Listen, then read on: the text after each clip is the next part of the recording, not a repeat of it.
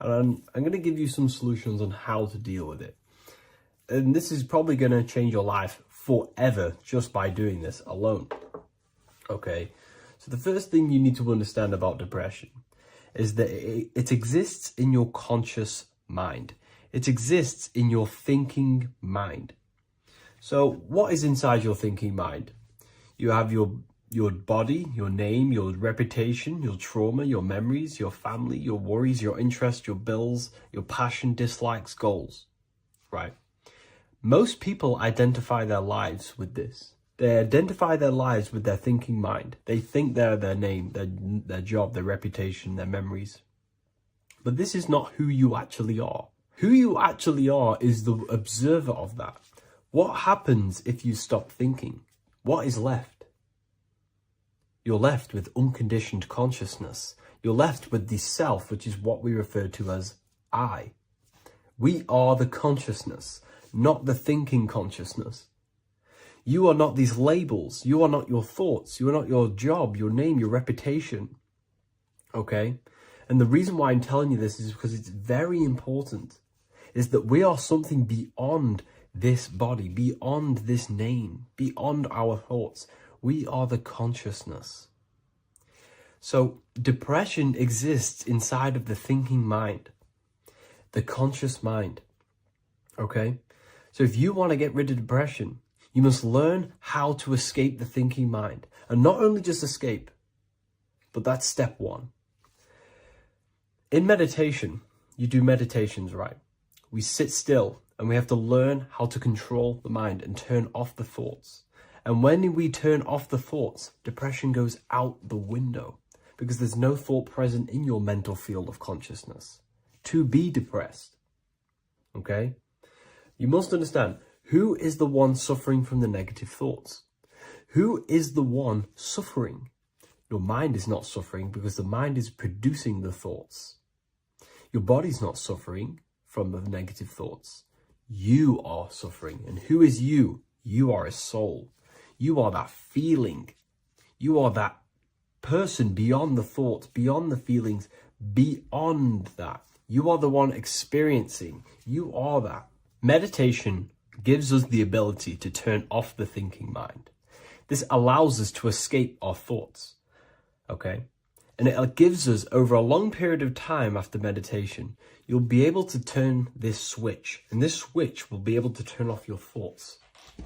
And by doing this, we will be able to control our conscious mind directly by the hand. So when you notice yourself gaining them negative thoughts, we can then turn off the switch of turning off the conscious mind and rising to our authentic self and knowing the thoughts are just illusions. Now, let me tell you something that's very powerful. Most of your thoughts are coming from beliefs. Most of your feelings are coming from beliefs. So if you have a feeling of lack, this is coming from a belief that you don't have much. If you are feeling alone, this is coming from a belief that you are alone. So what we must do is restructure ourselves. We must restructure the subconscious mind. And we do this in many different ways. We can do this with meditation. We can do this with visualization, visualizing our desired reality as if we are living it. We can do this with affirmation. Now, a lot of people think, oh, I'm trying to speak something into existence with affirmation. No, you're not using vibration to try and change reality with what a lot of these new age people will teach you. Vibration, your words will not have much an impact on reality. That's the truth. But what they do have an impact on is reprogramming and recrafting and refining your mind. If you repeat, I am wealthy all day long, your subconscious mind, that word will be lingering inside your subconscious and you will start to mold that into your conscious. You'll start to be consciously thinking about this. Most of your thoughts are coming from your subconscious. So if you want to get rid of depression, you got to figure out the trigger. What are you depressed about? What are you feeling? What are the beliefs that are making you feeling and thinking this way? And that's what you must restructure. You must restructure your subconscious mind through visualization, meditation, and affirmation. You do these all the time. You do these every single day, and you will slowly, if not surely, restructure your subconscious mind. While by doing the practice of meditation, you'll gain the off switch as well. Sometimes depression comes from not living in your authentic self. You're not doing the things that your soul is telling you to do. We all know what we should be doing at all times. I don't care what you have on. We all know we should be doing something. We all know that we have there's a higher aspect of our mind that tells us, oh, we need to be doing this, but I'm actually sat here on my phone. Oh, I shouldn't be eating this, but I'm doing it anyway. There's always that higher voice. And that is the voice that has to be connected to. And when that voice, when your body's not acting out the voice of the soul, then the soul becomes sadder, sadder, and suffers more and more and more. There has to be a connection between the soul, the mind, and the body. They have to work in unity. Okay? So I hope this video helps with depression, with whatever you're going through mentally. Hello, everyone, and welcome to another lecture inside Ethereal University. In this lecture, you will learn about the death process and how to prepare for it, and why that preparation is so important. So let's get straight into this. You must understand, as a spiritual creature that you are, you have a visible nature and an invisible nature. You never truly die. You are an eternal soul experiencing a temporary physical world. The inner world of thought and emotion is eternal, while the outer world of matter is mortal. Everything that is seen is mortal. Everything that is unseen by the eyes is immortal. When you die, your external physical world will be stripped away, leaving only your pure consciousness in its raw form, drifting within the astral plane.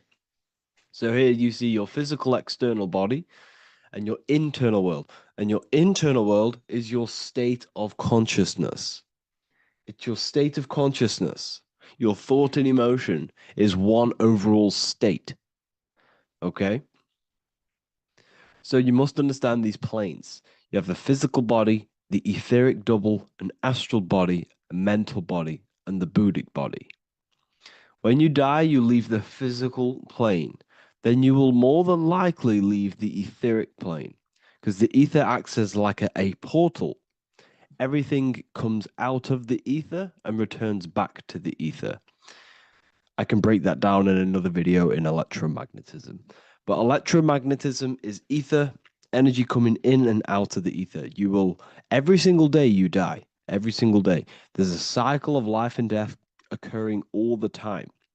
Every single day, you go to sleep, you go back, your consciousness slips back through the ether.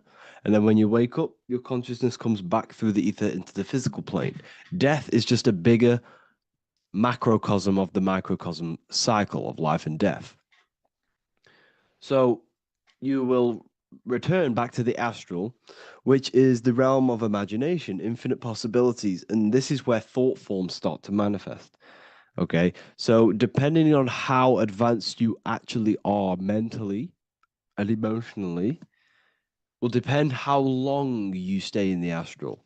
Now, what we must understand is that there is many different components to the astral. We have the higher astral, the middle astral, and the lower astral. These are all vibrational states. So if your mind and soul is operating in lust, lust, desire, hate, food, physical addiction, smoking addictions, then these are quite heavy. These are quite heavy attachments to your consciousness, and they're quite low level desire, which means they have a low vibration. You will manifest in the lower astral when you're stripped from your physical body. The lower astral is not inherently evil. However, there's just low vibrating things going on there. Low vibration does not mean evil. Okay? So, just like bad doesn't mean evil. Okay? In the lower astral, you are going to see lower astral beings. You're going to see spirits, souls with low level desire. Okay? people who are attached to the physical plane, people that lust, people that do these things. Technically, this is hell, but you can escape it by escaping yourself. Now we're gonna break all this down. I'll break all this down properly once you understand the full context. So depending on your level of desire, you will manifest in a corresponding layer of the astral plane. If your mind is still attached to the low physical desires, you will find yourself in the lower astral realms. But if you have few desires and have detached from the worldly attachments while you are encased in a body, then you will rise into a higher or middle astral plane, mainly the middle. Okay. The higher astral plane is very formless. So as I broke down here, this is, well, the physical plane is the lowest dimension. This is the most form, the most matter. It's quite heavy. The higher you go, the lighter it becomes, the more fluid, the more formless it becomes. So you see here it says denser down and lucidic up. So this is more lucidic in these higher realms. This is more dense in the lower realms. So this is why the ancient Egyptians were always talking about, I'll show you this. This is showing you death. So first of all, we have Anubis, which represents death. Here you have the heart, which represents the soul. And here you have a feather. And this is a scale. You see how this is a balanced scale? So what this is symbolizing, this represents death. This represents your heart, and this is a feather. So when you die, your heart must be as light as a feather, which means your emotions, your soul, should have no attachments to the world. It should be light. It should be detached. This is why the word light and light are the same. Light is in heavy and light is in very bright. Because when you're less attached to the things, your soul shines, you're authentic, you're light, you're very bright soul, and you have no attachments. Your light is in not heavy. So you must detach from the worldly desires. We have to detach from the smoking, the food. This is why we should fast. Smoking, this is why we should detox. We should also meditate. We should also be able to sit with ourselves for long periods of times. Okay, I'm going to break all this down properly. But that's why the Egyptians show you the symbolism here. Okay. So you're stripped of your material body. So that state of consciousness you're in right now, your inside world, if you shut your eyes, that state you're in, that is what you're going to experience when you die. Okay. And you're going to be manifested into the astral. In the physical plane, you can mask or hide almost anything. But in the spiritual realm, you cannot. The astral body, your thoughts and emotions directly shape your spiritual body, your astral body, revealing your true inner state. So your desires that you can hide in the physical plane, your emotions, your thoughts, you can't hide any of that in the spiritual plane, in the astral plane. That will directly shape who you are, your color of your astral body, and your astral body as a whole. So here we have Kim Kardashian. If you could see this lady's astral body, you would run so far that you would be horrified for the rest of your life. If you could see their spirit, their astral form, it would be horrific because their mind is so attached to, physical things, so attached to desire, money, fame, worship, power.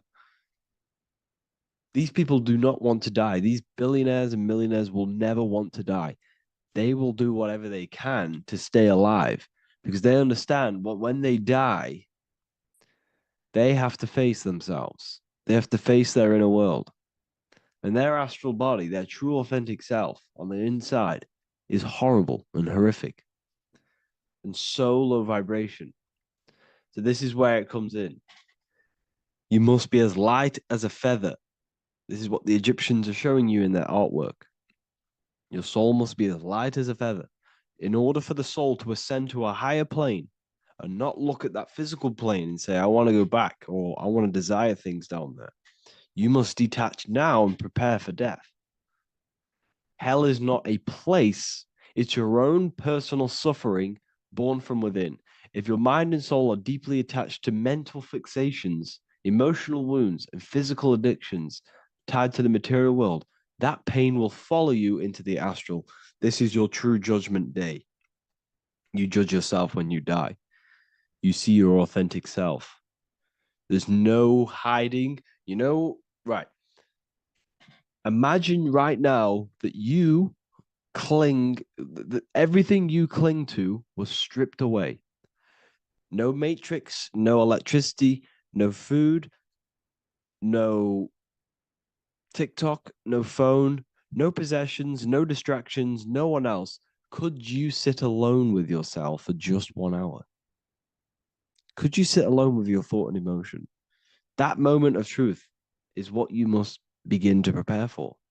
Could you sit alone with yourself? Can you sit alone for long periods of time and just think? And if you cannot, then you're running from your internal world. You're running from your thoughts. You're distracting yourself from your thoughts. This is what we must address. Now, don't feel bad if this is you. We've all have problems. We all have internal problems. But this is what we have to face directly in order to prepare for life after death. We must meditate for long periods of time. Not even meditation. We should be able to sit with ourselves with no distractions and just think. This is what the people of the past used to do when we had no technology. People would sit and think for hours. This is what we need. Because if you cannot sit with yourself, imagine sitting with yourself with no physical body. That's the level that's going to happen. And we need to prepare for that.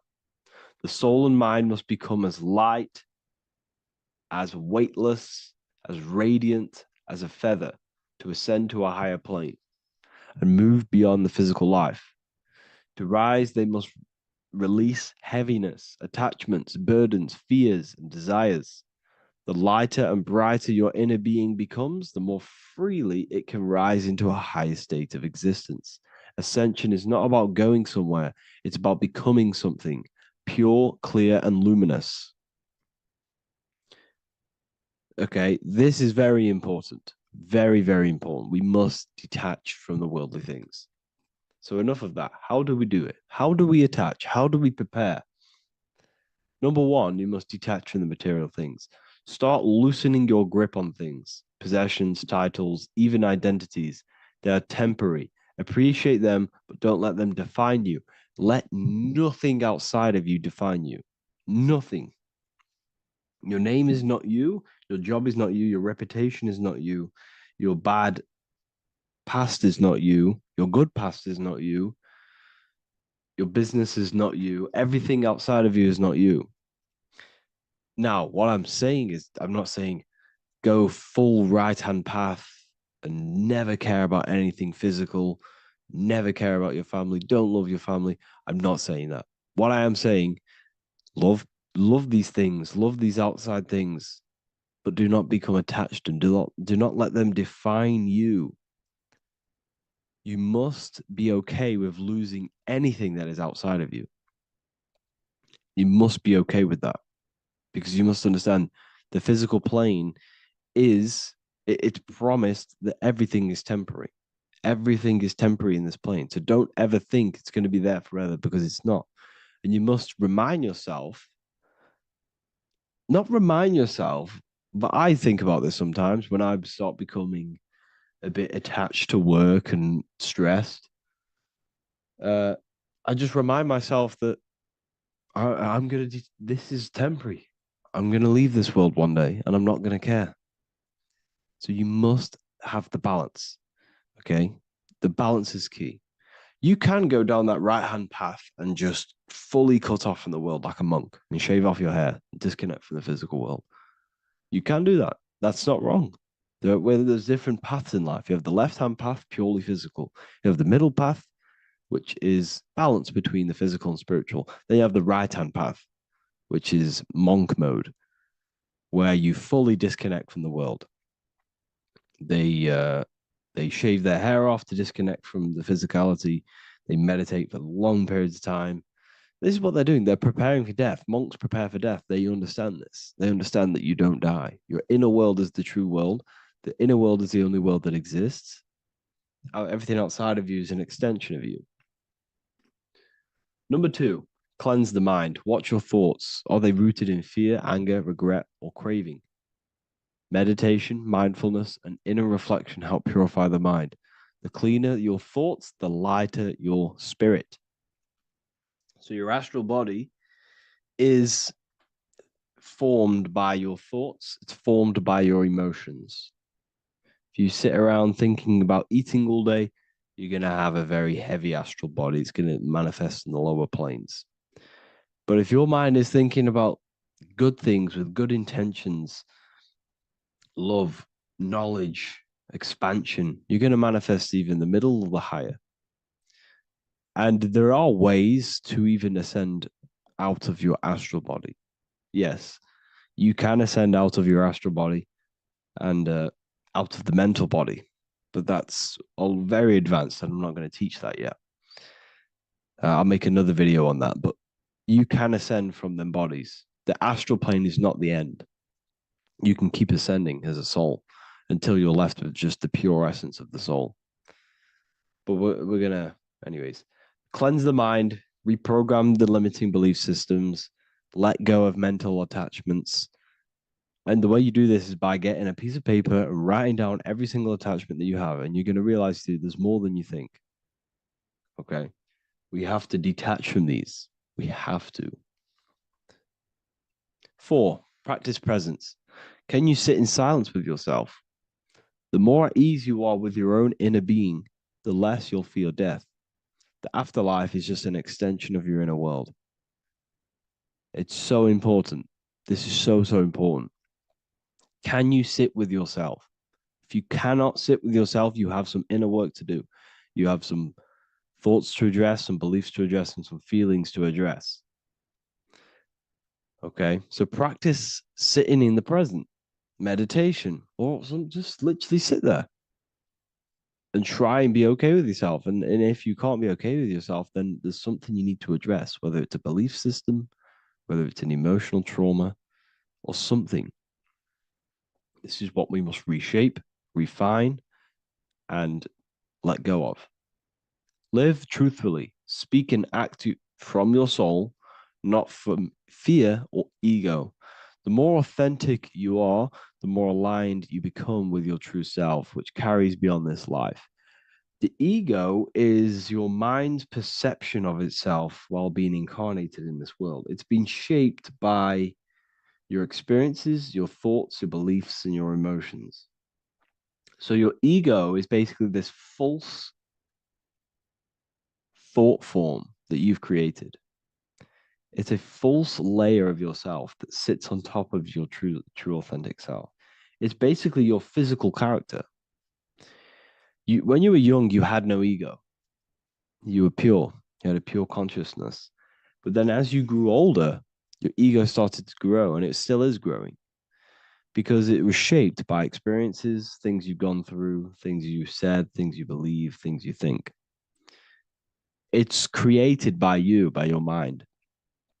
And the ego is close to the word echo. The ego is the echo. It's an echo. It's a layer. It's a false identity. It's a false layer that sits on top of your soul. And if you don't get rid of that ego, if you don't know how, well, not get rid of it, but balance it. If you don't know how to rise above that ego and you die, it's that ego that's going to be pulling down when you die. It's that ego that's going to be your suffering. Okay. 7, connect with the divine, whether through prayer, meditation, tune into something greater than yourself. The connection is the soul's compass beyond this world. If you can meditate and rise above them clouds of thought, that's the soul, that's the observer. we must connect with that. Okay, this will definitely help with just allowing yourself to connect with your true self. Meditation's great because you can just fully detach from the world.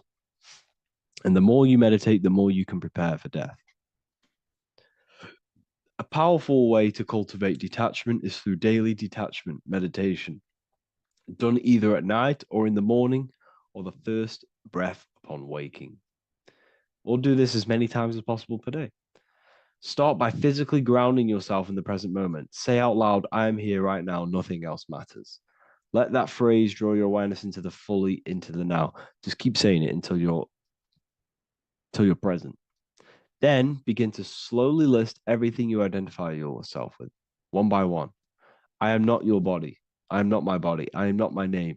I am not my possessions. I am not my house. I'm not my children. I'm not my everything. I am not my thoughts. Release each layer gently. Imagine if you want to, if you have a good imagination, imagine placing these things into a big box. Placing your body, placing your name, placing your possessions, placing your house, your car, your thoughts, your beliefs into a box, and then shut that box. If you have a good imagination, do that. That can help. And you'll be left with yourself. And you're not even that. It goes even deeper. Eventually, you'll reach the mind itself. Detach from the language that the mind is even using. Now, that's very difficult. And not many people have ever thought about that, and they've ever even been there. Detach from the language that the mind is using. Think about that for a second. Your mind is not what you actually think. It goes very deeper. Your mind is not that little voice. It's that voice that the language is using. So even the language is a spell on your mind. Okay, it's an attachment. Eventually, you'll reach the mind itself, detached from the language it uses, the voice in your head, the need to define. What remains is something beyond thought and beyond words. I can't even describe what's left because words, once the language is gone, it's purely metaphysical. All I can say is pure awareness, and it's symbolized. This is why symbols are so amazing because they can symbolize things that are beyond words. A flame, it's just a flame, and you won't be able to understand that until you've been there. It's just a flame. It's pure cause. Words can't describe it. You'd have to experience it. Connect with this essence daily. This is truly who you are. So this is a great way to detach. We can do these detachments every single day through meditation. This will definitely help over long periods of time. Of course, you're not going to be ready tomorrow for death, but just try and prepare for these things. This is the whole reason people used to meditate. It's the whole reason why people do these spiritual practices because they understood that this plane is temporary and your soul moves on from this plane. And you'll never truly believe in the soul until you experience it. So I can show you these things, but you must go out and experience it. The soul is real, but you won't understand unless you cast off everything else. Okay. So I hope this video helps. It's a very deep video. I'm going to be making more of these stuff, of more self-mastery. And of course, we've made the self-mastery section now. So I'm going to start filling up this place with lectures. And I think it's a great time to start this because a lot of people have been asking on how to master yourself, prepare to death. So hope this video helps. See you in the next one.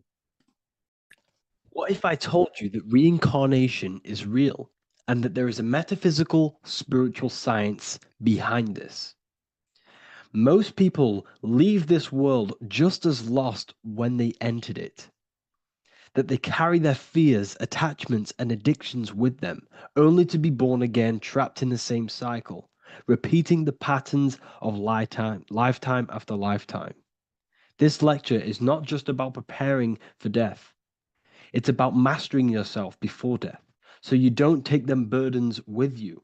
Because the truth is, whatever addictions, fears, and unresolved emotions you cling to in this life, you carry with you into the next. Unless you break free now. You must master yourself before death. Death is not the end. It is the great passage. But how we transition depends on our mastery of the self. This was symbolized by the Ouroboros, the snake biting its tail. Every ending is a new beginning. It's an infinite cycle of consciousness. Now, your human body is basically an antenna tapped in to a stream of consciousness. Just like a radio is tapped into a specific frequency to play that radio. Your body is basically an antenna, a crystal picking up the consciousness of God. You are on an ever-ending journey, a journey of learning and expansion of the mind into new fields of thought. This was symbolized as the Ouroboros. When you die, it is a new beginning. It's a transitioning, not an ending. Everything is eternal in this universe as consciousness is formless and constantly transforms into new forms of life. Let's break down the word death.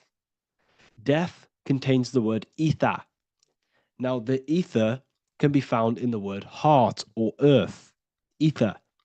Everything in this plane comes from the etheric plane. The etheric plane is the barrier between the physical plane and the spiritual plane, the astral plane. The astral plane is the screen that you have in your mind that allows you to imagine a red apple, for example. This is the imaginative plane where thought forms start to take form. Everything begins as a thought, then the thought form becomes an imagination, then energy, then physical. Everything in the physical plane is a shadow of thought, all objects manifested as thought. You came from the astral. You came from the stars. This is why we say reach for the stars. Or this is why you say you are a star. Cis star, miss star, fraud star, stir is star. And when you become famous, you become a superstar and you gain a star on the Hollywood floor. You are a star. The ether. The ether is the infinite energy source which all things come out of and return back to. This is the cycle of life and death, summer and winter, day and night, sleep and awake. The ether is the infinite energy source which all things come from and will return back to. Okay, sorry about that little error. The ether is the boundless source of energy from which all things emerge, to which all things return to. We can see this in the cycle of the sun. The sun does this wave of creation. It rises and it falls. We have the day and the night. The daytime represents our conscious mind when we are alert. The nighttime represents our subconscious mind when we are inside the spiritual realms. The nighttime is spirit, the daytime is matter, spirit and matter, awake and asleep, conscious and subconscious. We see this in the yearly cycle. Summer is life, winter is death. Spring is the morning, summer is midday, autumn is evening, winter is the night.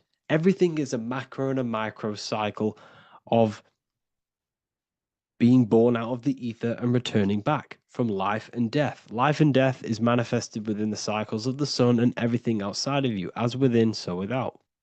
This is why we say sleep is the cousin of death. The macrocosm is death, the microcosm is sleep. Every time you go to sleep, you are essentially it's a miniature death. You're entering into spirit and then returning back into matter in the morning when the sun rises. Everything is a reflection of the macrocosm cycles. Preparation for death. The first thing we must do in order to prepare for death, for life after death, in order to stop being reincarnated in this cycle of materialism, in order to progress as a soul, because remember, you are a soul in a body. Just like the sun gives power and life to the earth, your soul gives power and life to your body. When you say I, you're referring to the soul. And your soul can be stuck underneath layers of false identifications. Who you believe yourself to be is merely a collection of subconscious programs running within your mind. Now that's very deep. That is very, very deep. Who you think you are is a part of your thinking mind. Your name, your job, your reputation, your family, your friends. These things are not you. They're all aspects of the thinking mind. What happens if you meditate and you turn off the mind? Then all these things do not exist. You're left with the pure soul, the pure awareness, the pure observation. If you turn off the thinking mind, you're no longer your body, you're no longer your reputation, you're no longer your friends, you're no longer your job and your labels. You are the soul. That's the true you, the observation of the mind, not the thinking mind. The ego is the echo. It's an echo of your true self. The ego is your mind's perception of itself, shaped by experiences, trauma, emotions, and beliefs. It is merely an echo of your true soul self. The ego is not you. Your mind is not you. You are the soul. And this is the true self that we must express within our life and we must connect with before we die. Because when we die under the echo, under these false layers of the emotions, the traumas, the experiences, the addictions, the emotional attachments, when we die underneath all of this, when we don't know our true self, the soul is still hidden. The true you is hidden underneath these layers of false identification. We must remove these layers of false identifications. We must remove them. We must destroy the echo. Remember, the ego, you never had an ego when you were a child. When you were a child, you were pure. You didn't, you didn't show off things. When you were a child, you were pure. You expressed yourself freely with you didn't hide anything. You didn't hide any aspect of yourself. You didn't suppress any aspect of yourself to fit in as a child, as a baby. Because the ego was not here when you came here. The ego grows with experience. The ego is a false perception of yourself while being incarnated in this material world. It's your mind's perception of itself and it's created through your experience. Remember, you are unconditioned consciousness, and your experiences, thoughts, traumas, emotions, and beliefs have conditioned your consciousness into believing you're only a physical body, but you are the soul. We have to remove these layers. How do we remove these layers? Like I said, the best thing, meditation. Meditation. There is a great meditation that you can do every single morning and every single nighttime. You can sit there and repeat over and over before you meditate. You can repeat that you are not this, you are not that, you are not this. You can label them one by one.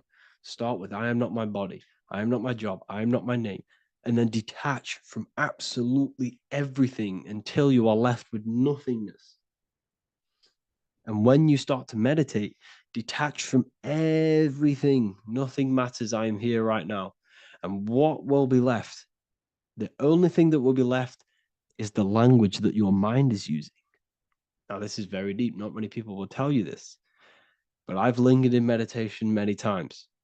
And I can tell you from experience that the only thing left once you detach from everything is the language that your mind is attached to. So whether that's English, Italian, French. Once you detach the language of the mind that that little voice in your head's using, you're left with the soul. Once the mind is switched off, you're left with the soul, and you have detached from all of these external things. You're left with the soul. That's you. That's the power. That's the source of all creation, where everything you've ever done has come from. Every thought, every idea has come from your soul. Number two, that's meant to say number two. Sorry about that. Mental addictions and emotional addictions.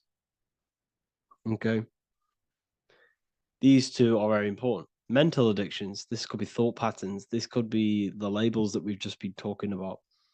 Then you have emotional attachments, which is maybe you're too attached to an external thing. Maybe you're too attached to your phone.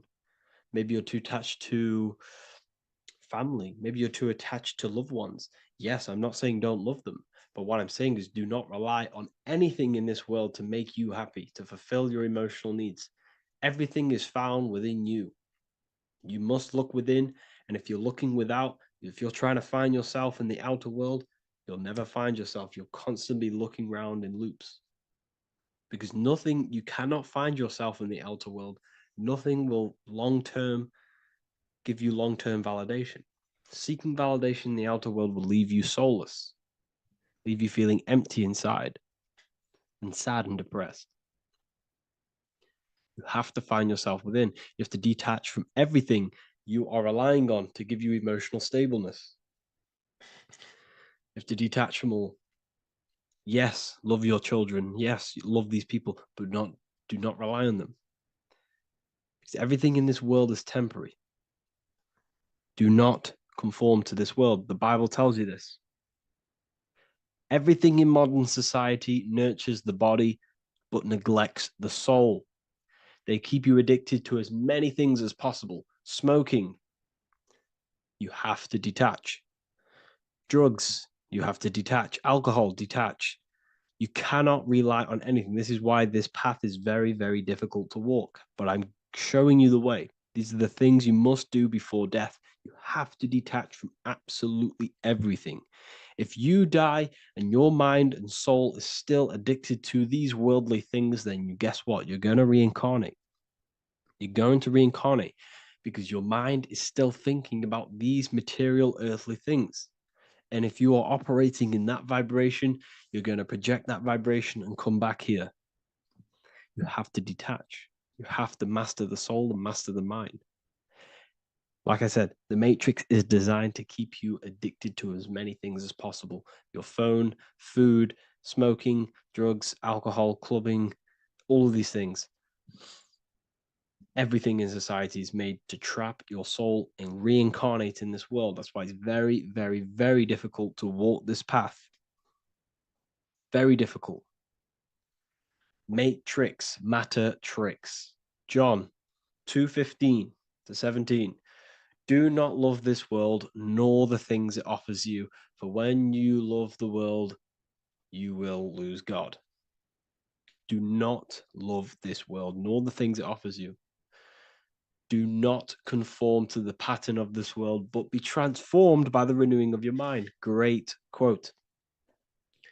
Do not conform to the pattern of this world, but be transformed. Let this world transform you. Learn from this, expand from this, but do not be mentally and emotionally attached.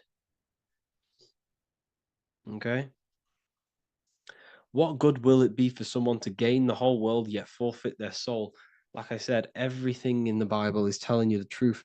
You just got to read it correctly. This is spirituality.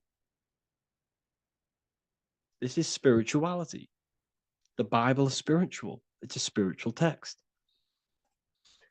We must disconnect from everything outside of us and connect with the true soul. Here we have the Egyptians showing you the soul leaving the body. Here we have the soul here. Here we have the Masons showing you the soul coming out. The soul is real. You are the soul. And when you leave this physical plane, you will go into the astral plane. That's where you came from. You came from the astral. You came from the stars. You incarnated into this physical body. Your consciousness fell into this material form to experience limitation, to experience a 3D world. So in order to ascend properly before we die, we have to let go of all the attachments. Every addiction you have, write them down. And one by one, tackle them. Before you die, you have to, or else you will reincarnate. This is the teachings of Egyptians. This is the teachings of Masonry. All of these addictions contribute towards life after death. Everything must be controlled. And we must be attached to the soul. I'm not saying I'm perfect. I'm not saying I'm perfect, people. We're all not perfect. We're all under psychological operation by the government. We're all in a very difficult situation with this awakening. I'm simply pointing out what I know from my journey and what I've been learning through occultism and research and reading lots of books and many different things. I'm on this journey just as you are. Maybe I'm further. Maybe you're ahead of me.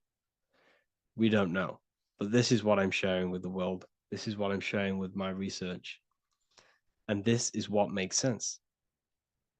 It's common sense. Look at everything around you. Everything's made to feed the body, not the soul.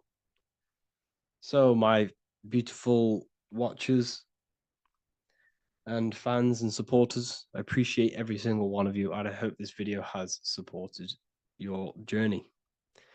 If you're feeling lost in life, if you're searching for deeper answers, whether you're seeking clarity, looking to expand your studies, or ready for personalized mentoring, this is your chance to connect with me live and receive insights tailored just for you. Start your path to self-mastery and enlightenment inside the world's best esoteric school. Your journey starts now. Tap the link in the description if you want to join Ethereal University, or feel free to check out my books. I thank you all, and I really appreciate for 100,000 subscribers on YouTube. I love every single one of you.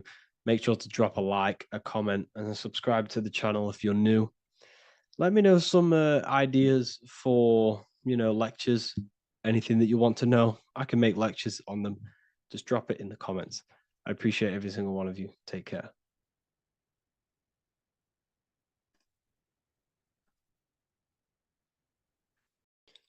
What if I told you you don't have one body? You in fact have four. There's a secret hidden right in front of you, and most of you overlook it. And by learning these teachings today, this will change your perspective on life, on yourself, and completely change the conception of yourself. This is the key to your highest potential. If you stay with me today, you will find secrets about yourself that will change your life. But I warn you, once you step this path of esoteric knowledge, there's no going back. Once you see, you can't unsee. So stay with me, and we will discuss the four bodies of your soul and how you can master yourself to reach your highest potential. The first thing we must understand is that there is a sun. And just like the sun gives life to the earth, there is this life force within the sun that gives life to all matter. We must understand that that matter itself is dead. It has no life potential. It has no ability to create or destruct anything. All of the life comes from above, from the sun, from the life-giving power of this infinite energy source we call the sun. No matter what model you believe, the sun still gives power to this physical realm, giving life to all of the crops, giving life to animals, giving life and growth to all things that the rays come in contact with. This is a macrocosm process. We must understand the teachings of as above, so below. This means that the macrocosm repeats itself in a microcosm form. Now, what do I mean? Humans are made in the image and likeness of God. You are a miniature version of God, a spark of the divine consciousness made in human form, in physical form. Just like the sun gives life to all physical matter and growth to all crops on the earth, your soul is a miniature sun. And your soul is giving life to the body. Your body is a miniature earth, which also goes through the cycles of the four seasons of the sun. We feel different in each one of these seasons. It's because our body does not only go through these cycles externally, but these cycles happen within ourselves, within consciousness. Your soul is the sun. The sun you see in the sky is an externalization of your soul. Your soul is the life force. You are the soul, not the body. And like the sun gives power to the earth, the soul gives power to your body. So first, let's look at the etymology of the word sun. The word sun comes from it's a Latin word solis or sol, which means the sun. Sol then became soul, sun, soul. And in fact, S-O-N and S-U-N in the old etymology dictionary mean the exact same thing. They are interchangeable. So when we look at the symbol of the sun, we look at a circle and a cross, which represent the four aspects of the sun, the four seasons of the sun: summer, winter, spring, and autumn. These are the four states of the sun. Like we said, this is why we get this symbol. You have the four states of the sun, which represent the four bodies of the soul. Now, this is where we get deep. Like I said, the sun you see in the sky is a macrocosm of your soul, an externalization of your soul. Just like your sun has four seasons, the four seasons within us are the four bodies. Our soul is incarnated and split into four sections. We have a mind, we have a physical body, emotions, and spirit. These are all interchangeable and they are all linked. In ancient alchemy, we have the exact same symbolism of the four stages of alchemy. But in this case, they're symbolized as the four elements: earth, water, air, fire. In this ancient alchemical symbol, we have the pentagram with the top one representing the soul, ether. Our soul then has the four bodies with the human here. We have the man, the eagle, the bull, and the lion. We see this on the tarot card, the Wheel of Fortune. The man, the eagle, the bull, the lion. We see this in Matthew, Mark, Luke, and John. The lion, the bull, the man, and the eagle. We see this with depictions of Jesus. Jesus, the man, the bull, the lion, and the eagle. These represent the four fixed signs of the zodiac: Taurus, the bull; Scorpio, the eagle. Scorpio was symbolized as an eagle. It's an ancient symbol. Now it's been changed to a scorpion, of course. Leo, the lion; Aquarius, the man. These represent the four fixed signs, which are four different elements. Taurus is an earth sign. Scorpio, a water sign. Leo, a fire sign. Aquarius, an air sign. Taurus is the earth. As above, so below. The earth is the physical body. Leo is fire. Fire is the spirit. Scorpio is water, which is the emotions. Aquarius is the mind, which is an air symbol. Air is the mind. That's why we call people airheads. Okay? So what we're actually looking at here are the four aspects of our soul. We have the sun in the middle and the four bodies of the soul. This is what Jesus is symbolizing. Jesus represents you. God made flesh with the four aspects of the soul. The four gospels are all depicting Jesus in four different ways according to the different body of consciousness. The Wheel of Fortune are representing the four bodies of the soul. This represents the four bodies.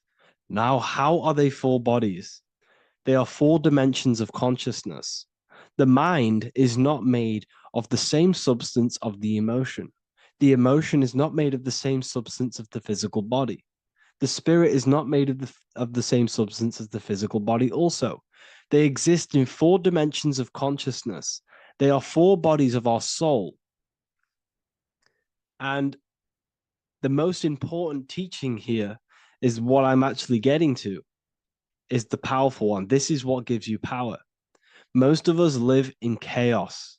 Our mind is thinking of doing something. Our emotions are feeling something else. Our body is lusting and wanting to do something else. And our spirit's energy is completely off. Most people live in unbalance. None of these four bodies are working together. This is why we produce chaos in our lives. When these bodies are in balance, are not working together. So in alchemy, they symbolize the four elements, which are the four bodies of consciousness. These are the furnaces with the fire. They represent transmutation of each body. We have to sync these bodies. We have to sync the mind with our emotions, and our emotions with our actions, the physical body, and with our spirit. These four key bodies need to be in line in order for us to create consciously in our life. Because each one of us is a creator, a miniature version of God, creating our own earth, creating our own material reality. And in order for us to create consciously and with effect and power, we must have these bodies unified so that we can create consciously and not create chaos. So this is very, very important. And this is a secret teaching found in all ancient societies. But this is what the hidden symbolism of astrology actually is. The sun is our soul, and the 12 zodiacs are 12 aspects of our soul. And we have the four aspects of the four main bodies. This is what we're looking at.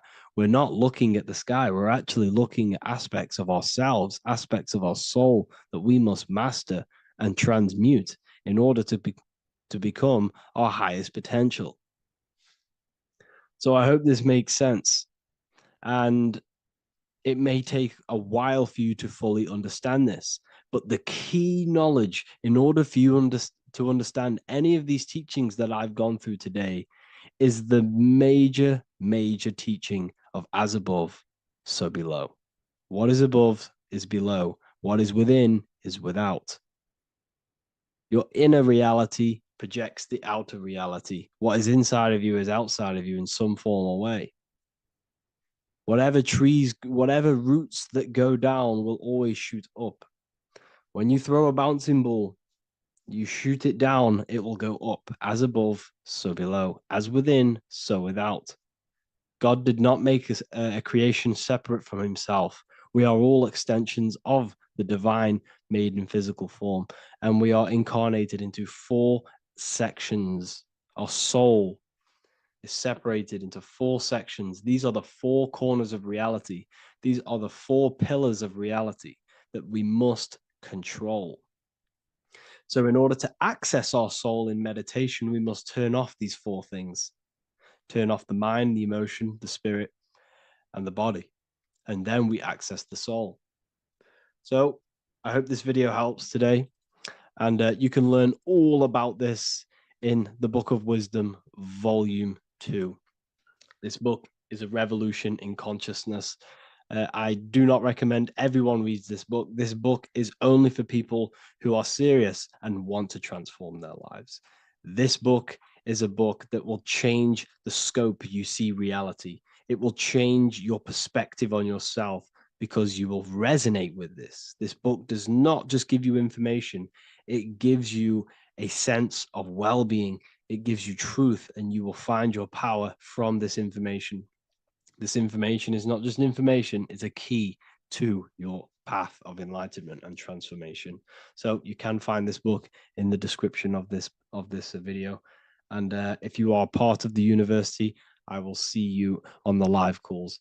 Thank you, everyone. Please leave a like, subscribe, and a comment, and let me know whatever videos you want me to make next. Anything that you fail to understand or have any confusion with, I can make a video on it. So let me know in the comment section any reviews or anything I should do. Thank you all, people. Have a great day. Mentalism, conscious and subconscious mind. You need to understand that the mind is the root and the cause of all reality. I am mind, you are mind. Every single living creature in this physical plane expresses and manifests mind. We are all the invisible substance of mind. We are all the source, which is God. We are all consciousness, which is mind.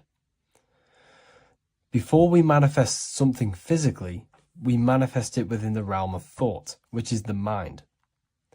Thought then manifests into astral imagination. This then gives energy within the etheric plane. Then we manifest it physically within the material effect world. Everything begins in the mind, and this is why the government are called government.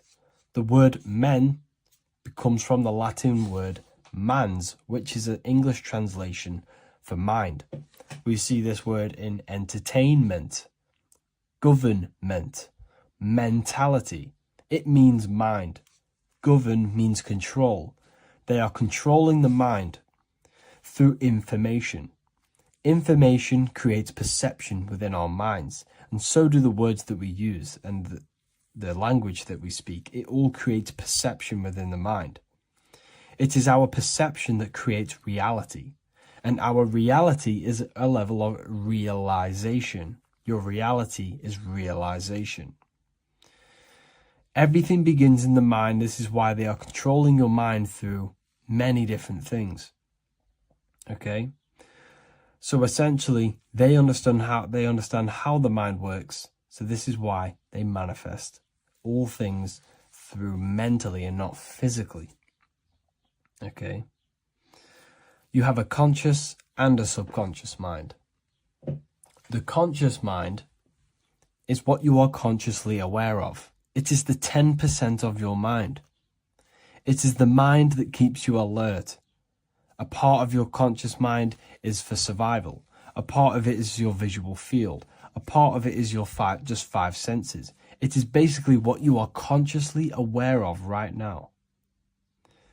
Your subconscious mind is the 90% of your mind. The subconscious mind is what holds all of your memories, your programs, and all things that you have ever experienced is all stored within the subconscious mind. It is this part of you where you draw memories from, where you draw your words from. I am consciously speaking, but the words that are coming out of my mouth are not thought about consciously. They are coming straight from the subconscious mind, where all programs and memories are stored. It is essentially this part of the mind which is manifesting our daily basis behavior.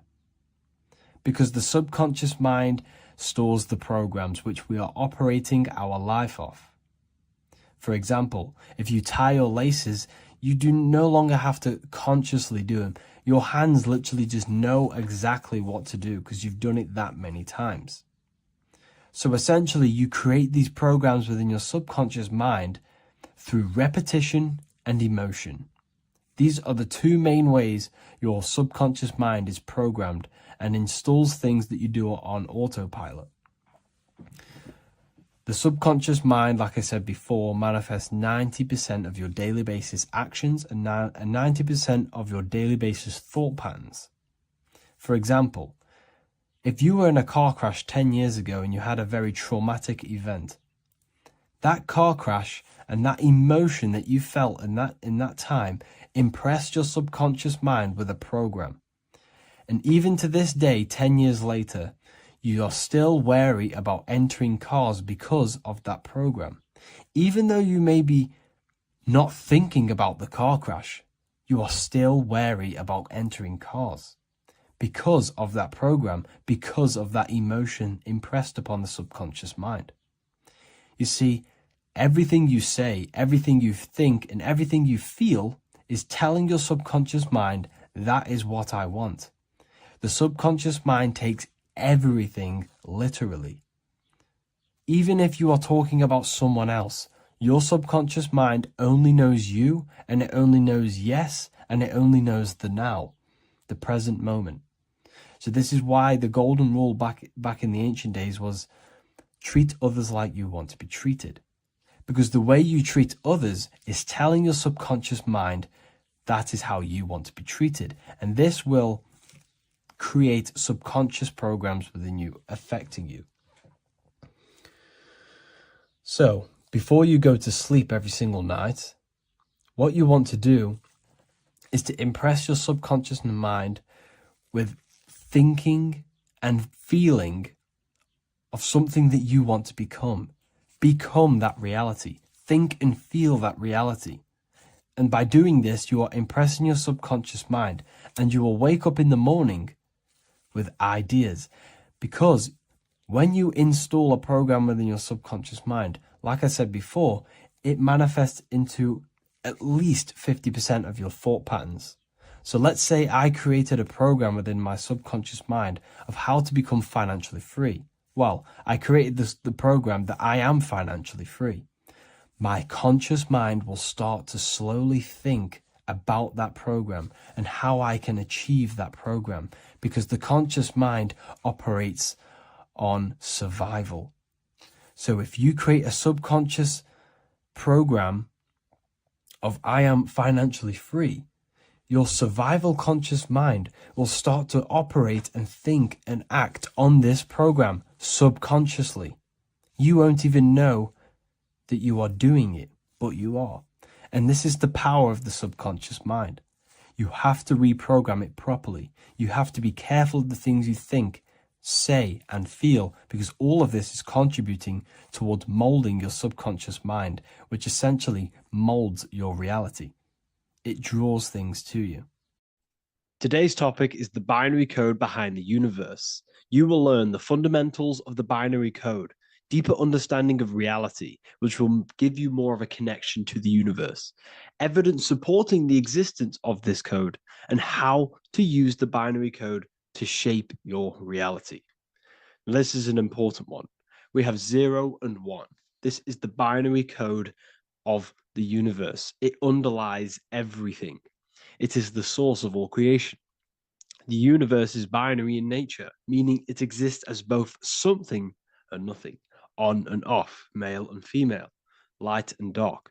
Everything has its polar opposite. At its core, all that exists is 0, representing nothingness, infinite potential, and 1, representing something, order. 0 represents the feminine, vast, formless, and infinite potential. It is the space from which all things emerge, the womb of creation, the receptive and expansive force. 1 represents the masculine, structure, form, and order.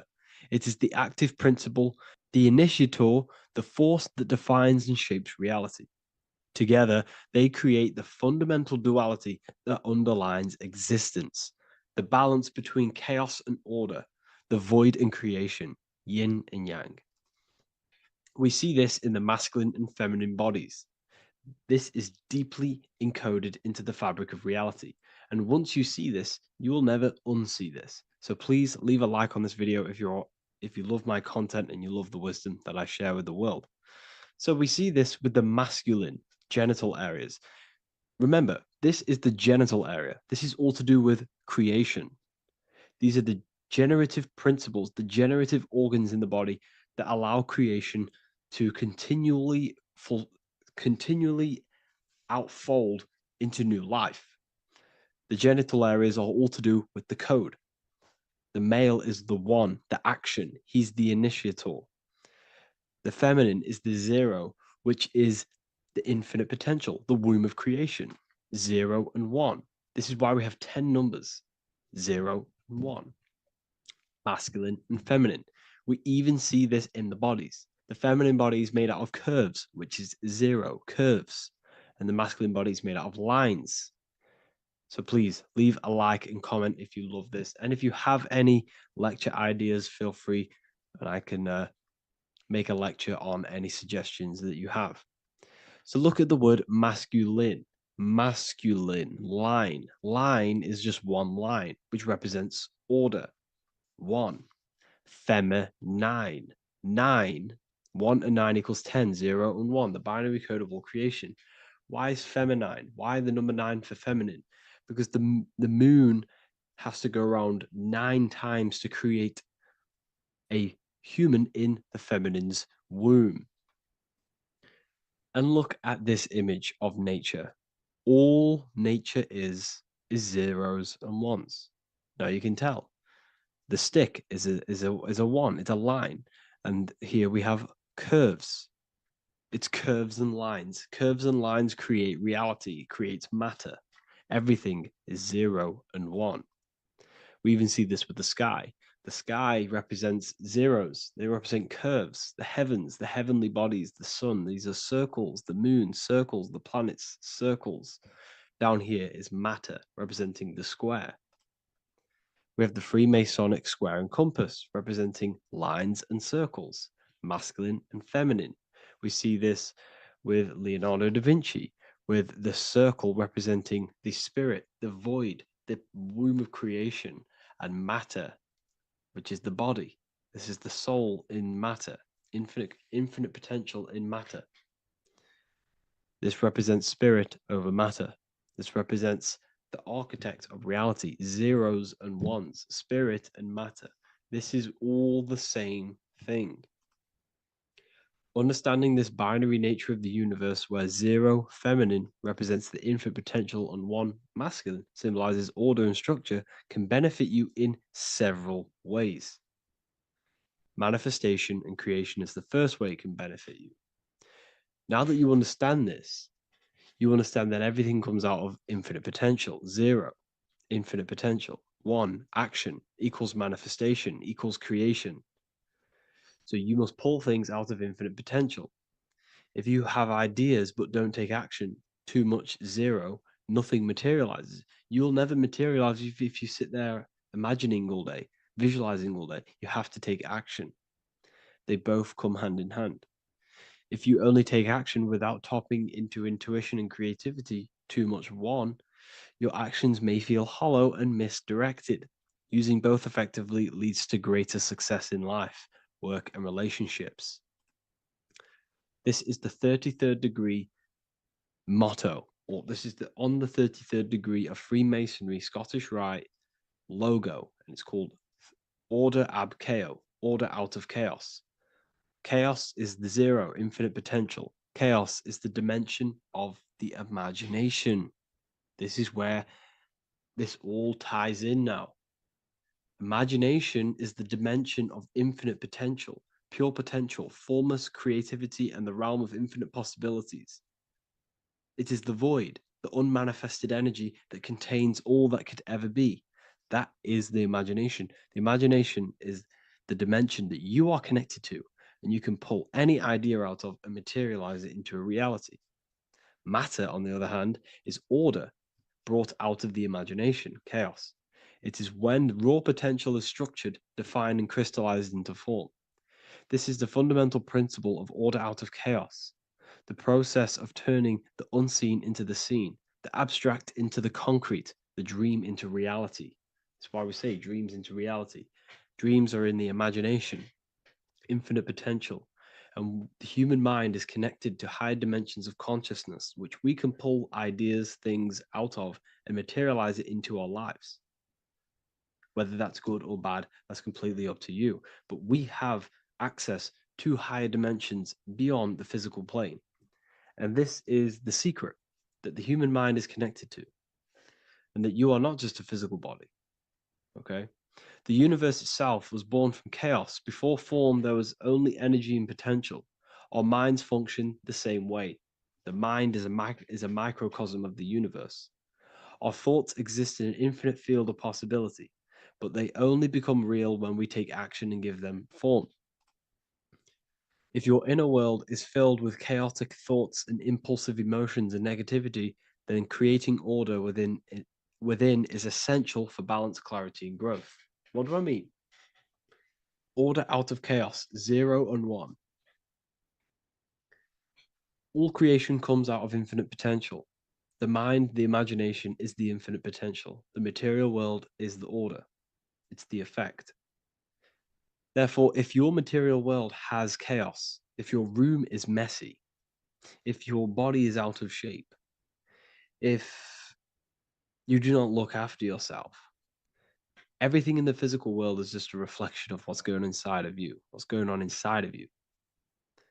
So if you have a messy room in a messy house, this reflects as a messy mind, a chaotic mind, and we must create order in our mind. So this applies to all realms of your life. This applies with your mind, it applies with your emotions, it applies with your manifestation, it applies with the physical world, with the masculine and feminine. 0. 0 and 1 is heaven and earth. It's everything. It's duality. It's on and off. It's everything. So it applies to all realms of your life. Okay. So in order for this to benefit our lives, we must, one, have awareness and observe the chaos. Step back and observe your thoughts and emotions without reacting to them. Recognize that you are not your thoughts. You are the observer of them. You are the soul. You are in between them. You are the midpoint between the left and the right, the 0 and the 1. You are the soul. Journaling or meditation can help you identify patterns and negativity and impulsivity. So it's important that we recognize these patterns, we recognize the chaos within us, and we transmute it. 2, implement structure, mental discipline, mindful practices, meditation, breath work, and slowing down your reactions. Cognitive reframing, replace destructive thoughts with constructive ones. This is so, so important. For every negative thought that you place attention to, place your attention onto 5 more positive.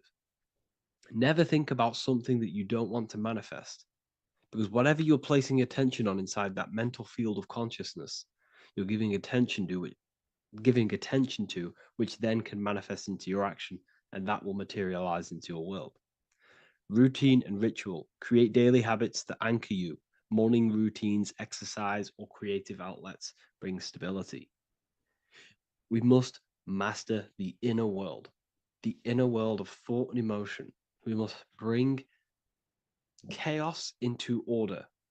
In order to create anything in your life, you're turning chaos into order. Order out of chaos. You're turning 0 into 1. This is the binary code. All things underlie it. 0 and 1. So it's so important that we master our minds, we master our emotions, we master our inner world so we can produce effect in the outer world. We cannot create consciously and effectively if we have chaotic thoughts and impulsive emotions. So I hope this has made more clarity to you so you can implement this into your life. I know I haven't given you much strategic things to implement into your life, but now that you have a better understanding of how this world is pulled out of infinite potential, you can use that. Everything in your life is pulled out of your imagination. Every text you send, everything you think of, oh, I'm going to do this later, that is your imagination thinking about the future. So you just have to do this on a mass scale to create something big in your reality. So I hope this gives you a better understanding of how the universe works and has benefited your life. If you have any comments or any suggestions or how this video made you feel, let me know in the comment section. I would really appreciate it. And I'll see you all inside of the Symbolism Masterclass on March the 8th.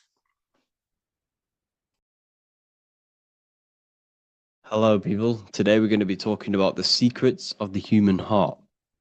Everything they told you about the heart is a complete lie. There are secrets behind it, and you're going to find out why. And it's very important that you understand that the heart is not a pump. It's not a pump. They lied about this. The lungs is a pump. The lungs is what pumps the blood around the body. It's the oxygen. Oxygen is reacting on the blood.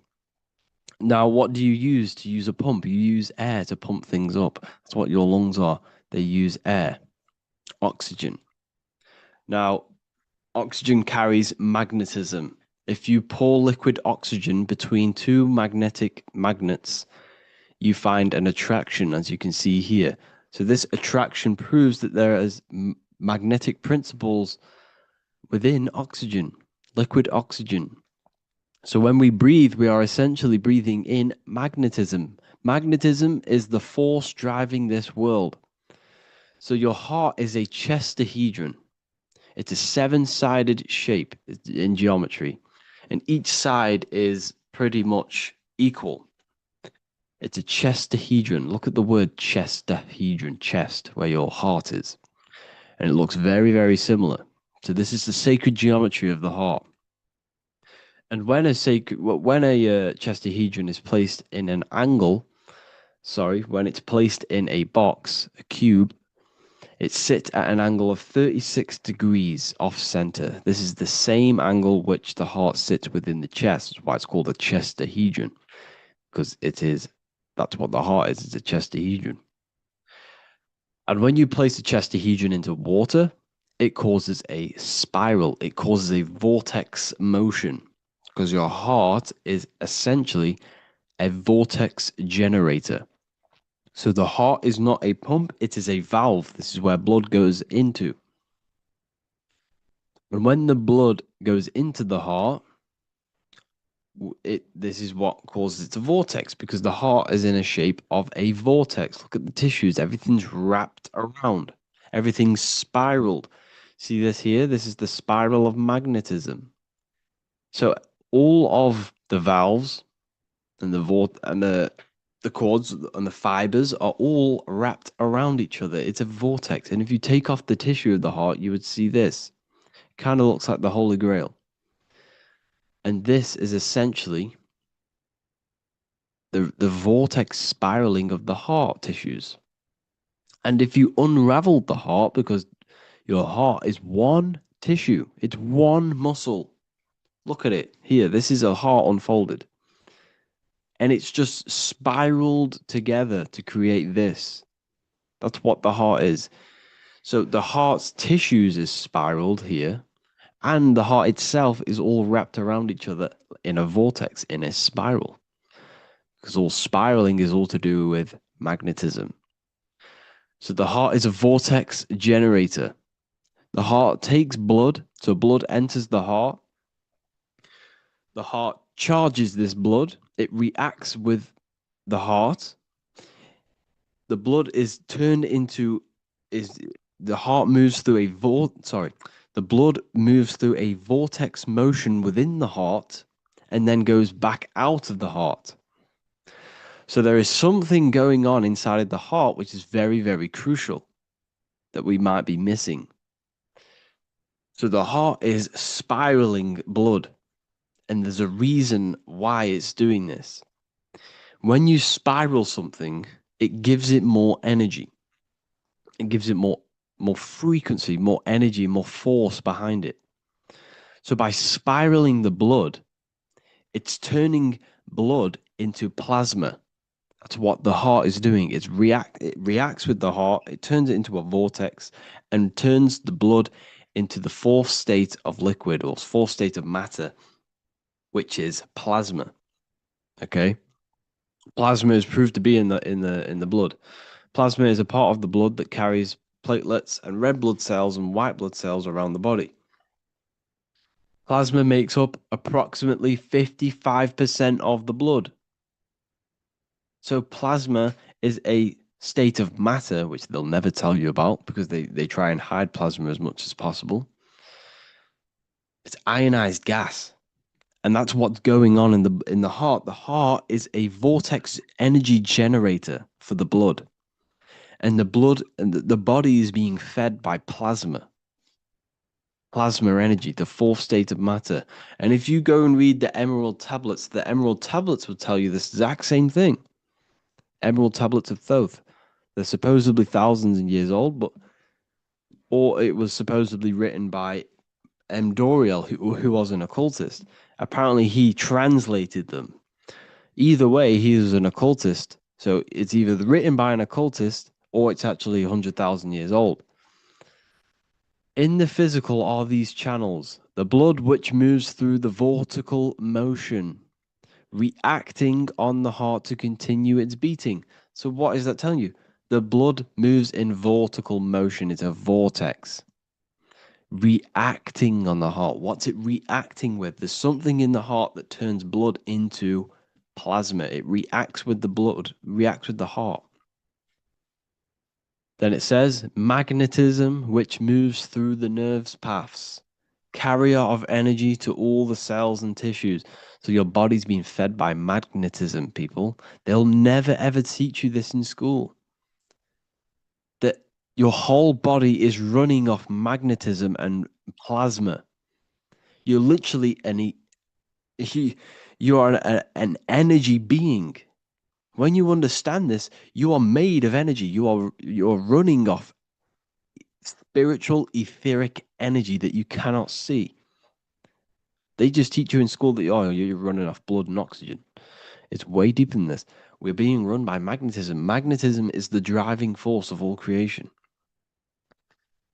Magnetism, which moves through the nerve paths and carrier of energies to the cells and tissues. Akasa, which flows through the channels, subtle yet physical, completing the channels. Personally, I think Akasa is plasma. Okay, plasma is Akasa.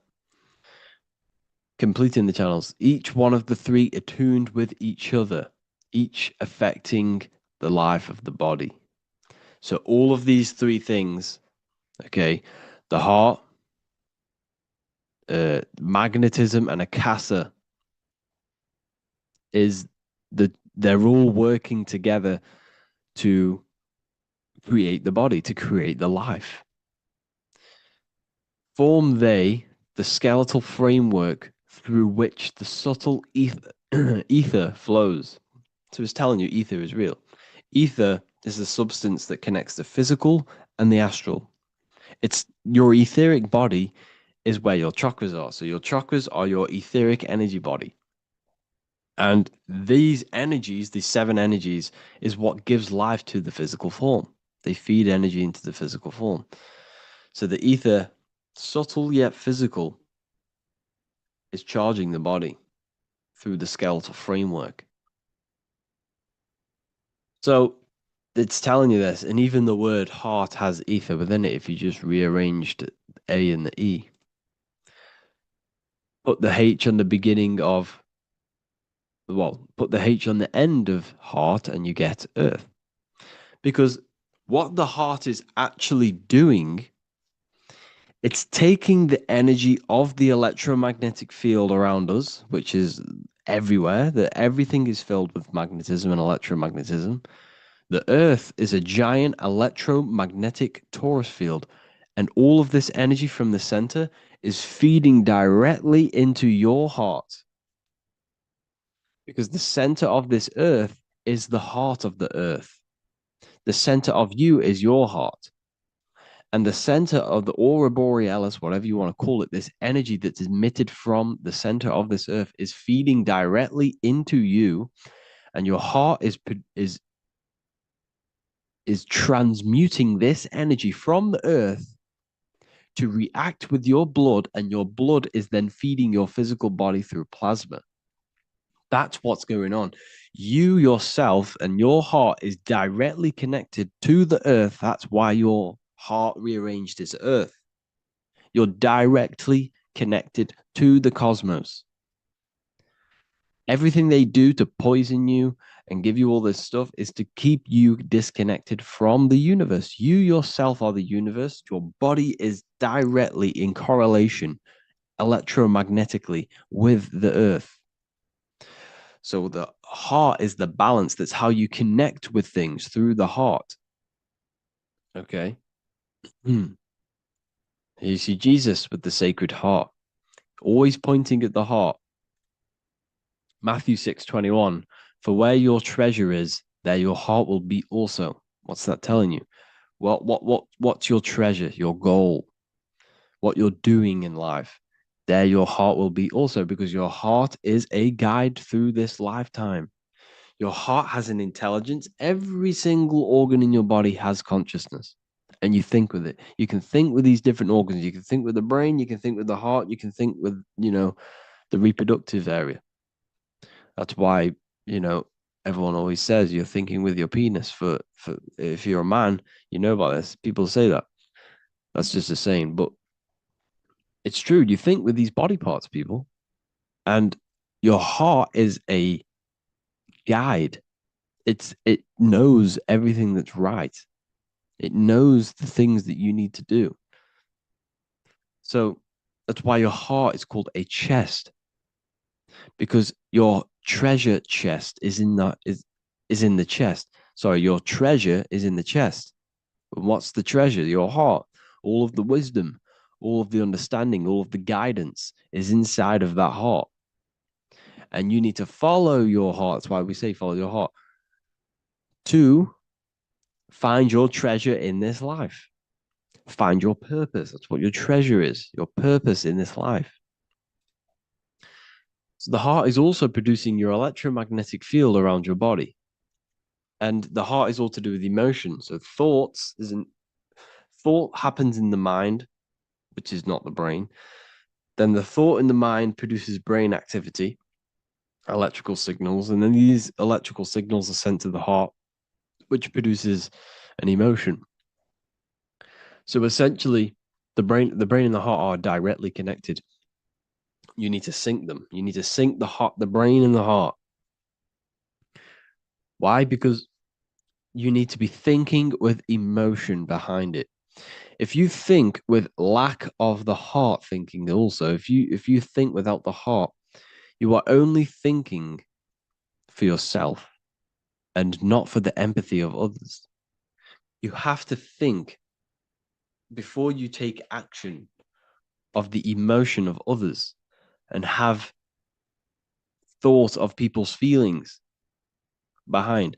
So you must sync the heart and the brain. The actions you must take must be in line with your heart. Your heart tells you everything.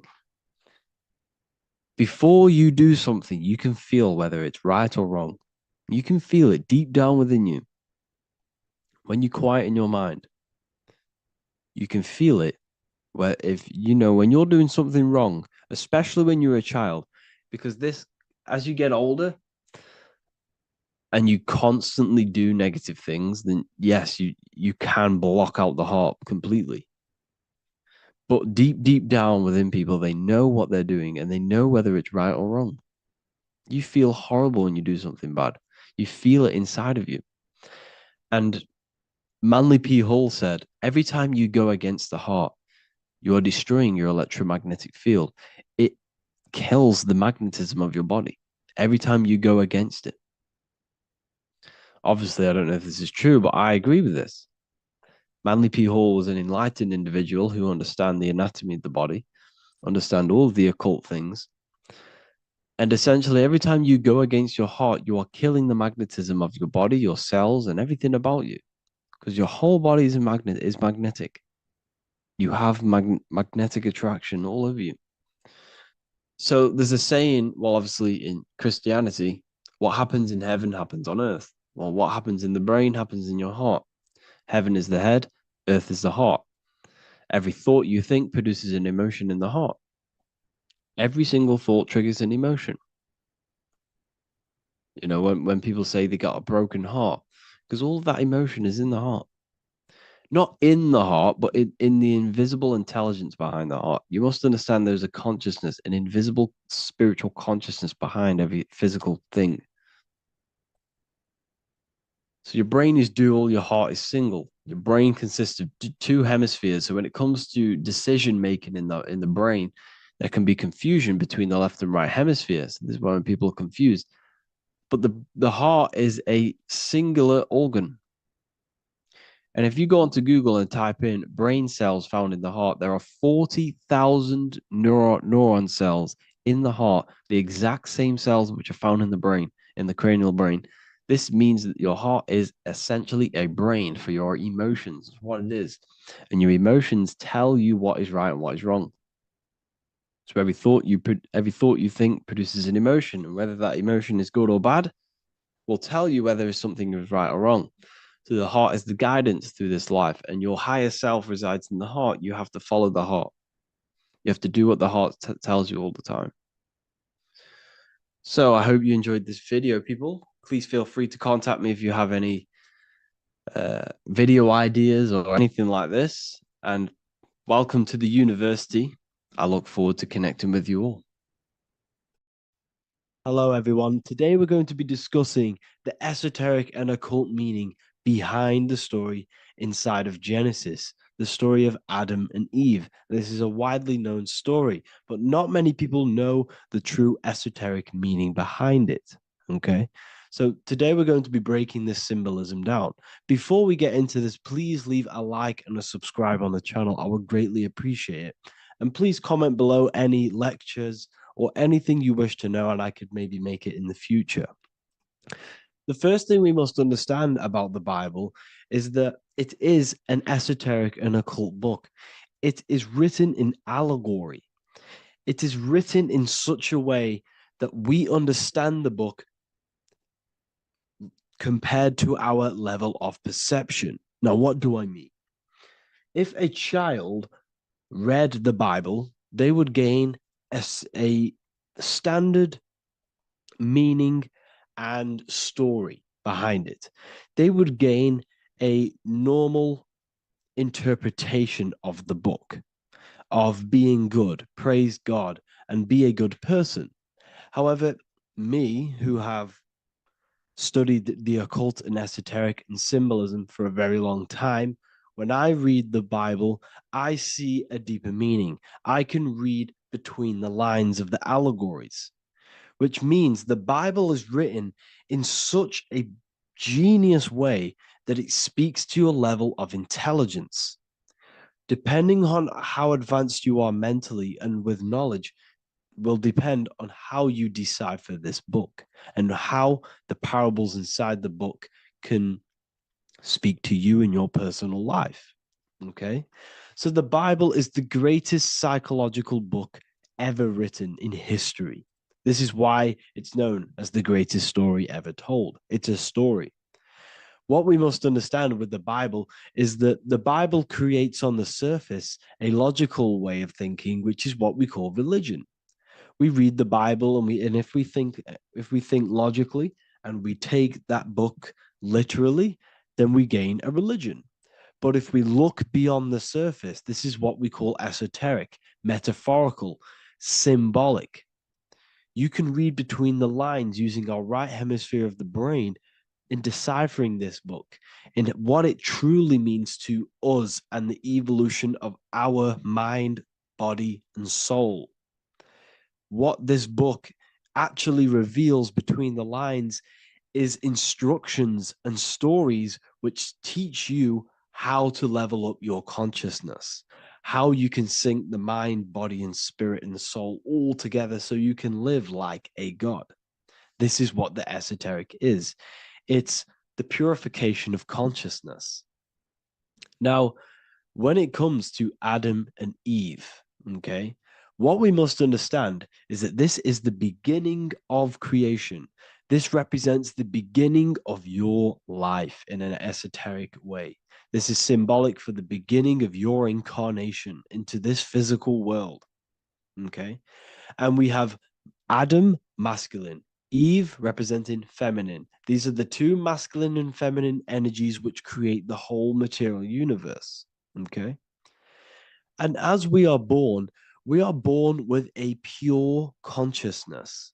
We are born with pure consciousness. Well, now, what do I mean? As a baby, we have no knowledge. We are pure essence of the soul. You know, we don't gain the knowledge of good and evil. We are pure. Yes, we're not happy all the time as a baby, and we're not sad all the time, but we have no ego. This is what I mean. Our consciousness is not split. As a baby, you are whole. You have a whole consciousness. You are yourself. You have no false identifications, no limiting belief systems, nothing. You are pure awareness and the pure soul and the pure mind. Now, this is what Genesis is representing. As we grow older, the more experiences we gain, the more thoughts we start to think, the more knowledge we gain of this world, the more impure our mind, our heart, our soul, our spirit becomes, the more impure our body becomes. As we grow older, we're infected with negative beliefs, negative thoughts, and society norms. This is a big one. As we grow older, we are molded by society. We shut off areas of ourself and we push them away so that we fit in with society. We all know this. We all did this in school. We pushed away parts of ourselves to act cool or to fit in, whatever it may be, whatever type of person you were in school, we all went through this because society and culture is programmed. So as we grow older, our consciousness splits. We gain a persona, an ego, and we gain a shadow self, the subconscious, and we gain an ego. Now, the ego is what you show to people. It's that character that you show, that you put on to your culture, to your family, to your friends. This is a false identification. And we also gain a shadow self. The shadow self is gained through experience. This is the subconscious. Our ego is created through experience. And so is the subconscious and the shadow self. Okay. So as we gain age in this material body, we fall from the Garden of Eden. We gain the knowledge of good and evil. This is what the symbolism represents of us leaving the garden, us eating from the fruit. Now, the fruit represents the knowledge, it represents the insight, the experience, which splits our pure consciousness. Our soul splits. Okay? We lose connection with the divine. We lose connection with our pure self through material experiences. We may lose ourselves in material experiences. We may lose ourselves in lust and material gain, wealth, and all of these lovely things that the material world offers. We lose ourselves in this. Okay? And not only that, there's another symbolic thing that we're missing with being a child. There's another symbolic meaning behind this tree in this story of Adam and Eve. And this is sexual energy. Okay. As we are a baby, we have no ability to create another human life. We have no sexual urges. We have no desire for the material things as a baby. Nothing.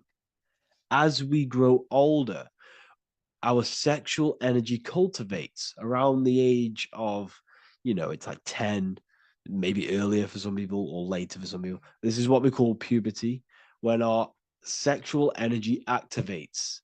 This is when the masculine and feminine energies are present within the body. And we are now given the ability to create human life. We're now given the ability to bring in a soul into the material world. Now, this is what we believe and know in the esoteric world. That is what sex is. You're bringing a soul from the astral into the physical. Okay. So as you grow older, you gain this ability to use the power of creation. You gain this force within you that allows you to open a portal in the astral and bring in a soul to the material. Now, this power can be misused. This power is very powerful and should not be misused. In occult and esoteric teachings, we teach and learn sexual transmutation, how we transmute sexual energy into different areas of our life so we can grow and create. Because sexual energy is creative energy. It creates a whole new human being. So if we retain it, we can transmute it into creativity. So this energy is kind of corrupting us as well. And now I'm not saying growing up is evil, all this thing is evil. This is a natural cycle that we must go through. The soul of us must go through this cycle so that we learn, so that we overcome it, so that we gain mastery over ourselves, so that we expand ourselves. I recommend you watch the Evolution of Consciousness lecture that I did on my YouTube. An amazing lecture. Talks about the evolution of consciousness and how we're on a never-ending cycle of life and death and expansion. So leaving the Garden of Eden is symbolic. You see, Eve represents emotion. She's feminine. Adam represents action. That's why he bit the apple. You see, Eve takes the apple and tempts Adam because she's the emotion. She's the sexual desire. And Adam eats it. he releases. He misuses the power of his creation. He misuses his consciousness because of material illusions and material desires. This is natural. Okay. As we grow older in this life, our soul has to experience sin. We have to experience negativity. We have to experience evil. Okay. And we have to misuse this power within us to learn about it so we can overcome it and gain control over it. Now, this is why the Bible says in Genesis 3:6, for God doth know that in the day ye eat thereof, then your eyes shall be opened. Ye shall be as gods, knowing good and evil. This is very, very, very symbolic. We come into this world to experience a dualistic way of reality. We come into this world to challenge ourselves so the soul can grow, because the soul comes from pure love from God. But we come into this world so the soul may know what it's like to be evil. You see, we are like a seed. Our soul's like a seed. And when that seed grows, okay, and it's planted, them roots must grow to hell in order for the top of the tree and the roots to grow to heaven. In order for the soul to reach the highest states, it must descend down into the lowest states. Good and evil. This is the story of good and evil, okay? And this is the story, a psychological story of how the human mind has functioned in this life. This is what this story is representing of how our soul and mind is functioning, how our consciousness is splitting and growing up and evoluting. Okay. Like I said, snakes represent sexual energy. They represent, snake, when you've been snaked. This is why we say you've been snaked, because it represents a temptation of sexual energy. This is why the Kundalini is symbolized as a snake. This is the serpent within us that we can rise to activate dormant brain cells in our brain. Now that's called the Kundalini Awakening. I'm not going to get into that into this video, but this is what it symbolizes, the tree and the knowledge of good and evil, because our body is the tree. Our central nervous system is the tree. The snake is our sexual urges and this false temptation that tempts us to interact with sin, the material world, okay, and go against our higher divine self. This is what it represents. Now, it's very, very symbolic. Not everyone is going to agree with this, but this is my interpretation of Genesis based on my research of occultism, symbolism, metaphors, and me studying the Bible. This is my interpretation, and I hope it resonates with you. It might not resonate with you, but this is what makes sense to me, and this is what has made sense to many other occult researchers who are in this space as well. Okay. So please leave a like, leave a comment, leave a subscribe. I'd greatly appreciate if you could, just give me some support on this channel. We're nearly at 100,000 subscribers, which is insane. I just want to say thank you all. And yeah, I will see you inside the university. If you join, I'll look forward to mentoring you, connecting with you on the live calls. There's a new symbolism course which is going to be available very, very soon. And yeah, if you join the university, you also get a 30% discount on all of my products, astrology readings, one-on-one calls, all of my books. Yeah, so I hope you gain some insight on this video, and I'll see you in the next video, and I'll see you inside the university. Have an amazing day. What if the word Yahweh is proof that God is embedded in our very own being? Stay with me, because what I'm about to show you might change the way you see yourself forever. Today's topic is decoding the mystery name of Yahweh, the sacred name of God from the Hebrews. By the end of this video, you'll uncover the true meaning of the word Yahweh and how your connection to it unlocks your own personal power. When we look at the word Yahweh in Hebrew, we flip it on its side. we're actually looking at the human body. These are the legs, this is the torso, here are the arms, and here's the head. So if we actually switch this on its side, we see the human body.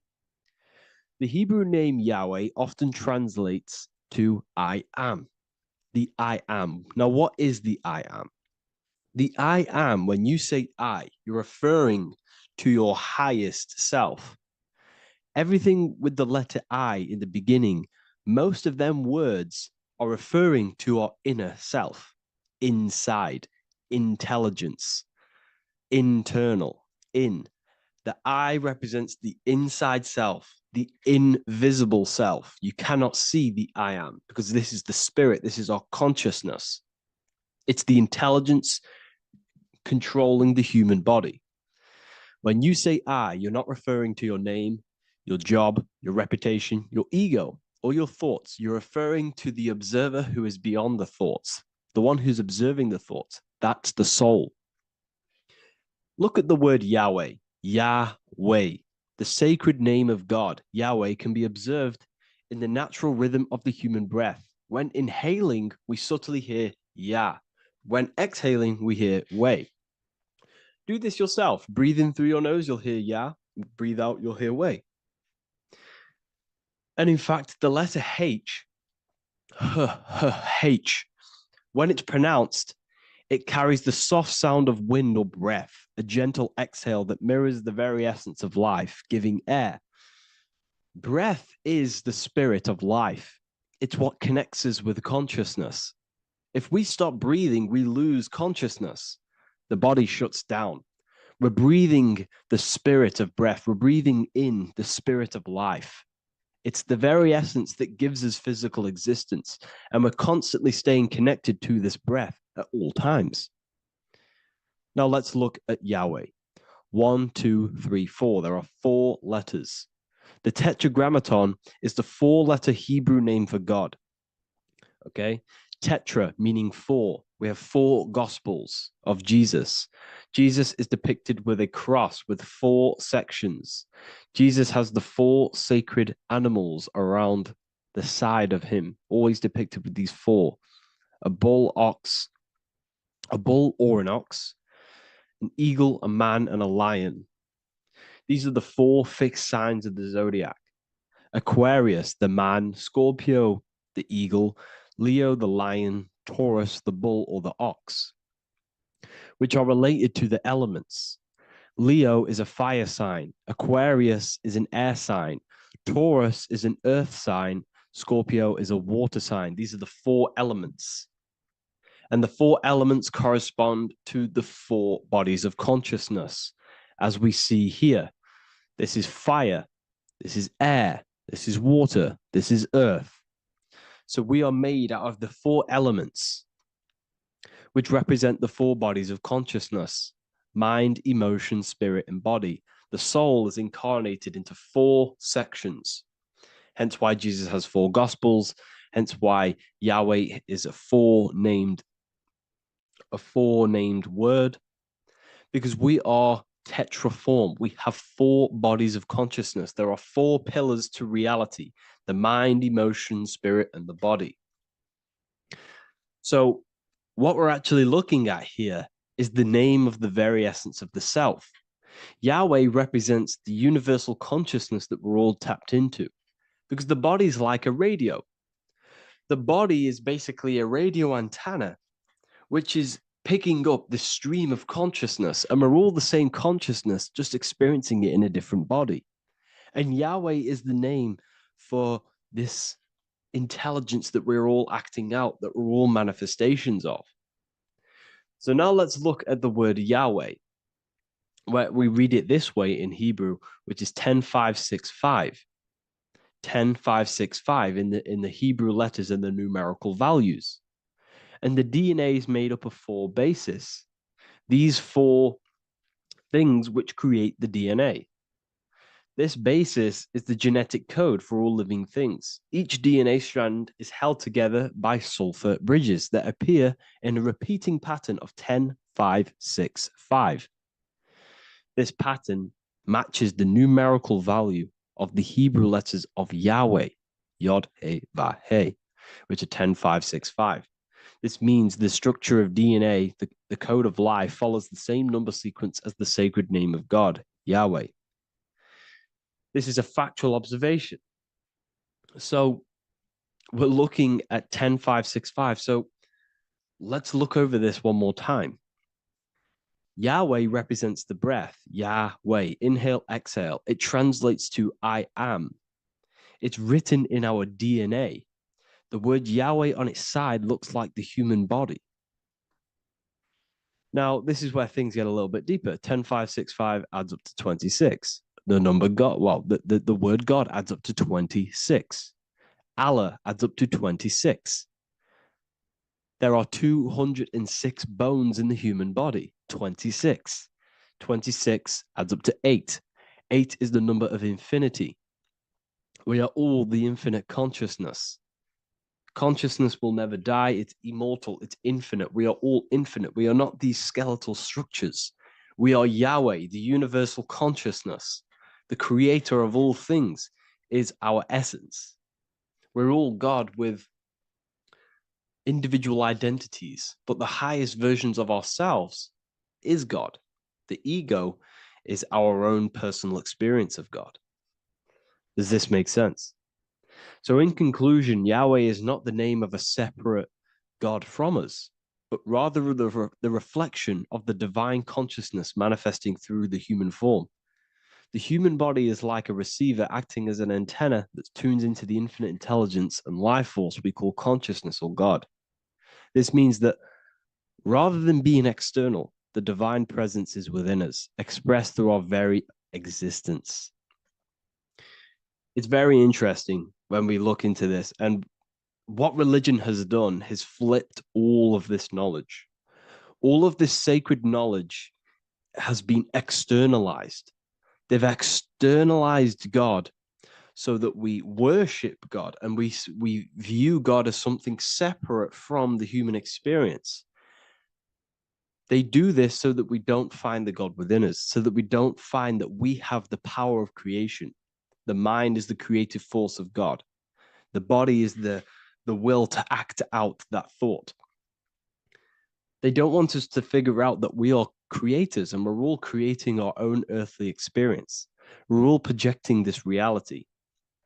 And they don't want us connecting with the divine intelligence within us because they want to be the creators. They want to keep this knowledge. They don't want the masses to wake up to this powerful knowledge. So what they've done is that they've taken the scriptures, they've externalized it so that we start worshiping and giving away our power to these external things. And when God is external, we start to fear God because we start to think that God has power over us. He can send us to hell or heaven. So this is what's going on. They've been externalizing this for thousands of years to keep us in a suppressed state. Okay. Humans are very advanced because we possess self-awareness. We possess the ability to move our awareness and our thoughts outside of the instinctual nature. For example, a cat or a dog. These things can only live in their instinct. They live based on instinct. They smell, they eat. That's pretty much what they do. But humans, we have the ability to rise above that nature and turn to our infinite selves, our higher selves. We can move beyond our instinctual nature and create very advanced things. That's why humans are made in the image of Yahweh. We are literally God in human form. So this is what we all need to realize. And I hope this video has helped. Please leave a like, a comment on inside of the description. I'll have some links to my books and my university. The people who have read them have just absolutely changed their lives. You could probably see that in the comment sections if someone leaves a review of the book. We also have Trustpilot. But yeah, I thank you all. And I'll see you in the next one. There's an ancient symbol hidden in plain sight, one that holds the key to transformation, power, and unlocking your true potential. It's been used for centuries by mystics, rulers, and even modern science, but almost no one understands its true meaning. Once you do, it it will change the way you see yourself and the world forever. Stay with me, because this could be the key to your own awakening. The symbol of the snake, or the serpent, is a very powerful symbol that refers to something within you, that we all are on this journey. So first of all, we see this symbol in ancient Egypt on the top of the pharaoh's head. We also see this with Buddha, with the snake on top of the Buddha's head and below. We also see this in Rome, with the Roman god Mercury holding the staff with the snake. We see this in Adam and Eve's story, with the snake tempting Eve. We even see this today on the medical facility. But what does this mean? Why is this symbol being used for thousands and thousands and thousands of years? It has a very deep esoteric meaning. We see this in the caduceus staff, and we even see the snake representing the Kundalini. What does the snake actually mean? A lot of people think it represents the Kundalini, which it does. However, there's a deeper interpretation of this symbol, and it goes very far beneath the surface of what the snake actually represents. Okay? So first of all, when looking at symbols, we need to observe what the snake does in nature. The serpent sheds its skin. The serpent shedding its skin is a sacred symbol of an inner transformation. It transforms from its old self to a new self. It sheds layers of itself. As the snake discards its old exterior, it mirrors our own journey of realizing outdated beliefs and patterns, paving the way for a renewed, authentic self on the esoteric path of awakening. Essentially, it represents transformation, but not transformation of our physical bodies, transformation of our inner world. Now, this is where things get a little bit tricky, and you may become a little bit confused, but I'm going to make this very clear for you. The snake symbol, or any symbol, can be used for different contexts. For example, the Kundalini. We see the snake representing the Kundalini. We all know that energy can't be destroyed, only transferred. Like I said, this is a transferring of energy. It's a changing, a transforming, shedding its skin. It represents transformation. Sexual energy is energy, and we can transform the sexual energy into a Kundalini awakening to activate dormant brain cells in our brain, and to activate the human light body, which is the spirit. We can cultivate, save, and retain our sexual energy, transmute it up the spine to activate the brain. This is a symbol of transformation, of energy in this context. However, when we go to the emergency services, this does not mean the same thing as the Kundalini.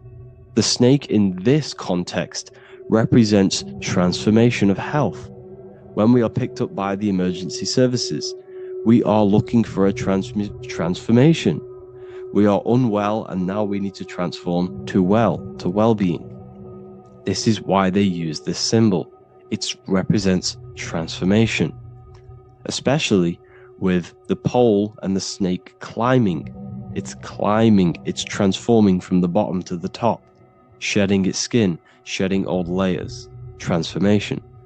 We see this in the Bible with the snake tempting Eve to eat the apple of the tree of knowledge of good and evil. Well, what does this mean? Where's the transformation in this? Well, this is a very hidden one. The transformation takes place in Adam and Eve's consciousness and their mind. They go from a pure, whole state of consciousness, from being tempted by the snake, and they eat it, and they transform into knowing the good and evil, into the dualistic ways of thinking, and the dualistic meaning of this world. Let me rephrase that. They understand the dualism of this world, and they now understand the two good and bad ways of thinking. They know the knowledge of good and evil, of duality. They shifted from a whole state of consciousness into their consciousness being split into good and evil. This represents the journey of every single soul that incarnates into this world, including yourself. When you were a child, you were whole. You had no understanding of good and evil. But as you grew older, you eaten the fruit. You grew to understand the knowledge of good and evil. Your consciousness split from a whole into a separate and divided way of thinking and divided understanding of the world.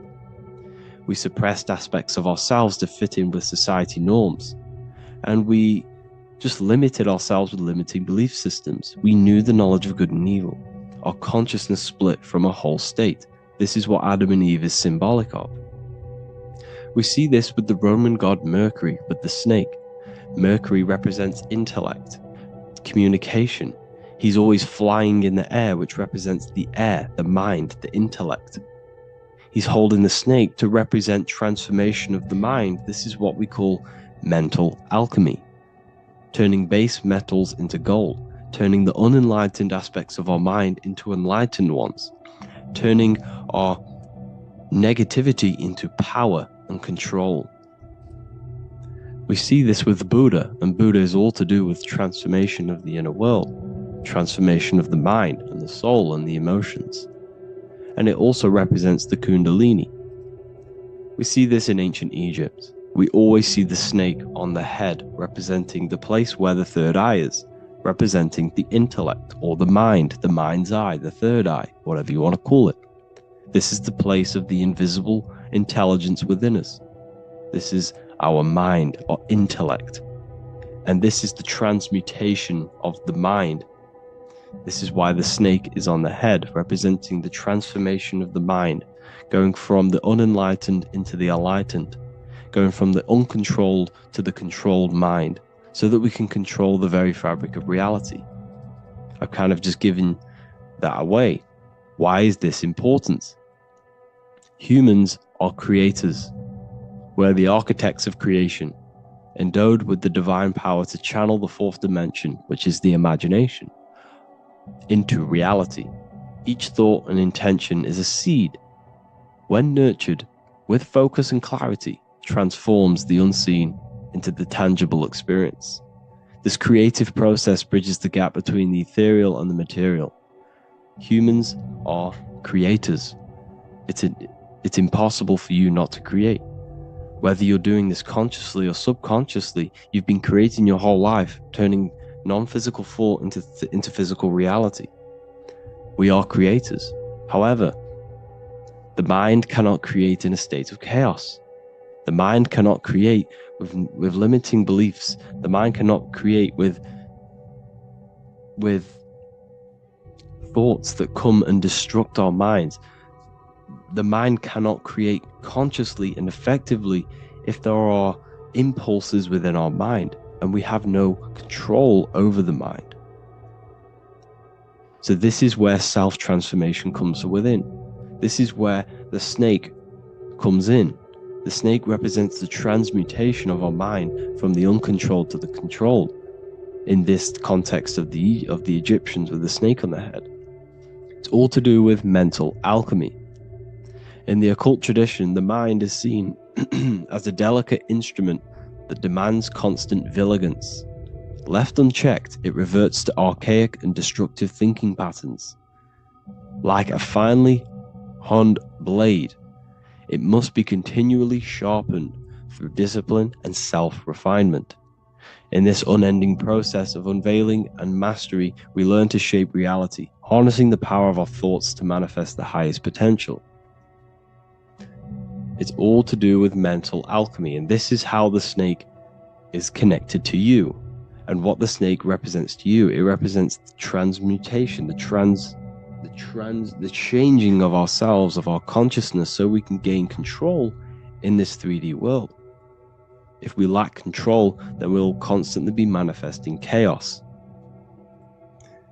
Now, there are 3 ways that we can transform our world, and we can slowly transform our mind. Now, this is not an overnight process. It takes periods of time of purification. And number 1 is affirmation. Let's say we have this dirty cup of water, and we have a tap of water. And in this tap, it's bringing in, pouring in more water, clear water.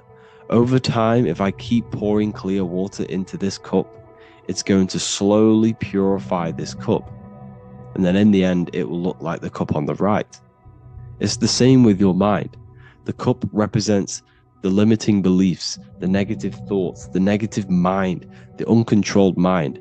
But if we keep repeating affirmations over and over and over again, such as I am disciplined, I am powerful, I am limitless, over time this can purify our subconscious and we can gain control over the mind, and we will become conscious of the thoughts that we are giving attention to. The second way is meditation.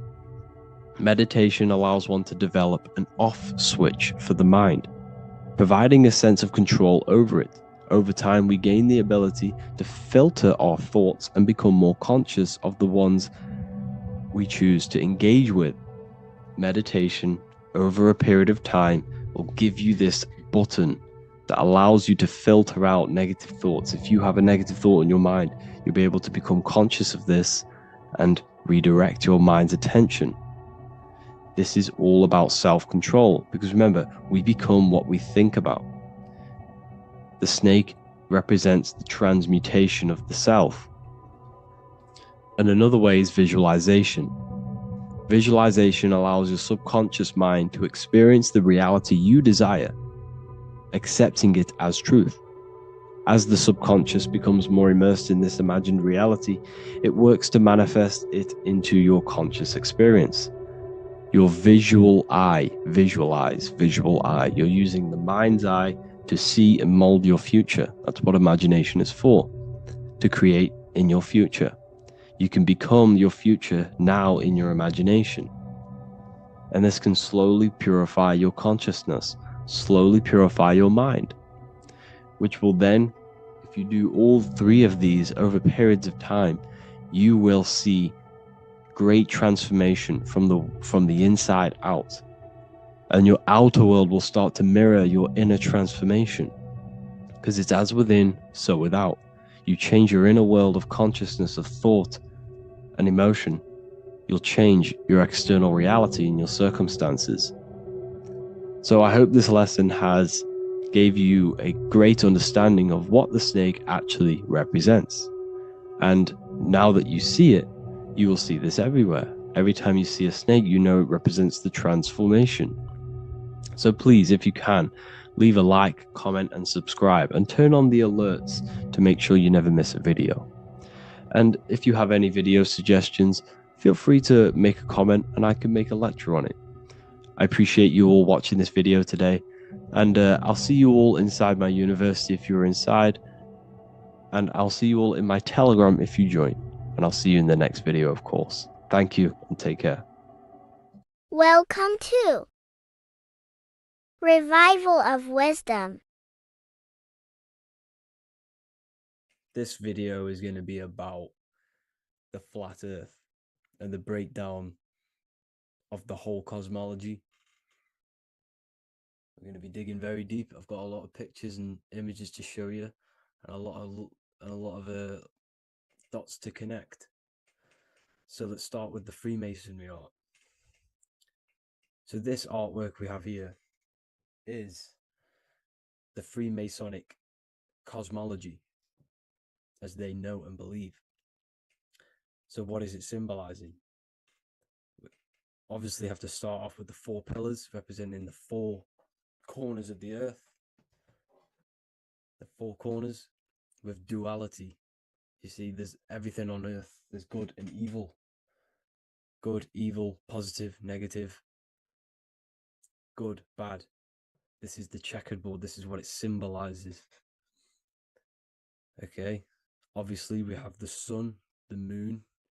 The sun gives you energy. It's the anode. The moon is the cathode. It's the opposite. It takes your energy. So therefore, you become sleepy when the moon comes out.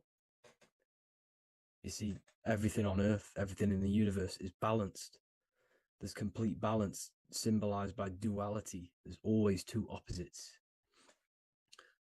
We have the all-seeing eye, and obviously 7 stars. representing the 7 planets, but not planets as in we know planets. They're not physical spinning balls of gas. They are energies, they are lights emitting from the realm above this realm.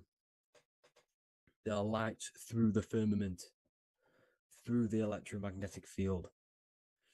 So let's go through that again. The 4 corners, duality, positive and negative, cold, dry. Everyone on Earth has an opposite. Everyone, there's 2. Okay, and then we have the sun, the moon, the 7 planets with a 5-pointed star. What's the 5-pointed star? Of course, it's the 5 elements: spirit, water, earth, fire, and air. Okay, that's what the 5-pointed stars symbolizing, the 5 elements of earth. And then most importantly, we have the compass. The compass is very, very important, hence why it's in the center. The compass is symbolizing many, many things. And one of the most important things, but we'll get into that after. We have a boat with water outside of the earth. So we have a boat on water, symbolizing the waters separated by the firmament, the waters above, separated by the firmament from the waters within the firmament, the earth. So this is what it's symbolizing. So the compass, what's the compass? This is where the compass comes from. The Polaris, the most important star there is, because it's in the center of Earth, the sun, the moon, and the black hole, black sun. Because all creation comes from center, the seed center. Okay, but we'll get into this after. But also, this is a very important Masonic symbol because they use this symbol a lot. This is one of their main symbols, hence why Neil Armstrong has the Masonic ring with the compass on it. The people who supposedly went to the moon, which obviously they faked to push this globe model, because the globe model is based upon fear. Because the globe model, if they can sell you the globe model, they can sell you anything then. You don't know where you actually are. The globe model is to push fear upon the masses, because the globe model means there's not enough resources. There's also risks of asteroids hitting the planet. There's also risks of space extraterrestrial invasions, global warming, asteroids. You see, this is all the fear that they can gain off selling you the globe model. Okay, because they don't want you to know that this is an intelligent design. And also, they're hiding God, the creator, the source. This is why they are satanic. They are opposites. They are lefty, Lucifer, right, righteous, godly. Hence why they do the symbolism on their eyes. 666. This is another famous, famous astrologer. Astronaut. This is another famous astronaut doing 666, showing that he's in the alliance of the occult. But even look at their 10th anniversary stamps. They have a Masonic compass on there. Also, the Order Out of Chaos. Order Out of Chaos, double-headed eagle. Okay, the Order Out of Chaos ring, which they wear. So all of these astronauts are in the occult. They are lying to you. They are in with this order, this Masonic New World Order, whatever you want to call it. So let's break this compass down a lot more. Because as I showed you here, the center, okay, this is what the compass is symbolizing. Let's go into the North Pole map. This is from 1595. This is a rough estimate of where this map came from. It's from around the 1500s to the 1600s, maybe 1400s. There's not an actual set date on this map because obviously our history has been tampered with. But let's break down this map and the symbolism that they use towards this map, because this map is the map of the North Pole. Okay, so in the center, we have the black rock symbolizing the tower, the pole, North Pole. And what's on top of the North Pole? Obviously, it's Polaris. North Pole and Polaris. Okay, with the 4 islands around the center. Okay, 4 islands around the center. And this is what blew my mind, right? They say that Santa sounds similar. And if you look at this pole that's pointing to the North Pole, you see this line here. So this is obviously from the 1600s. What color is Santa? He's red and white. Just like this map pointing to the center is red and white, and Santa comes from the North Pole. So it's not a coincidence that they use red and white. They're mocking this map because obviously they took over after the 1500s, 1600s. They took over around the 17, 1800s. So they're mocking this map with Santa coming from the North Pole with this red and white line to the North Pole. Notice the 4 islands. Okay. Like windows, their symbol, they obviously in the occult, they're part of the New World Order, is symbolizing these 4 islands with the blue behind it for the water. Okay, so this is another occult logo. They're symbolizing this center because the center is so important. Okay, we'll get into that. Also, we have the Mayan cosmology. This is the Mayan cosmology. This is what they created. This is their artwork, with also 4 major lands around the center. You see this 4 with green in between them all. 4 major lands with the underworld. You see this underworld is also symbolized by the Masons with the coffin of the skull and bones, the deceased, the dead. Okay, so this is also mentioned in the Book of Enoch. Okay, and it's called Sheol. Sheol, the underworld. Okay, and in the Book of Enoch, it says all spirits of the dead go to these hollow places, that they will wait until their appointed time of judgment. And it also says in the Book of Enoch, there are 4 hollow places underneath. 4 as above, so below, representing the 4 islands. As above, so below. That's where that could link in. Okay. The Book of Enoch is very important because it was found in a cave thousands of years ago. And has a lot of truths about this realm and about this world we live in. So let's go back to the Mayan cosmology.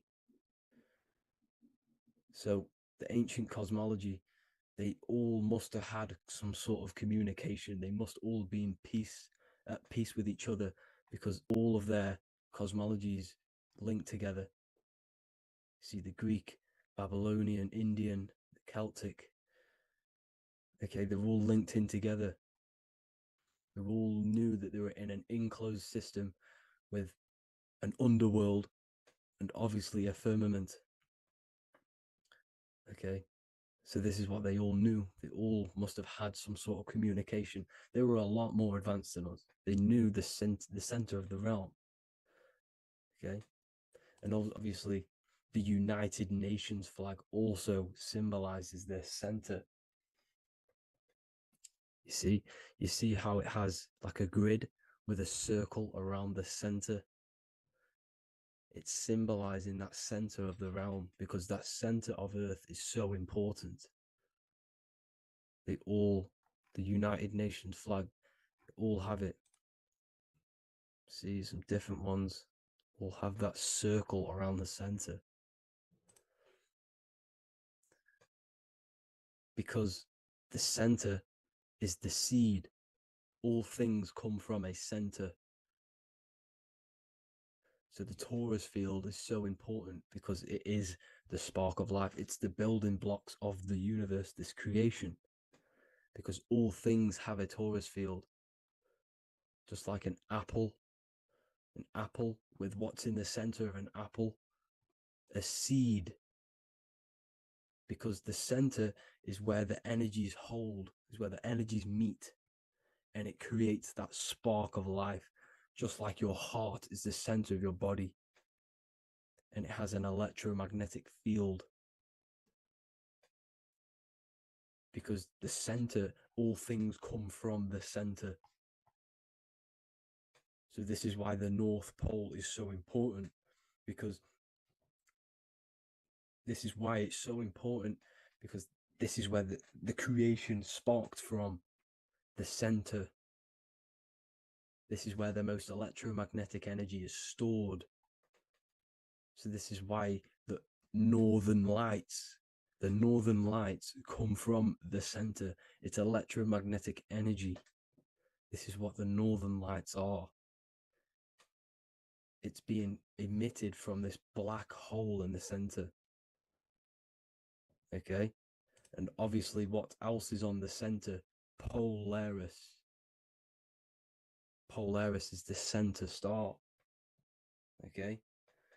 So the center star is what sits on top of this North Pole, Polaris, because it's a pole of electromagnetic energy, symbolized as a black rock, a black hole, pole. You see, because all creation comes from void. Light is born from darkness. Without light, darkness can't be born from light. You see, but light can be born from darkness. This is why darkness is so important. And this is why there's a black hole in the center of our realm, like the black sun. The black sun, the Polaris star, the North Star. You see, so this is this North Pole, Polaris. This is what they're talking about. And this is why compasses are an 8-pointed star, because Polaris is symbolized as an 8-pointed star. This is where a compass will point you to. It will point you to that center. So notice how a compass has this black hole in the middle. You see? And it will point you to this meeting point, the north, because in the center is the center of the Taurus field of the earth. This is where the most electromagnetic energy is. You see, everything gets sucked into the black hole. Okay, this whole reality is being projected from that center point, just like your eyes suck in light. It's a black hole. Your eyes suck in the light of this light being emitted from this center place, this electromagnetic energy at the center, which is the seed of everything, of everyone. You see, just like an apple has the seed in the center in darkness, because in the center of the apple, it's dark. It's black.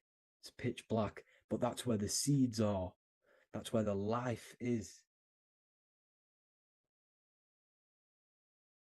But Polaris is so important because it's that center star which lines up.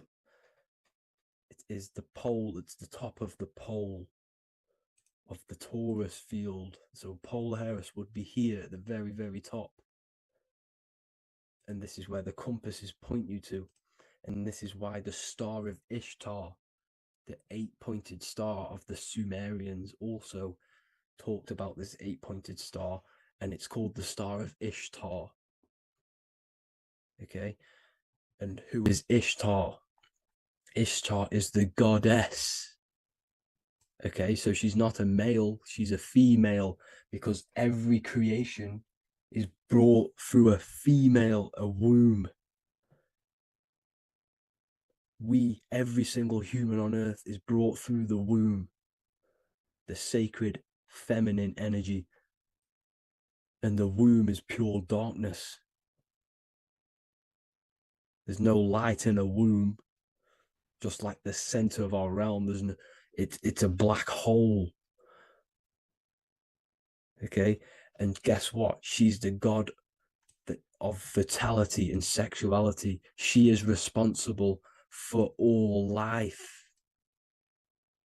Okay, so the Star of Ishtar is the star of Polaris, which is symbolizing the responsibility for all life, the center of our realm, the black sun, the black hole.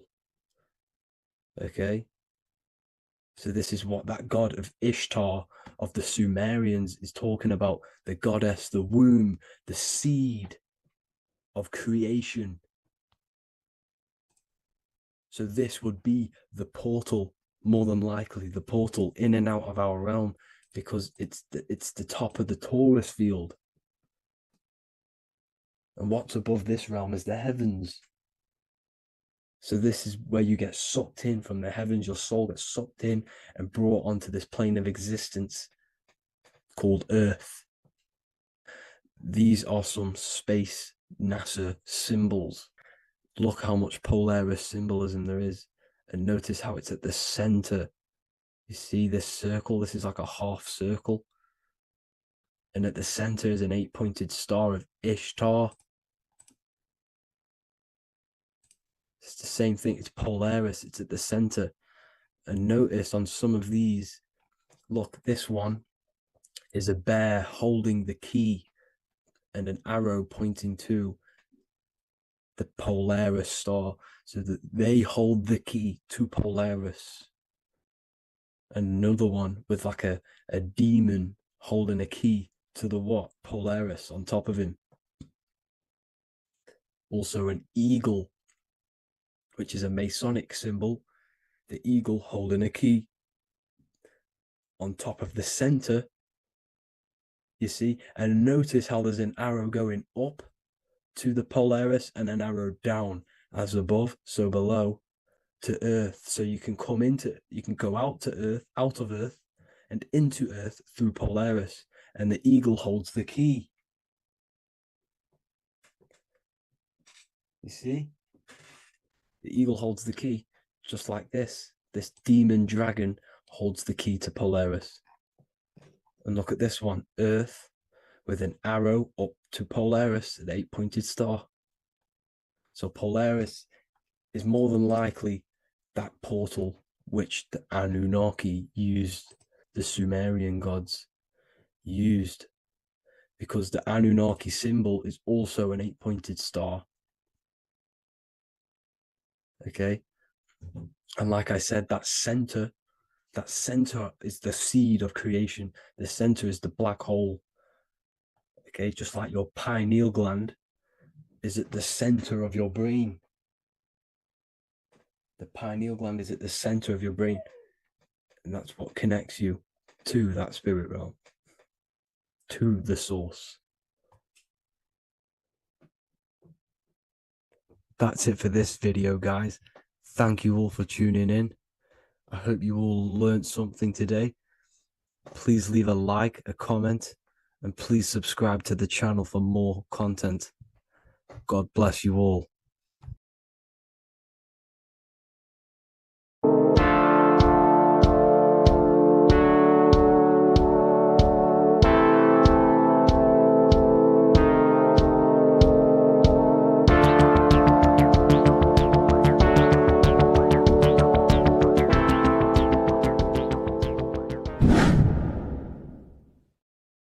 Welcome back, people. We're back with another video.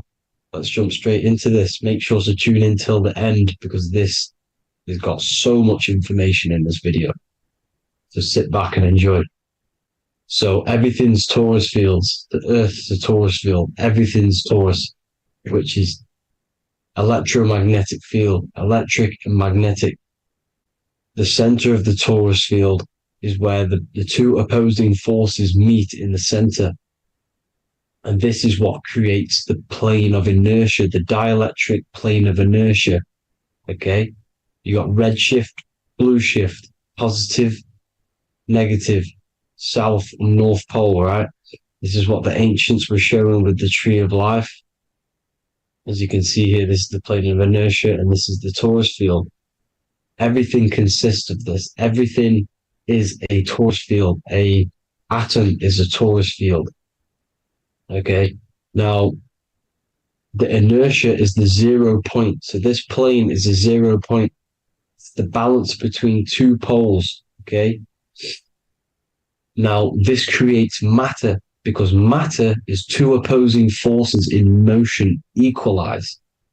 So these two forces coming together is what creates matter on this physical plane. And this is why we can't see the electromagnetic field, because it consists of one of the elements, which is either electric or magnetic. But when they combine together, it's what creates this physical plane, which is physical matter, which is light in motion. Now, everything is one. Don't get confused by duality. Duality is two opposing forces, but them two opposing forces are created by the same substance. It's two aspects of the same substance. So, for example, water and ice are the same thing, you know what I'm trying to say, but it's two aspects of the same substance, because all is one. The whole universe is one. All goes back to the one, which is God, the creator, or magnetism, whatever you want to call it, because magnetism pulsates. Electricity has two poles, red shift, blue shift. Okay? So red shift, blue shift is electricity, and electricity vibrates. And all vibration always comes back to a standstill point. But magnetism is what pulsates. This is why your heart pulses. You breathe, which is a pulse. This is the breath of the universe, magnetism. Now, this is why the earth is green, okay? Earth can be spelled heart. If you just move the H to the beginning, it spells heart, okay? Because the heart is the center of the Taurus field, which is the heart chakra for us humans, okay? We consist of the same field, as you already know. Heart being the center, which is green, which is the center of the seven colors. The center of the seven colors. This is the most powerful chakra in your body. People think it's the crown chakra, but it's the heart chakra because it's the center of the Taurus field. You must align them all and combine them all into one, which is the heart chakra. Now, Earth is green. Nature's green. Okay, this is because we live on heart chakra, the plane of inertia. It's the center of the Taurus field. Okay, and this is what the Egyptians called Isis, which is nature. Nature is balanced, and nature is female, Mother Nature, because it looks after us with the fruit it grows with abundance, and the water. It's a female energy, Mother Nature, and this is the symbolism of an equal, balanced arms. This is the scales, it's balanced. Mother Nature is balanced. This is why the sky is blue, because what comes after the heart chakra? Blue. Sky is blue. We live in Midgard. This is what the ancients called Midgard. You don't have to take this tree literally. It's a metaphor. We live in Midgard, where both positive and negative duality here. Now, Mount Meru. Mount Meru was known as the center of the earth, okay, or known as Hyperborea. And this is the North Pole, the electromagnetic North Pole. But when I say Mount Meru, it's not an actual mountain. They weren't saying there was a real mountain in the center of the earth. a magnetic rock. No. The plane of inertia, okay, there's something called a hyperboloid. That's what it's called, a hyperboloid. And this is the center of the Taurus field. And this hyperboloid is what is in the shape of a mountain, you see? So if I go to this next one, they say Hyperborea on this map. Why do they call it Hyperborea? Because this is the hyperboloid in the center of the Taurus field. And this is the electromagnetic mountain, a metaphor. Mountain, what they're metaphorically saying, this is the electromagnetic mountain at the center, the double vortex, the center of the Taurus field, which is the North Pole. Pole of electromagnetic energy. So this is why they call it Hyperborea. It comes from the word hyperboloid. And the center of the earth is so sacred. And they symbolize this with, obviously, the North Star, which is Polaris. And this is where the swastika comes from, because it's the 4 seasons moving around the North Star. This is the Big Dipper constellation moving around the North Star, which is Polaris. There's that pole again. Pole. Magnetic pole of the Taurus field. And this is where the green, emerald green, aurora borealis comes from. It comes from this center hyperboloid at the center of the earth, where the most electromagnetic energy is stored. The center of the plane of inertia. The center of the plane of inertia. This is the all-seeing eye as well. As you can see, they got the sun, the moon, this is the Masonic cosmos, the sun, the moon, and the all-seeing eye, because the eye is Polaris, the eye of the stars. It's all the big eye. Now, the eye means a lot more as well. It's not just that. There's different ways you can interpret symbols. Now, this is the emerald tablets. Deep in Earth's heart lies the flower, the source of the spirit that binds all in its form. Okay? The flower of life is thine own place of thine spirit, and stream through the earth as thine flows through thy form, giving off life to the earth and its children, renewing the spirit from form unto form. This is the North Pole.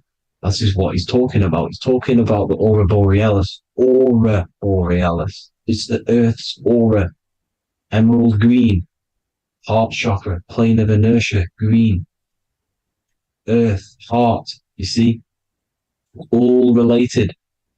Now, there's many symbolism of this. So much symbolism of the ancients. The 7 layers of heaven. 7 layers of heaven, which are the 7 planets. Okay? These planets are the solar system. It's the solar system because we are the soul. We are the sun, the soul. And we're inside of a solar system, which is the 7 planets. That's why there's 7 layers of heaven. Okay? The rings of Saturn, the rings of the planets are moving around us. Okay? So this is what the ancients were depicting in their cosmology. Now this is the Hebrew cosmology of the earth. This is the Mayan cosmology of the earth. You see, it's all an enclosed system. We live inside of a giant Taurus field. All is atum. It's what the ancients said, ancient Egyptians said. All is atum. Atoms are Taurus fields. Don't be tricked by the modern science today with the current model of an atom. It's completely wrong. They're hiding the Taurus field. They're hiding the electromagnetic field, which is in everything. Absolutely everything is in motion, and motion comes from this field. And you see, this is upside down, but this is I think it's pretty sure it's candles, but the 7 candles, the 7 planets, the 7 Elohim. You see?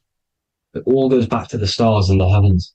Now, this is how the earth really works, with the stars on the outside of the cosmic egg, and then the Taurus field spinning around the sun and the moon, the positive and the negative charge. The sun gives you energy, the moon takes your energy. The moon controls monthly cycles. Moon is mon. This is etymology. Mon, month, money, demon, monster. Stir is star, moon star. We are all stars. Youngster, minister, superstar, Hollywood star. We're all stars. We come from the stars, which is heaven. Our soul comes from the stars. You see, we are the universe. The image of man is made in the universe. We are a microcosm of the universe.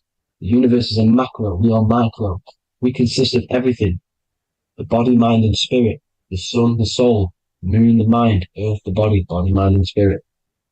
We have 12 systems in the body, which are governed by the 12 zodiac signs, starting at the Aries, which is the ram, the ram of God, all the way down to Pisces and Capricorn, kneecap. It all goes back to the stars. We are the stars. We are the universe. Everything is inside of us. Everything.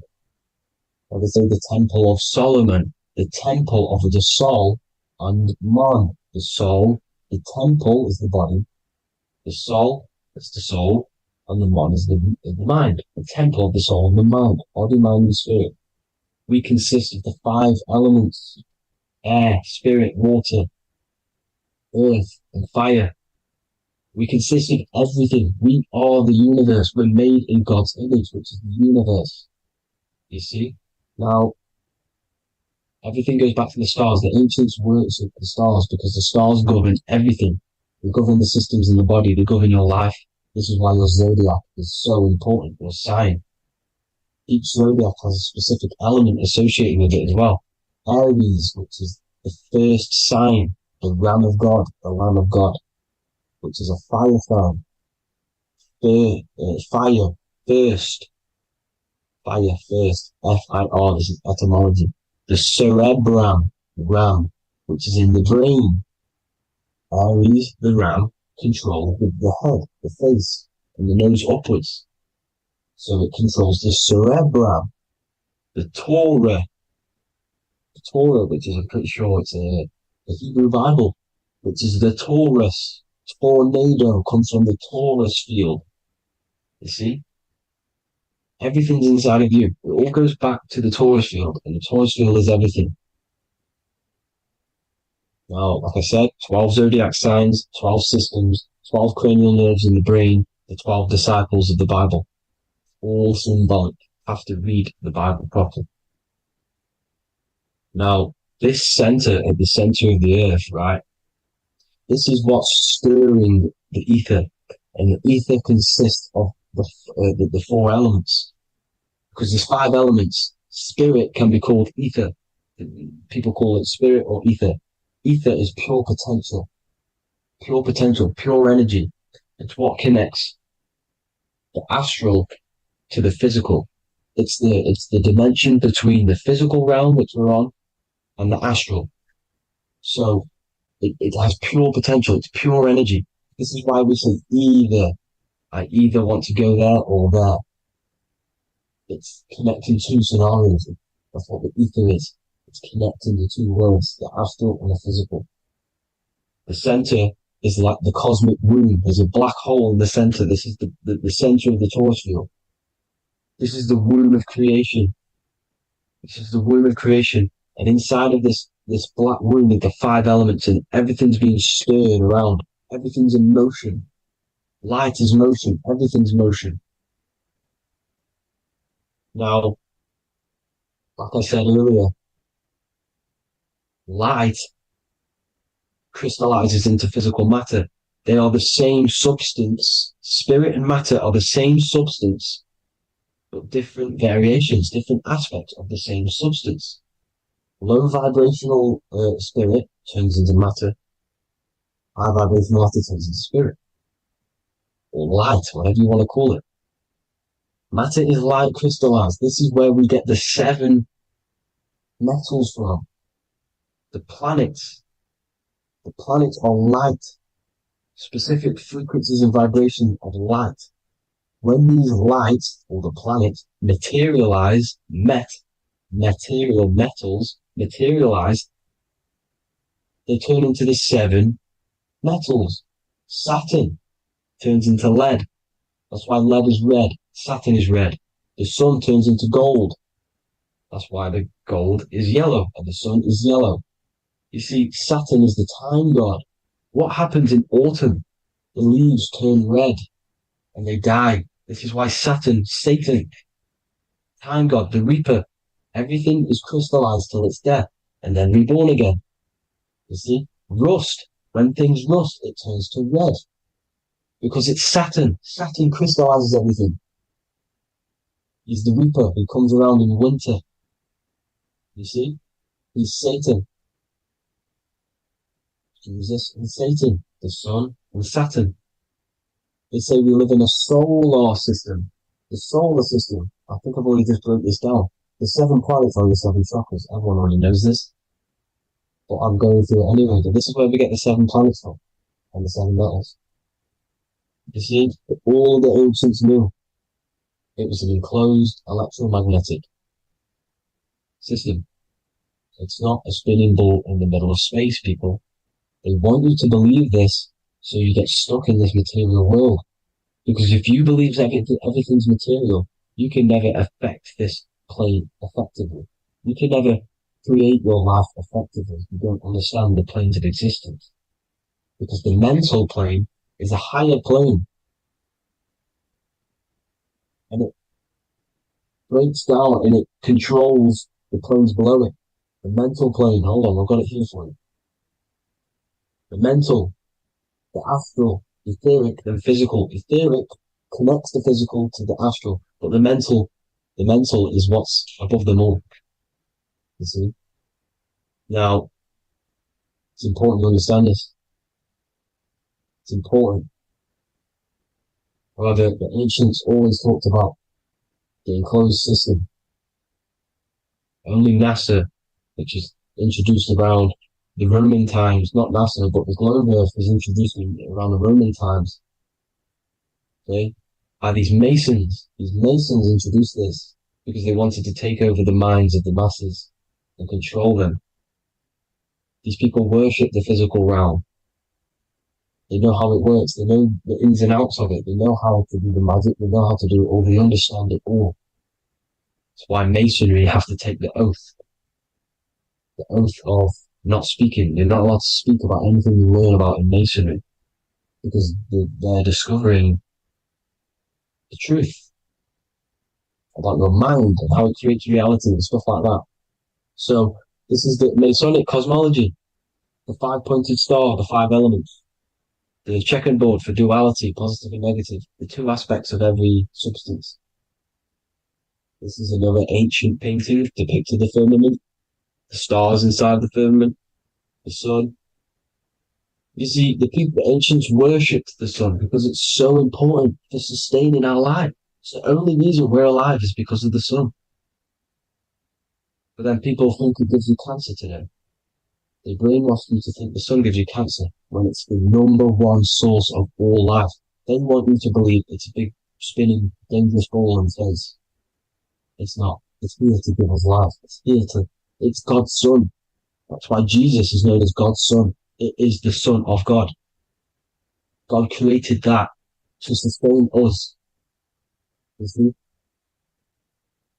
So it's important you understand the true cosmology of where you are. Because if you don't know where you are depleted of all of your morals. You're depleted. You're demoralized. You're lost. You don't know where you are. You don't know where you exist. Okay? Once you accept the globe model, the heliocentric model, you will subconsciously think that you come from nothing. This is why they implemented the evolution theory just after the globe model was introduced by Charles Darwin. Charles Darwin came in after the globe model. He's a Mason, he was another Freemason, and implemented evolution where we came from monkeys because they want you thinking less of yourself so they can manipulate your mind. You see? They want to manipulate your mind, and they have done since you got here. Since you came through that portal, you were manipulated from that day to believe this, believe that. The true cosmology, the truth will set you free. You will understand things better. You will feel better in yourself when you know the sun is here for you. You'll feel better in yourself that you know that you didn't come from a monkey. You were created as a human, a manifester, a creator. You're so intelligent. Your mind is amazing. It can manipulate matter, mind over matter. See? Thank you all people for tuning in. Tap in with yourself. Love yourself.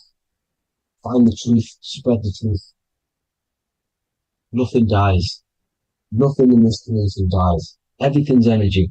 Everything's light. Light can never die. You're a light being. That's why it says Q. Q man. Q is light in Hebrew or Latin. Either one of the two. You are light. You're a light being. You never die. Ever, ever, ever die. Ever.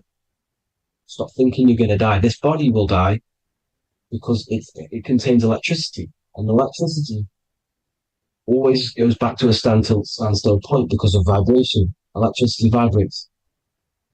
You are pure light. You will never ever die. Thank you all people. God bless. Make sure to like, subscribe and share.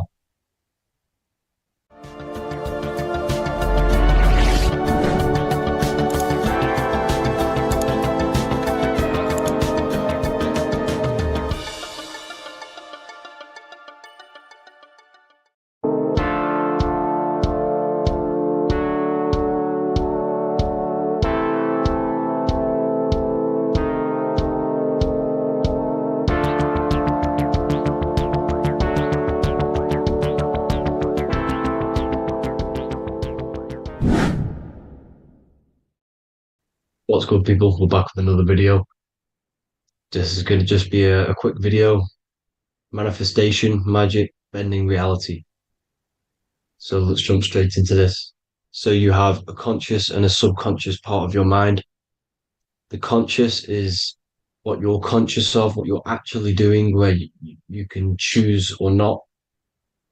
However, the subconscious is the part of your brain which is automatic. So all of the systems in your body, like the digestive system, your heartbeat, these are automatically being ran. And you do not have to tell these systems to do anything. You do not have to consciously tell your heart to beat. It's automatically doing it. And this is what the subconscious mind is controlling. It's like the dark aspect of your brain or your mind. It is the way bigger aspect of your mind. Okay, it controls all the systems in your body. Okay, and this is where all of your programs are. So when you're in it from your childhood, what you've learned in school, all of these things are being kept in your subconscious, maybe traumas and stuff like that. So the subconscious is the female aspect, and the conscious is the male aspect, because the male is all about action and doing, and the female is all about creation, creativity, intuition. So you have a right and a left hemisphere of your brain, and these are obviously male and female. The right side of your brain is your female. It's to do with creativity, imagination, intuition, insight. Okay. And this is one of the most important sides of the brain. This side of the brain is the most attacked by the elites, whatever you want to call them. This side is one of the most important because obviously your intuition is a massive part of reality.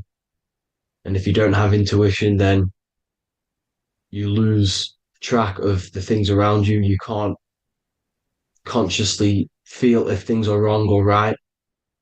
They don't want you to have intuition or creativity or imagination. They want you in the left side of your brain, which is just reasoning, logic, and basic things. So they just want you to tell you what you want, tell you what to learn, and then that's it.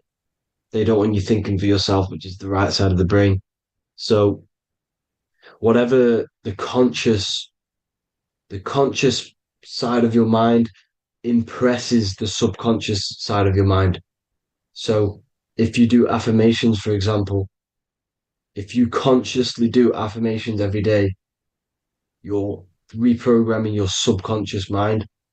You're impressing a vibration and a word into your subconscious mind, and therefore it will reprogram it. So the male and female aspect are symbolized by the Star of David as well. The male being the upside triangle, the female being the downside, connected all in one, because we both have male and female energy. So every thoughts are electric, which is the male aspect. Emotions are magnetic, which is the female. each thought creates a wave of vibration in all directions. So think of it like a water drop in a pool, but it going out in every single direction. It's not just flat. And these thoughts have a certain frequency, well, has a certain vibration. That vibration has a certain frequency. And this affects your aura. Every thought, every emotion directly impacts your aura and the strength of your aura. So if you're angry all the time, your aura in the astral plane will look red. However, if you're happy, it'll be more like blue and green. So it's very important. Your electromagnetic field is created out of your emotions and thoughts, and that affects reality because you're 60% water, and frequency and vibration create certain patterns and has a certain effect on water. We'll get into that after this slide. So each thought that people are thinking around you, you are actually subconsciously picking up these thoughts because it's emitting this vibration in all directions. So this is why you can pick up thoughts of other people on the odd occasion. However, when you're more in tune with your intuition, your right side of your brain, you can start to pick up on vibrations, thoughts, and other people's auras. You can pick up on the energy once your third eye is open, and you know whether you should be in that environment or not. This is what we call an atmosphere when we go into a room and you can feel the tension if someone's been arguing, for example. This is the atmosphere, this is the vibrations, these are people's auras emitting these certain frequencies and vibrations. Okay. So our aura is contained of multiple layers. Obviously, we have the physical body. This is the electromagnetic layer. However, you have the different planes of existence, the spirit, mental, astral, etheric, and then physical. The physical is the lowest plane of existence. And the physical plane is a product of all of the planes above. So the mental impresses on the astral impresses into the etheric, and then the etheric creates the physical object. So the mind is the root cause of reality. The mind is the cause of everything. Your consciousness is pure cause. There's no effect. Everything you see in this reality is the effect. Everything that you experience is the effect because the root cause was the mind. The decisions you made you experience that certain experience. And that decision was created on the mental plane. And this is just pure thoughts. And thoughts are things. If it exists in your mind, it is a thing. It's a certain frequency. So if you have a certain level of thoughts, if you're thinking positive, for example, you're going to have a strong aura, you're going to have a higher vibration. And that attracts like. Like attracts like when it comes to thoughts and vibrations and electromagnetism. So if you're thinking positive all the time, speaking positive, doing positive, you're then creating a higher vibration, and that's going to attract people on that similar frequency to you. Everything is electromagnetism, frequency, and vibration. Everything.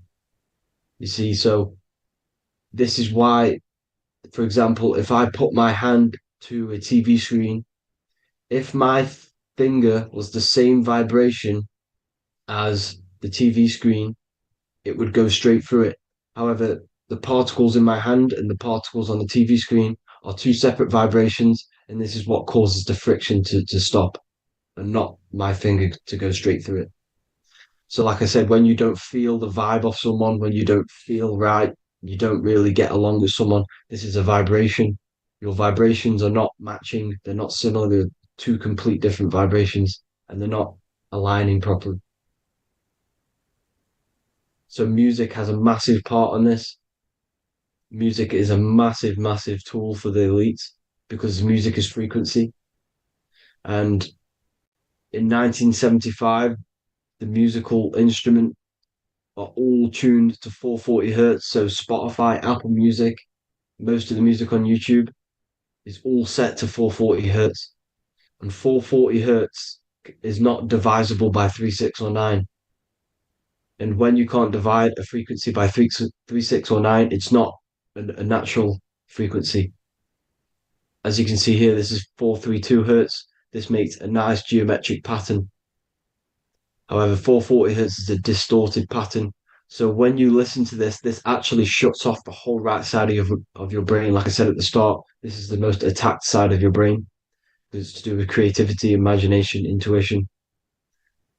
When you listen to 440 hertz, it shuts off the whole right side of your brain. And obviously shutting off all of these forms of your brain. Music is a very, very powerful tool for the elites because it's the only thing which can enter your soul or your ears without consent, your body without consent. Everything else has to be through consent. You choose whether to eat something, you choose whether to drink something, but frequency, you're going to hear it no matter what. This is why it's so powerful. And music influences the body in many different ways. It's the most powerful imitator of everything. It directly affects all listeners.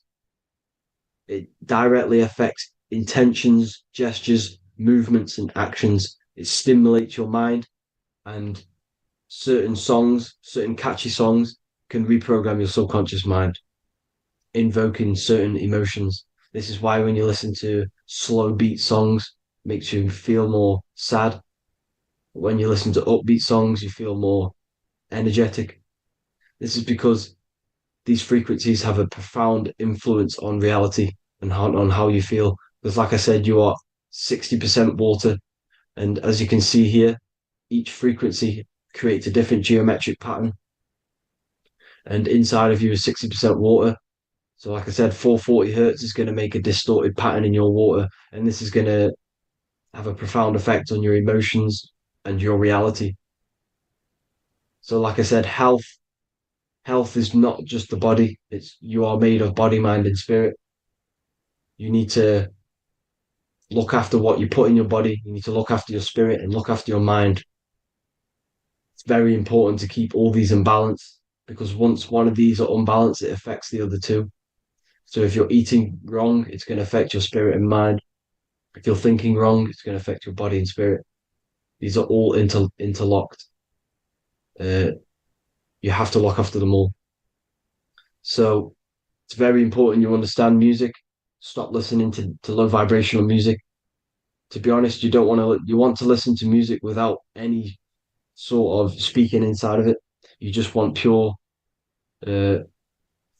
frequencies, which are the solfeggio scale, like one of these, for example, 432, 528 hertz. These are all good frequencies. It's called the solfeggio scale. And these frequencies make you more in tune with nature. 528 hertz is what the earth vibrates at. So it's very important. And the Rockefellers are the one who changed this to 440 hertz. The Rockefellers, one of the elite families. So if you want to manipulate reality, it's very important to have your chakras aligned and having a high vibration, because the higher your vibration, the more powerful your words and your intentions are on reality. So the lower your vibration, the harder it is to affect reality because you're on a lower state of consciousness. Like I said, you have the mental, astral, etheric, and physical. Everything is a product of the one above. As above, so below. This is what Hermes Trismegistus was saying in the Egyptian days. This is where it comes from. As above, so below. If you affect above, it directly affects below. So, like I said, meditation helps on this, helps align your chakras. Think positive, feel positive. Like I said, your feelings are magnetic, your thoughts are electric. So once you combine these two together, you're then creating an electromagnetic frequency. And that will have profound effect on reality. So the law of cause and effect. So the law of cause and effect. Every effect has the root cause. Like I said, your mind is the root cause of everything. Every decision you make is having a different effect on reality. Everything happens for a reason due to the root cause, which is your mind. You choose everything that happens in your life. Okay? So it's very important you understand this and you constantly make the right decisions, the good decisions to have good effects on your reality. You have to be very conscious of this law because nothing escapes this law. This is the law of all consciousness. So think about it. Imagine a massive ball of consciousness. However, off this ball are different sparks, and each one of these sparks are in each and everyone's body. This spark is governed by these laws, the law of cause and effect, the law of correspondence, the seven hermetic principles. It's very important to understand this because this mass ball of consciousness is what is obeying these laws. And everyone has this spark of consciousness inside their third eye. And like I said, everyone is the same consciousness. This is why if you do bad onto someone else, that will directly affect your reality. So if you hurt someone, it's going to come back to you in one way or another because you are that same consciousness. This is like a mirror reality, as within, so without. Whatever you feel on the inside, you're gonna see that on the outside. You're gonna experience that reality, whatever you've impressed. So there's different ways to bend reality to your will. This is kind of a sort of magic. So obviously you have black magic, which is manipulating reality to harm and influence others, or to be very selfish. And yeah, then you have white magic, which is manipulating reality for the good of humanity. So you do have to be very careful with your intentions, people, when you're trying to manipulate reality, because this is nothing to be played with. If you are manipulating reality for the wrong reason, it's going to come and bite you in the ass in some way or another. Because everything is balanced. Everything balances out in this reality. Nothing escapes the laws. Not one thing escapes the laws. So if you're stealing from yourself because it's just going to come back in one way or another. Inside of everyone's heart, you know whether you're doing good or wrong. You can feel it when you do something wrong. You can feel it when you do something good. The heart is the center of the Taurus field. It's balance. And this is why you say follow your heart, because it's the center of the Taurus field. It's very important to listen to this inner voice inside of you because that is telling you the right things to do, the good decisions to make. And when you keep following that voice, that good voice inside of you, it takes you to your life path. Very important to follow that voice. However, don't let the ego get in the way of it. Don't care what your friends are going to say. It's very important to understand this. So you have different ways of manipulating reality. You have sigil magic. This is where you create your own sigil or symbol. You create your own sigil and symbol, and then you charge it. You behind that symbol you have an intention. So, for example, if you want to manifest wealth, you create a sigil which represents what you want. You create that sigil, you draw it out, you charge it because wherever your attention goes, energy flows. So whatever your attention is, you're sending energy that way. So what you do with your eyes and your hands, you place attention on the sigil. Imagine that it's glowing. Imagine that you're sending energy to the sigil, and then you burn the piece of paper once you've done this. And then after this, you meditate on that symbol. You constantly think about that symbol because that symbol is the frequency, is the thing that you want to manifest. So that's one way. Or you can just meditate on your reality. So imagine yourself having already what you have. This is what they call a mindset. You must set your mind to the frequency what you want to manifest. Okay. So if you want to manifest wealth, for example, imagine yourself being wealthy. What would it feel like? What would you be doing? Imagine a scene in your mind. Constantly do this, and you're putting out that frequency. Like I said, you must think because the thoughts are electric, and then you must feel, which is magnetic. Together, this creates an electromagnetic frequency, and this is how you attract things to you. You will attract the certain people to come in your life to bend reality to your will. Okay. Or you've got mirror magic. Stare yourself in the mirror because a mirror reflects light. It also reflects energy. So you've got to be very careful with what you say to a mirror. You've got to be very, very, very careful because whatever you send into that mirror is directly sent straight back to you. So if you're thinking negative, you're sending negative energy back straight to you, and that's going to have an effect on your reality. Affirmations are very important because your words are frequency. Your words are vibrations, and each word you say has a certain frequency. If it's positively charged, it's going to affect you positively. If it's negatively charged, because like I say, your brain and your mind is like the director of energy. That's what your brain is.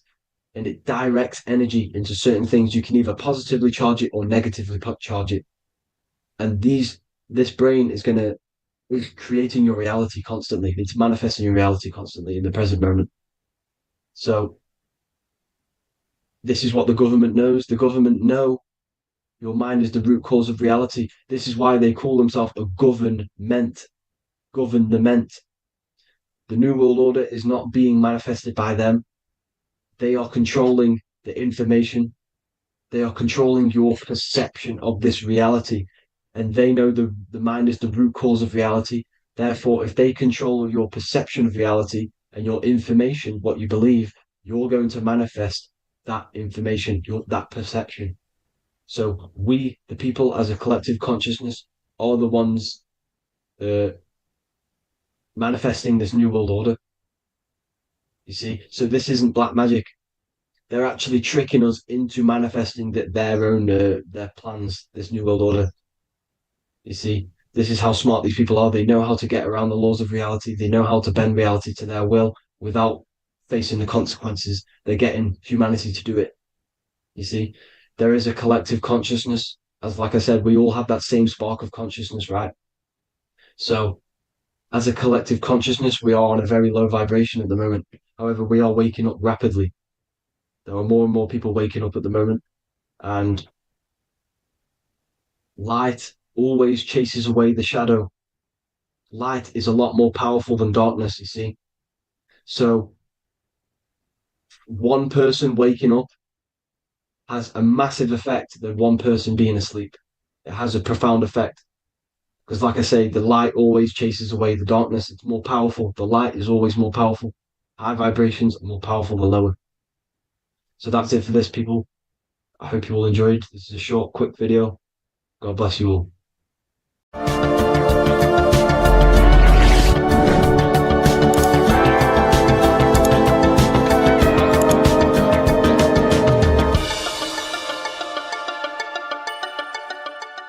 Welcome to Revival of Wisdom. What is good, people, is Revival of Wisdom. We're back with another video. Today we're going to be talking about the importance of Saturn and the occult. Let's jump straight into this. So Saturn is the god of the earth, right? It's the time of God, change, destruction, physical matter. He creates and destroys, because the energy of Saturn is the key to crystallization.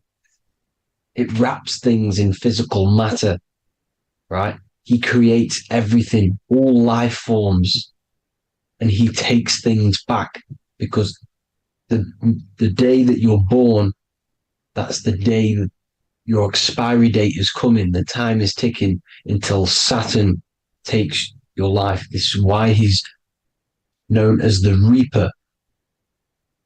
Okay? As he's personified as eating his child here in this ancient Roman painting. As you can see, he's eating the child. We are all children of Saturn, right? He creates physical matter, our physical bodies, right? He's the god of time because he's the slowest moving celestial body. He's the Lord of the Rings, as you can see here. He's the last one on the ring. He's the slowest one moving, okay? So he is the Lord of time, destruction and creation, okay? This is why his name is Saturn, Satan. He's the devil, okay? But I'm not saying Saturn's evil, guys. It's a part of life. Everything lives and dies, right? He's the key to crystallization. Now, as we have the clock here, our god Saturn, or Chronos in Greek, just means time. He's also the god of time, as I've already said. 60 seconds in a minute 60 minutes in an hour, 24 hours in a day. Add 2 plus 4 equals 6. 60 seconds, 60 minutes, 2 plus 4 equals 6. That's 666. Okay. And as you see on the clock, 6 take away 12 equals 6. 7 take away 1 equals 6. 9 take away 3 equals 6. 6 is the number of Saturn. It's associated with Saturn, right? He's the god of time, of justice. Everything goes back to the Reaper in the end. Everything lives and dies. Now, the artwork of him, he's always got the Reaper staff. You see, it's personifying death. Now, when you see this, the Romans were not saying Saturn was a real person, a real god in human form. No, this is personification. This is what the ancients always did. They personified, just like the Bible. It's all personification. So the personifying Saturn eating its children because it eats, it's the Reaper. No one can escape the Reaper. No one can escape death. Now, Saturn is 666, which is in the Bible, the number of the beast, right? The number of the beast, Satan, 666, right? So on the North Pole of Saturn, you have a hexagon which makes a cube, right? Now this hexagon, when you join up all the corners, creates the 6-pointed star known as the Star of David, right? In the Jewish religion.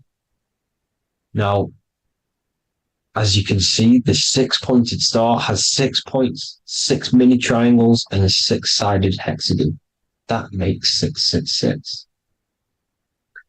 And also, your Saturday is named after Saturn, the 6th planet, the 6th day of the week, and has a 6-sided polygon in its north pole.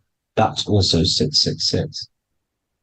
Now, this Star of David, this symbol goes back thousands of years, and it originates from Saturn. It's not the Star of David, right? It originates from Saturn. It symbolizes the physical and spiritual aspect combined into one, which makes us humans, right? Also symbolizes the male and female combined into one. These two sacred energies create the human. We consist of both male and female energy, also known as the Seal of Solomon. And we all know if Solomon was a real person, he talks about communicating with 72 demons. He could apparently in the text, he could communicate with 72 demons, and this is sorcery. This is black magic. Now, this symbol is associated with hexing people. When you place a hex on someone, that is a form of witchcraft, which a hex is just a curse. When you're cursing someone, this is black magic. Now, the black magician would stand in the middle of the symbol and cast his spells onto other people.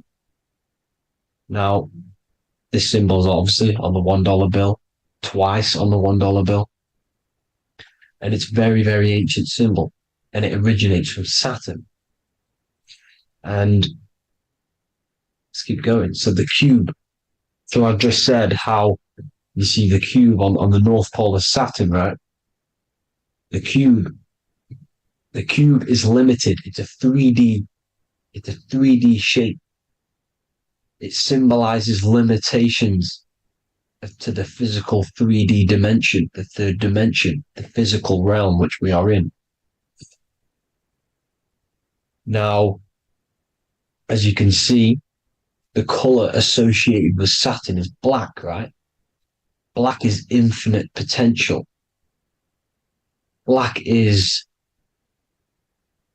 the creation of all things before there was light. Light is born out of blackness, darkness, okay? Now, black is physical matter. And as you can see, the black cube, black symbolizing physical matter, the cube being limited as the physical realm that we are in is limited. It's not like the fourth dimension where everything can exist in a thought. The third dimension is limited, right?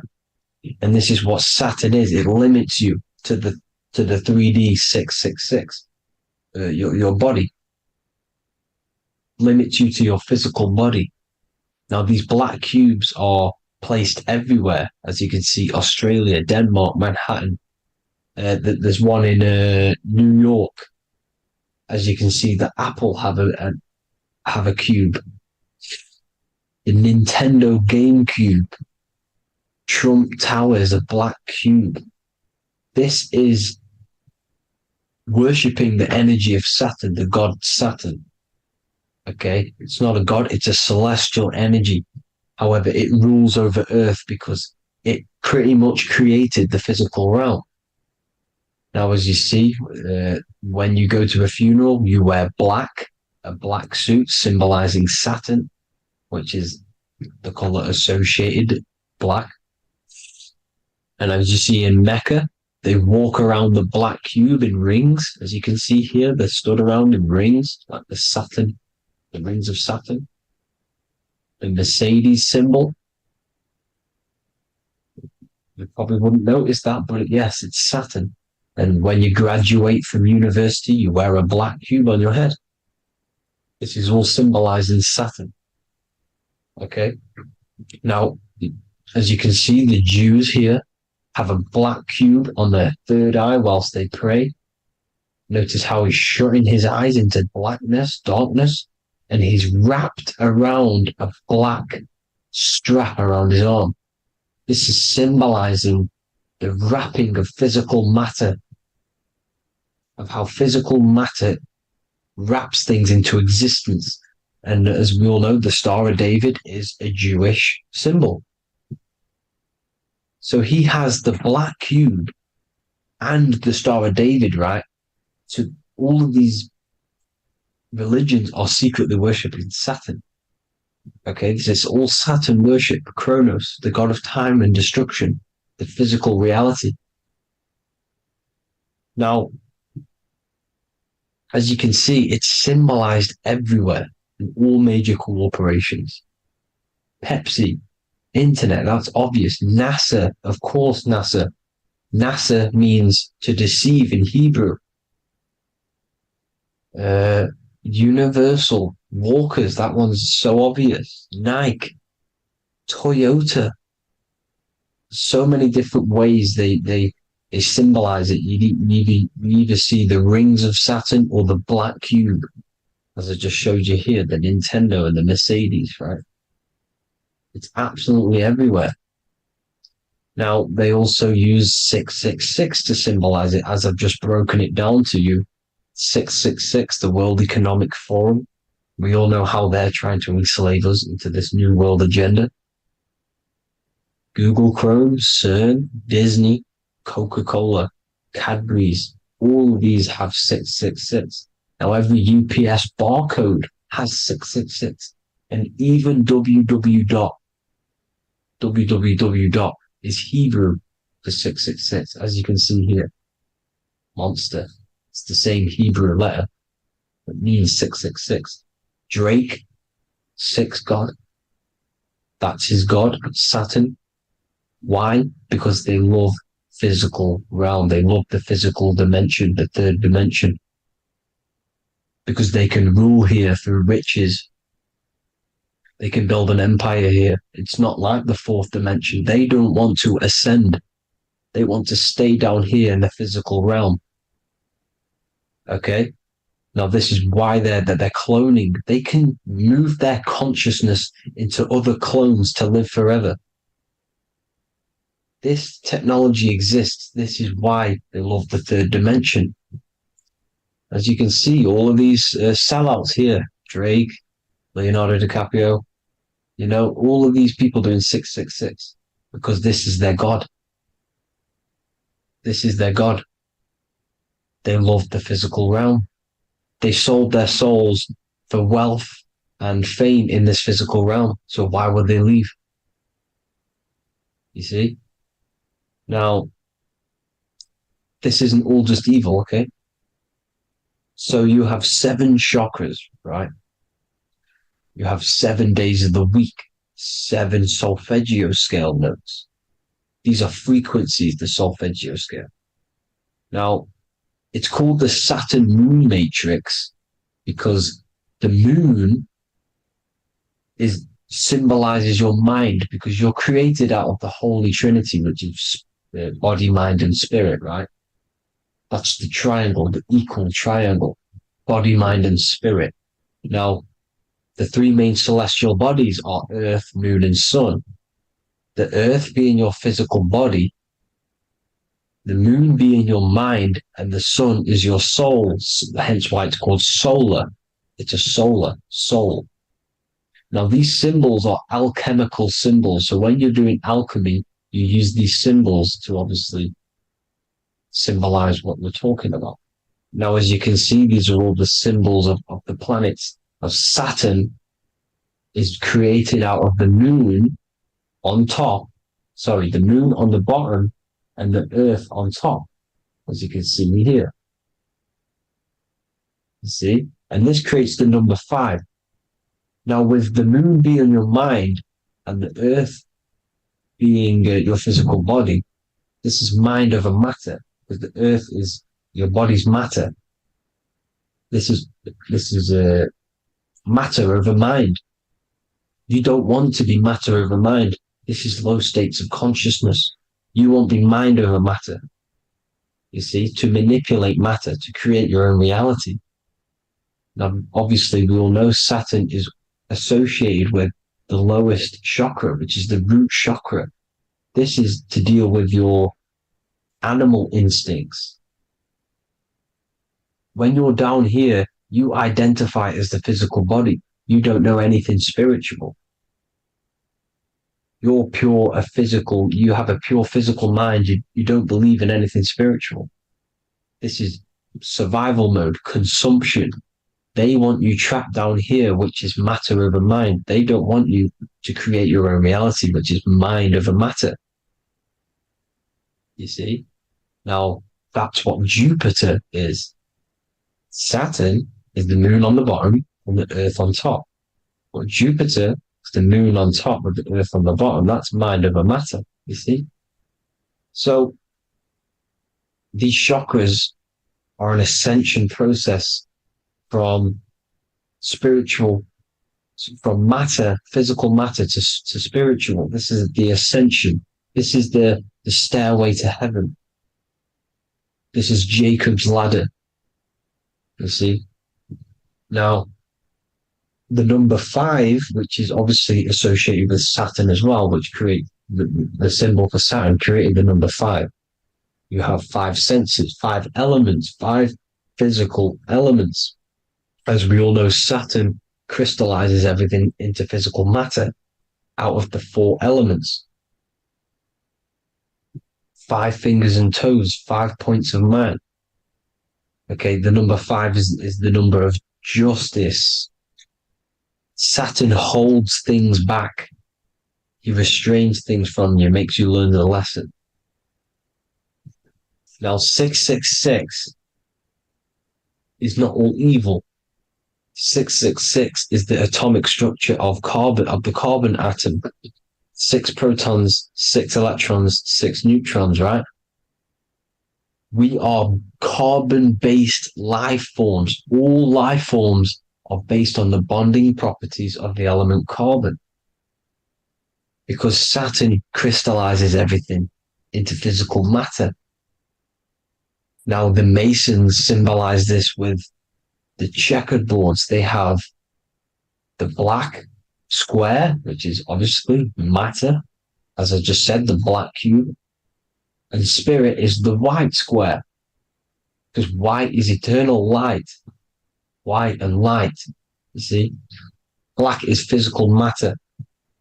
Now, this is what we are. The point of our soul is to transmute from matter to spirit, but these are interchangeable.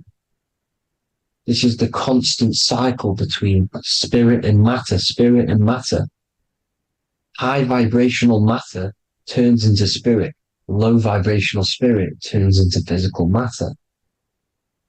You see? Now, we are carbon-based life forms. This is what 666 is, the number of the beast. Well, when I say we, the physical body is the beast. It's the animal. It's the carbon suit to operate in this physical dimension, in this physical realm. See? It's the vehicle used to operate in this physical realm. But your mind isn't from this physical realm, you see? The brain is the physical manifestation of the soul. Okay? So, as you can see here, the spine is an extension of the brain. Everything goes back to the brain. This is literally what your physical body is. You see, this is the nervous system, and everything reports back to the brain, and everything's controlled from this control center. And this spinal column, at the top of the spinal column, is your third eye, which is known as the pineal gland. And this is the seat of consciousness. It's the center of consciousness. That is your true self, pure consciousness. This body is just a physical body. This body is mortal. This body runs out, but your consciousness lives forever. They don't want you knowing this. This is why they keep you down here in your lower chakra. They want you to believe everything is just physical. They don't want you to believe in the spiritual side of reality. Because this way they can manipulate you, right? They want you matter over mind because they know your mind creates reality. They know your mind is the root cause of reality. You manifest your own reality from the inside out. So this is why they control your perception of reality. They control your information in order to manifest their new world order. You, who are ignorant to knowledge and wisdom, you who are ignorant are manifesting their agenda because you accept their information and their perception of this reality. Now, this is why they tell you the globe model, the heliocentric model, to trap you into physical matter. Now, if you understood about this true form of this realm, you'd understand that there's a spiritual side behind everything. The spiritual side, something has to exist. The root cause of reality is higher planes of existence. It happens in the mind before it happens on the physical plane. You see? They don't want you knowing this. They want you matter over mind, which is the symbol for Saturn. Moon over Earth. The Holy Trinity.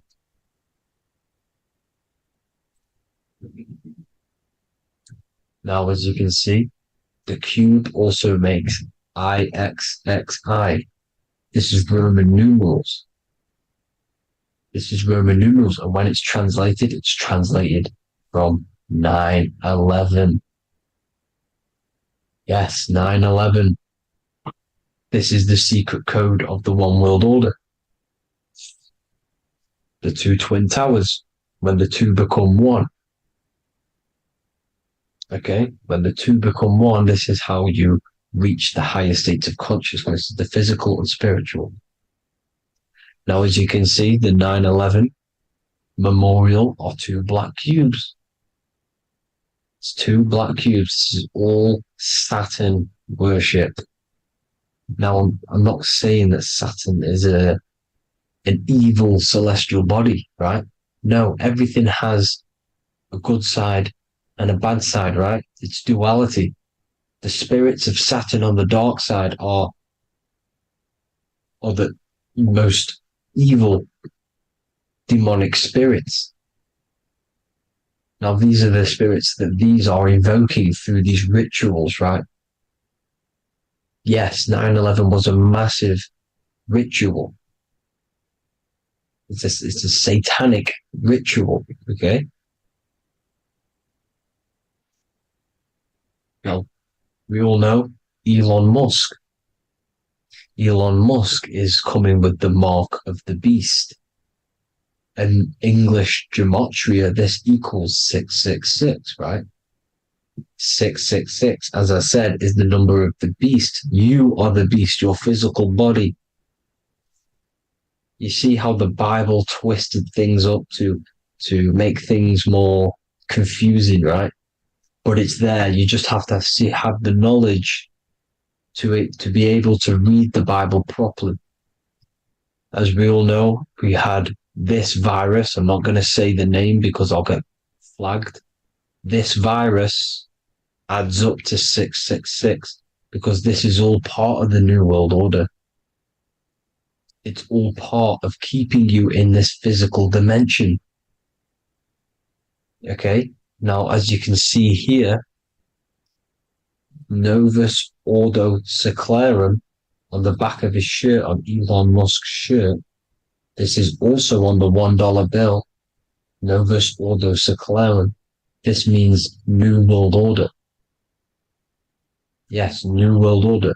This is on the back of Elon Musk's shirt.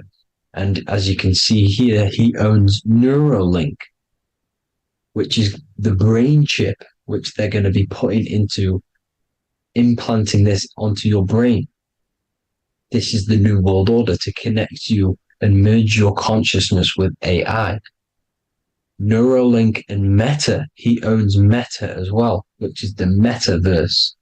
These are going to be linked in, hence why they have the same symbol, but just in a different format. It's the infinity symbol.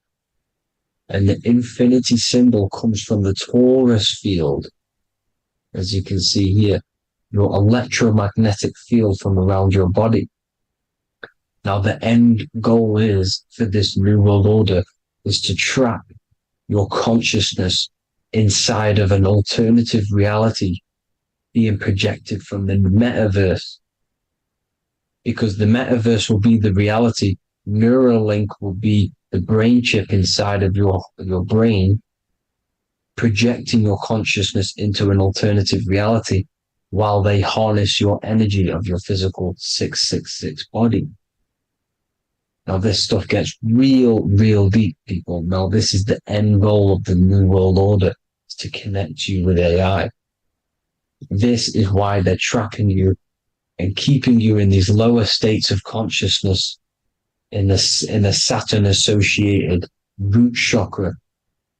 So you don't find out about the spiritual side of reality, because if you knew the truth of this reality, you wouldn't connect to AI. You see, you have the power within you to travel to other worlds, the astral plane, for example. You travel to different worlds when you are sleeping. Okay? They want you to know it's just a dream. However, their end goal is to trap your consciousness and feed off your energy, spiritually and physically. Okay? I don't know why these people are just pure evil. As I said, evil love bondage. They love the physical dimension. They don't want to ascend to other realms. These evil love the third dimension. This is why evil spirits will inhabit bodies, exorcisms, because they miss being in the physical realm. They miss it. Evil love bondage. So this is why they're cloning and putting their consciousness in clones to stay in this third dimension, to stay as further away from the source as possible. Okay? This is why they're doing it. And this is how it's all linked in. So I hope you all enjoyed this video. Hope you gained some wisdom. Please feel free to join the Telegram. And please leave a like and a subscribe. Thank you all, people. God bless.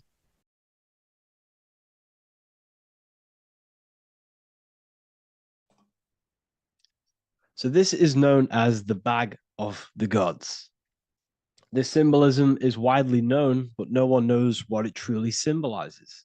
We see this in ancient Sumerian artwork. We see this in the Mayans' artwork. We always see this bag with the gods. What does this actually represent?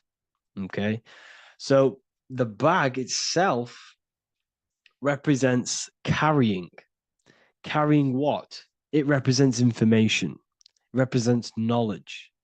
Your mind is the carrier of the information. So, this is why in his left hand, he carries the bag, and the right hand has the pine cone. This represents carrying of information. Why is it a bag? A bag can be passed on to someone else. The information can be taught to someone else. This is the information of activation of the pineal gland or higher consciousness of humans. Because as humans, we all possess an animal nature, the nature that tells us to eat, to steal, to gain material wealth, to survive, to hate. This is our animal self. This is our animal behavior. But we also have a divine nature of consciousness, which we have access to, the higher planes of consciousness, the planes that manipulate this material world and create all things in this material world. The human mind has access to. The animal does not. The animal has no idea he exists. The animal has no inner dialogue, but humans have the inner dialogue. Humans can create infinitely. We can expand our minds infinitely into new realms of thought. So we have this higher divine nature and a lower nature. This bag of the gods is basically just representing the knowledge they possess of higher consciousness, of the higher aspect of life. Okay? Which is the activation of the pineal. The pine cone. The pine cone is in his right hand. The right represents wisdom. The left represents intellect, knowledge. Knowledge and wisdom are two separate things. Wisdom is applied knowledge. It's a feminine aspect. Knowledge is just gained information that you know, which is masculine. So in his right hand, he holds the pine cone. The pine cone can be opened and shut. The shut pine cone represents the asleep human being, the human being that exists in his lower nature, that just basically survives, lives on eating, consumption, material lust, living in chaos with his emotions, living in a place of hell. This is the animal nature. Then we have the awakened human, the one who has consciousness of himself, the one who looks within himself, the one who knows there is more to him when he looks in the mirror. He is far more than just the physical body. He is a divine spiritual being, a divine being who has limitless potential of creation into the material plane. So this represents the awakened. This represents the asleep. This is why he carries the pine cone in his right hand. It represents applied knowledge. This is the information. This is the intellect he possesses. And this is the applied knowledge of the awakening, of activation of the pineal gland. Because remember, the pineal gland is not your consciousness. The pineals, the same root word. Pine cones were always symbolizing the state of consciousness one was living in, whether he was asleep or awake. We see this at the Vatican. We see the pine cone over the two pillars. This is the two pillars of Freemasonry, and the dome. This is the Royal Arch of Freemasonry. This represents your head.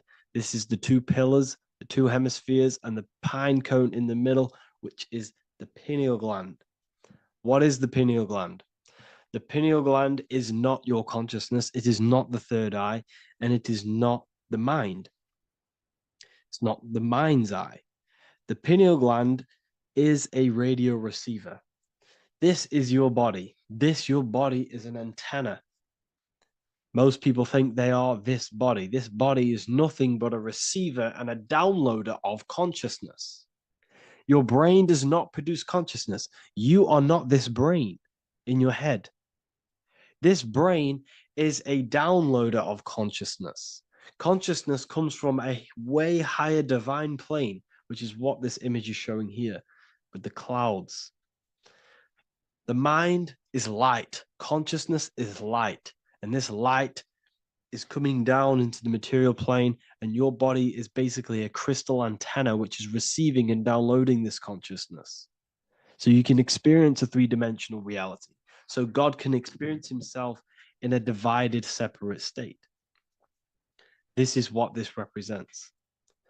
Now, the pineal gland can be activated, okay, and stimulated, because the pineal gland has physioluminescent crystalline jagged shaped cells on it. And obviously these are crystals. Crystals are on your pineal gland. And what do crystals do? Radios use crystals. Your phone uses crystals. They tell you that crystals are woo-woo and pseudoscience because they don't want you to know the power of crystals. Your body is basically a giant crystal. Your pineal gland is a radio receiver for your consciousness. So if they can ruin your pineal gland and damage it, this will damage your connection to the divine, to your true self, to consciousness, to God, whatever you want to call it, the source. There is all one source consciousness, and we're all collectively connected to it. And this is our connection. This is our antenna. So what a radio does, a radio has an antenna, and the frequencies are all around us because all the radios are playing in your ear right now. But what the antenna of a radio does is tune into a specific frequency to pick up that frequency and play that frequency. It's the same with your consciousness. You're all a fraction of God's consciousness. So that is essentially what we are looking at here. We're seeing knowledge, intellect in the left hand, and applied knowledge, activation of waking up to higher consciousness, to the higher human form. Because we can reach beyond our physical form. We can turn our animal self into a divine being, into one of these so-called gods. These gods are nothing but human beings. The Anunnaki were not gods. They didn't come from the sky. These are normal, regular human beings who activated their higher consciousness. This is what we have here. This represents spirit. Birds represent spirit. So do we have any questions? I'll take some questions now. That was just a short lecture on what that symbol truly means. Okay, so if we have any questions, feel free to go ahead and ask some questions. Anything that you don't understand, anything that you want to know. Okay.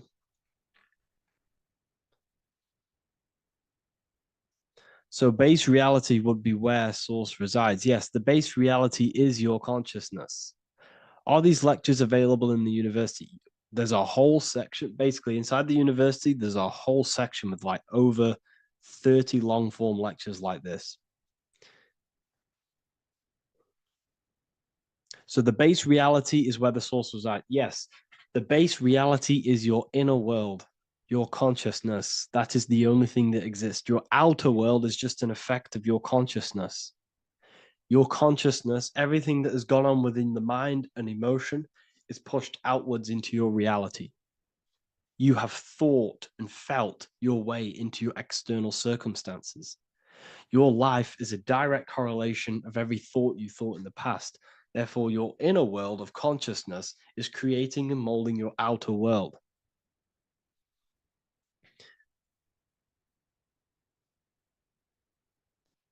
The best way to keep connection consistent, the best way to keep your connection to the divine or the higher planes of consciousness is through meditation and through imagination. Imagination is the fourth dimension. It is the astral plane. That screen that you have in your mind is not a physical screen. That is the divine plane of the astral. And this is essentially where all objects of this material world comes from. The phone that you are holding, the laptop you're watching this on, whatever you're doing, every single object you see in your room that you are in right now began inside of the plane of imagination. This is not a physical plane. This is a metaphysical plane that you have access to. And you have the ability to bring down this plane into physical form. That's what we call manifestation. That's what the ancients called magic. This is what we now call in science metaphysics. It's all the same thing. So yes, you all have access to the divine planes. Unlike animals, this is why humans are so advanced.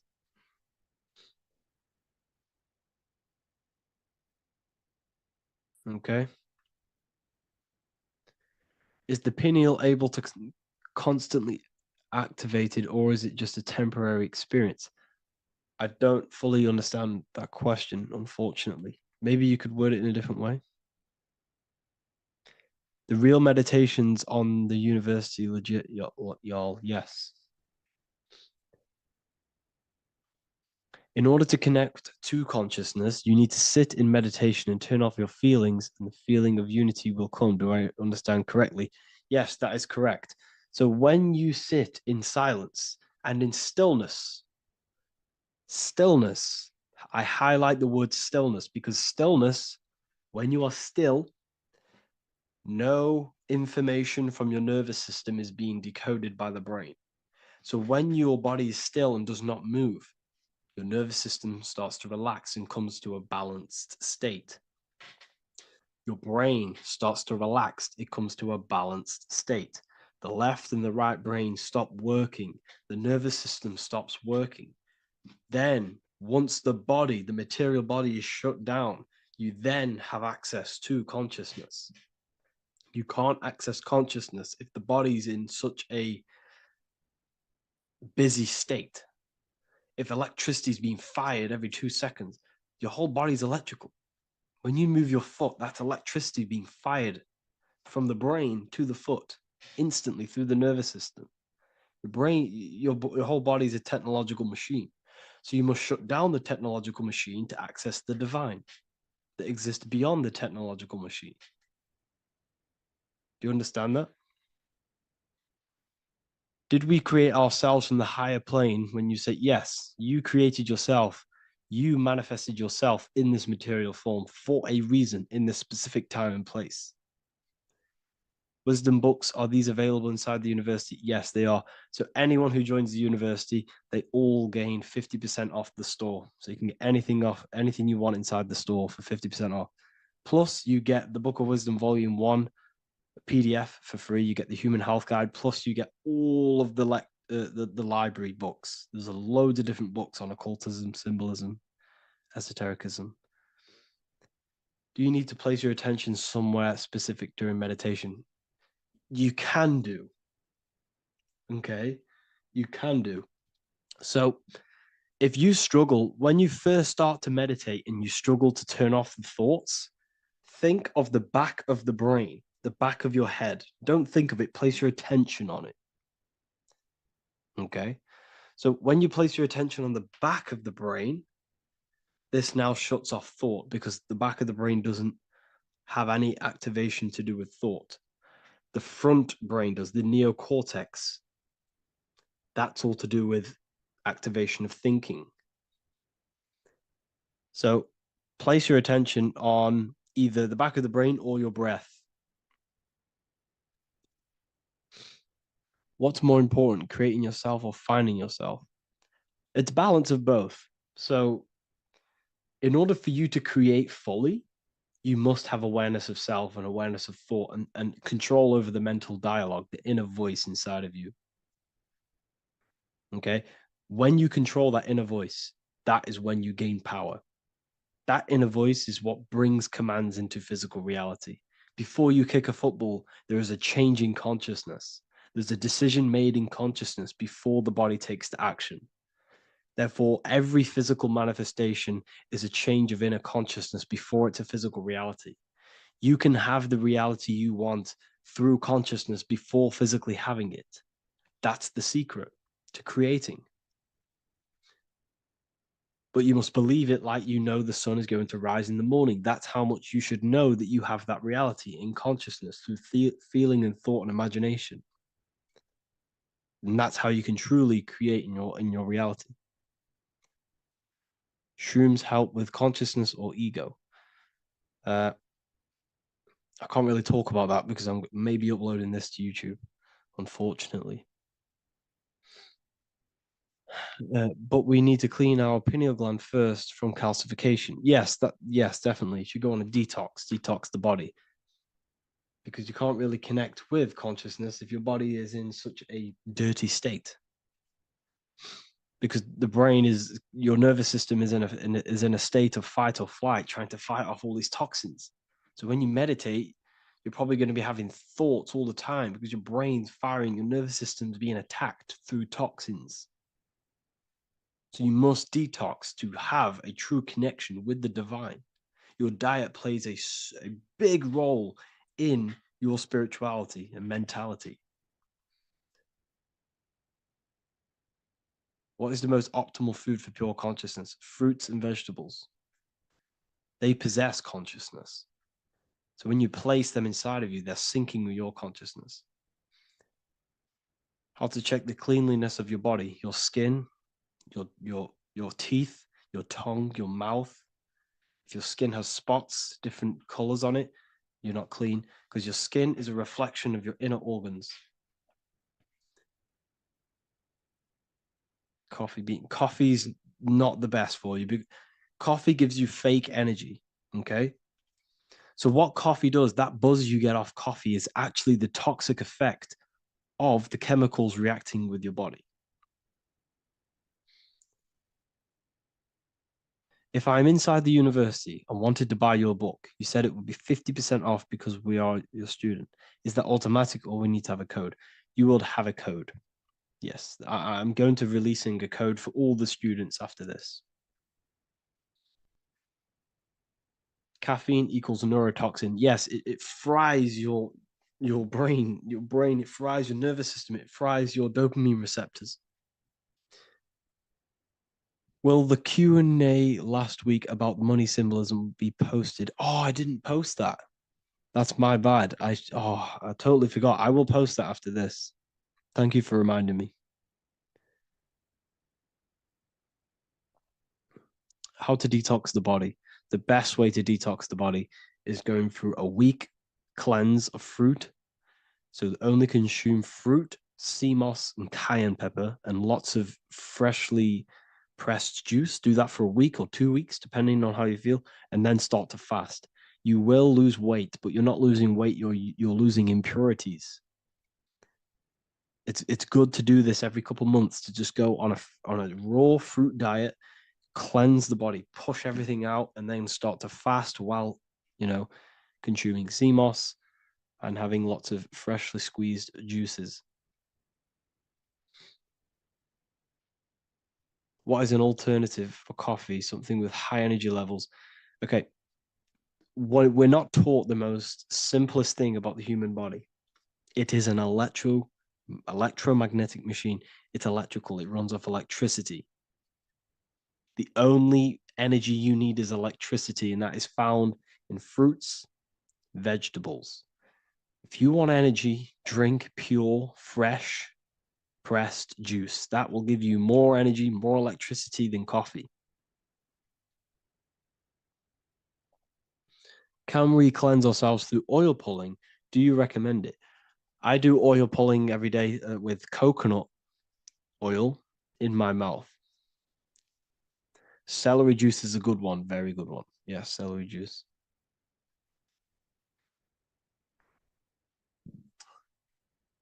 Any more questions? What kind of music do you listen to when lifting? For me, rap, hip hop push me work harder, but I know it's terrible for my subconscious. Yes, very. At least you're aware of it. You should be definitely try and stay away from the hip hop music. Try and stay away from anything that's talking about anything negative, because it's all programming your subconscious. And your belief system is your reality, people. Your belief system is your reality. Okay? So look after your subconscious. That's what's controlling your actions. 90% of your actions on a daily basis are controlled through your subconscious beliefs. Okay? I listen to a lot of Pastel Ghost. I listen to a lot of let me get my playlist up. It's all like background music for TikTok. Do you know what I mean? Like Pastel Ghost. That's mainly what I listen to. That sort of music. I don't know what it's kind of called. I don't know what that genre is called. Does anyone know what that genre is actually called? Because there's not much words in it. The reason I listen to it is because there's not much words in it. And, you know, it helps the subconscious. And I just love that music.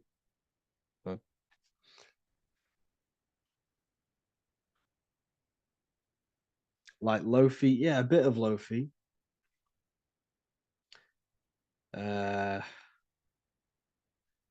Most people won't even know this type of music.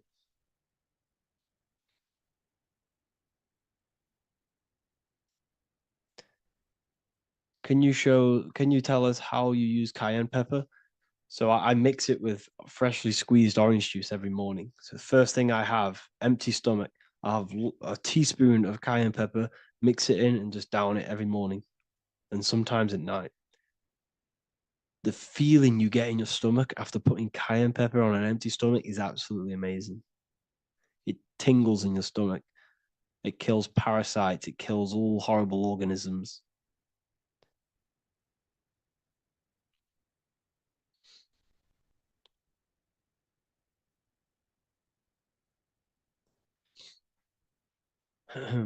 Mix it with hot water. Yes, hot water and key lime water. That I bet that's powerful. If you mixed warm water with key lime with cayenne pepper in first thing in the morning, I can imagine how powerful that is. I've never done that, but I'm going to try that. Do you use sea salt? I don't know what to think about sea salt, to be honest. I try and stay away from it. I don't know whether it's good, don't know whether it's bad. I'm kind of mixed on it. Mixed information. You know, I've heard people have benefits. I've heard other people say stay away from it. So I don't know. I just stay away from it. Just I'm not too sure on it.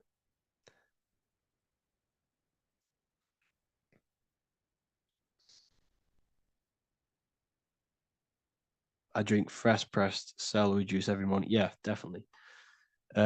Is there any chance we could like move to like esoteric occult questions? The only reason I say that is because I might be posting this to YouTube, so it's like I don't want them thinking I'm giving health advice because I'm not. This is what I do. I'm not giving anyone medical advice. This is what I would do to myself. Because I can probably get in trouble for that. So the subconscious is the all-knowing. It is the all-seeing eye. The subconscious knows everything. Your conscious mind does not. Your subconscious knows every single cell in your body. Your subconscious is making your heart beat. It's talking to your heart. It's talking to every organ, every cell in your body is being connected and spoken to by your subconscious mind. It is the all-knowing. The subconscious has access to the astral plane, imagination, the fourth dimension. It has access to the mental plane, thoughts. It has access to the ethereal plane, energy. And has access to your physical body. It's the door. It's the portal. The subconscious is the portal to the divine. You must go through the subconscious in order to access the divine. Any coupon codes for book 2? Yes, inside the university, there will be a 50% off coupon code. Speaking of ancient civilizations, why did they use symbols to give us true knowledge? This is a very, very good question. Very good question indeed. The reason they use symbols is because symbols are their keys. They hide meanings. They hide things. For example, if it was written down, if all of this sacred knowledge that I'm speaking now was written down, it can be easily taken.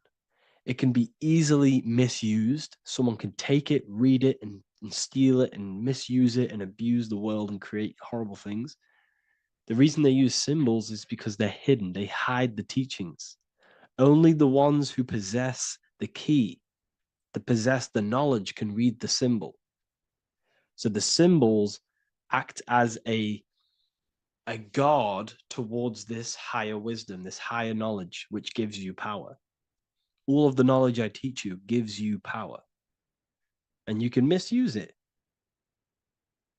You can misuse your imagination. You have no clue, unless you've put this into action, how powerful your inner consciousness is.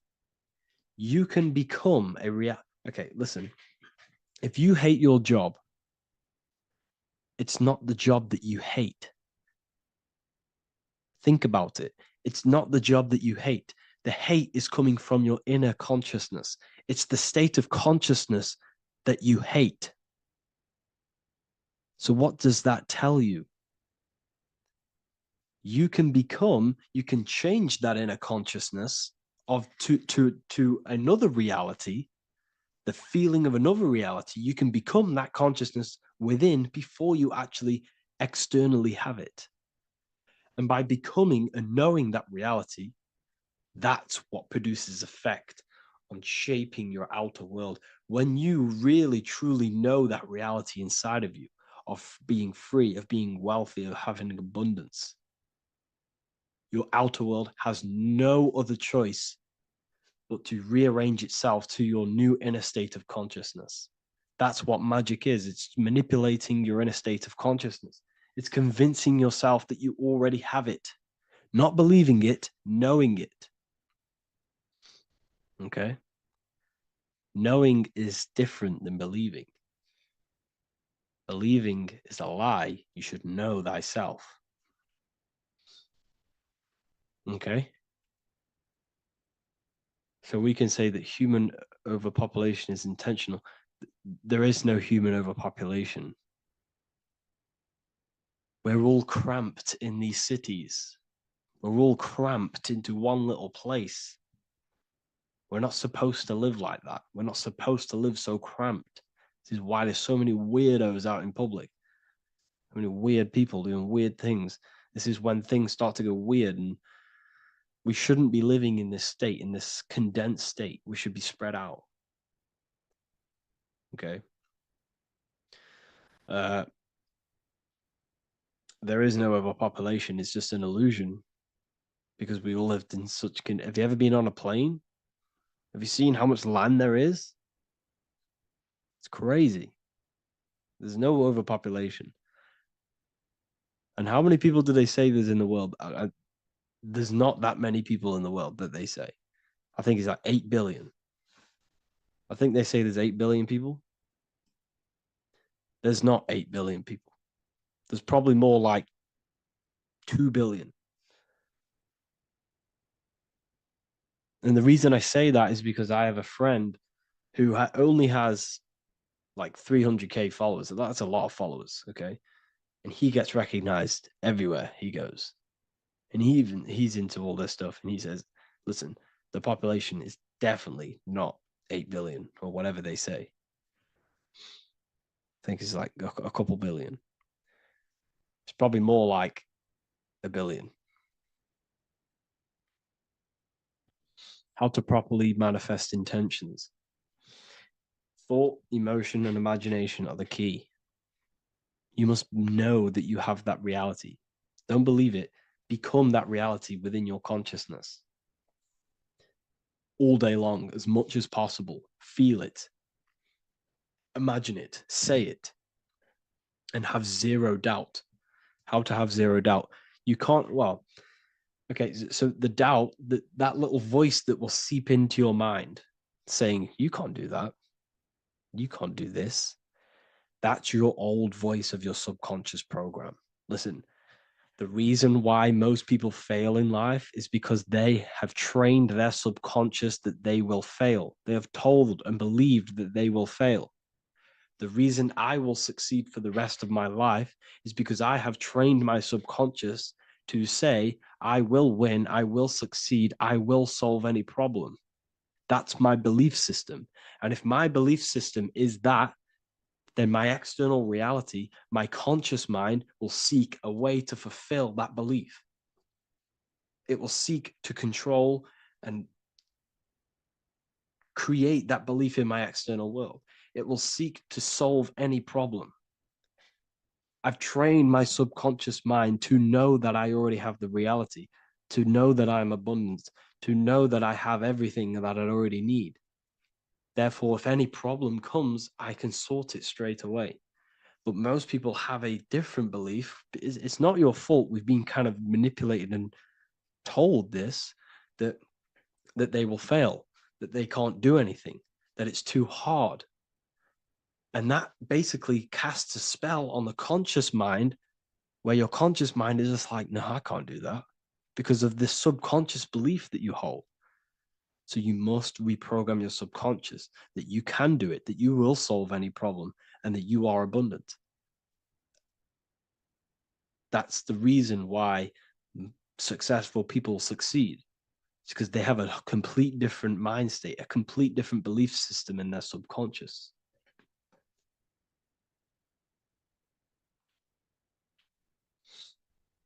Do you offer mentoring? Yes, I do offer mentoring, but it's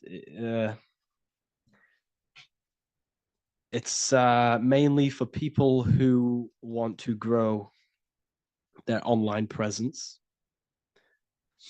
and for the amount of value and transformation that I can place into your life, and the time that, well, the price of my time, it will be a higher price tag, but your life will completely change if you join my mentoring, because I will transmute your life. I will transmute your mind, and I will transmute your whole reality, because I could tell you exactly what you need to do. How to have super genius power pulling information from the source. Okay, so you can do this. I talked about this in Book of Wisdom, Volume 2, if you've read it. This is a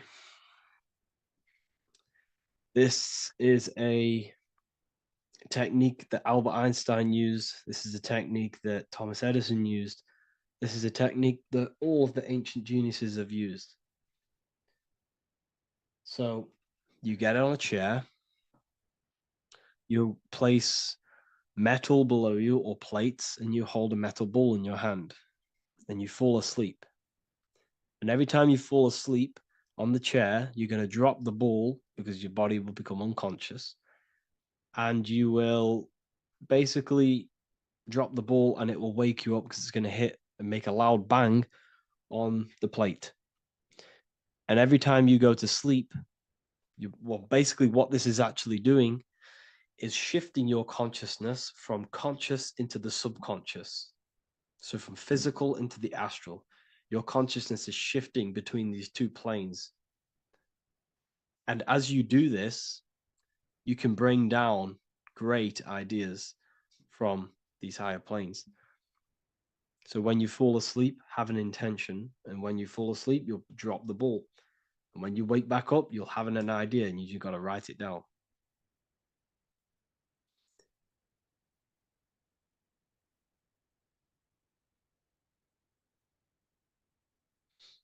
How to balance chakras. Don't focus on balancing your chakras. Focus on the mind. The mind is the cause of the chakras being blocked. If you have a blocked throat chakra, this is a problem in your mind, not the chakra. You see, the chakras are a result of the mind.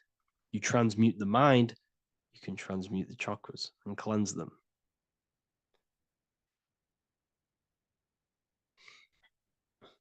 So was Jesus a real man that walked? Okay, so I'm going to tell you something. Like, some of the things that I say in my reels, they are to catch attention. So if I say the first thing on the reel, Jesus never existed, straight away, you see that, it's going to trigger you. It's going to trigger Christians. It's going to trigger people. So yes, I do say things to catch attention. The reason I do that is because I have to in order to catch attention. Maybe there was a Jesus who walked. So in the past, I have said Jesus never existed. Yes, this is to catch attention, to boost the reels, views, and comments and stuff like that. Maybe there was a man who was called Jesus and walked the earth. But listen, he was not the Son of God. You are all the Son of God. Jesus represents an archetype. He represents morals. He represents a way of living that you should embody in your life, not to worship. We shouldn't be worshiping this man. We should be embodying his qualities into our lives so we can become Christ consciousness, so we can live in harmony with our mind, emotions, body, and spirit. Okay? He was not the Son of God. You are all the Son of God. We are all God experiencing himself in a three-dimensional divided form. God is oneness, and he created a divided world so he can experience himself. Why do you quote from the Freemasons oft times? I don't recall me looking at Freemason quotes and quote them. I just simply, when I post a quote, I literally just, whatever comes to my head, I just whack it into Telegram or Twitter. Are dreams tied to your subconscious, and how do you understand them? Okay. Dreams and astral projection are two different things. Astral projection is your soul leaving this plane into the collective consciousness, into the collective mind, the collective astral plane. But dreams are basically the astral plane, but it's your personal astral plane in your personal subconscious. So when you dream, you're entering your own consciousness, you're entering your own subconscious. Every character, every event that happens to you, everything that is said to you, everything that happens to you in your dream is yourself pushed outwards, and you're basically experiencing your own mind. If something scary comes up in your dream, this is your belief, this is something in the back of your mind materializing and coming to you and showing itself to you. So in order to understand your dreams, it's basically suppressed emotions, suppressed thoughts, all lingering in your subconscious materialized. Okay. A few months ago, I'd have concurrent dreams of getting in a car crash that lasted for months. Then one day out of nowhere, I got into a really bad accident, and that low-key bugged me out. I didn't know if my mind was trying to warn me or what. You can explain that. Okay. If you are having dreams about having a car crash, this is a belief. Okay, so let me tell you something. Let's say you're a drug dealer, okay? And you live in fear every single day of the police coming to you. This dealer every day is worried, he's scared, and he lives in fear of the police getting him. He was believing it. This fear, this emotion he was feeling on a regular basis, repetition, and the emotion is basically impressing your subconscious. It's impressed his subconscious that deeply that he now believes it. It's now become a belief. So one day the dealer gets caught and he goes to prison. Let me tell you something. He placed himself there because he created a program, a belief in his subconscious of the police. And his external reality is now in a prison cell. But that prison cell is just an external manifestation of the prison cell of fear he installed in his subconscious mind. The four walls he's now trapped in is just basically an externalization of his own belief system that he created through consciousness, through the subconscious. If you embedded your belief that you will be in a car crash, you will be in a car crash. He placed himself there. He materialized that reality through the thought, through the emotion, through the belief. He put himself there. You see? So if you were having dreams, this was maybe, it could have been anything. You could have watched a program when you were a child about a car crash, and that maybe scared you. Or you saw a car crash when you were very young, and that scared you, and that impressed your subconscious. Then you had a dream about it. Then you started to believe it. And then one day, bang, it happens. That's the power of the subconscious mind. It holds control over you. It holds control over every aspect of your reality, of your being. So, I hope you all enjoyed this live. I'll see you all inside Ethereal University. I'll be posting another lecture this week. And yeah, let me hold on.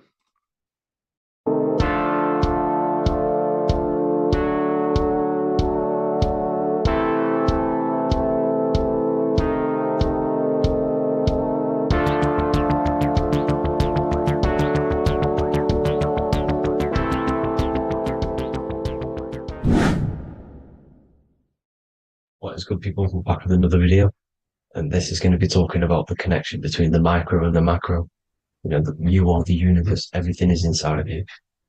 So the first thing you need to understand is that the law of mentalism, we are a thought in the creator's mind, everything's being thought into existence. We have a spark of this mind, this same mind of the creator. And everything is a state of mind. Particles or atoms, whatever you want to call them, are a mental thing. They're a product of the mind. Everything's thought into existence. Thoughts influence everything. Thoughts are energetic effects which send out waves into the quantum field around you.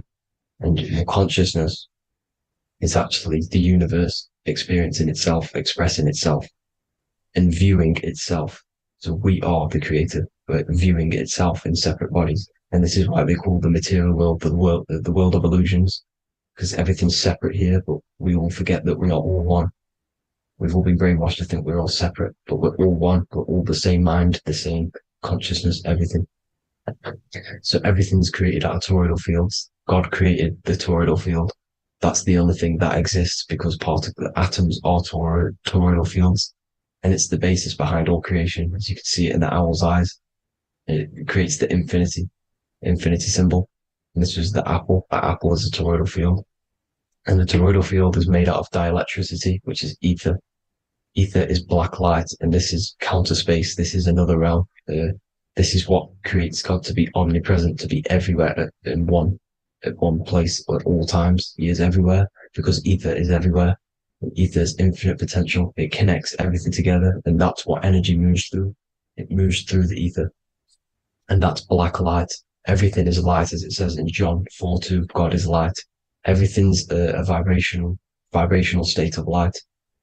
So the Taurus field is made out of dielectricity, ether, black light, magnetism, which is white light, which is the center of the toroidal field. And magnetism radiates, it has no vibration. And then when white light splits, it turns into electricity, which is physical material, and that has a vibration.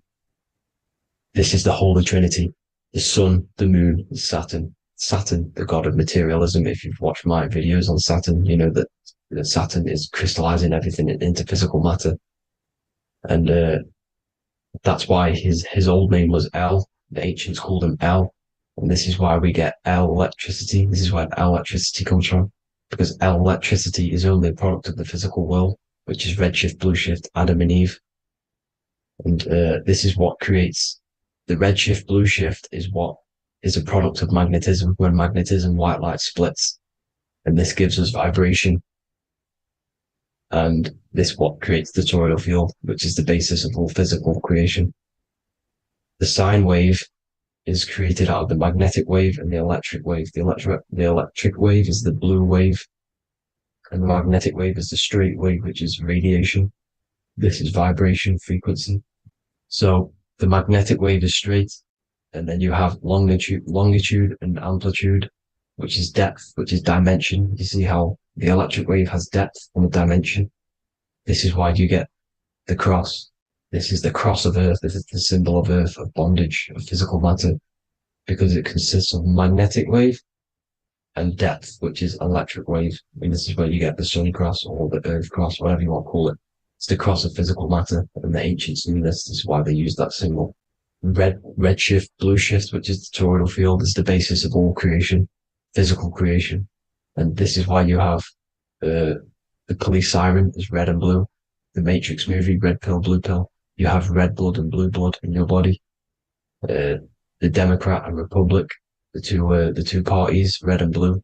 Like your taps on your taps, you have a red and blue tap. One's generative, one's destruction. Fire, destruction, water, generative. So this is the basis of all things. And electric wave has dimension, like I've already said, depth, material, and it's measured in hertz. It's measured in hertz because it hurts you. It decays because the electric wave has a vibration, and vibration always has to go back to a standstill point. This wave cannot go forever, but the magnetic wave will go forever. It's radiation. Magnetic is radiation. It radiates forever. It pulses. But the electric wave will at some point come back to a standstill point, and that's why it hurts. It decays. That's why our physical body decays, because we contain of electricity. This body is an electric body, and it will return back to stillness like a guitar string. If you vibrate a guitar string, you pull it, it will vibrate, make a sound, and then go back to a standstill point. It's the exact same with every single toroidal field within the body. It will decay, and this is why our bodies decay, and everything in creation decays. So we're born into sin, the sin of Eve. The sin of Eve is us biting into the tree of knowledge of good and evil, which is the systems in the body. And the sin of Eve is biting into the sine wave. We bit into the sine wave. The sun moves in a sine wave. Our DNA is a sine wave. Time is a sine wave. Everything in this creation is a sine wave. This is why the dollar bill is a sine wave. Magnetism and electricity and electric waves in one. And this is the sun doing its sine wave, which creates, when you go bowling, it kind of creates that pin that you hit over. That's the pin of the sun. The zodiac sign is a sine wave because the zodiac sign is an expression of the toroidal field, because magnetism unfolds into 12ness. And that's why you have 12 zodiac signs, 12 systems in your body, 12 cranial nerves in your head, in your brain. So if you can imagine this, see where my pointer is. Always starts with Aries. Aries is the head. It's the first thing that's created in the womb. And this is Aries, the ram. And this is why it's called a cerebrum in your brain, which is the first thing that creates when you're in the womb. And what's the element of Aries is fire. Fire is the first element. Fire, first, because it's the first thing on the wheel, the first expression of energy. As you can see here, my pointer, this is the center of the toroidal field. It would go Aries, Virgo, Capricorn, Pisces, Scorpio, Cancer. Then we go back to Libra. Libra would be center. But you see how the toroidal field is the expression of the 12 energies. That's what the constellations are, the energy expressions of the toroidal field. So it would go outwards, starting from Aries here, all the way back to Pisces, which is beyond the bottom half. But Libra would be the center. That's why Libra is the equinox. It's the equinox. Libra is when it goes from summer over to autumn. It's the equal. It starts to transition into the winter side. Equinox, equal, which is Libra. And that's why Libra has the two scales. It's symbolized with the two scales. That's because of, the sun moving over. It's being judged. It's equal now, but then it's going to tip over into the winter. That's why Libra is here, the center of the sine wave. Like I said before, magnetic energy unfolds into 12ness. Magnesium is number 12 on the periodic table. It's the sacred number. And this is why the scientists are trying to, NASA is trying to bring in another constellation to destroy the holy science of astrology. So Aries rules the head, which is Mars. Taurus rules the neck, the lower head. Gemini, the two twins, which is your lungs, your two twins, your arms, two twins. Cancer, the breasts, or the chest area. Leo, the heart, which is the sun, which is fire, the center of the toroidal field. Virgo, the belly, which is the intestines. Libra, the kidneys, the two scales, the kidneys, balancing out everything. Scorpio, the sex organs. Sagittarius, hips and thighs. Capricorn, I've missed that out, which is the kneecaps. Capricorn, kneecap. Aries, which is the ram, which is the cerebrum in your brain. And then Aquarius, the calves and the ankles. And the Pisces, the two fish, the 2 feet. So everything corresponds, as you can see here. This is an ancient way of depicting it, of the folded human. And this is everything. Each constellation rules that part of the body, gives energy to that part of the body, makes you do certain things. So magnetic energy unfolds into 12ness, electricity unfolds into 7s. That's why when you get electric, the light spectrum that we see, it consists of 7 colors.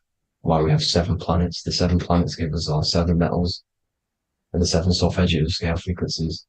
So the rota, this is the rota, and rota is an anagram for Torah, the Torah, which is I think it's the Hebrew Bible. Don't quote me on that, but it's one of the holy books, which is the Torah, the Taurus. Everything goes back to the Taurus field because it's the basis of all creation. So the chief cornerstone, it says in the Bible that the builders rejected the chief cornerstone. The chief cornerstone, you are the builder. You decided to incarnate into the physical world, into the electric world, El, the world of El, Saturn. When you are created in the womb, it takes you 9 months for you to be created. So, for example, if your parents, if you went into the womb here, it'd take you 9 months. So let's say you're born in Scorpio. So you'd go back 9 months, 1, 2, 3, 4, 5, 6, 7, 8, 9. You consist of all of these 9 energies because it takes 9 months or however long you took to be born. Some people are born earlier.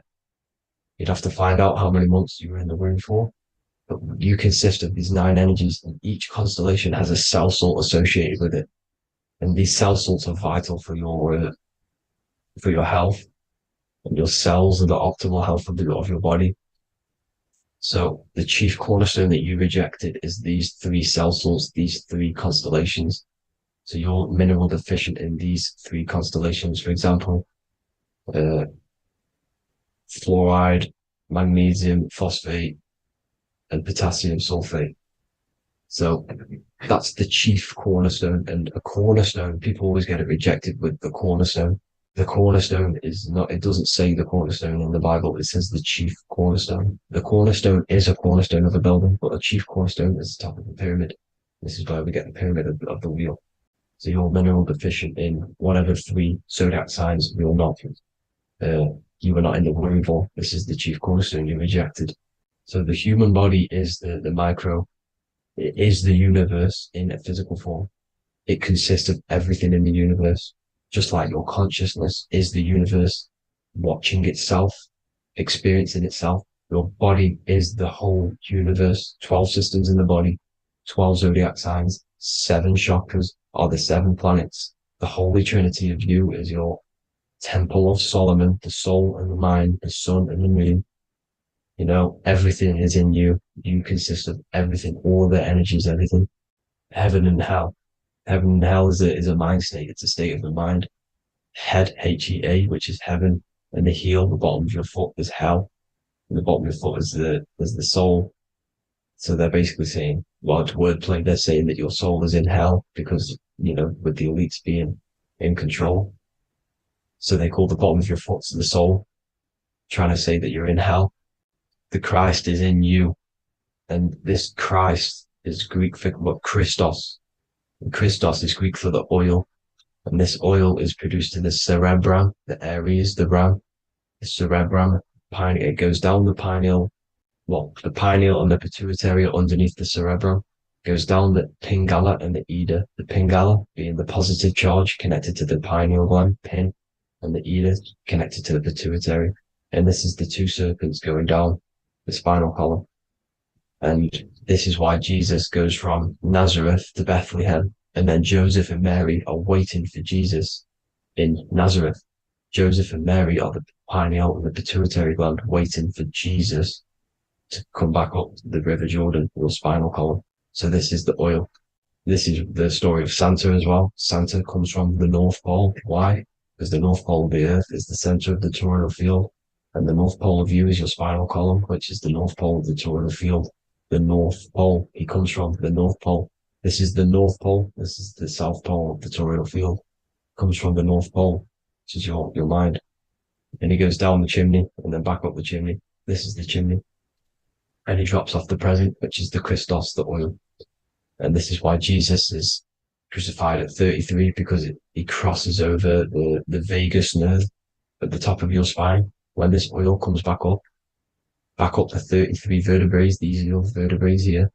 When it goes up to the 33 vertebrae, it gets crucified at 33 because it crosses the vagus nerve, and he's crucified on a cross at 33. This is the story behind Jesus and Santa. The Ark of the Covenant in the Bible is the two hemispheres which cover the vital parts of your mind, the brain side, which is the cerebrum, the pineal, the pituitary, etc. So the two hemispheres are the two angels, the Ark of the Covenant. This is the Ark of the Covenant covering the two vital parts of your brain. So these are the optic thalamus is another part, and it protects the Christ oil, which is inside at the center of the brain. See, the Bible is all a massive metaphor about yourself, because you are the universe. You are a microcosm of the universe. Your consciousness is experiencing itself, and the universe experiencing, and your body is the whole universe.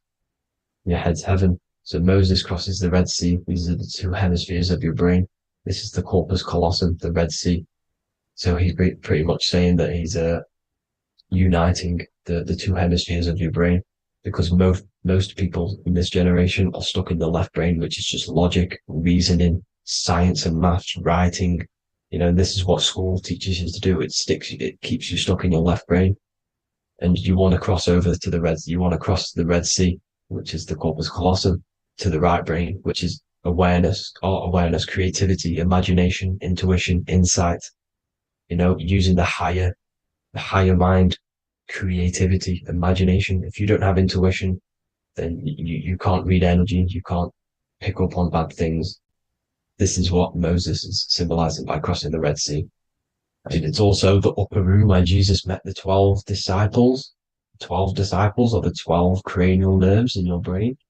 It doesn't just represent the 12 zodiac signs, the 12 disciples. It symbolizes many different things. It's like I said, the universe consists of 12ness.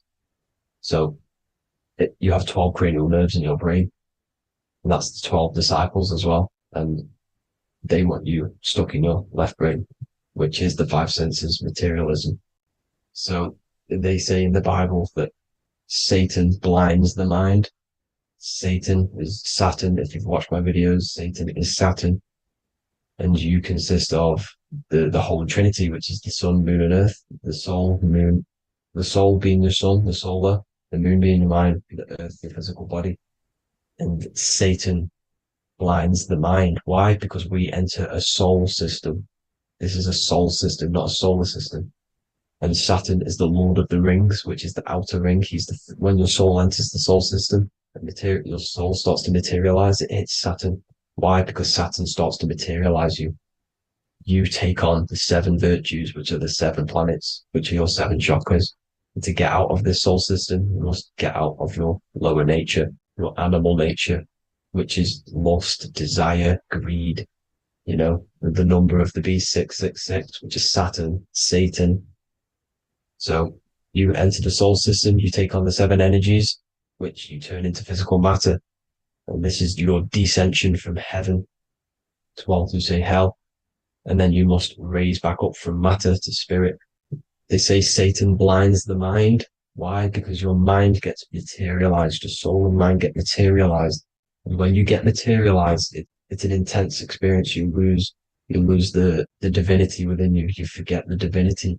So Satan, which is the first planet, the first energy you take on, the material body, he blinds the mind. He makes you forget everything, your divinity, then you must remember, ascend up Jacob's ladder, the 33 vertebrae, to heaven.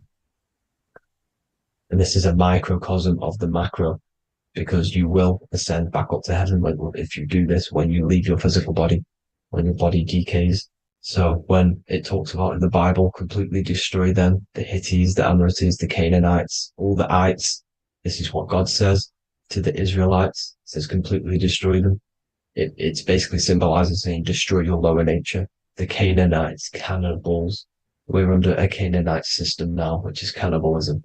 And this is flesh eating, lust, greed, all the demonic stuff, all the lower vibrational stuff, the lower nature, eating, sex, and survival, the lower three chakras.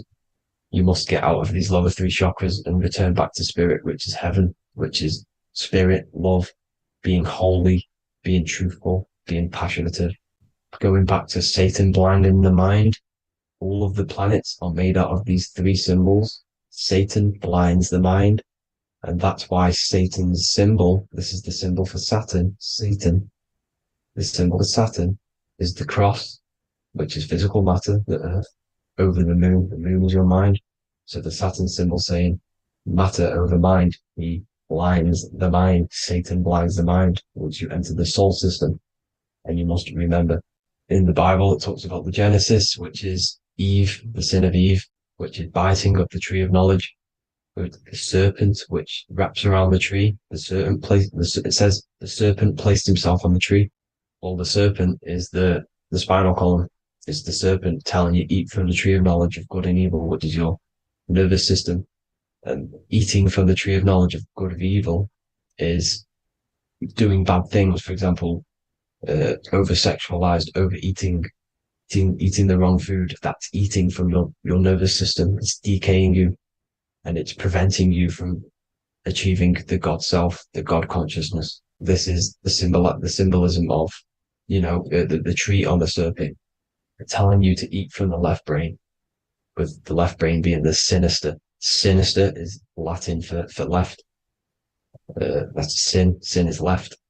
And left is lefty Lucy, Lucifer, right, righteousness, right, God, godly. The tree of knowledge of good and evil, which is your nervous system, because it determines good or bad. That's the only thing you experience in this world is your nervous system. And then the tree of life is the cardiovascular system, and the Garden of Eden is your body. So that's it for this video, people. I hope you've got a greater understanding of how you are the universe and everything is inside of you. Just keep in mind you are the universe experiencing itself, and your body is a reflection of everything. The 12 constellations, the 7 planets, everything's inside of you. This world is an expression from the inside outwards. You can't affect the outside world to manipulate reality. Everything's inside of you. I hope you got a greater understanding of this. God bless.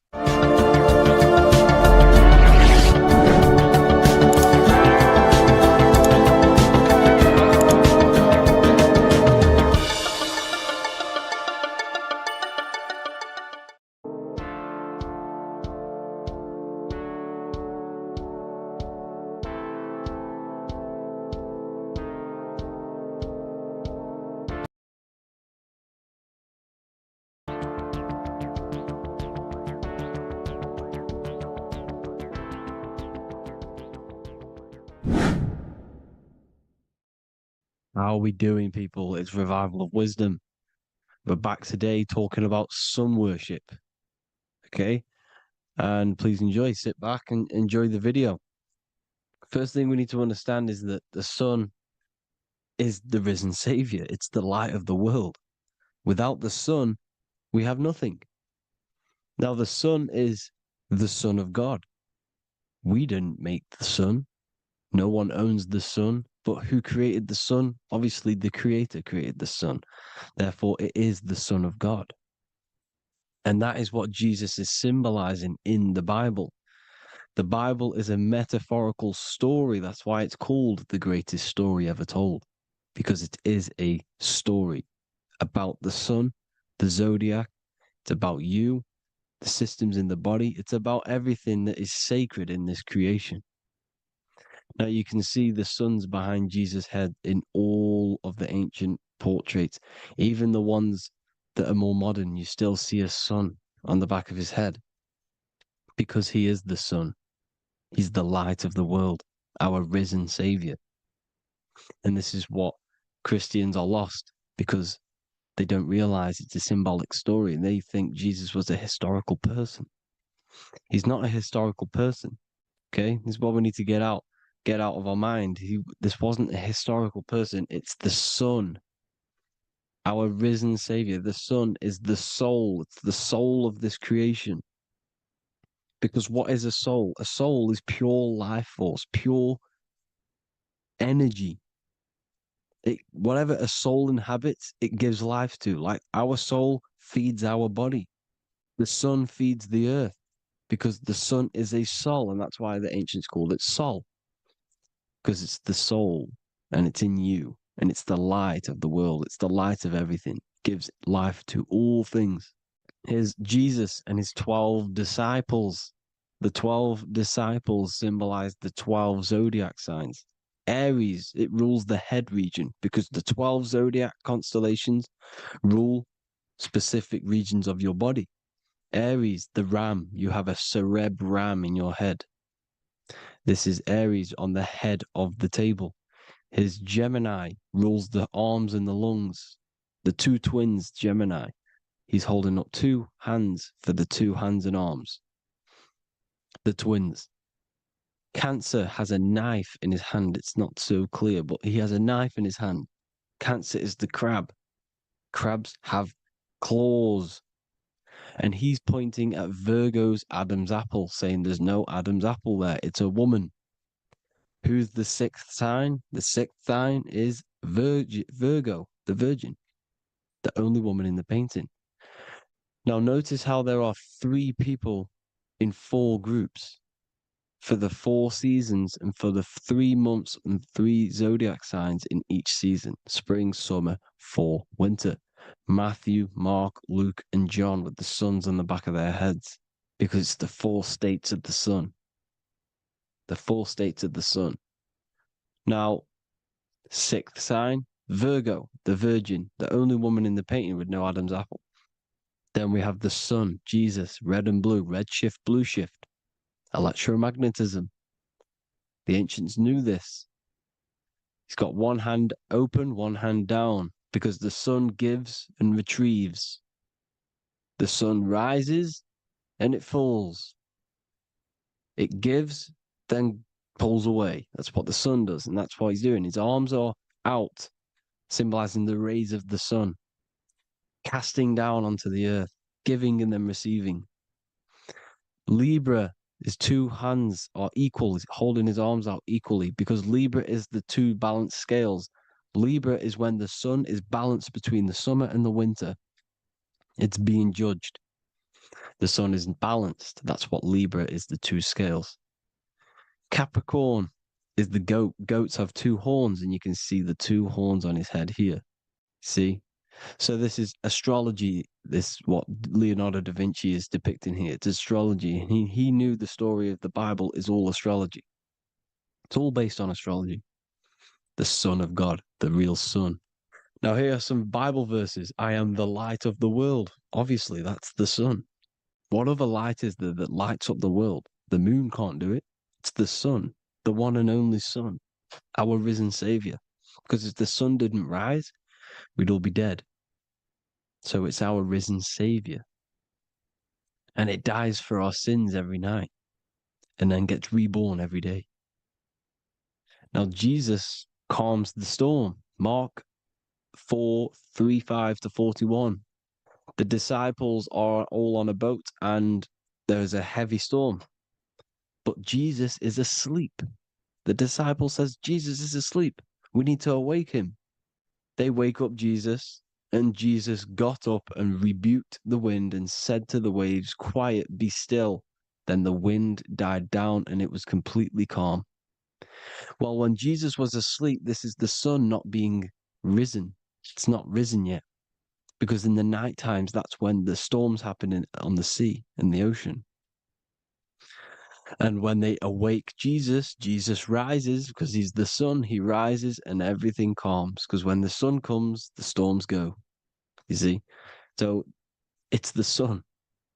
It's all about the sun. Here's another, Luke 22:10. A disciple asked Jesus, when will we know it's the end times? And Jesus says, as you enter the city, a man carrying a jar of water will meet you. Follow him to the house that he enters. Well, this is clearly talking about astrology, the topic that Christians think is satanic, when they don't realize the whole thing's based on astrology. Because the end times is the end of Pisces, which is the two fish, which is the age we've just gone out of. And you can see all these ancient churches here with two fishes, because they knew it was the age of Pisces. There's an ancient photo, ancient artwork with the two fish, Pisces. And the end times, as it talks about in the Bible, and Christians think the world's going to end or something. But no, it's just the end of Pisces. As you enter the city, a man carrying a jar will meet you. Follow him to the house. The house is the zodiac sign that he enters. And the zodiac sign is Aquarius, because that's what it is, a man carrying the water. We know this is astrology because a woman, that is a woman's job in the ancient times. In the ancient times, the woman used to get the water. You would never see a man collecting water back then. That was the woman's job, whilst the man builds the houses, for example. You see, so we know it's talking about astrology because astrology is the man holding the bucket of water. It's the end of Pisces. Now we are in Aquarius. And of course, Luke 24:36, the risen Savior, the Son. Now, the Sun is also born on the 25th of December, a virgin, just like Horus, Mithra, Buddha, Krishna, Hermes, and thousands of other gods, all born on the 25th of December. Well, it's because the sun moves 1 degree northward on the 25th of December. And on the 22nd to the 24th, it stays in the same degree because it's moving south.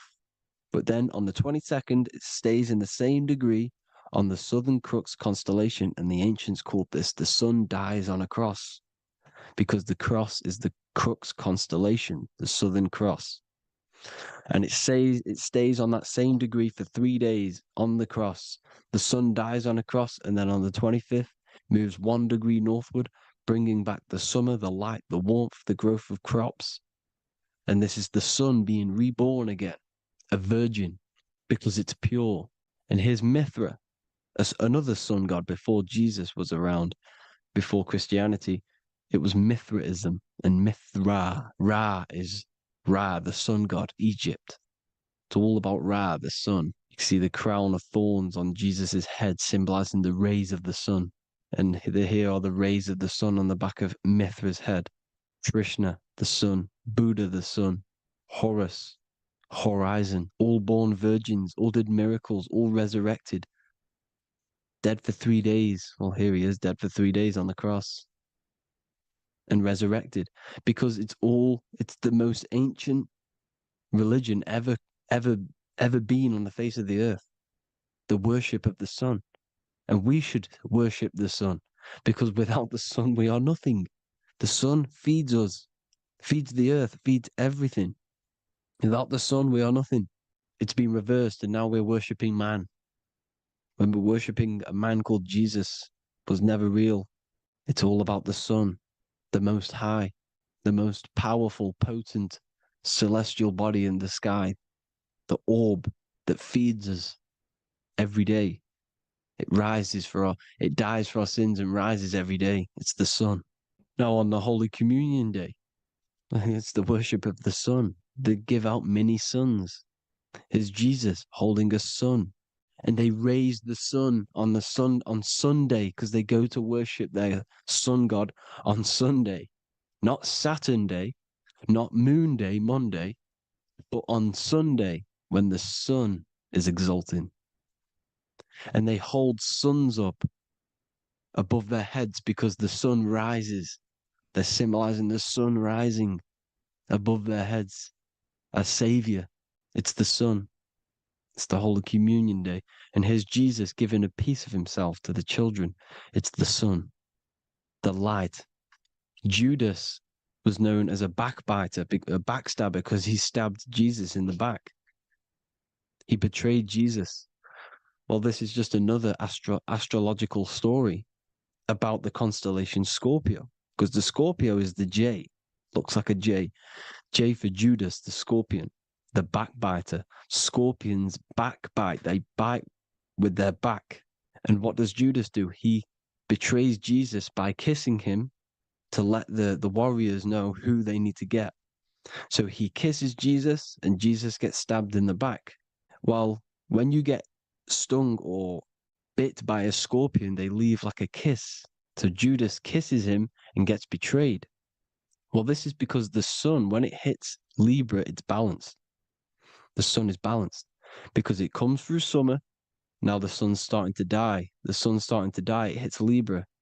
And then as soon as it hits the scorpion, the Scorpio, it gets betrayed because now the sun has to fall to winter and Saturn is there waiting to take over the darkness of the winter. So he gets stabbed in the back by Scorpio, Judas, the scorpion, the backstabber. You see, it's an astrological story. Here's Mary. Mary means marry, which means pure. The sun is pure. No one gave birth to the sun but the God. And it's born every day. It's born every day on every year. It's born pure. There was no controversy. There was no, activity for the sun to be born. It's pure. Now, the 7 metals come from the 7 planets. The sun gives you gold, and this is why the sun is golden. It looks gold. And this is why the banks are backed by gold, because gold is the most valuable metal, because it's the sun, the most valuable celestial orb in the sky, in the heavens. Well, here's Jesus, another ancient symbol of him being crucified on the cross with the big sun, the Southern Crux constellation. The sun dies on the cross constellation. And if you go to the old etymology dictionaries, you will see sun and son is the same word. They come from the same etymology roots. You can use them for no matter what, but they've been confused today. But if you go back to the old dictionaries of etymology, they are interchangeable. You can use them. Son, sun, sol, it's all the same thing. The 12 disciples, 12 brothers of Joseph, 12 tribes of Israel, 12 breastplates on the stones, because it's all the 12 astrological signs. They could have used any other number, but there's 12. Because 12 is the mind, which is God. 7 is the number of matter, which is man. 7 energy centers in the body. 12 cranial nerves in the brain, because it's the mind. 12 is the 12ness. The zodiac is literally the mind of God, the signs of God. Now here we see here, Job 38, 31 to 33. Can you lead forth a constellation in the season? He's asking you, can you read the sky? Can you read the heavens? Canst thou bring forth the Mazzaroth in its season? Mazzaroth means 12 signs, the zodiac. Why did they translated every single Hebrew word in the Bible into English, but they decided to leave out Mazzaroth? Why? It's because if that said zodiac, Christians would have a different view on the Bible, but they leave that out. But Mazzaroth actually means the 12 signs, the zodiac, and the stars means sign. The word stars means sign because the stars are signs, things to come, which is off in Hebrew, which means sign, things to come. You see a sign on the road, it's something coming. But God is saying, no, what does he say? To qualify as a director, a judge of man's life on earth, one must be able to govern the heavenly bodies that rule the earth. It's telling you to read the heavens. We need to read the heavens. Astrology, the 12 zodiac signs, the mind of God. It's telling you, read the Mazzaroth, read the zodiac, because they are things to come in your life. They are signs. It's not satanic, it's made by God. God said, let there be lights in the firmament of the heavens to divide the day from the night, and let them be for signs. Signs are things to come. The 12 zodiac signs. It's all about astrology. Here's Mary holding the sun. His son, her son. It's the sun in the sky, the one and only, the most high, the soul, the solo because it's on its own, the most powerful, Ra, radiance. Here's the Pope holding the sun. All three popes holding the sun because they're sun worshippers and they know the true meaning and origins behind Christianity. Sun worship. Here's the Vatican is a sundial. Yes, this is literally a clock. Your clock, your watch is a sundial. It's got 12 sections on it for the 12 zodiac signs. 12 hours, 12 Horuses. Now here you see Jesus walking on water. Well, it's the sun. And here's the beard of the sun. Here's the pyramid of the sun, the illuminated one, the all-seeing eye, the sun. Here's the Ankh. The sun creates these symbols. The ancients knew this. Now, when you see these headdresses, these are actually the days of precession of the sun. Aries, Cancer, Libra. It's all about the sun. Here's some more sun worship going back to Egypt. Ra, Horus, Osiris, and Set. Jesus and Satan is Horus and Set. The sun and Saturn. Saturn rules the winter, Satan. Jesus, the sun, the light of the world, rules the summer, rules the day. Satan's the night, Saturn's the night, the sun is the day. The evil brother, Satan. Well, Horus comes, this is where we get the word hours from. There are 12 Horuses. The sun moves in 12 Horuses, 12 hours. Where's Horus? What hour is it? Where's Horus? His Ra, 12 noon, Ra, radiates, powerful, the most high sun. That's why he has a sun on the top of his head. These are the 4 states of the sun. Set, sunset. This is why we say sunset, because the sun is setting. His sunset, his Horus, horizon. The Horus is rising, Ra radiating, and the sunset. Then midnight is Osiris.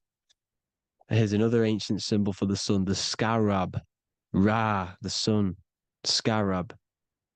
It's got the word Ra in it because it's the sun. And here's the sun on top of the scarab with the wings.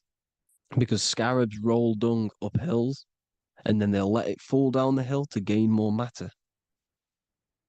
To gain more bigger, like a snowball effect. And the ancients saw this as a process of the sun because the sun climbs up the hill and then it falls. So they used the scarab to symbolize the process of the sun. The sun climbs and falls. Here's an ancient Egyptian cat cutting off the head of the serpent. Well, the cat is cutting off the head of the serpent, symbolizes the sun cutting off the nighttime. When the sun rises, it cuts off the nighttime. It cuts off the serpent. The serpents represent darkness or evil. Oh, there's some more symbology of the sun and the heavens, the arch, the royal arch, the firmament, the sun inside the firmament. These are all ancient churches, and they all depict the firmament with the sun inside. Is the ancient cosmology, you see, because it's all about the sun. Everything's about the sun because the sun is our orb made for us to sustain life in this, inside of this creation, inside of this firmament, the royal arch of heaven. Here's the Freemasons depicting it. Here's the Masonic royal arch, but you can even see the zodiac signs. Here's Cancer, the checkered board. It's the royal arch of the firmament. Obviously, they don't want to tell you that. You live in space, apparently. Some more sun worship. Here's the beard of the sun on the water. They all have this long beard.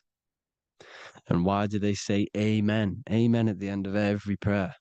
Amen is a sun god, a creator god. It's all about the sun. So thank you all, people. Hope you all enjoyed. Hope you all gained some knowledge and insight. Please give me a follow, drop a comment, drop a like. Have a good day. Love you all.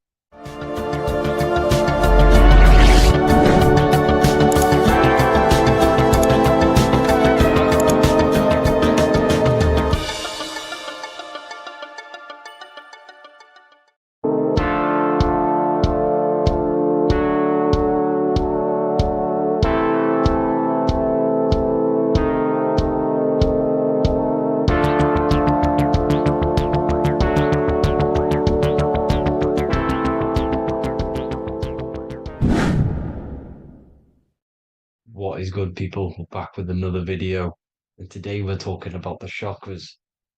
Let's jump straight into this because I know there's been a lot of requests for this video. So let's jump straight into this. So you have 7 chakras, right? 7 chakras, and these chakras are feeding off your electromagnetic field, known as your aura. This is both positive and a negative pole, male and female, right? This electromagnetic field is made out of electric and magnetism, and together they come as electromagnetic. Now, your chakras, the word chakra just means wheel, spinning wheel, because that's what they are. They're spinning wheels of energy. They do not exist on this physical plane. They exist on the etheric plane. Okay. Now, these energy centers are known to regulate your emotions, and each energy center controls the organs and cells in that particular area of the body. So, for example, your sacral chakra will control the cells and organs of your sexual reproduction area. Okay, the navel chakra or solar plexus will control the digestion in your body. Same with the heart, same with the throat, right? So they are like mini brains for each center of your body. They run along up the spine, but notice the crown chakra exists outside the body. It's just above the head. Now, this process of the chakras is obviously the 7 colors of the rainbow, starting from red, which is the lowest vibrational color, all the way to violet, which is the highest vibrational color.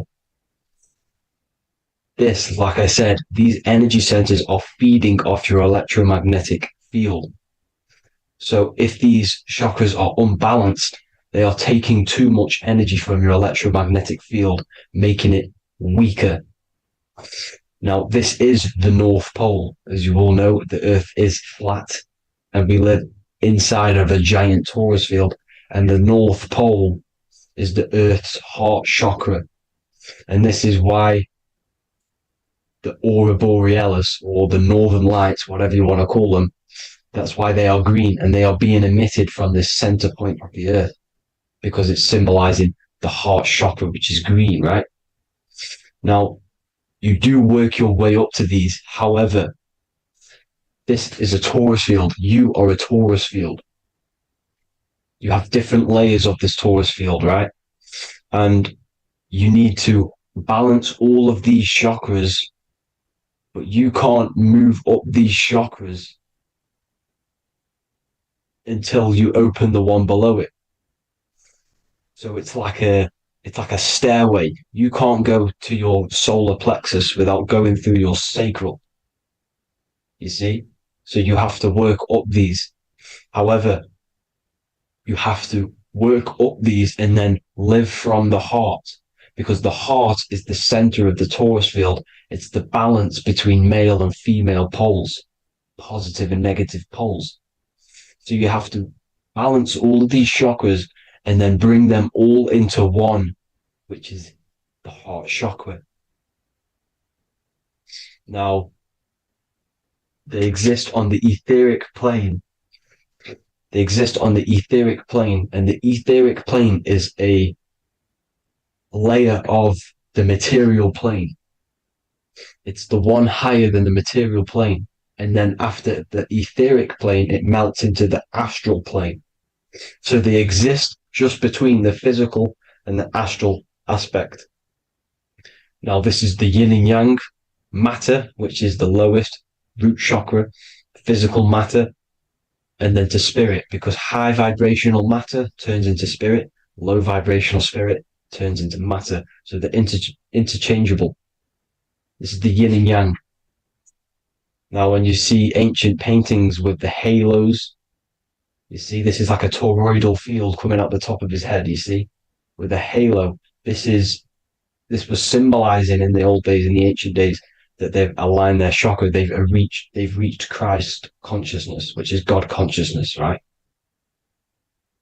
Now, this electromagnetic field is the apple that we bit out of in the Bible, because you see that apple is a Taurus field. So they were metaphorically or personifying the Taurus field. That's what the Bible is. It's a massive personification. It's all metaphors. You have to read it properly. It's got a greater meaning behind it. Now, when we bit from the apple, we ate from the tree of knowledge, which is good and evil. Our lower mind took over, so we materialized to feed our physical bodies. We materialized through Saturn. That's what Saturn does. Now, if you don't understand that, go and watch the video previous to this one called Occult Secrets of Saturn. And that will show you how Saturn is the materializer. Now, this is one of the secrets behind the Masonic compass, electric and magnetic, male and female, duality, positive and negative.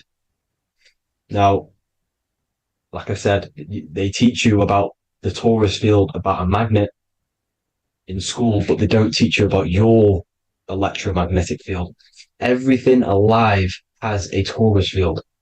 It is the building block of this creation. Absolutely everything has a Taurus field. There's not one thing without it. And as you can see here at the center of the apple, that's where the seed is. That's where the life is. The reproduction of that organism.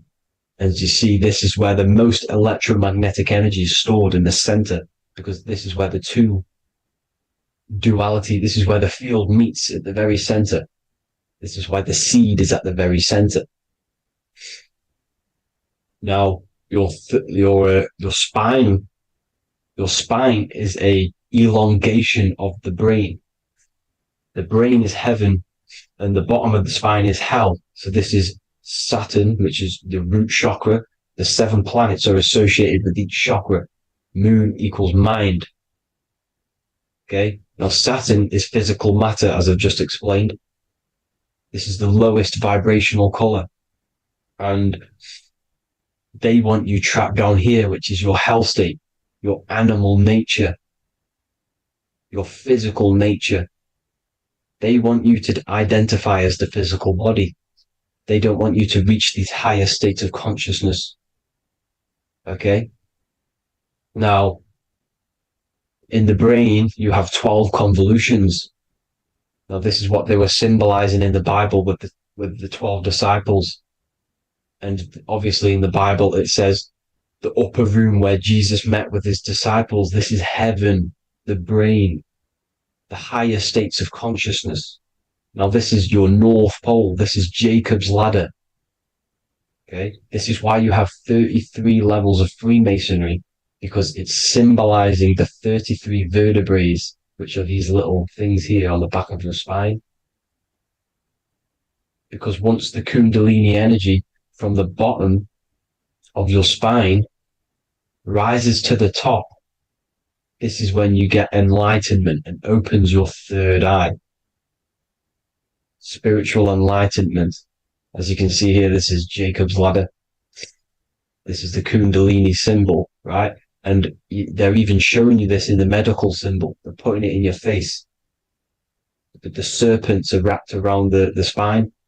Now, the serpents symbolize how the energy moves around the spine, because it's a Taurus field, you see? At the center of the Taurus field, it wraps around the center pole. It wraps around it, and this is how the energy moves up. So they're symbolizing it with the serpents. Okay? Now, every religion has a sacred river. For the Egyptians, it's the River Nile. For Christianity, it's the Jordan River, right? This river is the canal, the energy canal at the center of your spine, all the way leading to heaven, to the Holy Land. This is this is the chamber which the energy rises up, right? Now, they used to say the gods descended from heaven to man. This is just heaven. This is the mind state. And they said the gods were connected by a rainbow bridge. That's the chakra system, the rainbow bridge. Okay. Now, the ancients called this place Midgard, Earth, where both evil and good live, right? Midgard. But you can go to heaven, which is a pure mind state, because once you're in heaven, nothing negative can ever bother you. That's completeness, pure Christ consciousness. Now, this is why Jesus dies at 33. He didn't actually die, but it's symbolizing the death of the physical body.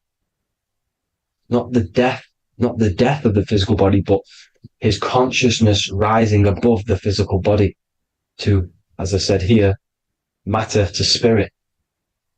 Matter died off and he came spirit consciousness.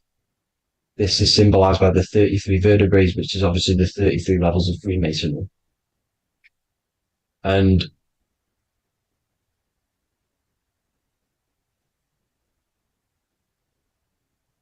now the pineal gland, which is at the very top of this Jacob's ladder or the River Jordan, the canal, your 33 vertebrae on your spine. This is where the pineal gland sits, right? At the very top, at the center of your brain. Now, there's multiple ways this was symbolized. The Eye of Ra, which is used by the Egyptians. Now, this pineal gland is the seat of consciousness. This is where your consciousness is stored, right? And the ancient Sumerians used the pine cone, hence why it's got the word pineal gland, the seat of the soul consciousness. It produces DMT, dimethyltryptamine, which is known as the spirit molecule. And the pineal gland is wrapped in microcrystals, and we all know crystals transfer frequency and energy. Now, radios use crystals. A radio is a frequency transmitter turning a frequency into a frequency that we can hear with our ears, right? Because all the radios are actually playing right now in your ears. However, our ears can't pick it up, so the radio transmits it into a frequency that we can hear using crystals. So this is the power of crystals, and this is what our third eye is wrapped in, crystals. Now, this third eye is not actually your third eye, it's your first eye. When you're being materialized in your mother's womb, this is the first gland that is produced, and everything's built around it, because it is the consciousness. It is your consciousness. Your consciousness never dies, ever. It's an eternal essence. It lives forever. You never actually die. Only the mortal body dies. Now that's what we call life. Life is abided by time, and time is change. And change is what we call life, because everything's constantly moving and transforming into different things, right? Now let's not get off track. The pine cone is obviously, this is in the Vatican here. The pine cone is symbolized as the pineal gland, pine. And this is the opened pine cone. The opened pine cone means or symbolizes the awakened man, the awakened third eye. But the ones here, which the Sumerian gods are holding, these are shut pine cones, symbolizing the unawakened man. But let's not get confused, people. These gods were not gods. They are human beings just like you. They reached Christ consciousness. They are nothing more special than you. They just had the ability to reach Christ consciousness. And obviously their knowledge was far more intelligent than ours, far more advanced than ours. They knew the truth about this reality to the depths. Now, the ancient Hindus had a goddess called Kundalini, which is said that she descended by the means of a ladder or a cord from heaven, which is symbolizing the spinal cord. Now, this is what Hickory Hickory Dock, the mouse went up the clock and came back down. This is all these stories, like Santa as well. Santa comes up and then down the chimney. This is symbolizing the Christ oil. There's an oil which is produced in your pineal gland, right? And this oil travels down the spine. And once it's down on the spine, you must have to raise your consciousness, just like I said with the chakras. You have to raise your consciousness, raise your vibration to heat up this oil and turn it into a gas. And it travels back up the spine through like the serpents up the spine. And this awakens the third eye once it's coming back up the spine and hits the pineal gland. This is the secret behind Santa and Hickory Hickory Dock, because Santa comes down and feeds the presents and goes back up the chimney. And he lives in the North Pole, the positive pole. This is the North Pole, people, and the presence is your sacred oil. This oil, your physical body is the furnace. It's the spiritual furnace, which you have to heat up this oil by raising your frequency and turning it into a gas to rise up this chamber, the River Jordan, to your third eye, right? Now, this is an alchemical process. Your body is the alchemical furnace. It says in the Bible, if therefore thine eye be single, thy whole body shall be filled with light. I shouldn't have cut that out, but that's what it says. The light of the body is thine eye. If therefore thine eye be single, thy eye shall be filled, their body shall be filled with light. This is symbolizing the pineal gland, enlightening the body, the spiritual body, filled with light. Now, as I said, they want you kept down here, which is the root chakra, which is your animal nature, which is obviously mind, matter over mind. This is the symbol of Saturn, right? As you say, we're built of body, mind, and spirit, the Holy Trinity. That is the sun, moon, and earth. The sun's your soul, solar. Moon is your mind. Earth, which is the cross, which is your physical body, the 5 elements, right? So body, mind, and spirit. So the Saturn symbol is actually made out of the cross on top, which is the earth, and the moon on the bottom, which is symbolizing matter over mind, because earth is physical matter. You don't want to be matter over mind. You need to be mind over matter. See, they want you identifying as your physical body. They don't want you to realize you're an eternal consciousness. You're an eternal essence of consciousness which never dies. They want you trapped in your animal nature. And this is why the Baphomet has a goat head, because it's symbolizing your animal nature, which is evil. Not evil, but you're more likely to do evil things, right? Which brings bad karma. That's your animal side. This is why the Baphomet has an animal goat head. As you can see here, he's got the Kundalini energy here. So when you see the inverted cross, the cross is your body, as you can see here. The inverted cross means your chakras downwards, down here. Your head's down here. Your mind is down here. But your mind needs to be up here, which is the upwards cross, which is Christ consciousness. And as we all know, 7 colors of the rainbow, 7 planets, 7 chakras. Red light is low frequency and long range. This is why Saturn is the slowest moving celestial body. And it's the lowest chakra, because it's low frequency, long range. The moon being the crown chakra, which is high frequency. This is why the moon moves around the quickest. The moon is your crown chakra, which moon in mind. See, so there are multiple ways of your chakras becoming blocked. Now, each chakra has a specific intelligence. It has a specific thing that it's doing for the body, right? Now, this can be overused. It can be abused. For example, masturbation. That keeps you down here in your sacral chakra, because you're abusing the energy center. You're abusing your sexual energy, which is then becoming unbalanced. So this is how energy, this is why these centers are pulling more energy out your electromagnetic field, because these centers are wheels. The chakras just mean spinning wheel of energy.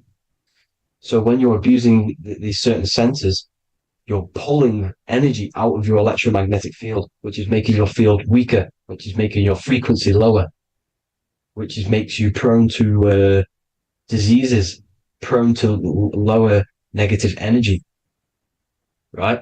So you need to align these chakras. You need to unbalance them. And as you can see here, you can screenshot these to see how they're blocked. I'm not going to go over each one because it'll take me forever, but have a little read yourself. This is why they're blocked. Now, the ancients used to say Aum when they meditated. Now, these are the 7 vowels. There's not 5 vowels, there's actually 7. Now, when they say Aum, they're aligning all their chakras by saying this when meditated. This is where the Aum originated from. Now, emotion is energy in motion. So if you're feeling a certain way, that's the energy you've put in motion. It's a reflection. We live in a mirror reality. Everything's mirrored. Everything's mirrored. As within, so without, as above, so below. Everything's a reflection of some sort. So whatever you're feeling, you're doing something wrong. It's telling you you're doing something wrong from the root cause. Because your energies are the effect. You're feeling the effect of something you've caused. The law of cause and effect. Nothing escapes it. Now, the Jehovah's Witness believe that exactly 144,000 faithful Christians go to heaven or be resurrected, right? This is not true. This is symbolic. 144,000 go to heaven. Now, the petals on the chakras, this is the root chakra, this is the crown chakra. Now, if you add up the first 5 chakras, the petals, add up the petals on the first 5 chakras, you get 48. And then you get to the third eye, which has 2 petals. 48 times 2 equals 96. 96 plus 48, which you got from here, equals 144. The last chakra has 1,000 petals.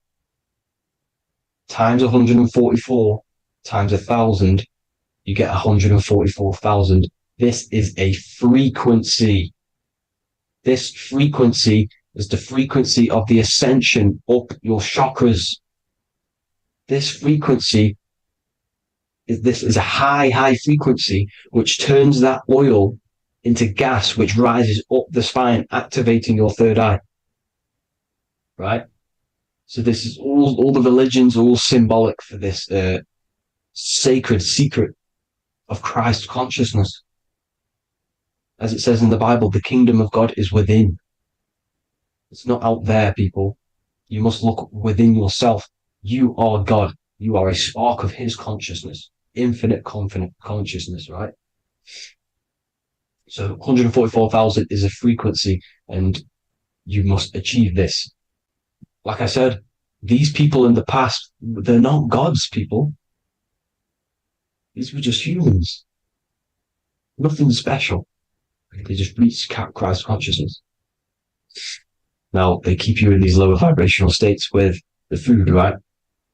And as you can see here, all of these fast food restaurants are mainly are red and yellow, which are these lower states, these lower 2 chakras, lower vibrational colors, because they want you trapped down here in matter. And these foods are so low vibrational, they will keep you down here because your gut produces, I think it's like 80% of melatonin. Melatonin is your feel-good hormone. These foods will not make you feel good. This is very low vibrational. Meat. It's not meat, it's raw flesh. These animals are stripped from their family, put on a conveyor belt, watch their friends be tortured, and then get slaughtered in a slaughterhouse. Think of all the fear that's running through their blood, all the hormones, all the fear, and you're going to go and eat that very low vibrational energy. As you can see here, this is the light photons within fruit. You can see the life force in this fruit. You must think, feel, and do positive to raise your vibration. As you can see, earth equals heart. If you rearrange it, everything in nature is green, right? The aurora borealis is green. You must align all these chakras and then live from the heart, because the heart's the center of the Taurus field. You must become the consciousness in the center. So that's it for this video, people.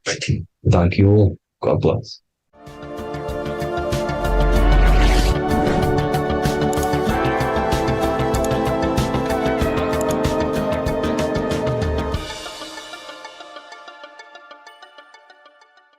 Welcome to Revival of Wisdom. Today, we're going to be talking about portals, portal symbolism, and what portals are, okay,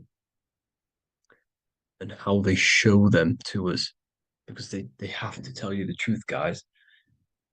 This is the thing with the universal law. They have to tell you the truth. And they tell you through symbols, they tell you through movies, and different things like that. But let's jump straight into this. So first, I want to talk about the Freemasonry symbols. Okay, so first we got, obviously this is some Freemasonry art, but notice how you've got the ladder with a key. Okay, so this is ladder symbolism with a key. So maybe this is talking about ascending.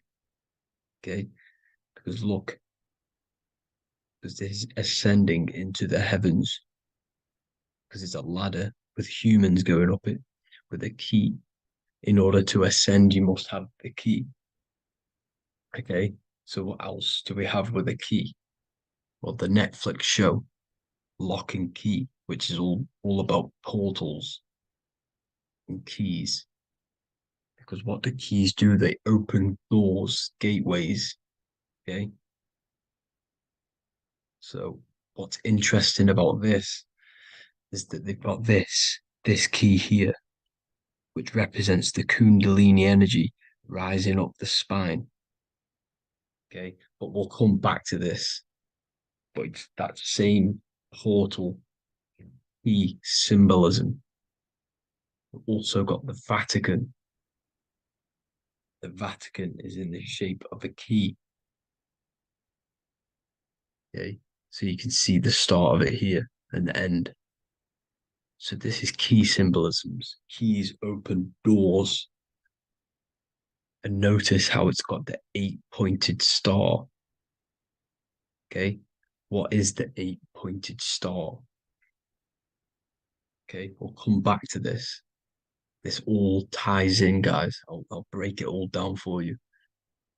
But then you've also got the god Janus. Janus, okay, is known as the god of the doorways. He's an ancient god of Rome, and they worshipped him. However, he's not a god, he's more like a high-level ranked demon. Because he is the god of the doorways. And notice how he's got two faces. Because doorways always have two sides. You're going into somewhere, there's always two sides of a door. And he's always depicted with two sides of a face and a key, because he holds the key to the doorways, to the portals, to other worlds and realms. Okay, as you can see, he's always got two faces and a key. Okay, so now we have the Sumerians, the Anunnaki, and they are always depicted with the two faces. Why do they have the two faces? Because they're symbolizing doorways, and the Anunnaki come to Earth through doorways and portals. So these are what these gods are symbolizing in their artwork. But they always have the 8-pointed star.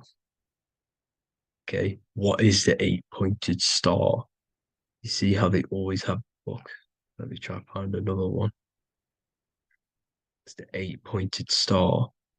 This 8-pointed star is Polaris. Okay, Polaris, just like the Vatican has the 8-pointed star with a key. Polaris is the center star. Polaris is a fixed star, it doesn't move. Okay, so the Anunnaki symbol is also the 8-pointed star. So this is symbolizing the portals and doorways that they come through in order to get to the earth. But Polaris is that center star which does not move. It's always symbolized with the 8-pointed star, just like a compass. Why is a compass the 8-pointed star? Because at the center of our realm is where the most electromagnetic energy is stored. As you can see, we have an aura field, an electromagnetic aura field.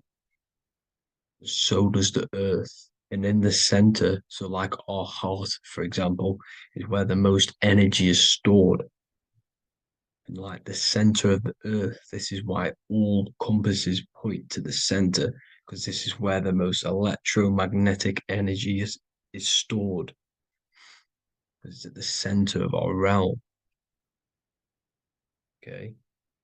So like I was saying with the lock and key series, see this here? The Kundalini energy rising up the spine, just like your Kundalini energy rising up the spine. Let me try. I can't zoom in. But you know what I'm trying to say here. Let's go back to Polaris. Because at the center is where hold. Can you see the pole of electromagnetic energy? Polaris, the North Pole. It's symbolized, the truth is in the words. It's like a pole of electromagnetic energy. And this is where the aurora borealis comes from. Notice how it's got the word aura in it, because it's the Earth's aura, electromagnetic field. Just like you have an aura, also known as the northern lights, because it's coming out of this center hole in the center of our realm, where the black sun is. And this is where the electromagnetic energy is coming up from.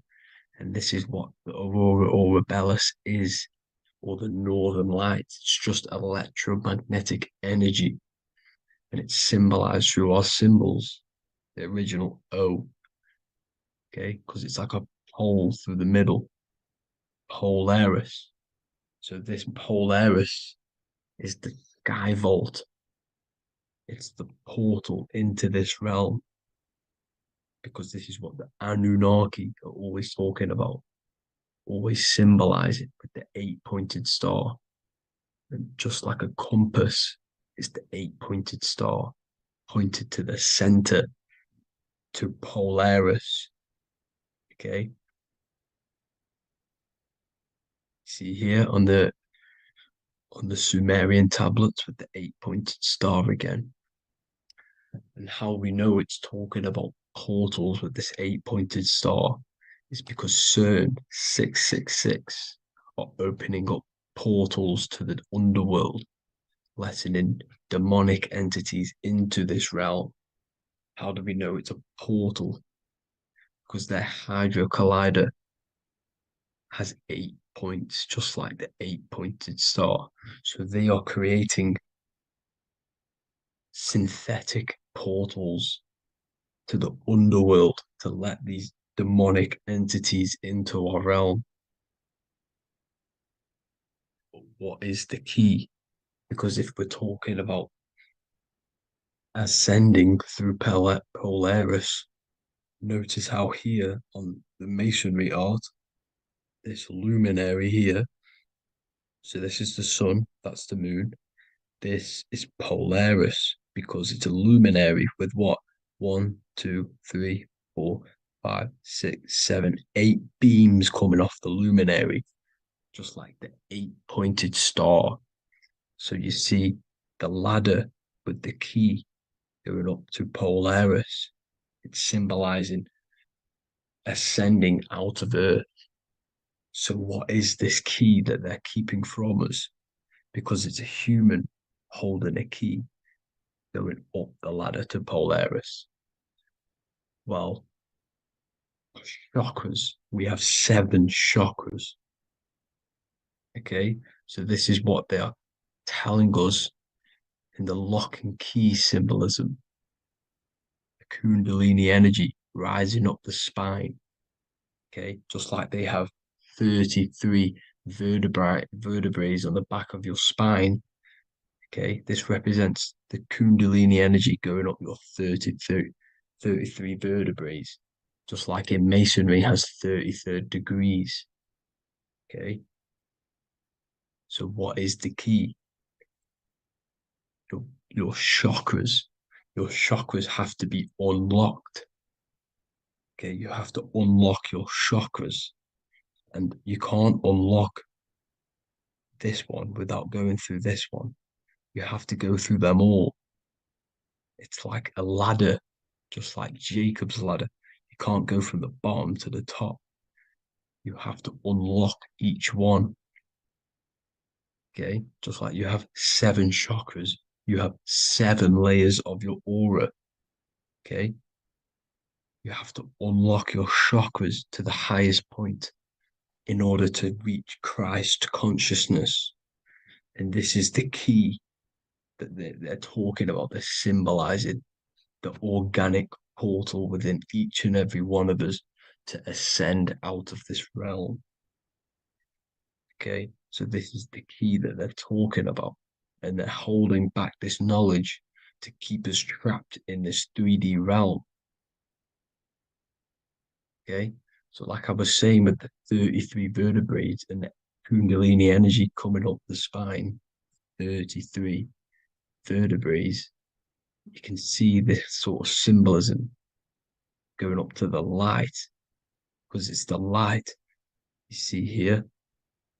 Your crown chakra turns on and becomes enlightened, just like the Illuminati symbol. Can you see it?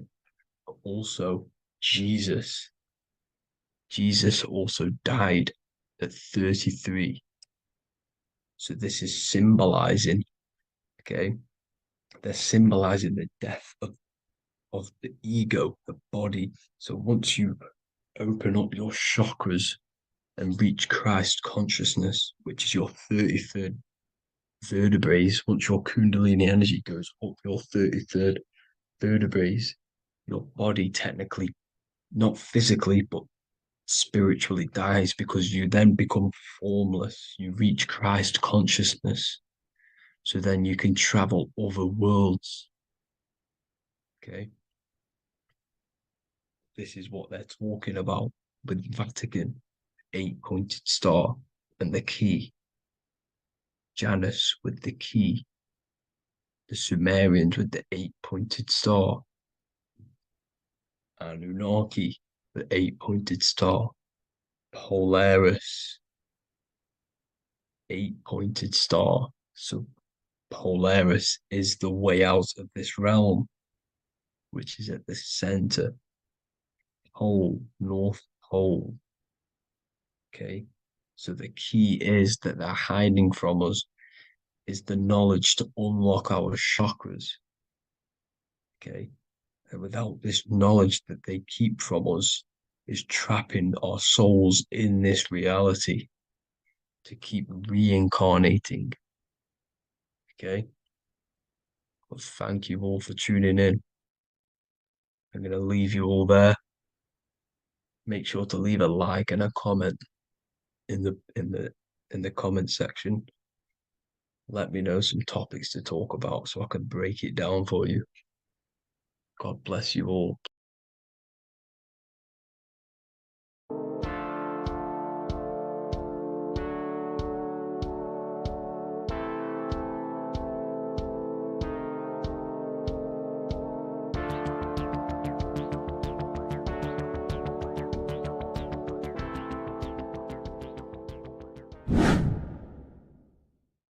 Hey people, how are you all doing? It's Revival of Wisdom, and today we're going to be talking about your birth certificates and how we are slaves to a system and how they have trapped us into this system.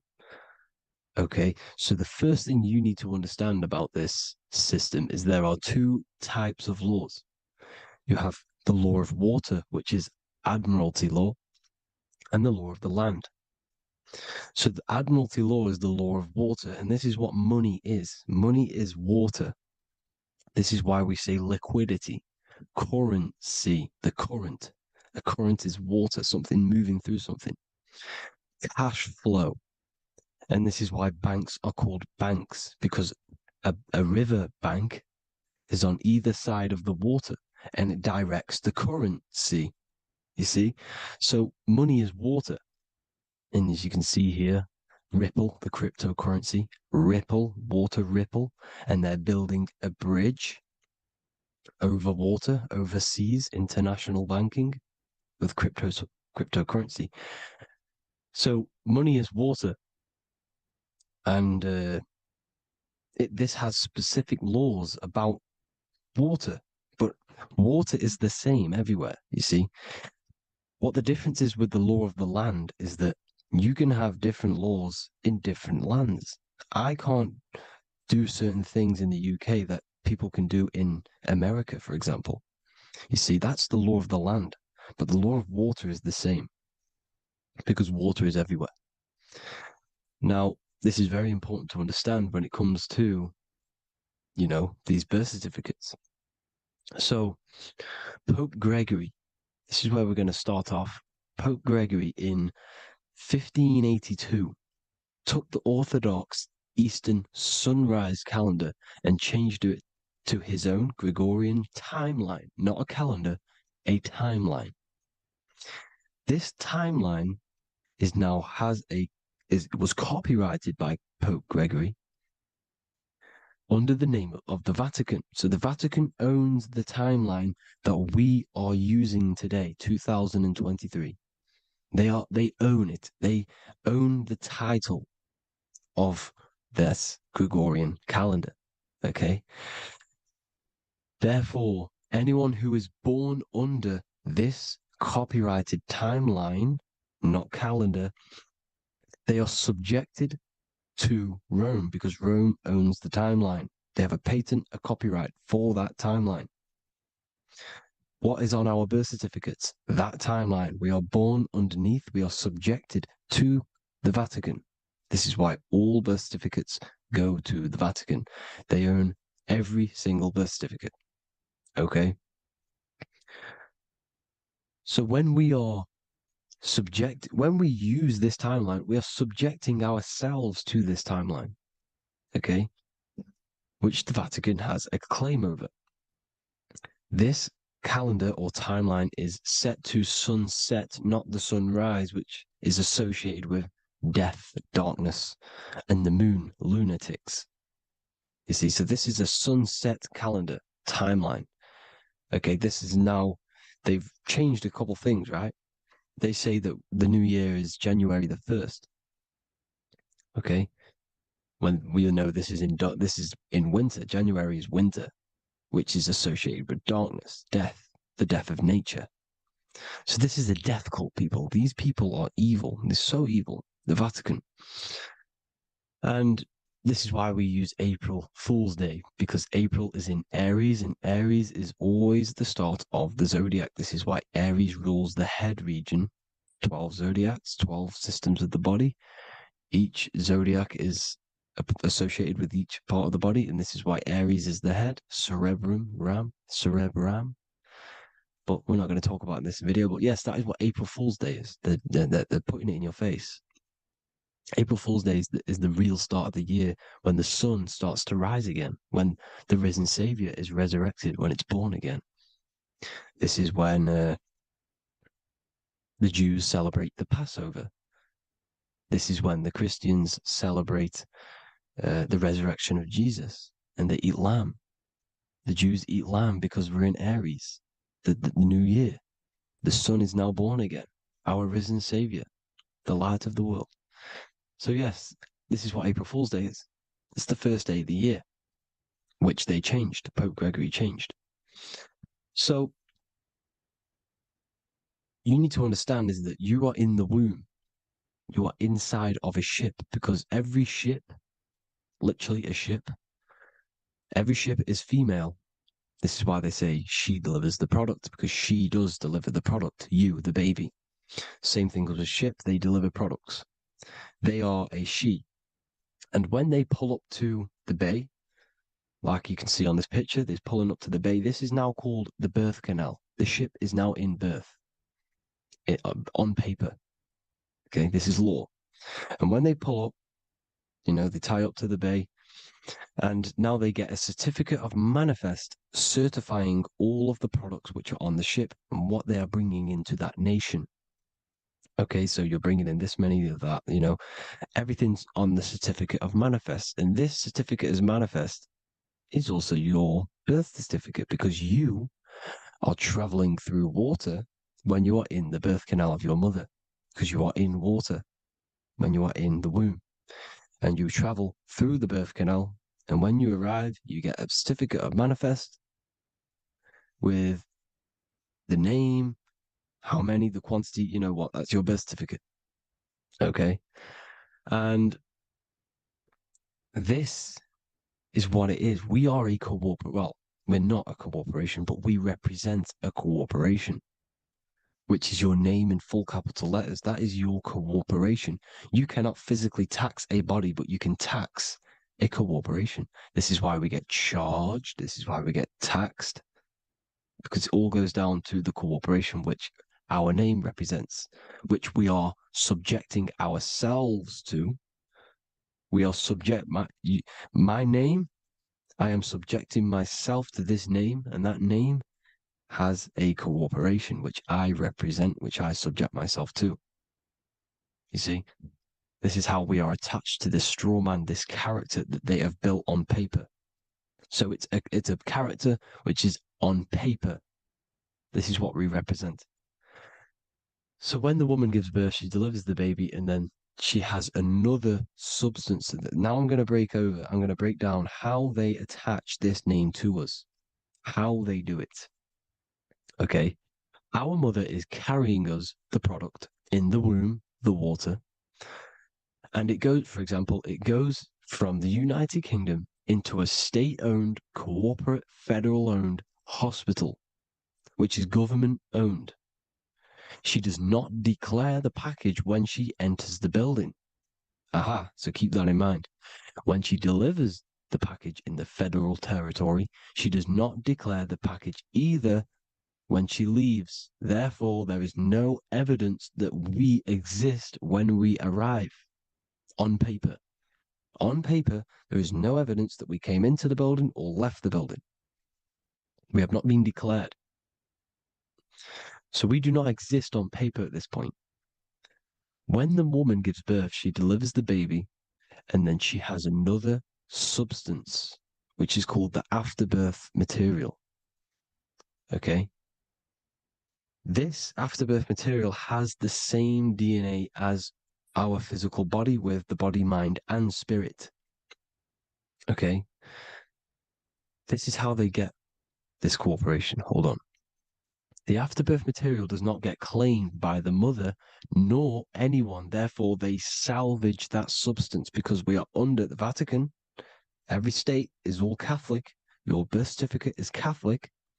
No matter what religion you think you are, every single birth certificate is Catholic, because we are subjected to Rome. All roads lead to Rome. Rome runs all of this. Okay? We're still under the Roman Empire. Okay, so Rome are Catholic and they believe in salvation. This is how religion comes into this. This is how they use religion to get this. So they salvage the afterbirth material and they claim it, and they salvage it and give it and charge it to Rome. And they give it a name. Here's the legal term, born alive. Here's what it says. Each product of such birth is considered live, born, and fully recognized as a human person. So each product of such birth, so that could be anything, the afterbirth, the person who actually comes out, the baby. So your afterbirth, which we do not take with us, we take the baby with us. They keep that in the hospital. They collect the afterbirth and they salvage it and they give it the name, which it is us. We are a representative to that afterbirth material, which they put the name on, they claimed, which is subject to Rome. So we are walking around our whole lives as a representative to that claimed salvaged afterbirth material, which the federal state have. Okay? We are under the Catholic Church, Vatican, therefore the afterbirth material is a child of God. See? On paper, therefore they believe in salvation and salvage the afterbirth material. This material has no mother or father. The state pick it up, it becomes a war to the courts and gets charged to the state. So we are a representative to that character they salvaged because it is the exact same DNA as you. Subject is the name or the title, and the matter is the physical aspect left behind in the hospital, which represents us. You see? So now we're moving on to Unam Sanctum. Unam Sanctum was in 1302, a very, very important year. Very important year. Unam Sanctum says this is basically how they claim everyone in the world. So the Vatican had all this power, all this gold, all these people under them. They need to get a claim for them so then they can rule over them and make them slaves. So what they did, they created Unam Sanctum. Pope Boniface VIII did this. And it says, the spiritual man judges of all things, and he himself is judged by no man. The spiritual man, keep that in mind, unless he invent like Manichaeus, two beginnings, which is false and judged by heretical, since according to the testimony of Moses, it is not in the beginnings, but in the beginning that God created heaven and earth. Furthermore, we declare, we proclaim, we define that it is absolutely necessary for salvation that every human creature to be subjected to the Roman pontiff. So they are claiming us in Unam Sanctum, and it's in the vaults in the Vatican. They will put a spell on it because they are sorcerers, they are magicians. They put a spell on it, they lock it up, and whatever goes on that piece of paper goes. And this Unam Sanctum is claiming all of us. So what does it say in the beginning? The spiritual man judges of all things, and he himself is judged by no man. The spiritual man, the man with the body, mind, and soul, the first baby that comes out the birth canal. That's you, your body, body, mind, and soul. You have the Christ, which is I am, which is grace. Grace means here now, in the present. You have the Christ, which means I am. Therefore, you have a soul. If you can say I am, you have the Christ. You have a soul. But a creature can be anything with no soul. You see? So no man can judge the man with the soul. However, as it says in the second part, we proclaim, we define that it's absolutely necessary for salvation that every human creature to be subject to the Roman pontiff. So they are subjecting the afterbirth, not the man with the body, mind, and soul, but the afterbirth to the Roman pontiff, to the Roman Catholic Church. We are the ones who are claiming to be the afterbirth material, which is our birth certificate, which is our representative.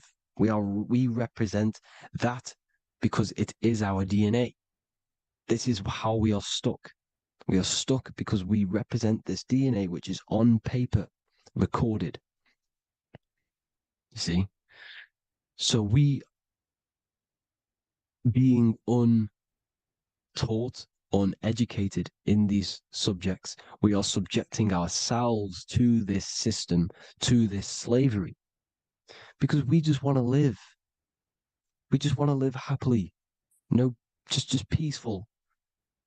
Think about it. Where's all this coming from? Where's all this war, all this killing, deaths coming from? We just want to live. It's coming from the Catholic Church, these evil death cult, which has subjected us, which has used us as slaves, and we are still slaves, and it's just going to get worse and worse and worse. So this is how we have subjected ourselves to be the slaves to this system. It's a lot to take in, and there's a lot more deeper stuff which goes into this. I'm just going over the surface. I'm going quite deep, but there is little details that I still need to learn myself. But this is the general how that we've been stuck to this slave system. So we are batteries, okay? This is why we get charged. When you go in a court, you get charged, okay? Because you're a biological battery. This is why cities look like motherboards, because we are feeding energy to this matrix, okay? When we look outside of ourselves, when we give power to so-called Jesus Christ, worshipping idols outside of ourselves, where attention goes, energy flows. We are feeding the matrix with energy. By looking within, placing your attention within yourself, you are taking back your power. Because the I am is Christ. The you, the soul, is Christ. It's God. The awareness is God. Okay? However, we are subjecting ourselves to this system. We're subjecting ourselves to this system and the feeding of our energy. So what we need to look for the future is that, think about it, with the end goal is to change our DNA, is to literally make us robots, transhumanism, slaves. This is why we have smart cars, smartphones, smart watches, smart meters, smart cities. And all of this is going to be connected by the smart grid, which is 5G. This is why 5G is rolling out. 5G is going to connect all of these technologies to one. It's like a big net system. And you know why they're doing this? It's because all of this is going to be connected through AI, through this 5G, and that 5G is going to be controlled by the elites. So you say anything wrong, you do something wrong, you say the wrong thing online, they'll turn off your car, they'll turn off your phone, they'll turn off your smartwatch, they'll turn off your TV, because it's all going to be connected and controlled by the smart grid. And this is what the Great Reset is, people. But they're going to trap us inside of these 15-minute smart cities so we can't leave the area, because they're going to use climate change as a tool to enslave us to not travel because of so-called climate change and the fumes that we are putting into the air, which is all BS. They're doing this to push these new cities, to push all of it. But listen, they're trying to get inside of your body. The only way they can do that is to get you addicted and using this technology. First, they got on the body with the smartphone. Well, first of all, we use the technology. We get used to it with it in our hand. The next step for them was to get on the body, which is the Apple Watch, as you see down here. They have now successfully got onto the body. The next thing is to get inside of the body. This is the brain chip. You see how they've slowly lured their way in, slowly got you addicted to this technology, got you dependent on this technology. And what they're going to do is that they're going to mold society to be dependent on the brain chip. So in order, for example, if you want to go and pay for food, you're going to have to get a chip to pay for the food, because it's all going to be digital money. And that digital money will be connected to the chip, and you'll need the chip to pay for things. You see? So this is how they're slowly transhumanizing us. These phones, these apps, these things which are all we are all using was created by Freemasons. Mason means traveler, because they travel the depths of the mind. They understand human consciousness. They understand the brain. They understand the mind.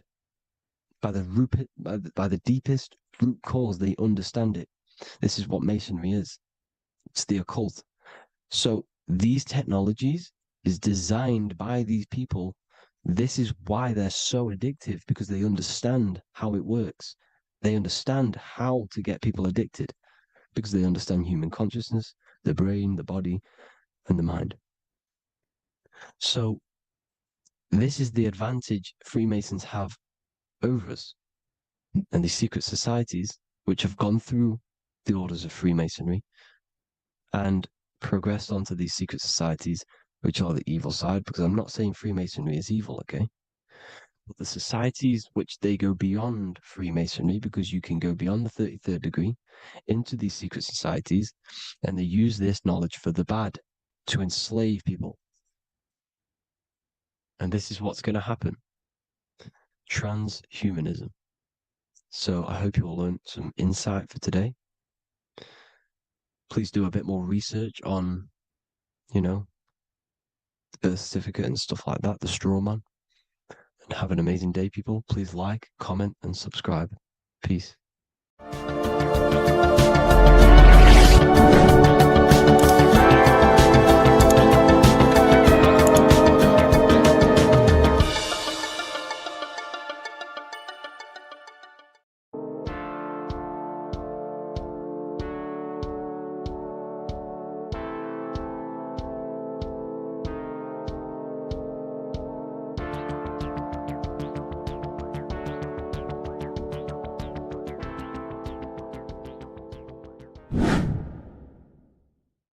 What is good, people? It's Revival of Wisdom. Today we're going to be talking about Saturn. I've done this video in the past. However, this video is going to contain a lot more in-depth explanation of Saturn. So the 33rd degree Mason, Manly P. Hall, said, Saturn is the key to crystallization, physical matter. Light is matter, matter is light. They are interchangeable. Low vibrating light turns into matter, high vibrating matter turns into light. And Saturn is the god of this world, this physical world. He crystallizes light into matter. This is symbolized as the Masonic checkerboard, matter and spirit, matter and light, light and matter. He's also the god of time, destruction, justice. He creates and destroys, because all things in time die. He creates and destroys you. So, because we live in this physical world, which is the electric world, this is why we say electricity, because it comes from the root word of El, Saturn. They used to call Saturn El, E-L. This is why we used to say Elohim is God. The real God of this world is Saturn, but it's being hid. This is being hid. Jesus is Saturn. All of this is Saturn. It's all Saturn worship. It's the real God of this world,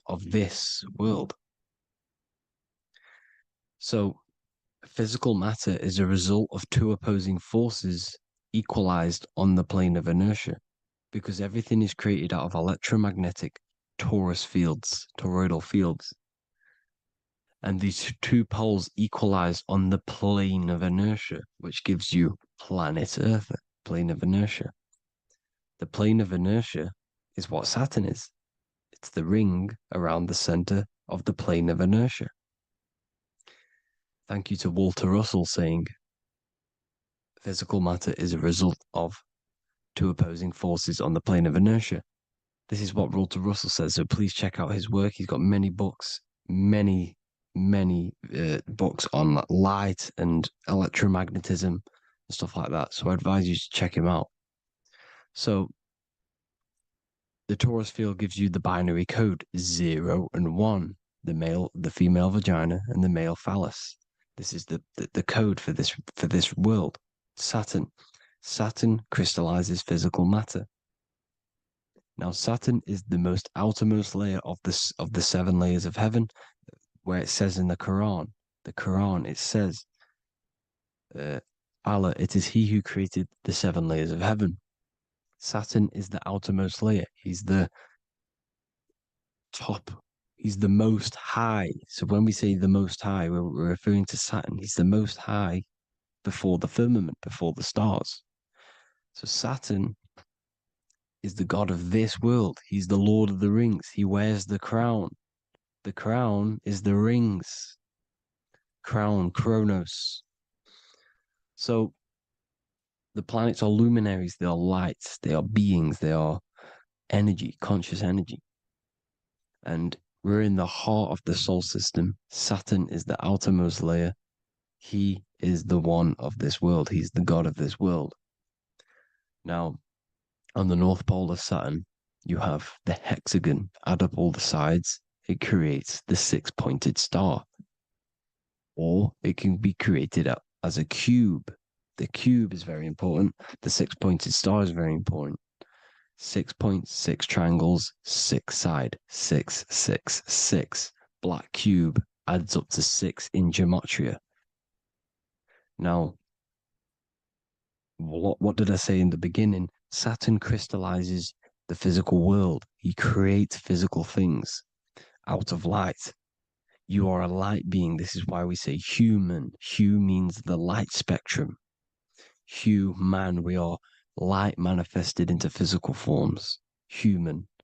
And we are incarnated through Saturn. Satan, same thing. The number of the beast is 666, and the 666 comes from the 6.6 triangle, 6 sides of Saturn, 666. We are all known as carbon-based life forms. Carbon, the atomic structure of carbon, is 666, 6 protons, 6 electrons, 6 neutrons. We are materialized into our physical bodies through Saturn, through the number of the beast. These bodies are the beast, it's the animal. The divine, the Christ, is the consciousness within, because you are a physical, spiritual being combined into one, hexed into one. Hexagram. This is a hexagram. You're hexed into physical matter, spirit and matter, light and dark, combined into one. Now you contain of the mark of the beast, the mark of your body. Your body's the beast. It says in the Bible, Satan, who is the god of this world. This world. There are many different worlds, but this world is run by Saturn, and it says that in the Bible. Saturn is Satan. It's the same thing. And look at the crown of thorns are wrapped around the heart. The soul is in the heart. The mind is in the brain. The soul is wrapped around the rings of Saturn. You're wrapped in physical matter. This is what it's showing you. This is symbolizing the rings of Saturn wrapping you. And the cross on top is the cross of the cube. The cube, the black cube of Saturn, unfolds into a cross. So Satan, who is the god of this world, Corinthians 4:4 in the Bible, Satan, who is the god of this world, has blinded the minds of those who don't believe. Satan blinds your mind because the god of this world materializes you, and he blinds your mind when you incarnate into physical matter. When you enter this soul system, not the solar system, you hit Saturn first. He materializes you. And look at the symbol for Saturn. This is the symbol for Saturn. All of the planet symbols are created out of the Holy Trinity. The Earth, Moon, and Sun. Body, mind, and soul. The Sun is your soul, the Moon is your mind, the Earth is your body. Your body's made out of the 5 elements. The Sun is your soul, because the Sun is life force. Gives life to everything. Your Sun is a soul. Your soul is the sun of your body. The moon is the mind. The moon is the moon of your body, the mind of your body. Intelligence. So all of the symbols of the planets are created out of these. The Saturn symbol is created out of the Earth cross, matter, and the moon crescent, moon, mind, matter over mind. This is why Satan, who is the god of this world, has blinded the minds of those who don't believe. He blinds your mind. Look at the symbol. It's showing you The Saturn symbol is matter over mind when it should be mind over matter.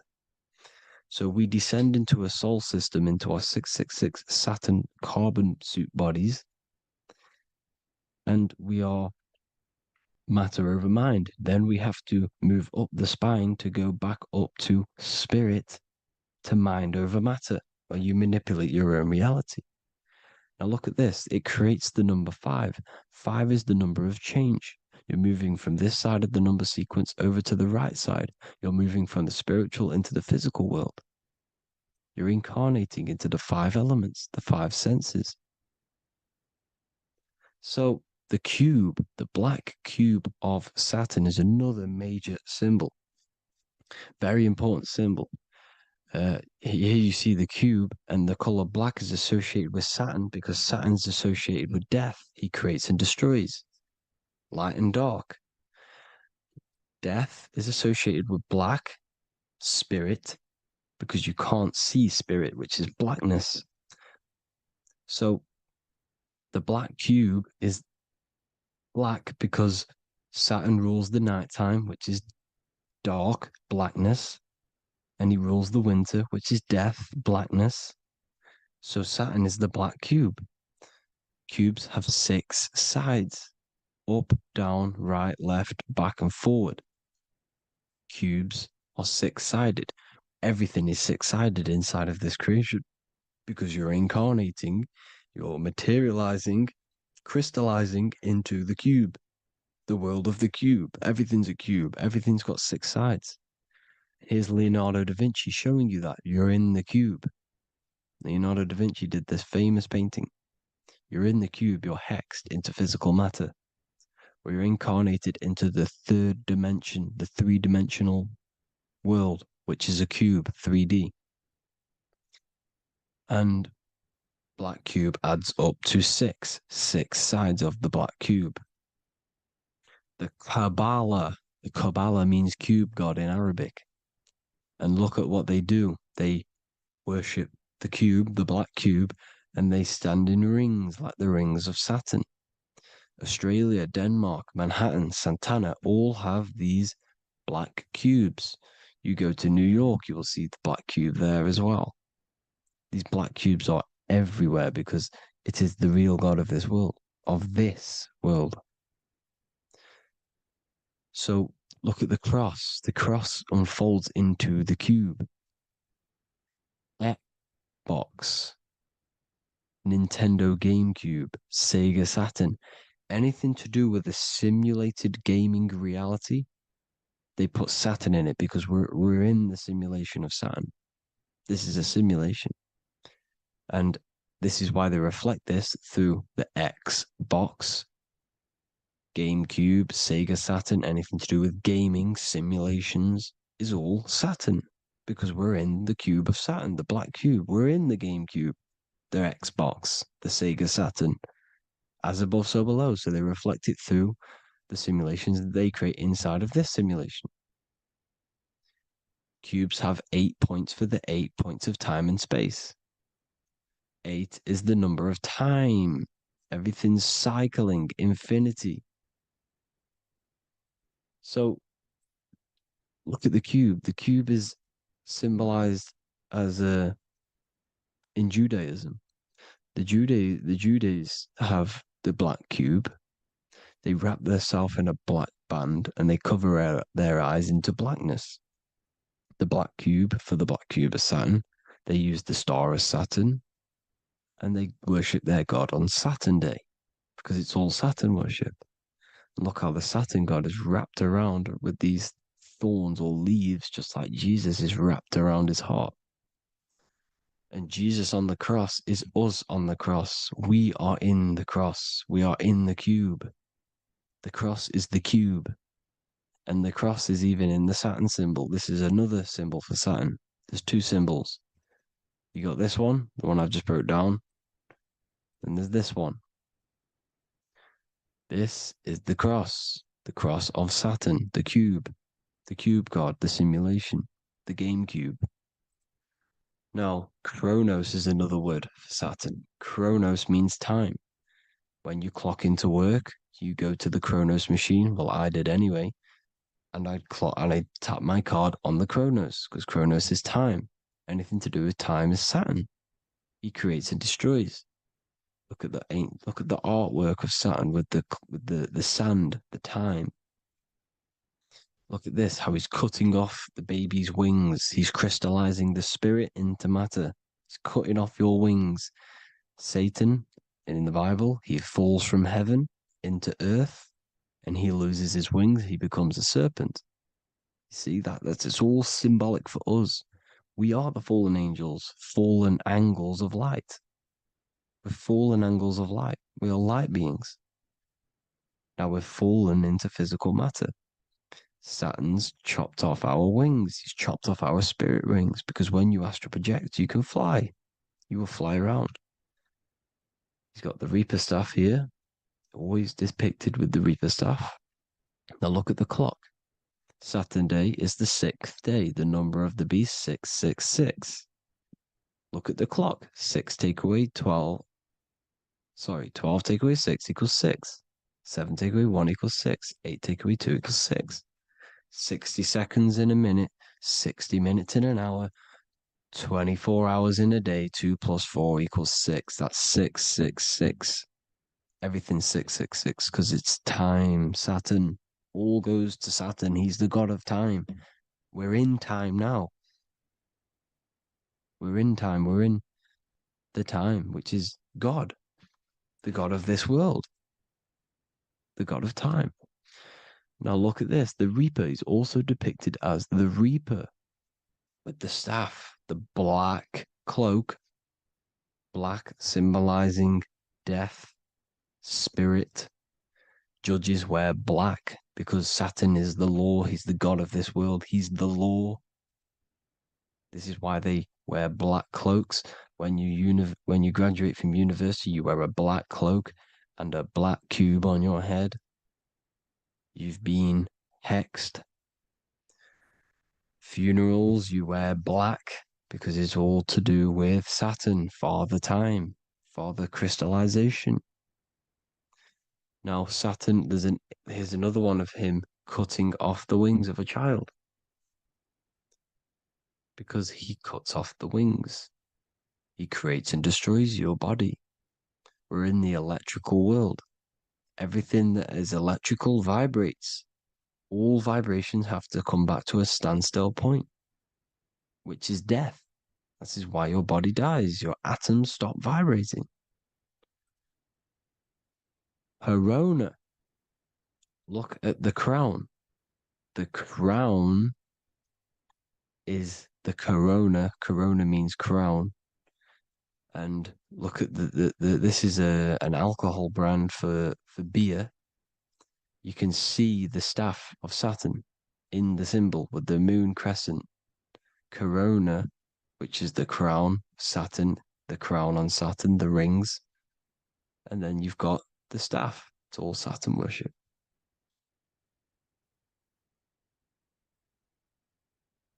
Is the black cubes of 9/11. 2 black cubes. This was a ritual for Saturn. It's all ritualistic. And look at the Star of David, the Star of Saturn. It's not the Star of David. Creates IXXI, the sigil of Saturn. IXXI means 9/11 in Roman numerals. 9/11. It's all a ritual for Saturn, and they have the 2 black cubes of Saturn. Now look, XX. There's more symbolism of Saturn now. We're going deeper. XX is more symbolism for Saturn. The sigil of Saturn is XX. As above, so below. Same with the Star of David. You split it in the middle, as above, so below. As above, so below. XX. This is a Knights Templar Cross of Lorraine. XX. Knights Templar, high order of Masonry. They all worship Saturn. Well, Saturn's the real god of this world. X Eon with the XX.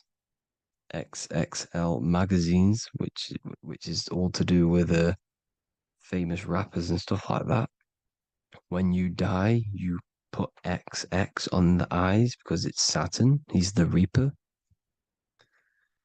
Is Jesus with the XX crown with the thorns around his heart, around his soul, with the cube on the top, the cross cube. Le Lucifer with the XX cross of Lorraine. Jay-Z with his alcohol brand, XX cross of Lorraine. The X Factor with the rings of Saturn. All Saturn worship. The seal of Melchizedek is also Saturn.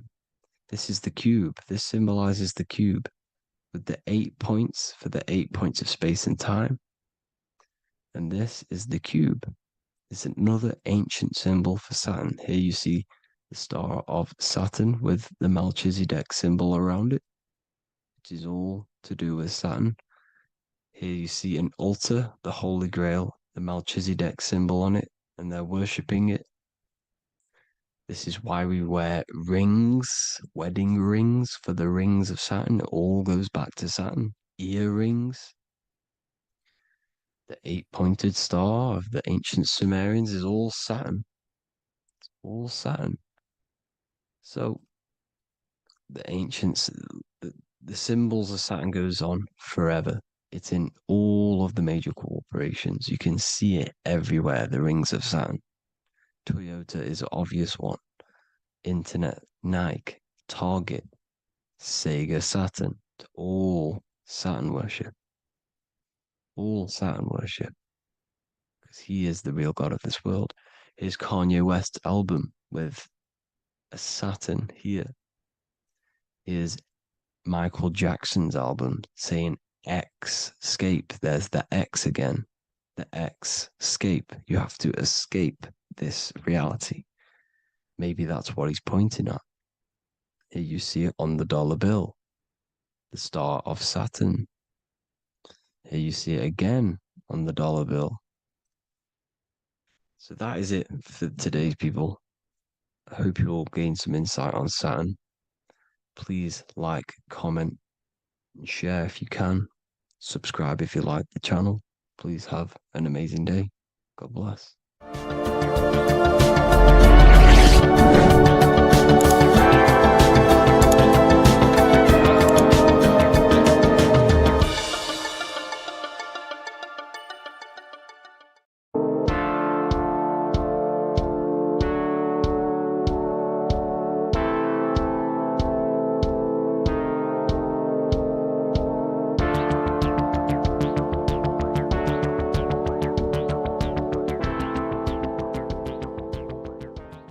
Welcome back everyone to another video. Today we're going to cover everything that you need to know about the mind, starting with the two aspects of the mind, the conscious and the subconscious. The male aspect of your mind is the conscious. This is the 10% of your mind. The conscious part of your mind is only aware of everything around you, your vision, your sight, your smell, your taste, your hearing, and your current state of emotion and thought. Every thought that you consciously think about has an emotion directly attached to it. That emotion is then impressed onto the subconscious part of the mind. The subconscious part of the mind is the female aspect of your mind. It is also a whopping 90% of your mind. Subconscious mind is controlling all of the subconscious processes which happen within your body. For example, your subconscious mind is controlling your heartbeat, your digestion of food, and all of the things that you do not have to tell the body to do. It is the hidden part of our mind which is controlling all of the hidden things. The subconscious mind is like a recording supercomputer. Everything that you have experienced in your life is all recorded and stored within the subconscious mind. One of the most important things about your subconscious mind is that it stores your mental programs. Everything in the subconscious mind manifests into behavior and actions within the body. Your daily basis routine and habits are all mental programs within your subconscious mind. These mental programs are created by mainly two ways. 1, repetition, and 2, emotional impact. The repetition is fairly simple to understand. The more you do something, the more it impresses onto your subconscious mind and becomes a program. That program will then manifest into your behavior. However, with the emotional programs, they work a bit different. The stronger that you feel an emotion, the stronger it is impressed onto the subconscious mind. And then that emotion becomes a program. For example, you had a very traumatic moment happen when you were a young child. The emotion that you felt was so strong in that moment that it impressed into your subconscious mind so hard that you can recall that moment like it was yesterday. That traumatic event that happened to you when you were young will still manifest into your daily basis behavior even to this day. However, it manifests subconsciously. For example, if you were in a car crash, you will be wary to enter cars with certain people. All because of that traumatic emotion that you felt and impressed onto your subconscious mind. Another example of the subconscious manifesting into our behavior is posting on Instagram. Most of the time, the reason why you post is because your subconscious mind is seeking gratification. So before you actually do something, question yourself and find out the root cause of why you are doing this. Another thing that you need to understand about the subconscious mind is that it takes everything you say in here literally. So for example, if you go and say, "You are an idiot" to someone, your subconscious mind will only pick up the word idiot. It only knows yourself. It doesn't know anyone else. You are casting a spell on yourself just by saying that to someone else. This is why the golden rule is to treat others like you'd like to be treated. Now, you can rewrite these programs which are already in your subconscious mind. However, it does take consistency. You have to change these programs which have been running for years. And by changing these programs, you change your behavior, because these programs manifest into your behavior. The best way to do this, personally, is to listen to affirmations first thing when you wake up in the morning, and do this for 10 minutes every single morning. Then at night time, you want to think and feel that you are becoming the reality that you desire. The more that you feel this reality, the more it will become a program and impress your subconscious mind. For example, you're trying to gain financial freedom. If you trick your subconscious mind into creating a program saying that you are financially free, this will manifest into your behavior. You will start doing more work. You will start looking for ways to make money. Your mind will be set on the frequency of money and financial freedom. Therefore, you will receive thoughts based around this program. If you take enough action, your life will dramatically change because of this program that you created in the mind. This is why we call it a mindset, because your mind is a frequency tuner which sets its frequency onto different thoughts, because thoughts are frequency. If you fill your mind with a specific frequency, you will gain thoughts and ideas based around that frequency. To create a stable mind, you need to master your emotions. You need to change your mindset. Everything that you experience is neutral. Based upon the mindset that you see it, you either give it a positive or negative charge. By understanding this deeply, you will then control your emotions. I hope you gained some wisdom and enjoyed this video. Please, if you can, leave a comment and a like, and subscribe to the channel if you like this content. Love and light to you all.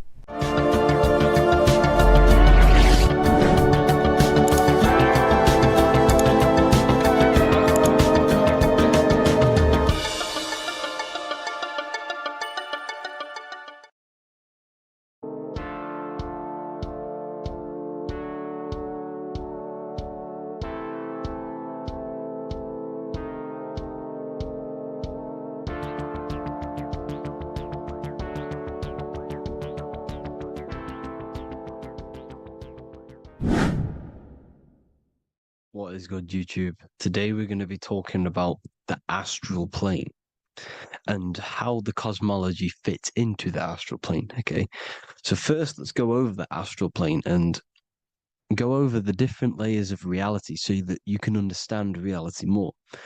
You are a multi-dimensional being. You are not you are in all of these realities at the same time. They all interweave into one big reality. But there are different planes. They are different vibrational dimensions. There are different dimensions of reality. The mind is the root cause of reality. We're living in the mind of God. Everything is being thought into existence from the root cause, from the universal mind. This is why the ancient Egyptians said, all is mind. We're living in the mind of God. And we are a microcosm of this mind. This is why we all have the same mind. This mind is the world of thoughts. Now, this world of thoughts is just the thought alone. For example, it is the thought of a chair. But then when you start to imagine this chair and you start to mentally see the chair, you're now manifesting the thought, the singular thought, into some sort of form. So now you're imagining the chair. You're imagining the form of this chair, which is then manifesting into the astral plane. The astral plane is the world of thought forms manifesting. So when you are imagining something, you are seeing into the astral plane. Okay? Your third eye, it is an eye because it sees the astral plane. It is seeing the other side through imagination, through dreaming. Well, we'll go over dreaming later. So the thought of a chair is a singular thought. The imagination of the chair is the manifestation of the chair. And in the astral plane, it's basically the world of all the chairs that could ever exist. So you're thinking of the chair as a singular thought, which is the mental plane. The astral plane is the imagination of that chair, is the thought, the manifestation of it. Depending on the vibrational state of the thought will depend what level of the astral plane it will go to. For example, if you're thinking about a chair to torture someone on it, it's going to go on the lower astral plane. Or if you're thinking and imagining happy things, it's going to go to the higher astral plane. So wherever your mindset is, that we call it a mindset because your mind is setting frequencies to certain things. Thoughts are frequencies.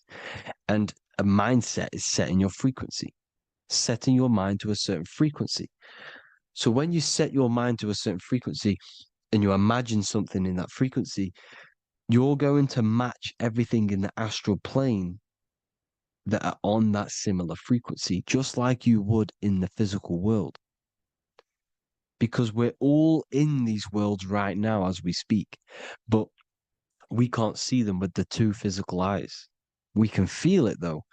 When you're around someone and you've just met a new person, for example, you can feel their vibration. And if you're not on a similar vibrational match, you will not get along with that person, or you just won't not get along, but you won't connect with that person because you're on two opposing frequencies, not matching. And this is something that you can't see, you can only feel because it's the astral plane. It exists within the astral plane. Everything in the astral plane is made out of vibrations. So if you do astral project, and if you already know how to astral project, you will see beings and people and things that are on the same frequency as you. This is why before you astral project, you need to sort your vibration out before you astral project, because you are projecting your consciousness into this. It's the mind. The mind is the bridge. It can move between realities. You are a observer. You are a observing soul which observes different realities. And the mind is the bridge between all of these different realities. The mind can choose. If you want to project into the astral, you set your mind to it, you can. Okay? So let's not get off track. The lower astral plane is where demons are. The higher astral plane is where heavenly beings are. Heaven and hell are kind of a real thing. The etheric plane is a powerful substance, the ether, the fifth element that they don't tell us about.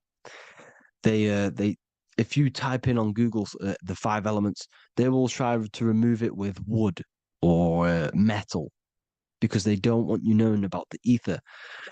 Ether is the energy double behind all physical objects. So the ether is very important. It is the fifth element. It is part of the physical world, but it's also part of the astral world. It is on either side. You see how they're showing you the truth in the language. Ether and either are the same word. The ether has 1 foot in the astral and 1 foot in the physical world. It's a substance that connects the physical to the astral world.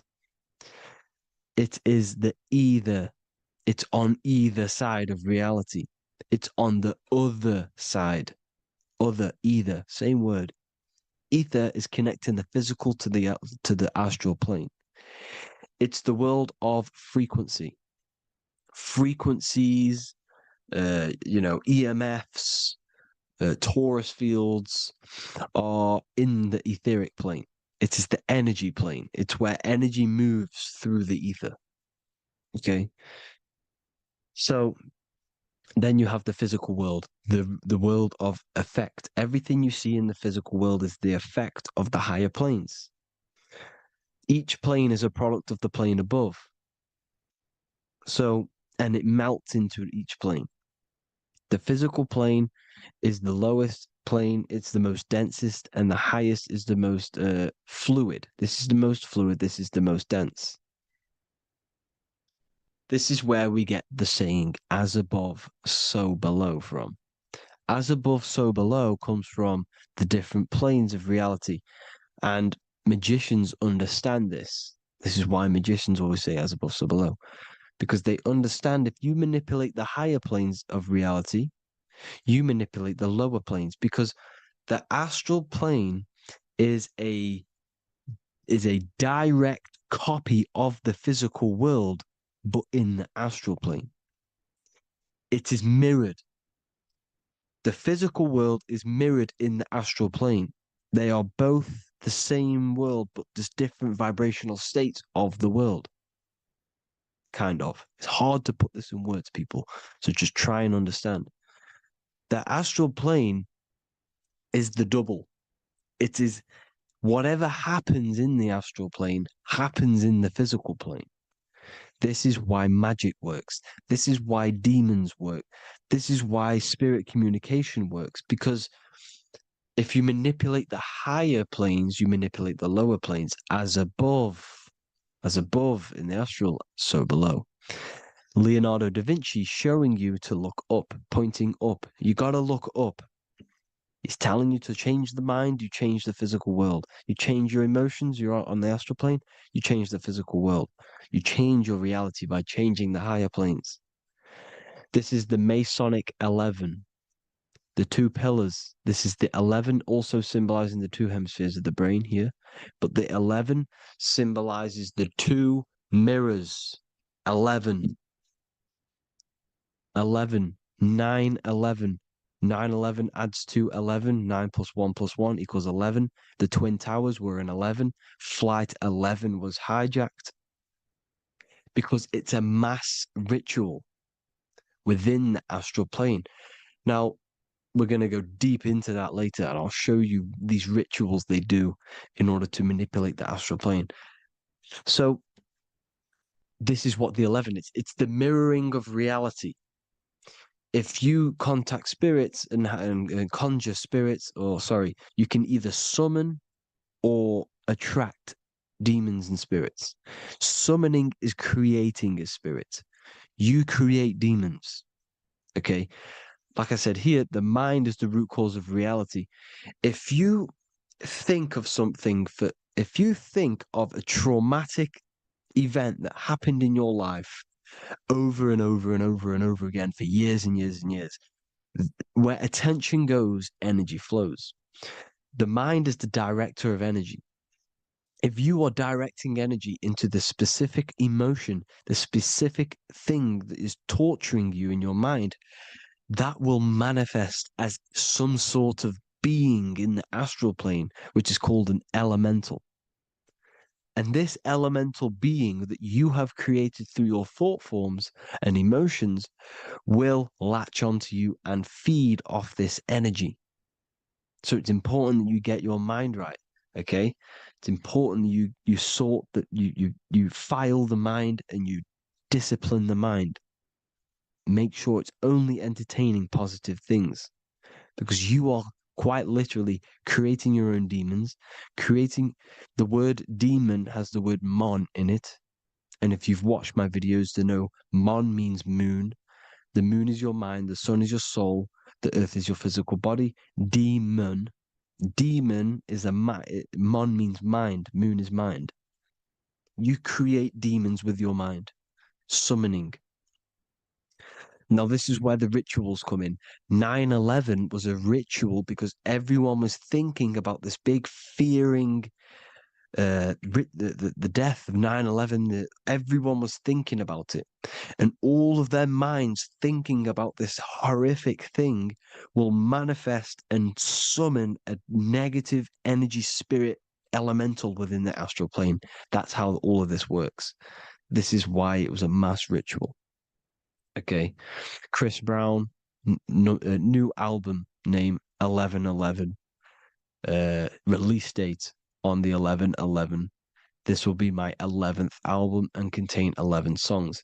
All of these people know the occult. This is Hermes Trismegistus with the star of Saturn, the six-pointed star, as above, so below. The mirroring of reality, physical and astral, the two Masonic pillars. So as above, so below. What's above us? The stars. The stars are connected to the astral plane. This is why we call them stargates. When we dream, we are experiencing these different realities.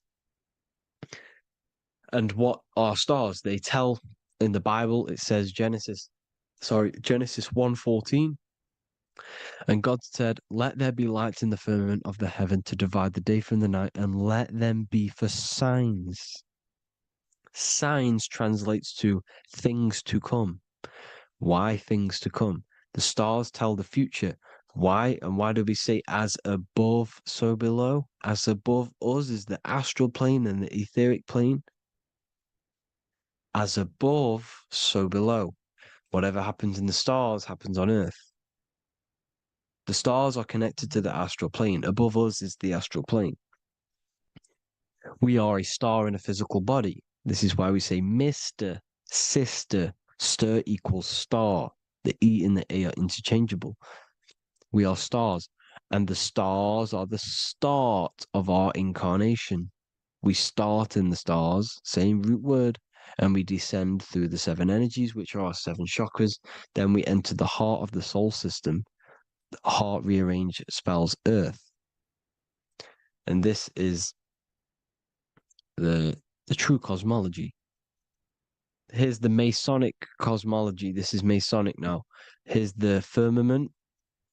Let there be a firmament in the midst of the waters to divide the waters from above, from the waters that below. Genesis 1:6. The firmament, firmament comes from the word firma, Latin, I'm pretty sure, which means firm.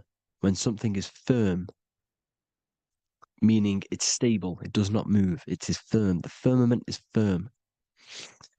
So, is the firmament Genesis 1:6. What does he say? Genesis 1:3, sorry. Let there be light.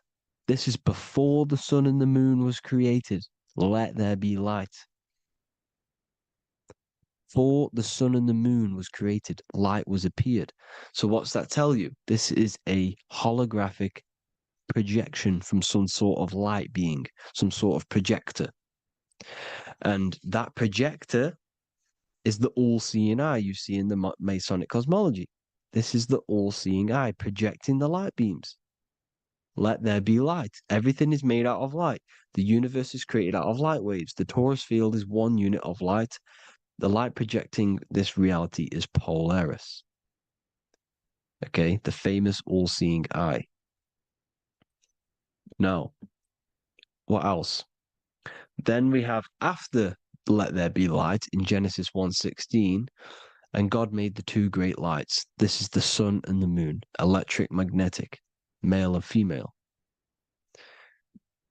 Then we have the Masonic checkerboard, the black and white symbolizing dualities within the dualistic reality we're in, spirit and matter, light and matter, rest and motion, positive and negative, good and evil. Everything's dualistic here.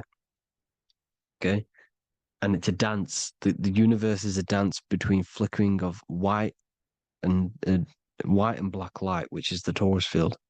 We're not going to go over that, but this is all connected to the astral plane. This is the true cosmology. The astral plane cannot work on a spinning monkey ball in the middle of space. Does not work. Cannot work. It's impossible. Okay? Impossible. So, even in the Quran, it says, Allah has made the earth for you as a carpet, flat. Quran 15:19. And the earth we have spread out like a carpet, set there on mountains, firm and immovable. It is immovable. In the Quran, it also says 65:12, it is Allah who has created the seven heavens of the earth. The seven heavens meaning the seven layers of heaven, the seven planets. And Psalms 104:5, he set the earth on its foundations and it can never be moved. Never.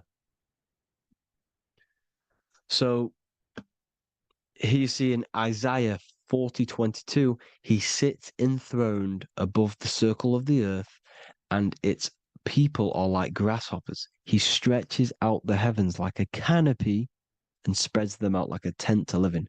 We live in a tent. This is the tent. The projection of light. Here you see an ancient picture here.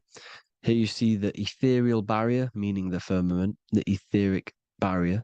And here you see his head popping out. Why is his head popping out? Because your head is heaven. Your heel is hell. Your head has access to the astral plane. This is why your head is heaven. The pineal gland, when stimulated, has access to project itself, project consciousness into the astral plane. Here you see another ancient picture here with the Masonic Royal Arch, with the zodiac here, the zodiac on the top, arching because there's a firmament above us. Here's God in the brain. Consciousness is God. Here you see the Masonic Royal Arch, symbolizing the firmament. George Washington above the Masonic Royal Arch. These are the stars. This is Polaris projecting reality. Here's ancient churches with the dome, Polaris projecting reality with Jesus. Disney World is under the dome. The seven layers of heaven, ancient paintings, all depict if you go and look at the ancient paintings, they'll all depict the firmament, the arch above us. This is where we get interesting. The Masonic Royal Arch has the 6-9, which is Cancer. The constellation Cancer, which is 6-9 is associated with portals because CERN is the 6-9.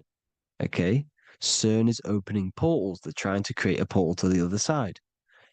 Cancer has the word CERN within it, so there is a link between Cancer and the opening, the firmament opening above us to ascension. Here you see the Masonic art with the Royal Arch and the light and the opening.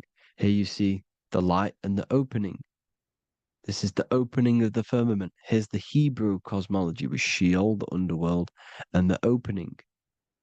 So Cancer is definitely some sort of portal in and out of this reality. I'm just connecting dots here. Now, we're going to go change a bit now. These celebrities that you are seeing they have not sold their soul to Satan, okay?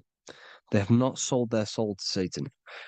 Satan is a demonic, low vibrational energy that has been summoned over the thousands and thousands and thousands of years of evil occult arts.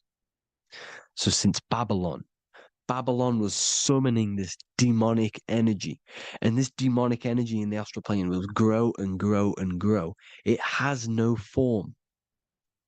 It has no physical form. Okay? But you can see it in the rappers. If your third eye is open, you can see clearly that these people are demonic. You can sense the energy that they're manifesting. Selling your soul is not what you've been told. It is gaining, because your soul is pure love, okay? Your soul does not want to do anything bad.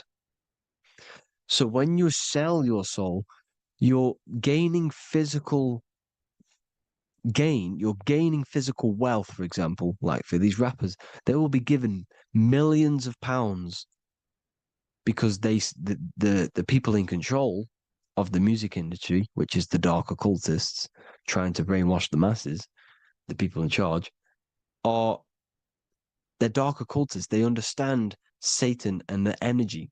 They are satanic energy, which has been summoned in the astral plane.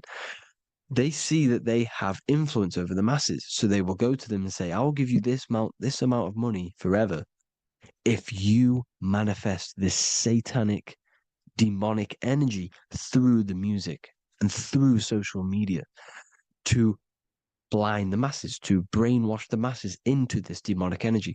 Because when you listen to music, music is frequency. Whatever you listen to, you become that frequency. So if you're listening to these people, they're throwing energy, this demonic, satanic energy that they sold out to.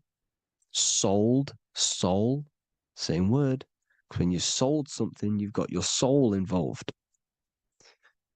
They have exchanged money, physical gain, so that they manifest this satanic energy within the astral plane and through the music, through the videos, through social media, to keep us in this vibrational frequency, in this low state of consciousness. This is what it actually is. It's not, you're not selling your soul to some sort of devil. This satanic energy has no physical form it is formless in the astral plane. It's a summoned energy. Now, the root chakra is red. This is why the devil is red, because it symbolizes the animal nature of man.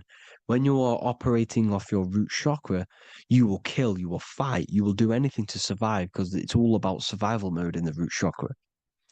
They want you keeping in that fighting mode, that surviving mode, so that you are manifesting this low vibrational frequency, this satanic energy, this demonic red energy. This is why the devil is red. And the devil has a tail with the red arrow pointing down, because it symbolizes your light body. This is your Merkaba. Your Merkaba is your light body. Mer equals light, Ka equals spirit, Ba equals body. Merkaba, this is the devil's tail pointing down, the descension, your heel, up to your heel, hell. Ascension to heaven, head. You see, this is the all-seeing eye with the illumination coming off it, your head, when you're illuminated. The Merkaba is your celestial sphere to portray different planes of reality. It is the vehicle of ascension. It's your light body.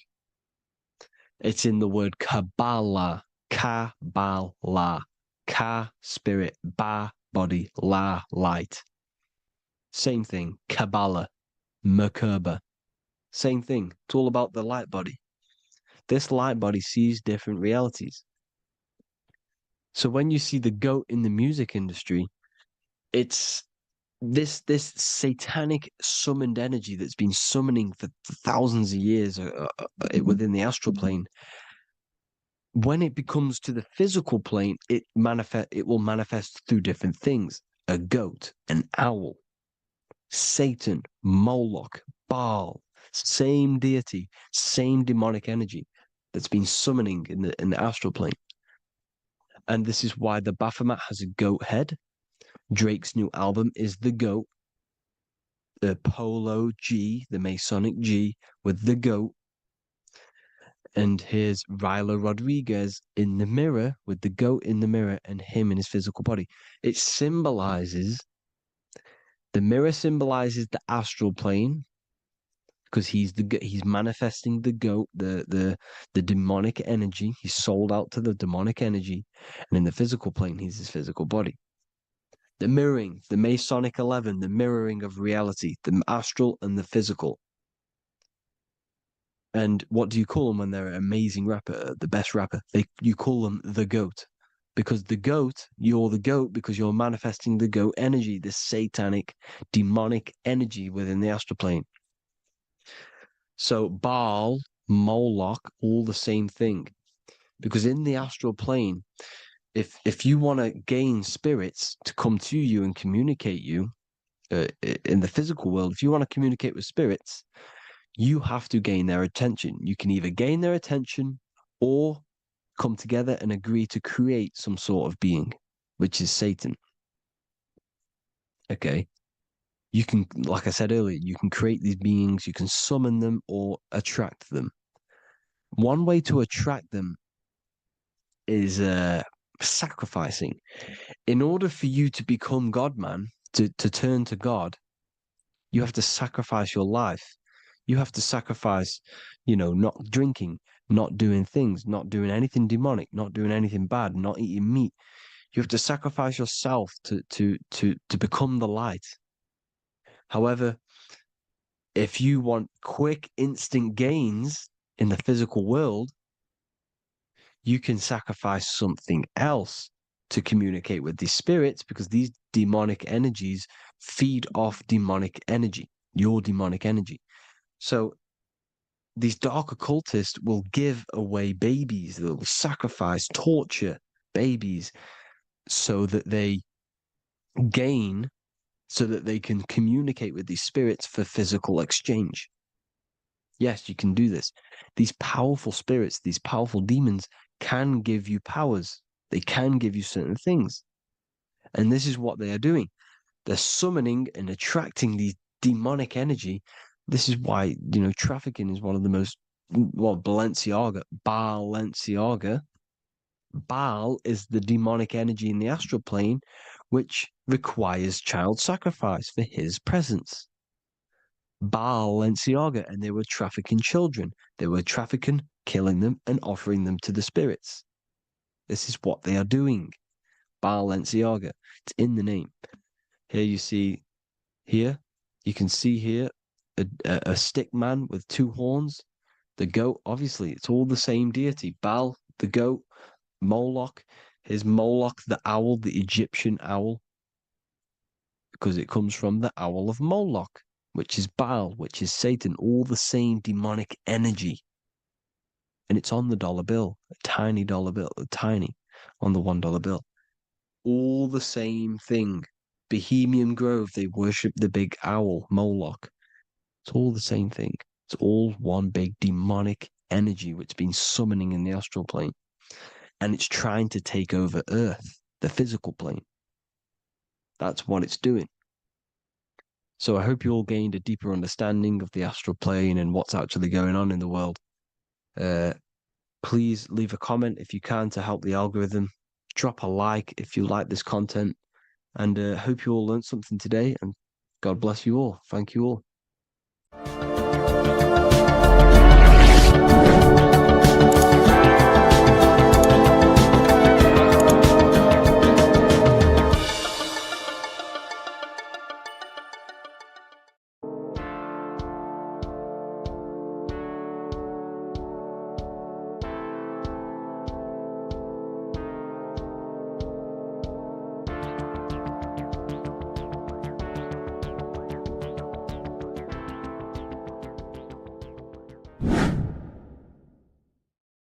What are we all doing, people?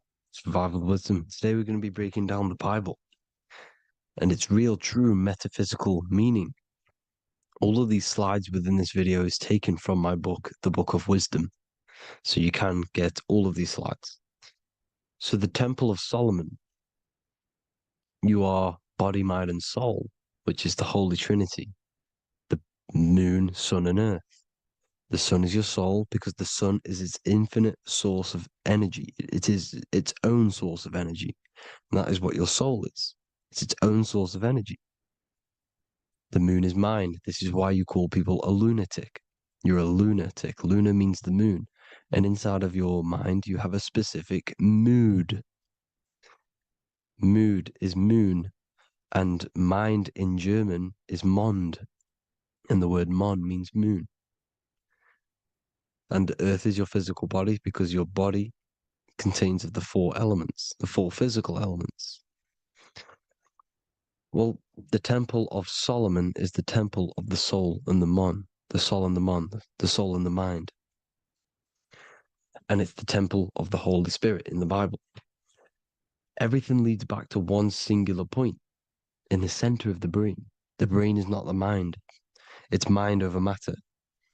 Okay? The brain is the physical manifestation of the mind. The brain is the electrical computer which decodes the light waves given to it by the mind. This is why everything in the body leads back to one singular point. And we'll go over this in a minute. But this is controlling the physical body. This is the within. If you rearrange within, it spells high twin because within you is your twin, your true self. And it's just an entity in the center of the mind. And if you shut your eyes, you can feel it. Your awareness is in the center of the brain. So there's just an empty chamber in the center of the two cherubs, the two brains. They are two separate brains. They're two hemispheres.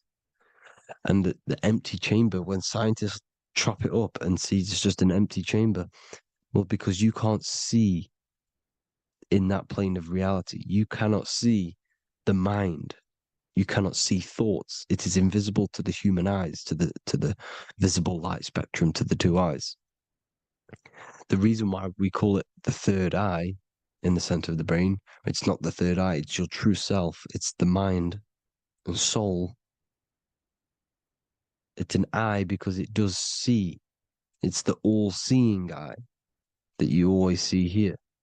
There's some Masonic artwork showing the two pillars, the two cherubs, the two hemispheres of the brain, and the inner eye. This is the eye that sees all things. What do I mean by seeing all things? Not physically.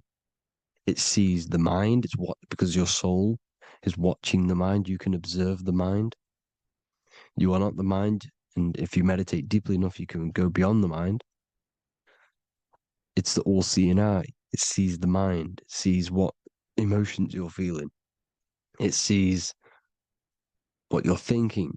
It sees what you're seeing with the two eyes. It's the all-seeing eye. It sees all things. It's omnipresent. It's everywhere. Because the mind can be anywhere. The mind can switch itself into any place it wants. There is no limitations with the mind.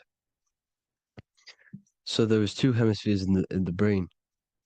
And in the Bible, there is a quote saying the most holy place between the two cherubs. The two cherubs is the two hemispheres of the brain, and the most holy place is between them, which is what the Masonic artwork is showing. This is the all-seeing eye, the soul and the mind in the center of the brain. And you will not see this with the two eyes. So when scientists come to seeing the empty chamber in the center of the brain, they wonder because they do not understand the occult side of the world. They do not understand the layers of reality. How the two eyes, everything physical comes from the unseen.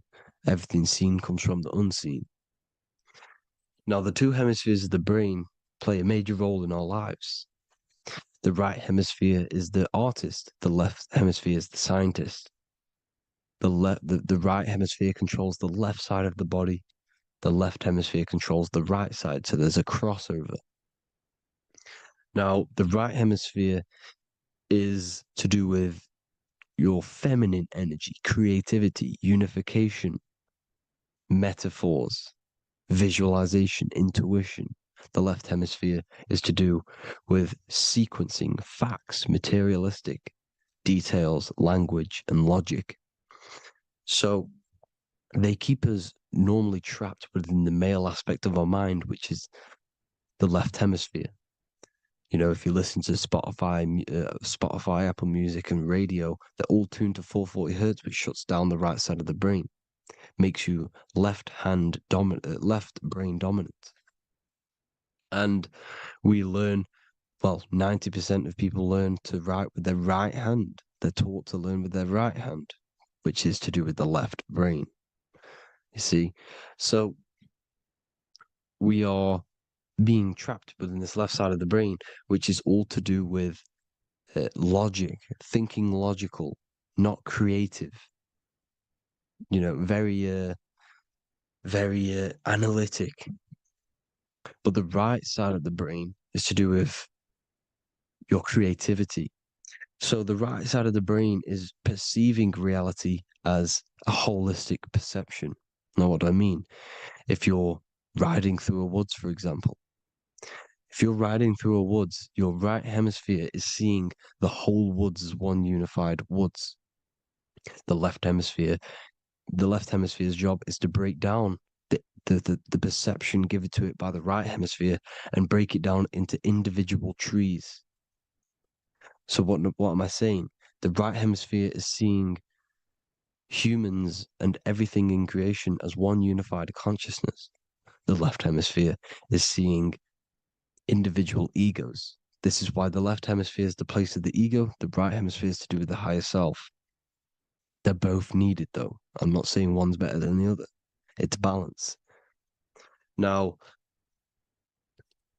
they don't want you to see the unified picture, perception of creation. They want you to think everything is individual, everything doesn't come from the one, because all things come from the one.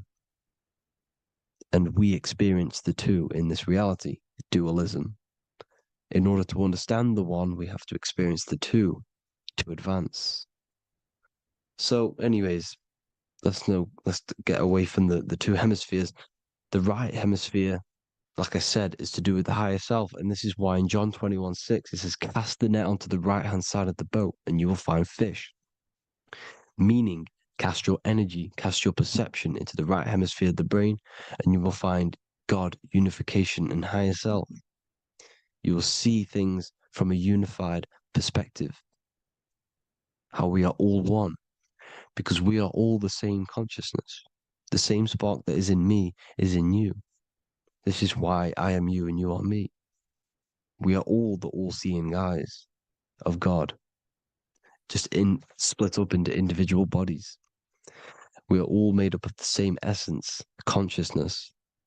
And that consciousness, that mind and soul, is in the center of the brain. You are just in different avatars. And until we see this, we'll forever be divided and conquered. Until we figure this out as a collective consciousness, we will forever be divided and conquered and ruled over. This is why the Bible says, ye are gods. You are the sons of the Most High, because we are. We are the Word made flesh. We are God made flesh. Mark 16:19. So then after the Lord had spoken unto them, he was received up into heaven. Head is heaven, H-E-A, and sat on the right hand of God. God is the consciousness in the center of the brain. Heaven is the head, and the right hand of God is the right hemisphere of the brain, meaning he sees things in unification, creativity, intuition, the higher mind, the higher brain. When Moses crosses the Red Sea is the corpus callosum, moving from the left to the right hemisphere of the brain to see unified perception of reality. Head, H-E-A, heaven, same root word. This is why the ancients always depict God in the center of the brain.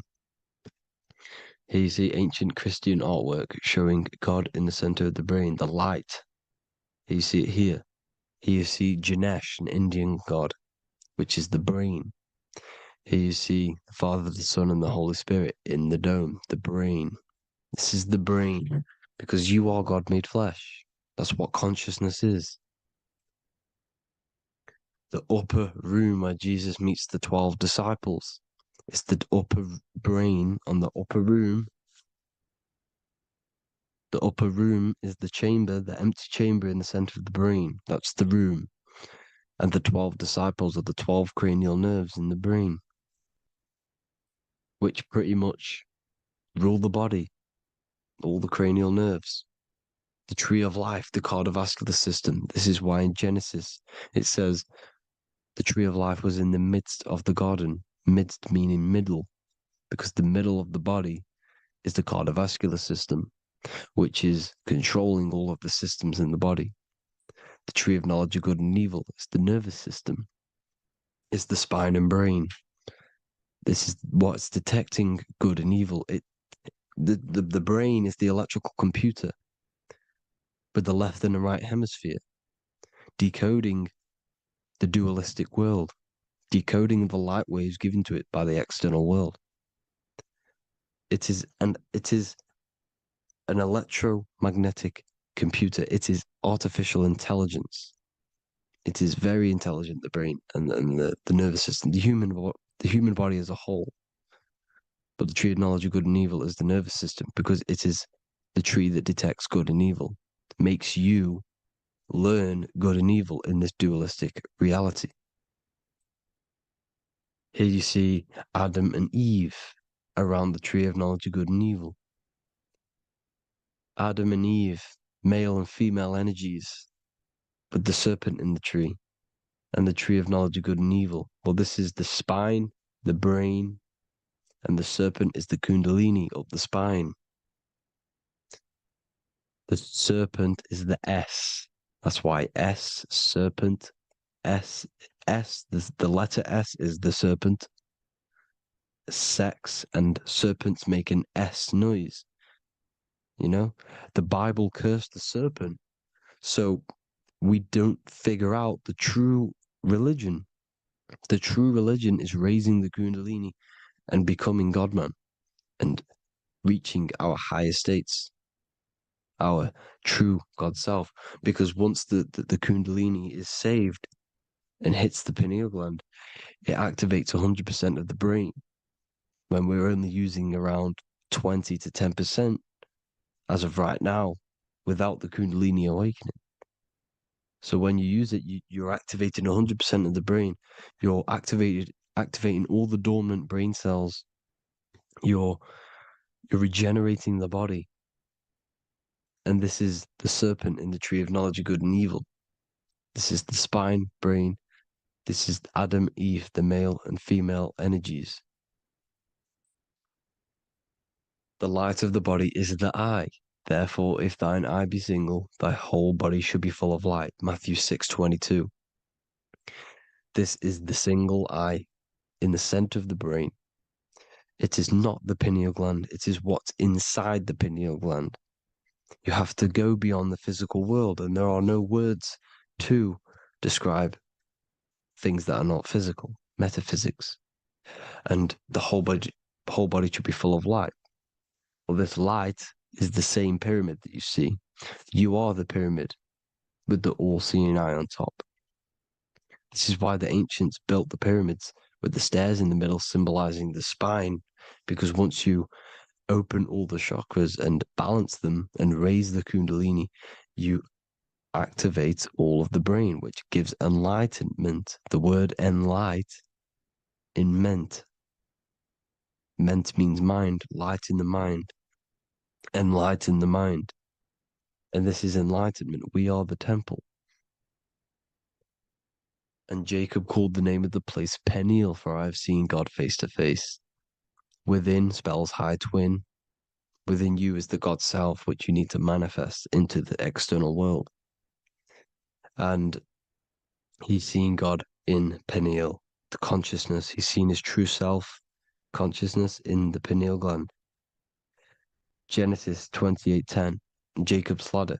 Jacob, he took a rock there and laid his head on it to sleep. Jacob had a dream. He dreamed there was a ladder that was on the ground and reached up into heaven. Head is heaven. The rock he fell asleep on is the sacrum bone, because he's symbolizing the oil that comes down the spine, hits the sacrum bone and rests there, falls asleep, and it looks up and it sees the ladder to heaven. Because when you raise this oil, you become God man. You become God in heaven. You can leave the body at will. Do you not know that your body is the temple, that your body is the temple of the Holy Spirit? Corinthians 16:19-20. Or do you not know that your body is the temple of the Holy Spirit within you? Your body is the temple of the Holy Spirit, the soul and the mind within, the center of the brain, the temple of Solomon, temple of the soul and the mind. Romans 8:10. Christ is in you. It's not external. When you give where attention goes, energy flows. When you give your energy to external things, your attention, your worship to external things, you're giving energy, meaning it's draining you, and you're feeding something within the astral plane, a mental thought within the astral plane. So with you realizing that the Christ is in you, that you don't have to worship anything outside of you, this means that you're internalizing your energy. You're not giving your energy, because where attention goes, energy flows, which means you become more present. You become healthier because you're not giving off all of your special electromagnetic energy that's charging you. This is why the religions ran by the Vatican is all external. They're exoteric. Exoteric means external teachings. The esoteric is the internal, the hidden teachings. In Psalms 82, I have said, ye are gods, and all of you are children of the Most High, because we are the Most High, split up into individual bodies. That's what consciousness is. Consciousness is the Most High, and we have to raise ourselves to the Most High. Brahma, Vishnu, Shiva, the Father, the Son, and the Holy Spirit. Why is it always a trio? It's a trio because it symbolizes us, the soul, mind, and body. The mind is the bridge for the soul to be in the body. What is the soul? It's the life force. It's the watcher. It's the all-seeing eye. The soul sees into different realities, and it gives life to the body of every reality it goes in. This is why you always see light around the all-seeing eye, because it is the energy, the life force, the light, life, L-I. Life is light. And it's the eye because it sees into the different realities. It sees into the dream world. When you're going to sleep at night and you dream, it's not a dream. It's another reality. You're a multi-dimensional creature. We live in a multiverse. There's infinite amount of yous. And there is a version of you which is the highest self in a reality somewhere. And this eye has the ability to switch realities, which is exactly what astral travel is. Astral travel is the ability to switch reality beyond the 3D construct of this world. The Father, the Son, and the Holy Spirit, Brahma, Vishnu, Shiva. Brahma, the soul, inhabits different bodies. This is why they have different heads. Vishnu, the mind, symbolizing gnosis, meaning knowledge. This is the serpent. The serpent symbolized knowledge. Shiva, the body. Father, the Son, and the Holy Spirit. The bird, the soul, because the bird symbolizes the soul. This is why you have here the Egyptians showing you the soul leaving the body. Here you see here with the twin head, the same head, and it's a bird. This is the soul self. This is the ego self. The Egyptians knew this. They knew all of this. Of course they did. Now, the whole story of Jesus is all metaphorical for the process which goes on within your body. Your neck and head is the holy grail which the sun and the moon creates. Sorry, the sun and the moon creates the fluid within the holy grail, the brain, the skull. And the moon creates the milk. Sorry, the moon makes the milk. The sun makes the honey, the land flowing with milk and honey in the Bible. The land flowing with milk and honey is the center of the brain in the Holy Grail. Here you see the Masonic artwork showing you the sun and the moon creating the fluid in the spine. Here's the serpent. Serpent symbolizing the two Kundalini channels, the Ida Pingala up the spine. Here's the furnace raising the Kundalini, raising the oil, heating it up and rising it to the crown. You see? So here you see more Masonic art, seeing the sun and the moon creating the holy fluid in the brain, in the cup, filling the cup. This is why it's a cup, because it's the Holy Grail. This is the holy oil in the center of the brain that gets released down the spine, which is Jesus coming down from heaven. It comes down the spine, down the River Jordan in the Bible. This is when Jesus goes from Nazareth to Jerusalem. He comes down the River Jordan, and Joseph and Mary are in Nazareth waiting for Jesus' return. Joseph and Mary symbolize the pineal and pituitary gland, which produce the two oils created by the sun and the moon. And when he returns, he gets crucified at 33, because there's 33 vertebrae at the back of the spine, and it crosses the vagus nerve. The crucifixion of the oil past 33 vertebrae creates God-man, and it creates your higher self, and it activates 100% of the brain. And you turn into spirit, you turn to your spirit self. This is why Jesus dies. He didn't physically die, it metaphorically dies and becomes his higher self. The ego self is left behind. It's the same with the whole story of Jesus. Jesus comes down from heaven, which is the oil. He dies in a cave for 3 days, which is the oil hitting the cave. Here's the cave. And resurrects after 3 days. If you resurrect the oil, comes up and gets crucified at 33 in Golgotha. Golgotha translates to a place in the skull. The three wise men from the east. Well, if you look at the Masonic artwork, they'll always show you a ladder up to the east. Okay? Here you see north, south, west. This would be east. Here you see east here. East here. The ladder up to the east. The east is the top, up. Three wise men from the east. The thalamus, pituitary, and pineal gland in the center of the brain. The most important glands in the body. Here you see the Egyptians with the spine, the sun, and the two hemispheres of the brain. What did I say at the beginning? The sun is the soul. The sun is its own source of energy. It's the life force, which gives life to anything it inhabits.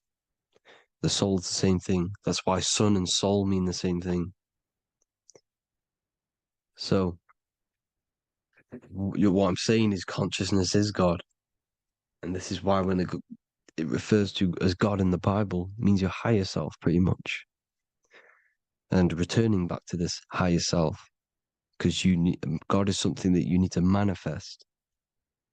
Consciousness is God, and your body is a reflection of the creation by God. This is why everything in the body corresponds with the stars. The stars rule the body. We are an image of the stars. This body is an image of the whole of creation. Aries rules the head. This is the cerebrum, the ram in the brain. Here's the ram, Aries. And we have something called the cerebrum, Aries, the ram. This is the Lamb of God moving to the higher mind. Taurus, which is the lower brain and neck, the cerebellum, the bull Taurus, the lower mind, and the cerebrum and the cerebellum, the ram and the bull, is what makes you ramble on. Ramble meaning walking. The higher mind and the lower mind working together makes the body ramble. Ramble is what makes you walk along. Thank you to Santos Bonacci. Gemini, the two twins, rules the two arms, the hands, and the lungs. These are the two twins of the body. Sagittarius, the horse, which rules the hips. Hips means hippo. Hippo means horse. Hippopotamus means water horse. Hippo means horse, and this is why we call them hips, because horses have massive hips. Capricorn, the kneecaps. Pisces, the two fish, the 2 feet. Then they make us swim. We are an image of the stars, people. Well, the body is anyway. Consciousness is God, and the body is the image of the whole of creation. It's a reflection of the whole creation, as above, so below. 12 systems in the body, 12 cranial nerves for the 12 constellations, 12 cell salts. The body's made out of 12 cell salts. So, this is where it gets kind of deep. You know, this is where we get deep. And he said, Jesus was known as the fisher of man. And fisher of man, meaning man does not mean man as in the male.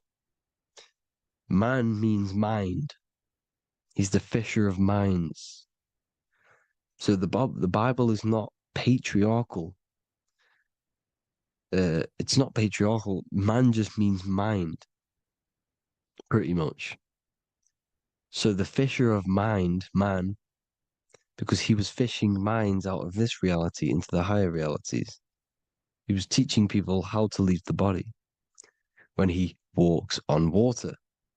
Walking on water is the physical, etheric, astral, and mental. These are the different planes of reality. The ether is the either, because the ether is the substance that's on either side, astral and physical. It's the 5th element, is ether. And the 5th element is the water. The same water at the beginning of the Bible when it says, let the firmament divide from the waters above from below. The water symbolizes the ether. It's the base of all physical matter. And the ether symbolized is known as the water. So when you're walking on water, you're walking on the ether, meaning you're leaving the physical body. So when Jesus walks on water and he's teaching Paul to walk on water, Paul becomes scared and falls back into the water. Well, when you astral travel and you become scared when you're projecting, you'll fall back into your body. So he's pretty much saying walking on water is leaving the body, and walking on the ether, because the ether is the veil between the astral, and that's what devil means. Devil has the word veil in it, because the devil is trapping you between one veil, which is this world. They're trapping you in this world, this thin layer of reality. Your dreams are different veils. The ether, the astral, the mental are different veils. Devil is deveil. Deveil. You need to escape being stuck in one reality and live in between realities. And this is when you truly become a multi-dimensional being, because your soul is just the eye. That's what you are. You're just an eye, and you see into different worlds. And it also, when Jesus means the fisher of man, the fisher of minds, I truly believe, because of my research, that there is other worlds. It's not just this one. There's higher worlds. There's an infinite amount of you, and you've been in them dreams you call dreams. Them dreams are other realities that you are in. That's why when you're there, you don't feel like you're in a dream. You feel like it's 100% real, because it is real. So this is why the ancients always depicted the many different heads, because there's many different versions of you. And this I, the soul, the watcher, is switching itself into different bodies at all times. Well, when you sleep, when you astral project. And this is what the ancients were doing. They understood the multiverse, and they could switch bodies at will. And this is what the 7 seals are in the Bible, also known as the 7 chakras. These are literally portals within us to these different worlds. We're in the heart at the moment. Earth, rearranged, spells heart, meaning middle. This is where good and evil exist. It's the middle point, the midpoint of realities. So, I hope you all enjoyed the video. All of this knowledge that I've give you in this video is inside of my book, the Book of Wisdom. The Book of Wisdom gets updated every single month with new pages. It's a one-time payment for a lifetime worth of research and knowledge by me. So if you do want to get it, the link will be in the description. But I hope you will gain some amazing insight. Please like, comment, and share to help the algorithm, and drop a subscription.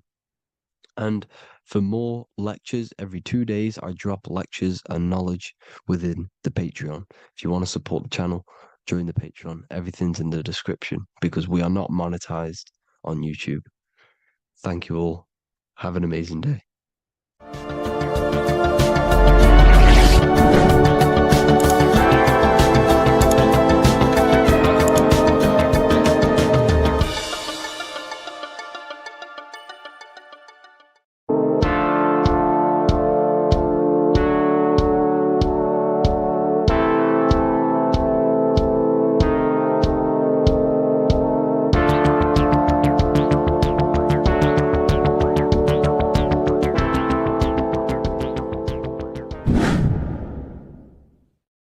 What is good, people? It's Revival of Wisdom. I hope you're all doing well. And this video is how to raise your holy oil or your kundalini. Let's get straight into this. So this is a monthly cycle. Every month, when the moon is in your zodiac sign, this oil is released. Now, the moon is in control of monthly cycles. For women, it's the menstrual cycle, and as well, this holy oil cycle. The moon changes sign every 2.5 days and passes through the zodiac signs in 27 days. So the moon tells the day, the sun tells the time, the stars tell the month. This reality is a massive clock, if you like to say. It's a cycle. Okay. The moon controls the night, emotions, water, fluids, and the mind. Okay. So this oil is produced in the claustrum. It's produced in the claustrum, which is here, right? This is where you get Santa Claus from.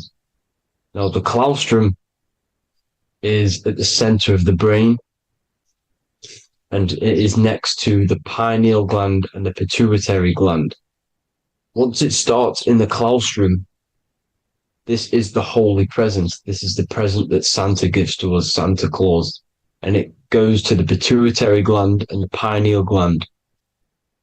And what's connected to the pituitary gland and the pineal gland is the Ida and the Pingala. The Pingala is the pineal gland's nerve, which is the honey, which is the positive charge, electric.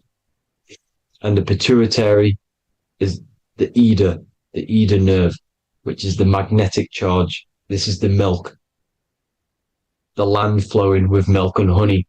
This is the brain, the heaven, okay? And it travels down the spine using these two nerves, these electromagnetic charge. And this is what the ancients symbolized with the 2 serpents wrapped around the spinal cord, the Ida and the Pingala. And this travels down to the sacrum or the solar plexus. Okay. So once it's here, okay, the spine is an elongation of the brain. So the spine is pretty much the brain. It's an extension of it. And it's kind of a microcosm of how we descended from heaven to physical reality, to physical matter, which is our consciousness has done. Our consciousness has descended from heaven into physical matter. And this is a microcosm of it. Okay. So once we're in the sacrum bone, this holy oil, like I've just explained, this holy oil starts in the Santa claustrum, goes down the chimney to the sacrum. This is the sacrum, the solar plexus, and drops the present off at the sacrum. Now, once we're at the sacrum, we need to raise our vibration to take this oil back up the spine. Okay. And the River Jordan symbolizes this in the Bible. King Herod wants to kill Jesus in Nazareth, which is here, this is the River Jordan, is Nazareth. He goes to be born in Bethlehem and then goes back up to Nazareth to Joseph and Mary. Joseph and Mary, the pineal gland and the pituitary gland. The Bible is huge symbolism. It's all metaphors for this sacred process which goes on inside of your body. You are the Temple of Solomon. You are the Holy Land. The Holy Land is your brain. Once this oil is at the sacrum, you need to raise your vibration in order to take it back up. Once this oil has gone back up to the pineal gland, it activates the crystals which are wrapped around your pineal gland. Your pineal gland is this tiny little beam here. This is the claustrum. This is the pineal gland. And it's wrapped in crystals. And when this oil travels back up the spine by raising your vibration, back to the upper room where Jesus met the 12 disciples, or the 12 cranial nerves in the brain, and it activates and it turns on this pineal gland. And once it's turned on, it illuminates all the cells and the nerves in your brain and turns them all on and activates the higher God man, the God consciousness, Christ consciousness. And it regenerates the whole body. This is the secret to regeneration. It regenerates all the cells in the body. And this is how the ancients lived for thousands and thousands of years, as talked about in ancient texts. They lived for hundreds and thousands of years because they knew this secret. And this fluid, this brain fluid, the secretion, or the Christos in Greek, which means gold, because this is the alchemical process from turning lead to gold. Your body is the alchemical furnace. Now, the ancients knew about this center of the brain because they symbol it. This is the Eye of Ra, and it's the brain. And this is what's wrapped around our consciousness. Our consciousness isn't wrapped around the brain. The brain is built around the consciousness. We are the consciousness. You don't have a soul, you are the soul. Okay? Now, the head, heaven, hell, heel at the bottom of your foot, that's hell. Head is heaven and hell. Simple. Now, the pineal gland produces DMT, which is dimethyltryptamine, which is known as the spirit molecule. So, let's move on.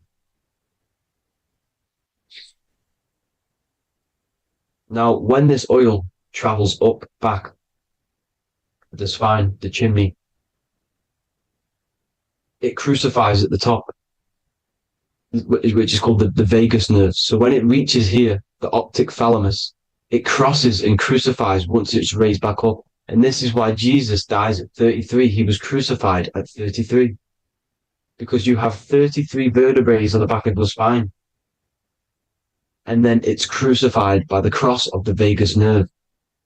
When this oil crosses the vagus nerve, this is the crucifixion at 33. And it symbolizes the death of the physical consciousness. You then become spirit. You then become God consciousness, activating the Kundalini, regenerating the body and the mind. Okay. The Garden of Eden. You are the Garden of Eden. The land of milk and honey is upstairs. The pituitary, which is the milk, the pineal gland, which is the honey, which is DMT. It even says this in the Bible. As he brought us into the place, and he has given us this land, a land flowing with milk and honey, which is also symbolized as the sun and the moon. The Bible also says, the light of the body is the eye, not the eyes, the eye. If therefore thine eye be single, thy whole body shall be full of light. This is the activation of the pineal gland by raising this oil back up to the pineal gland, to the center of the brain. Neither shall they say, see that here, or see there, for behold, the kingdom of God is within you. So he's saying, don't look out there. Nothing is out there. It's all inside of you. Everything's inside of you. You're the universe. Now, how to raise this oil back up to the pineal gland? Every month, like I said. The moon controls the cycle. The moon controls monthly cycles. When the moon is going into your zodiac sign every month, this oil goes down the spine, and you must raise your frequency to get it back up. You must retain your seed. This is the most important. Your fluid, your secret, your holy fluid, your life force. You can't let that go. That life force is the reason you're alive. This holy oil is the reason you're alive, because it feeds all of the systems in your body. It feeds all the systems in your body.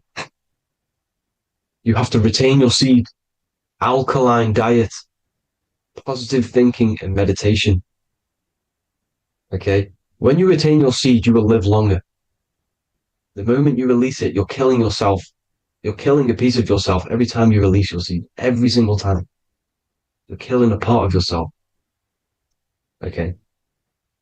Now, this could be why this could be the illumination, the single eye on the Illuminati's symbol, the Freemasonic symbol, the illuminated eye, the triangle, which could symbolize the body, mind, and spirit, but the eye illuminated.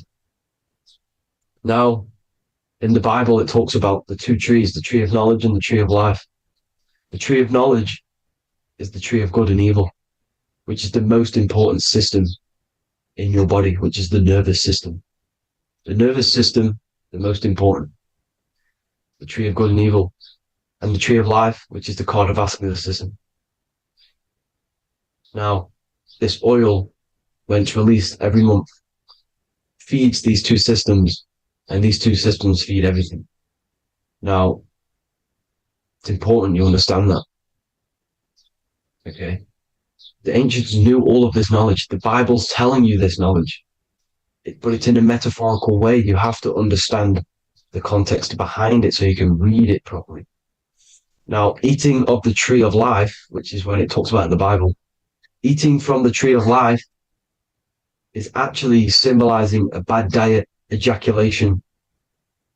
Because you're eating from these two systems. You're killing yourself with a bad diet. You're killing yourself with an ejaculation.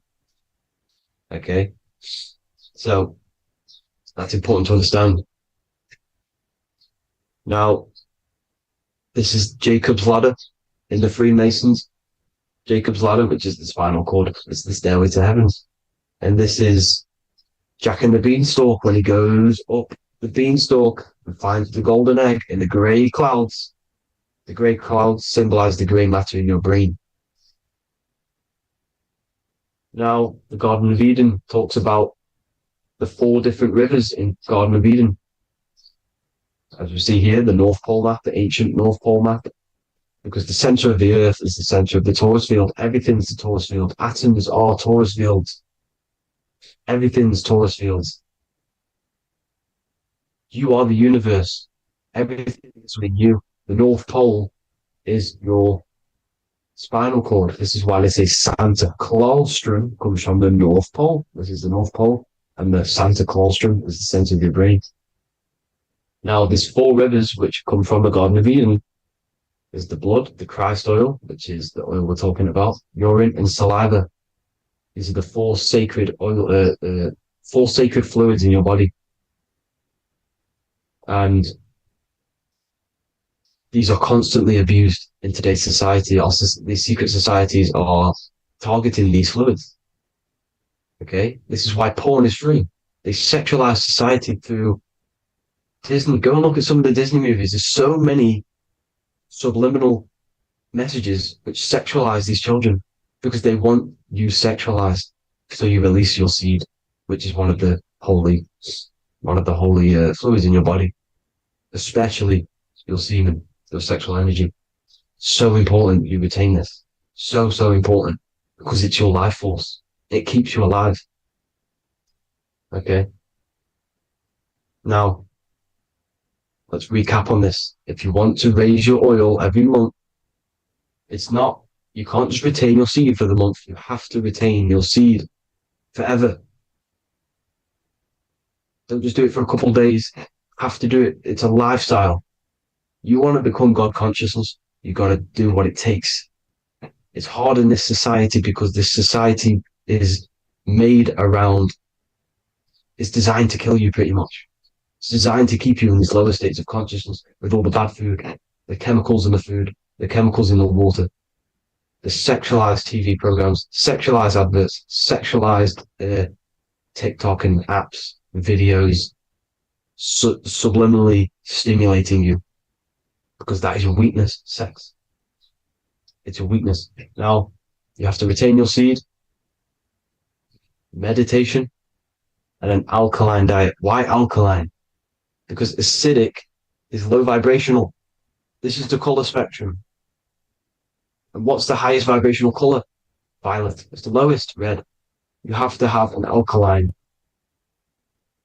body in order to raise this oil. When you drink, when you have a bad diet, when you drink alcohol, when you smoke, this destroys the oil. It destroys the oil in your sacrum and it can't be raised again, can't be raised up. This is why it's so important. Without that oil, you don't live. That oil makes you live. It feeds everything in your body. It's crazy how we're not taught this. It's insane. But that is how you raise the oil, people. I hope you all gain some knowledge out of this video. And I hope this assists you on your journey, your spiritual journey. And please like and share this video. We need this knowledge out to the public to wake up humanity.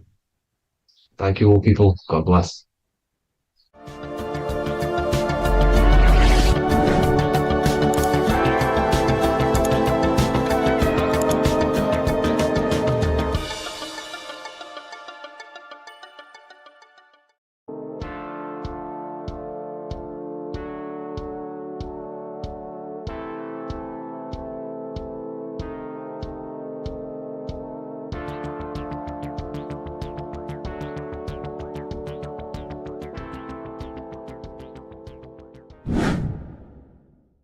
The earth has become a realm in order to trap souls within so that they can harness our electricity, our energy. Even the Bible is talking about how this realm is controlled by the wicked one in John 5:19. We know that we are the children of God and that the whole world is under the control of the evil one. Ephesians 6:12. For our struggle is not against flesh and blood, but against the rulers, against the authorities, against the powers of this dark world, and against the spiritual forces of evil in the heavenly realms. So the Bible is telling us that this is not the only world. There are other worlds, there are other realms that we can go to, considered as heaven. Heaven being a higher realm where there is no evil, no darkness. This is a midpoint realm where there is good and evil. Now, we're going to explain how the soul trap is how it's working and how your soul is being harnessed for its energy and how you are tricked to come back to this realm after death. What you need to understand is first is that you are the invisible intelligence behind the physical body. You are the mind and soul. The soul is the true you, the good you. It is pure love, pure bliss, eternal, never dies. The mind can be corrupted though. The mind is the intelligence of the soul. It is invisible. It has no true form. The intelligence inhabits the brain. The brain is the computer to control the electrical machine called the nervous system, which is choice, program, and action. You are the invisible intelligence behind the body, and this will prove it even more. You do not even see into the external world. You are seeing an image produced by the brain because the light is being sucked through the retinas of the eyes. The image is produced in the visual cortex at the back of the brain. What does this mean? This means that we are the consciousness in the center of the brain, in the pineal gland, that is experiencing the program being ran by the central nervous system in the brain. This is the sigil of Lucifer. Lucifer in Latin is Lucy. Lucy is light in Latin. Lucifer is known as the light bearer. This is how the eyes work, people. It's not a demon or a devil. The sigil for Lucifer is how the eyes work and how the left eye is controlled by the right brain. The right eye is controlled by the left brain. There is a crossover. It's the same with the body. The left side of the body is controlled by the right brain. The right side of the body is controlled by the left brain. There's a crossover with our hemispheres in the brain.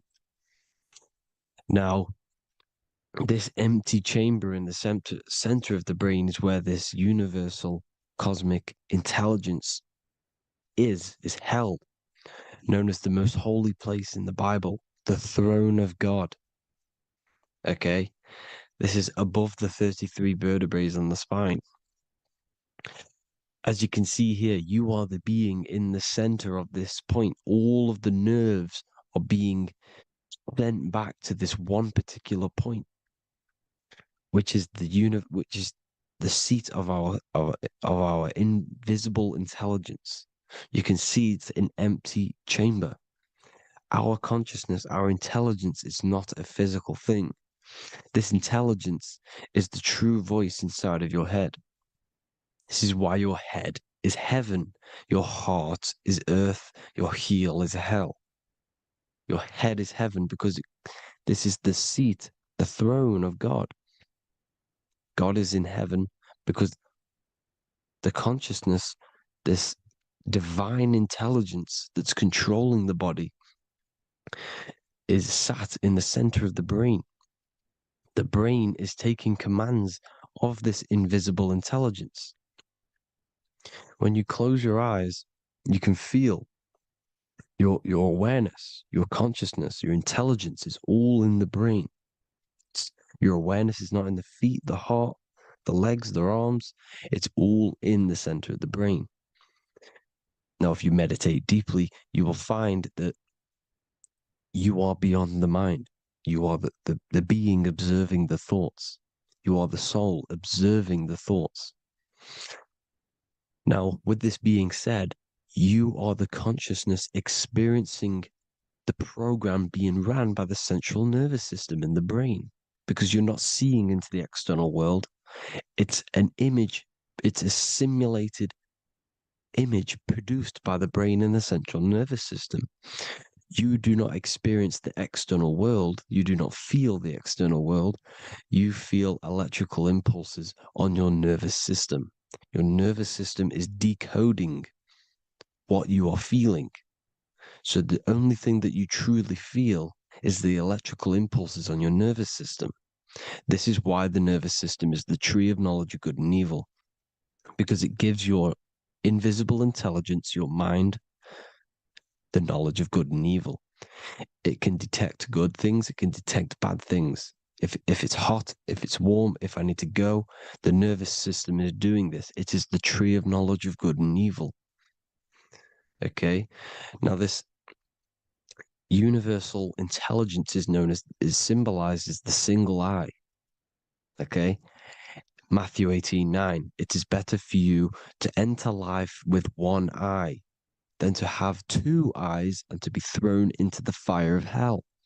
What does this mean? It's symbolic, it's metaphorical, people. It is metaphoric.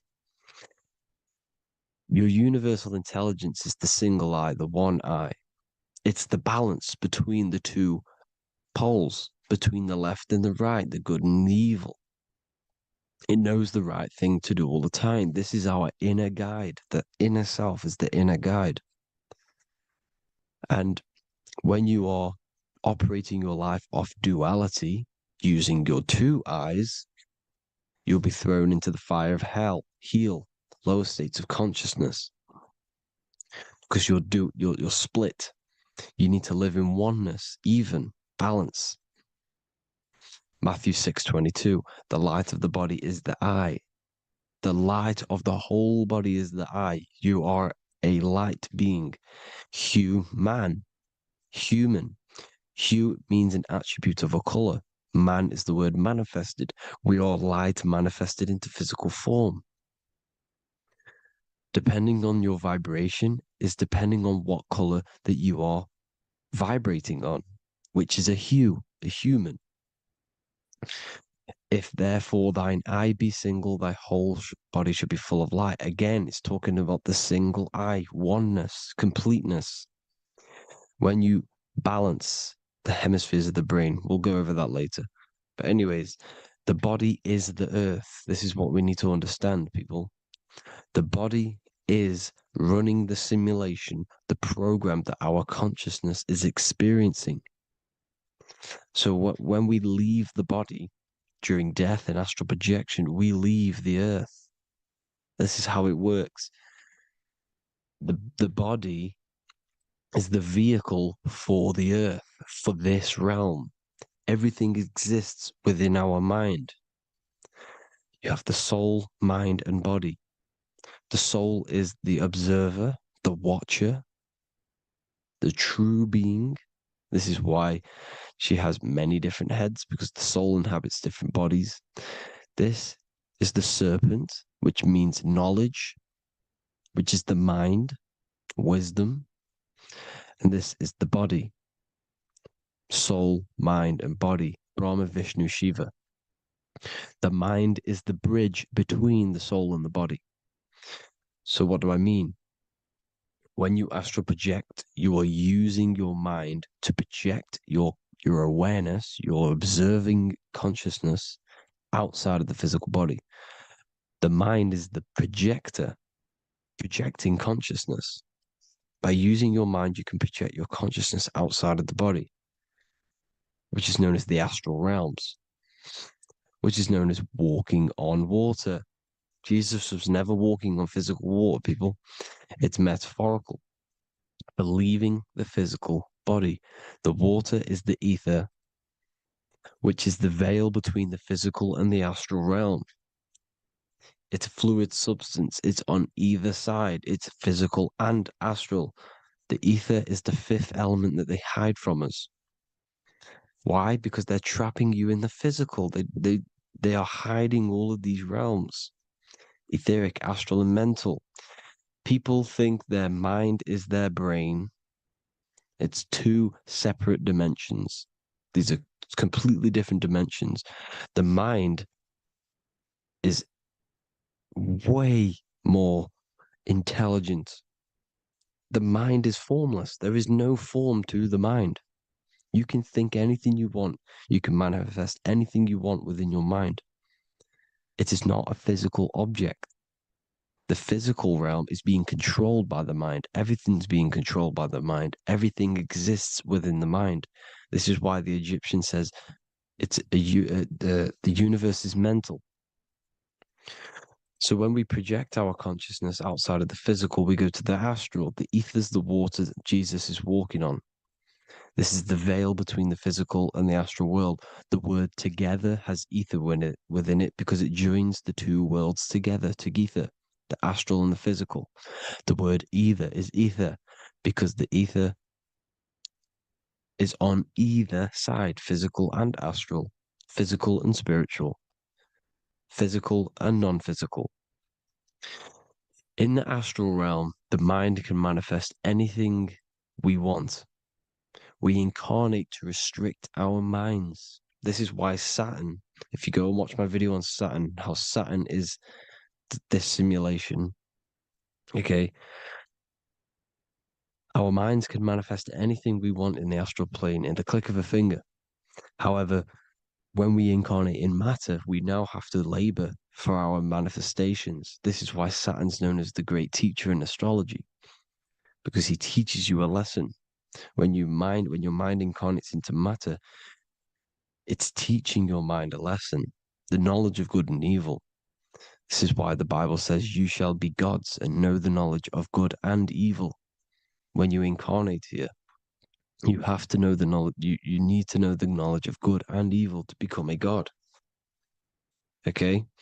Now, the square is the physical plane, the triangle's the ethereal plane, the circle's the eternal plane. The circle has no beginning, no end, it's eternal. The physical plane is the square, it's limited. The square is limited. The cube is the geometric shape which gives rise to matter. Now, the term think outside the box has truth in plain sight. You have to think outside the box to project your consciousness, use your mind to project your consciousness outside of the box, the physical plane, into the astrals. The astral realm is the realm of the stars. Above us is the stars. Through the stars is the astral plane. This is why astral has the word star within it. The devil is the deveil. When you sell your soul to the devil, quote unquote, it's metaphorical.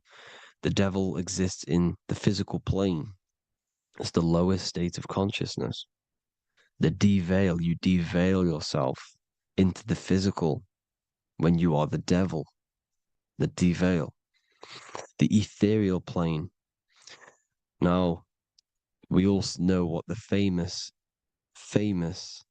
symbol of the all-seeing eye, right? The all-seeing eye with the eye in the triangle. Look at the Masonic artwork showing you the triangle above in the sky. This is symbolizing the ethereal planes. The eye in the triangle symbolizes your invisible intelligence, your mind, which has the ability to see on either side. Because the triangle's the ethereal plane. The eye is your consciousness, your intelligence. And this intelligence has the ability to see in the physical plane and to see in the ethereal planes, in the astral planes. This is why it's above the earth. It's above the ground.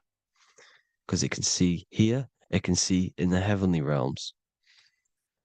Now, the stars are, well, this is known as heaven, the realms of the astral planes. This is some quotes from the Emerald Tablets of Thoth. Out of the darkness ye must rise upwards, one with the light and one with the stars. Man is in process of changing to forms that are not of this world.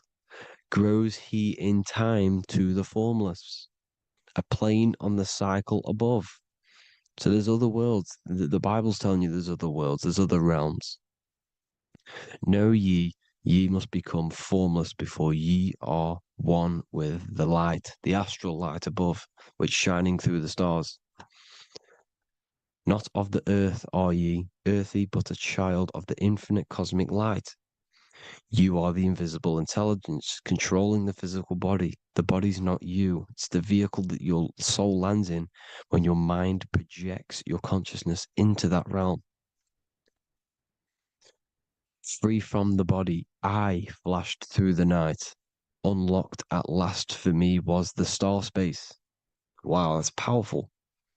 The star space, the astral planes. This is what he's talking about.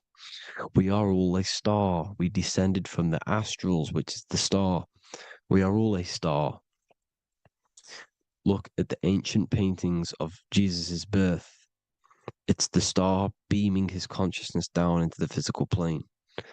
Here's another one. Here's some Freemasonic artwork showing you, again, the ether, that invisible intelligence, the I, manifesting itself inside of here, in the physical realm, where the people are. You see? It's the same here. This is Jesus. Here's the bird symbolizes the Holy Spirit, your invisible intelligence, descending into the waters, the ether, the ethereal, everything. The ether is the base of all physical matter. Here's Truth in Plain Sight. Mr. Bean, the famous TV program in England, in the UK. He begins the program like we all begin the program, from falling from the stars. He falls down with a beam of light. And this is truth in plain sight. This is false. The aliens don't exist. They're a lie, alien. But this symbolizes the star beaming our consciousness. And when we die, this star will suck us back up. Just like this UFO is doing. It's truth in plain sight. So, this is some more Freemasonic artwork, going from duality to singularity. Sun, moon, masculine, feminine. Right hemisphere, feminine, left hemisphere, masculine. The consciousness in the center, the balance point. Here's another more Freemasonic artwork. The two pillars, left and right hemispheres, and the invisible intelligence between the left and right hemispheres, the light of the body. This is why light's coming off it. Because it's light, it's pure light. The blazing star. The stairs go from the checkered board, the duality, up to oneness, in between the sun and the moon, the masculine and the feminine. This is symbolizing going into oneness. What did the Emerald Tablet say? You've got to become one with the stars, one with the one with the self. Balancing the two hemispheres so that you can gain, because when the two hemispheres are balanced, you can gain a more deeper connection with your invisible intelligence.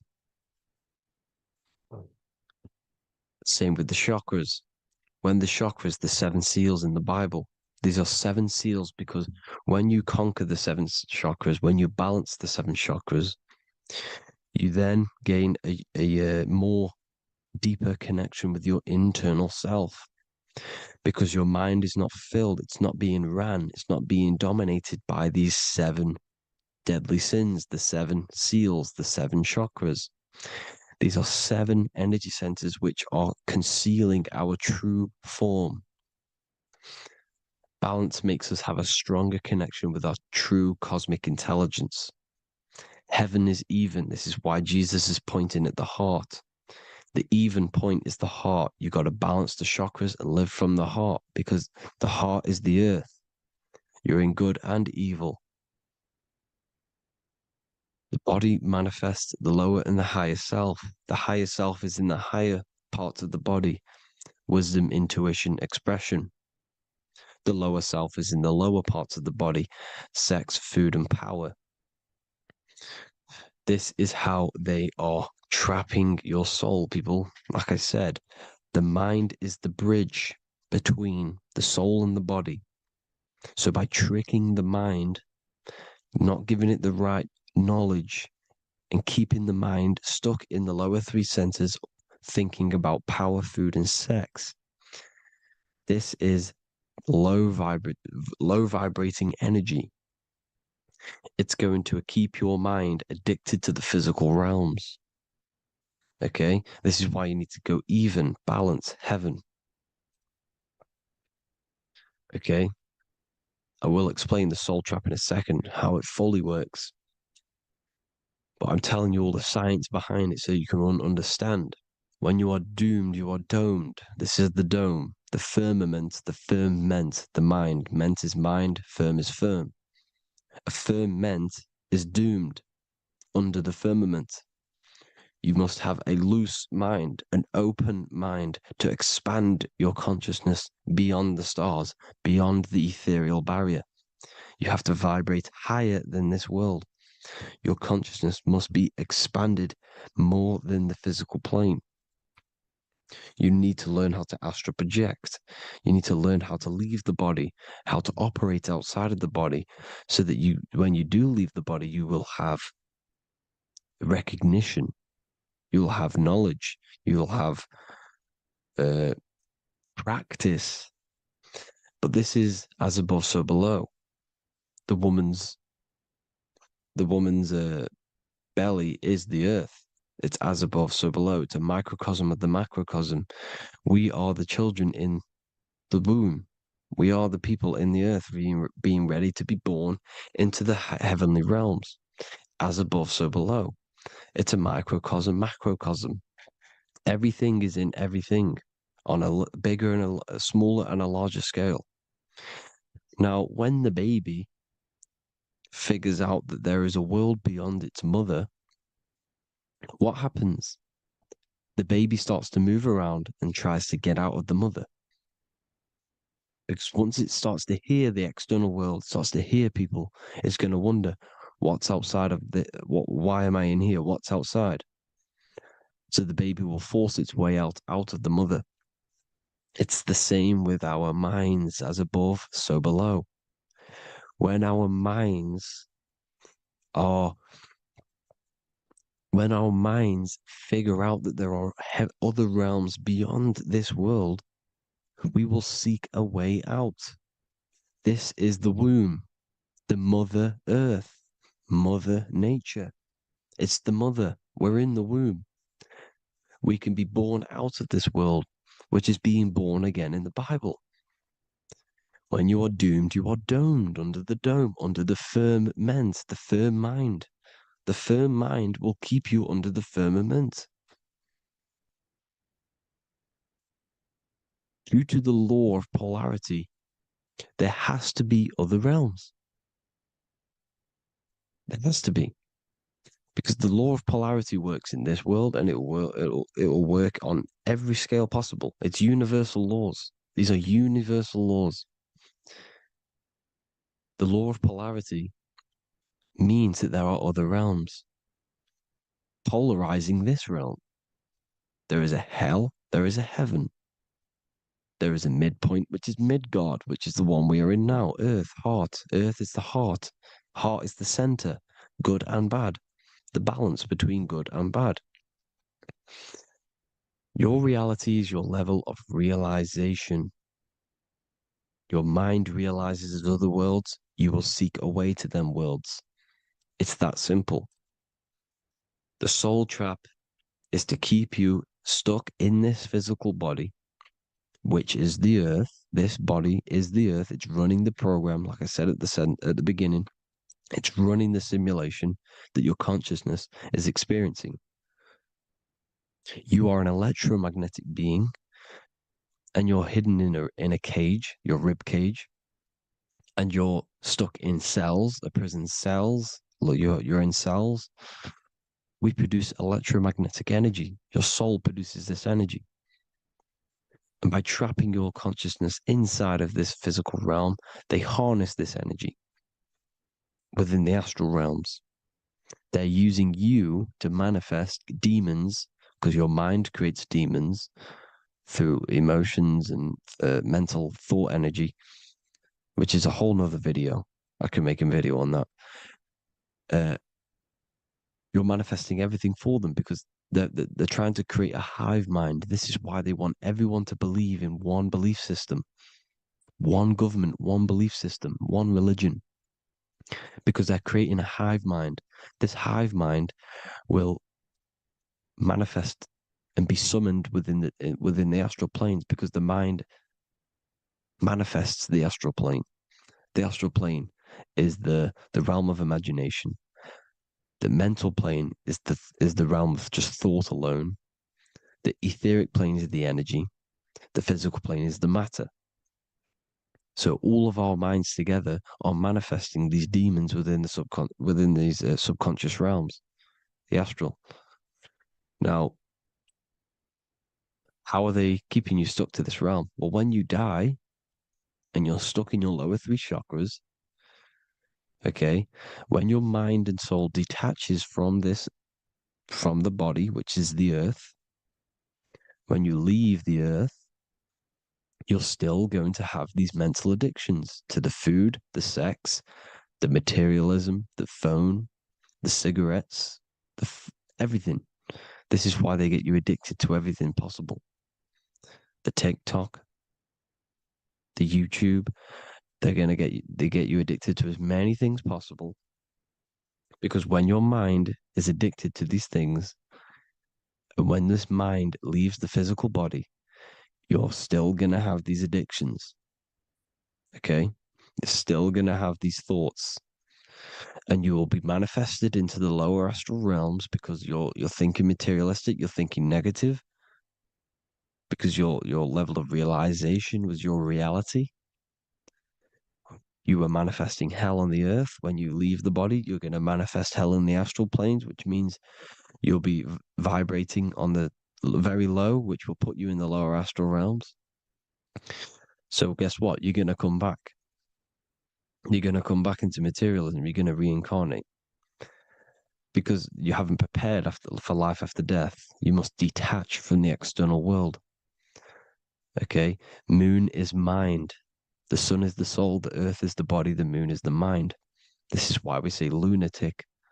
In your mind, you have a specific mood. Moon. Money, M-O-N, is the moon. Money exists in the mind. They get you addicted to the money.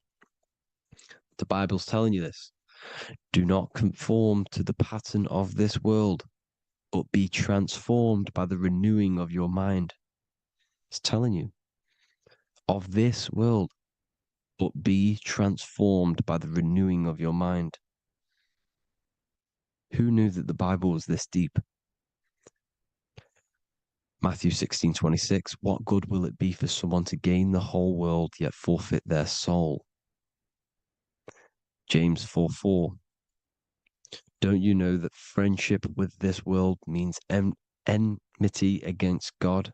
Therefore, anyone who chooses to be a friend of this world, of the world, becomes an enemy of God. John 4:4, dear children, are from God and have overcome them, because the one who is in you is greater than the one who is in the world. It's talking about the invisible intelligence. It's greater than the physical world.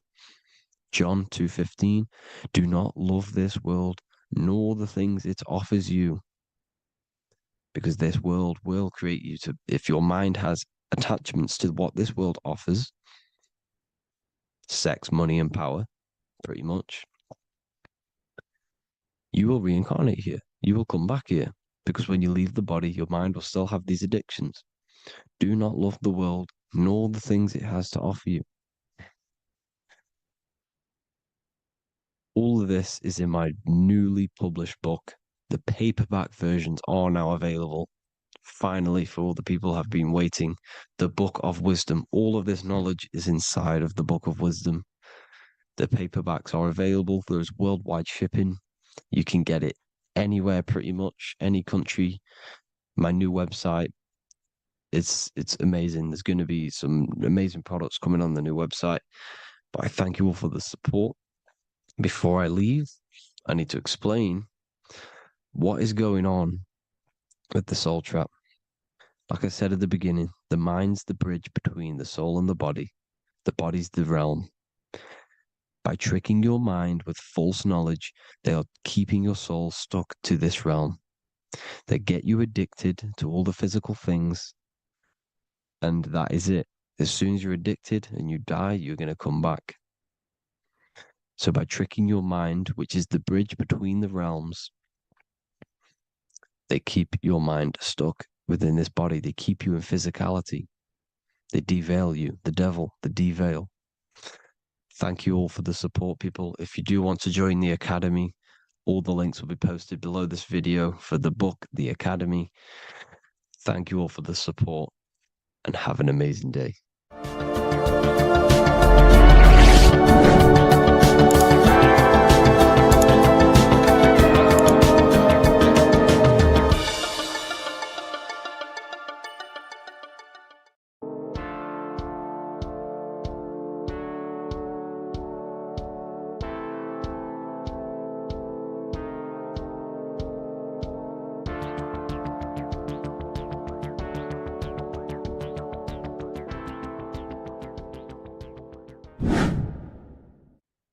How are we all doing, people? It's Revival of Wisdom from the Wisdom Academy. Today, we're going to be breaking down God, consciousness, and the higher and the lower self, and how to overcome the lower self. Now, the first thing you need to understand is that you are the invisible intelligence within the brain, within the body. This invisible intelligence is known as the mind. But you are not the mind. You are the observer of the mind, which is the soul, the invisible entity. The mind is your intellect, your intelligence. Now, the mind is, it's hard to put this in words, but the mind is something that gives you the ability to explore the universe. And this inner self is the I am. It's the quiet, the inner self, the voice you see in you hear in your head. This is why within spells high twin, inside, internal. The I is also the number one, which is one line. Because the one and only, is the inner self, which is the I am. This is why you say, my name is Harry. You are not Harry, you are the I, the inner self, the intelligence. Okay, this is why Jesus in French is I am. You look with the two eyes and you see with the inner eye. I and I, the same thing. Okay, because the I inside is what gives you the perception of what you're looking at. So when someone's trying to explain something and then you catch on saying, I see now, it's because you're seeing with your inner eye, the one that gives you perception, gives you intelligence, gives you the ability to understand things. This is the internal I, the invisible self, which the physical body is nowhere near as complicated as this inner self. Is in infinite potential, infinite potential. God, God, generator, operator, destroyer, soul, mind, and body. Brahma, Vishnu, Shiva, the Father, the Holy Spirit, and the Son. They're all, the reason why you see God is always a triad is because it represents yourself. Your invisible intelligence is God. Me and you are the same invisible intelligence. We are the invisible intelligence experiencing the program being ran by the central nervous system and the brain. I always say this in my videos, but I have to, in order for you to understand the things that I'm going to say later on in the video, you need to understand this concept, is that you are the consciousness experiencing the nervous system, the tree of knowledge of good and evil, which is you here. You would be in this invisible intelligence right here in the center of the brain. Now, this is why the ancient Christians show God is in the brain. This is the brain stem. This is the brain. This is also the brain stem and the brain. The brain stem and the brain. It's all depictions of the brain because the brain's the computer, the electromagnetic computer, which decodes the demands created by the invisible intelligence, the I, the inner self, you, your true self. The person moving, if you observe what someone moving, this is going to sound, but if you observe someone walking, it's not the body. The body is moving, but the thing telling it to move is the invisible intelligence. Before you kick a football, a decision is made within your invisible intelligence, your mind. And this consciousness, this invisible intelligence, is either stuck between the lower self and the higher self. Okay? When the invisible intelligence, meaning the true self, identifies itself with the physical body, it will trap its mind within physicality. This consciousness that we have is either operating in the lower self or the higher self. It's either feeding the material body or it's feeding the spirit. Okay? But because we are physical and spiritual, we need to be even. We don't want to be meditating all day long because we do have a physical body as well whilst we are here. We are playing a game in physical matter. Okay? Now, the reason that you incarnated here is to learn a lesson, because the mind can manifest anything it wants within the astral planes, within the world of imagination. It can manifest anything it likes, but it incarnates into matter, into this game, so we can understand labor, because anything in matter you have to labor to manifest. But in the astral, you can manifest at the click of a finger. You come here to learn the knowledge of good and evil. And your consciousness, I came out a bit off topic there, but your consciousness is experiencing the lower or higher self. The lower self is manifested in the lower parts of the body: sex, food, and power, the lower three energy centers. These centers are like mini brains. You are literally thinking with these centers. And when your mind is stuck within these lower centers, you'll think. Have you ever heard the term of thinking with your penis, or thinking with your, you know what, as a man? Even females maybe, but mainly this is a boy saying you're thinking with your penis. This is a truth. It's truth in plain sight. You think with these energy centers. When you're living off the lower three centers, all you care about is sex, food, and power, eating, sleeping, and greed. Power's kind of like greed. Now, when we move up to the higher parts of the body, when we live our life within the higher parts of the body, this is considered heaven: love, expression, intuition, and wisdom.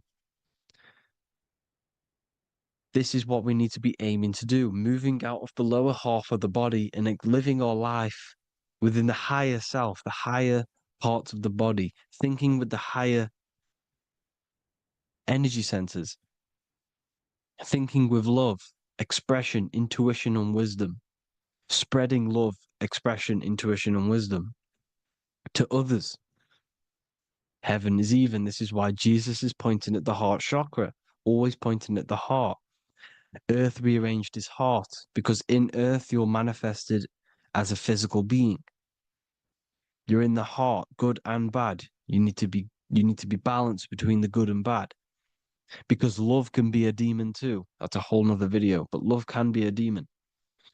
Now, the seven chakras are known as the seven seals in the Bible. When the Lamb opened the seventh seal, there was silence in the heaven for about half an hour. This is a verse from the Bible. The Lamb is Aries, which is the higher brain, the cerebrum, Ram, Aries.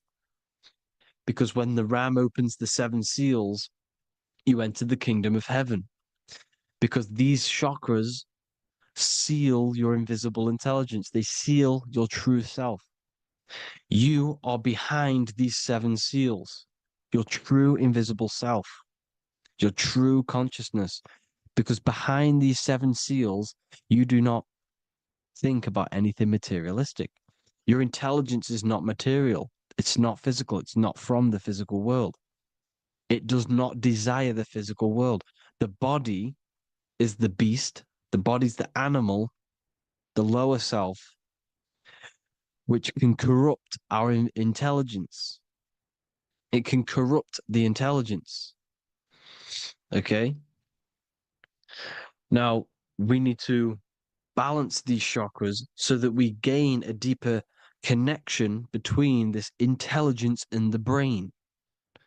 Because when there's a strong connection between the brain and the intelligence, your body and the intelligence, you have a strong connection. Therefore, you can manifest what the intelligence is saying at all times.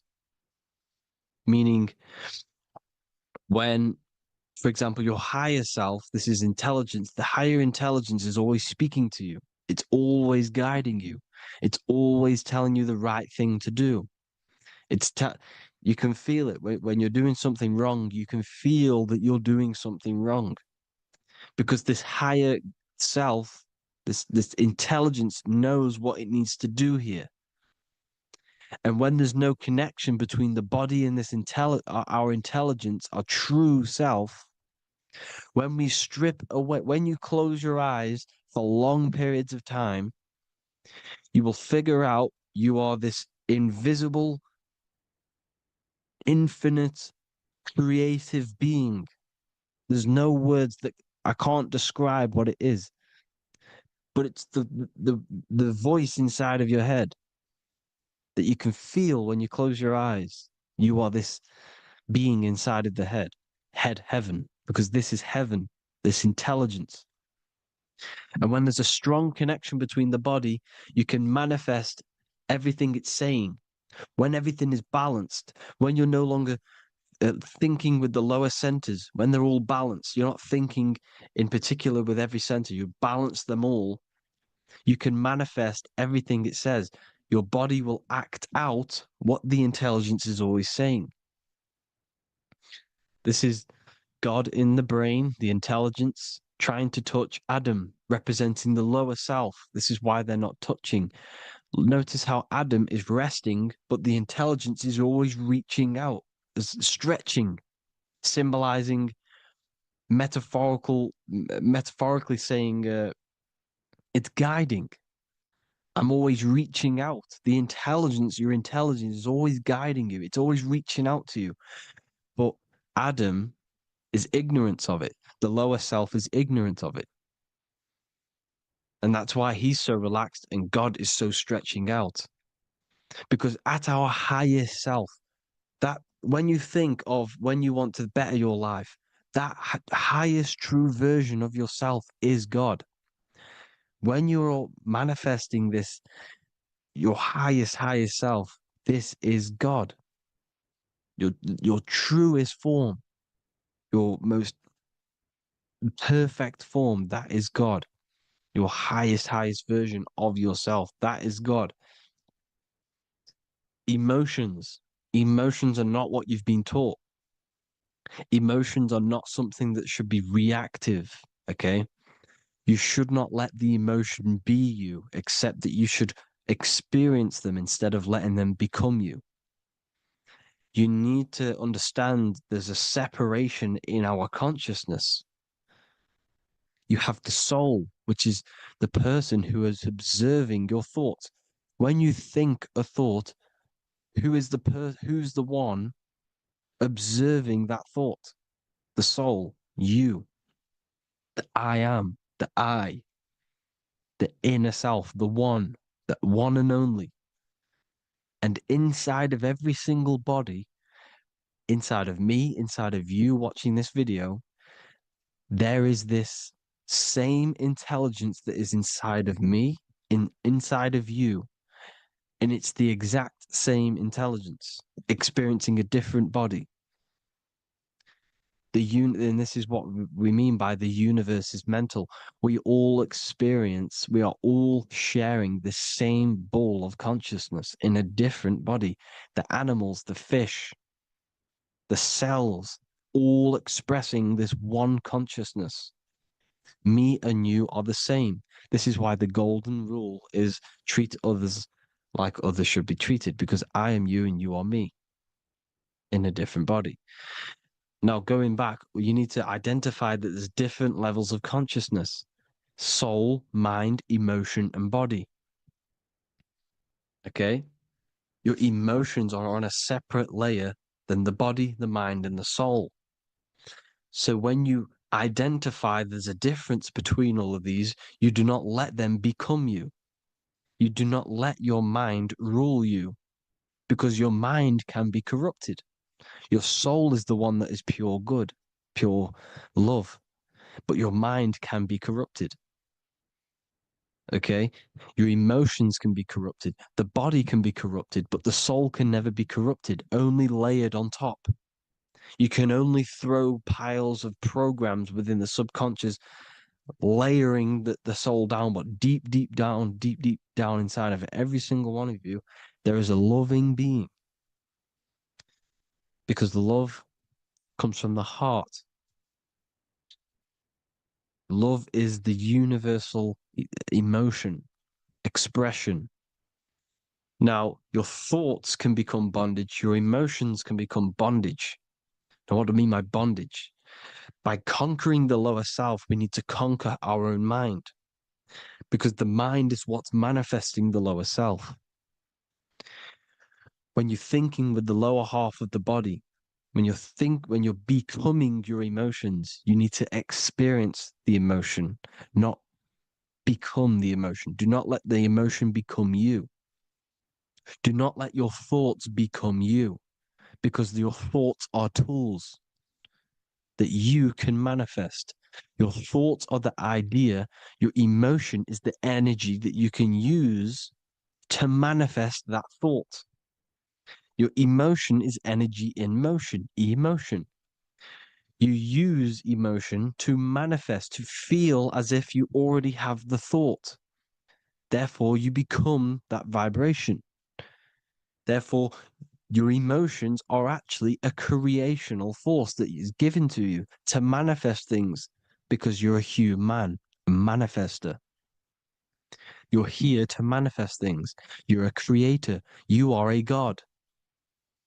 Your inner self, your intelligence, your I am, the one and only inside of you, the inner self, the quiet one, the one that's deep, deep down, the invisible intelligence, is it's creating things all the time. All the time. Speak no evil, see no evil, hear no evil. This is the astronauts, they're Freemasons, but they understand this, because thinking, seeing, and hearing can corrupt your mind. And when you have a corrupted mind, you'll have a corrupted subconscious. The subconscious will manifest into the body, because 90% of your behavior comes from the subconscious mind. So you got to speak, see, and hear no evil. A sin, what is a sin? To overcome our lower self, to overcome our lower self, the 7 deadly sins are not something that goes against an external God. A sin is something that goes against your inner guide, your inner conscience, the inner self that is always speaking to you. It's always telling you the right thing to do. A sin is something that goes against this inner guide.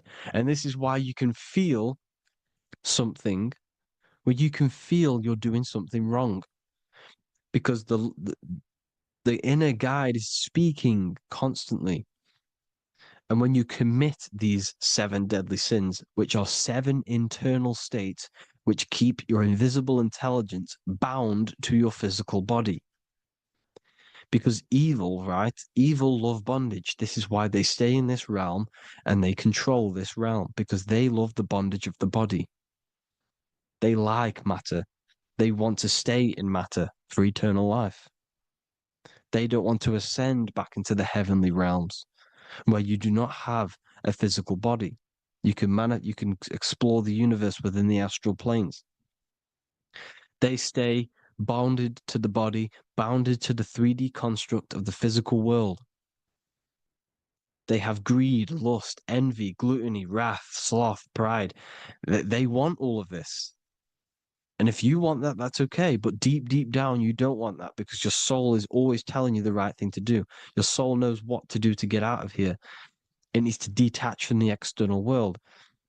Detach from all of these 7 internal states which bound you to your lower self, your lower centers. That's what a sin is. You know, you have a left and right brain. The left brain is always analytic. The right brain is metaphorical. So the right brain is producing a holistic view of reality. Now, what do I mean? And not view, perception. When you see, because your eyes are parts of the brain, so when you look at something and you look, that image is produced in the back of the brain in the visual cortex. And then the brain produces The right brain produces a perception, a holistic, it breaks down what you're seeing into a holistic image, a holistic perception. So, for example, if you're in a woods, the right brain sees the whole woods as one big woods. The left brain is breaking that perception down into individual trees, branches, and leaves. So the left brain's to do with duality, the right brain's to do with wholeness, unified. The left brain's dualistic, analytic. This is necessary so that we can pick things up and manipulate them and break things down. We need the left brain, we need the right brain. I'm not saying any of them's bad, but the left brain, sinister in Latin, means left. Because when you're left-brained, you see everything in dualistic. You see everything is dual, when everything's actually one. We need to be focusing and strengthening our right hemisphere. I'm not saying sit in the right hemisphere all the time, but we need to be strengthening our right hemisphere. And this is why left is sin and right is right. Because when you focus on the right hemisphere, you see the holistic perception of creation. The right hemisphere sees humanity as one unified consciousness. The left hemisphere sees everyone as individual persons and egos. Because the left hemisphere is dualistic. And this is why the Bible says, cast the net onto the right side of the ship and ye shall find. John 21:6. What does that mean? Cast your energy, cast your perception into the right hemisphere of the brain, and ye shall find unified consciousness. You shall find your higher self, the one and only. If then you have been raised with Christ, seek the things that are above, where Christ is seated at the right hand of God. Wow. Powerful. What does this mean? Seek the things that are above, where the Christ is seated at the right hand of God. God is your consciousness, your invisible intelligence between the two hemispheres. The right hand of God is the right hemisphere. Seek the things that are above the heart. Love, intuition, expression, and wisdom. Seek the things that are above the heart, the higher self, the higher part of the body.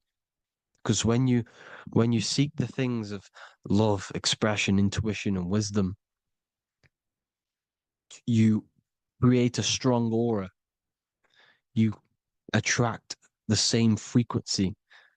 And this frequency is heaven, God. This is the Sumerian artwork showing the lamb. This is a step symbolizing stepping upwards, raising up. He's stepping over the lamb up to the bird. His hand is going to the bird. The lamb symbolizes the lower self. Okay? The bird with the wings is in the sky. It represents the higher self. This is why angels always have wings, because it represents the higher self in the sky.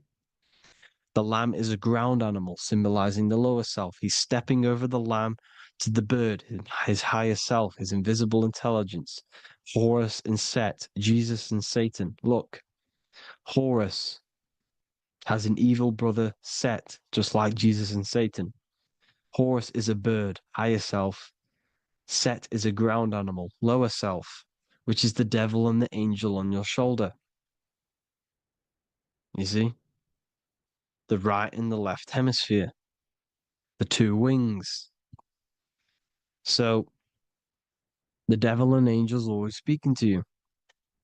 The higher and the lower self. It's the battle between the higher and the lower self, between the invisible intelligence and the physical body, because the body's the one that wants the sugar, it wants the pleasure, it wants the sex, it wants the porn, it wants all of the materialistic things, it wants the 7 deadly things.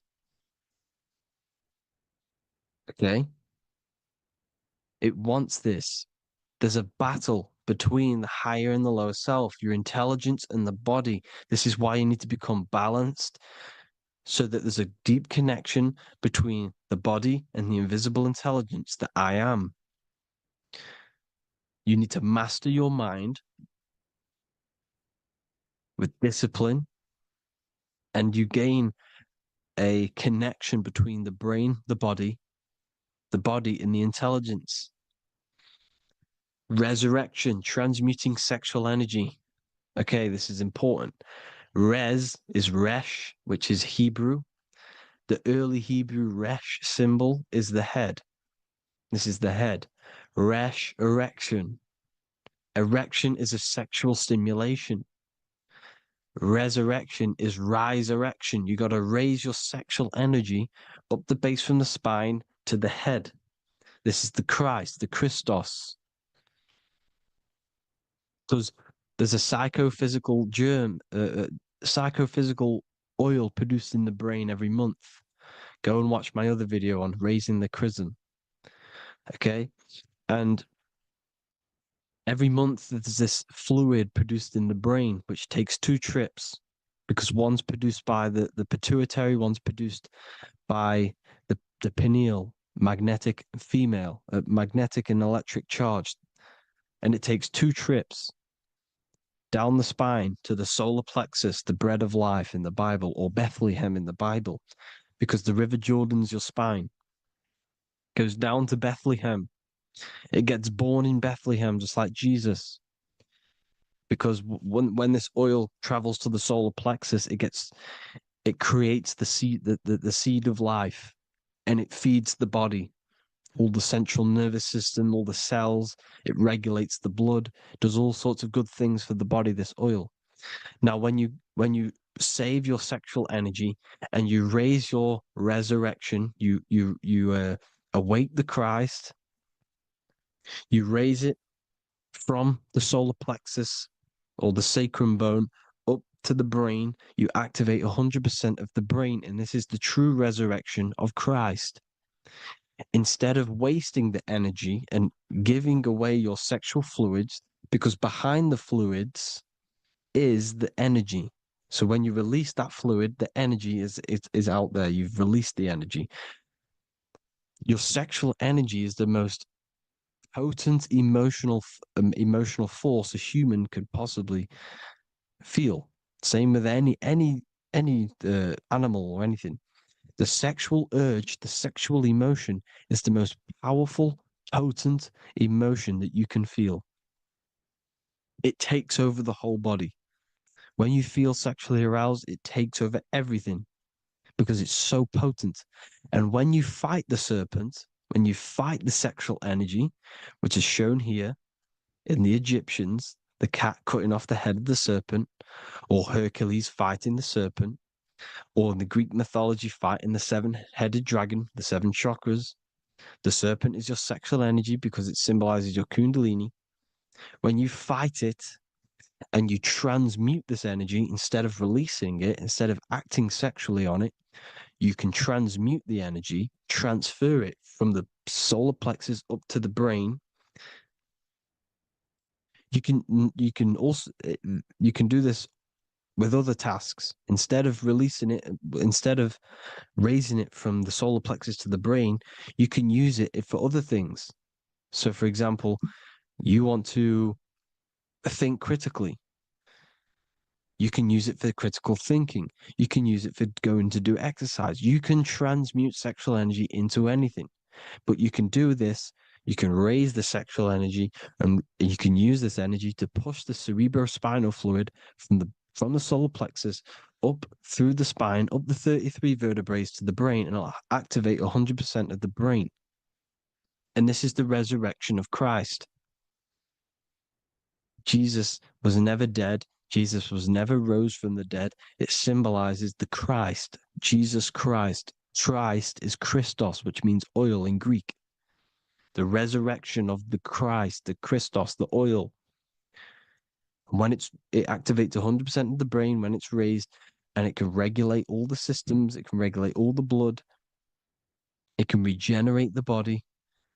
And this is the true Antichrist. They don't want us doing this process. The Antichrist is not against Jesus. It's against the fluid in our body that makes us live hundreds and hundreds of years and makes us live as gods. This is the true resurrection. And when you fight the serpent, you fight your sexual urges, your sexual emotion, the most strong emotion that you could ever feel. You can do this process. And this is the true secret of transmuting sexual energy. Because when you transmute the sexual energy, you can become a god. And this is why Hercules is fighting the serpent. Notice how the serpent is low. He's reaching down to it. It represents the lower self.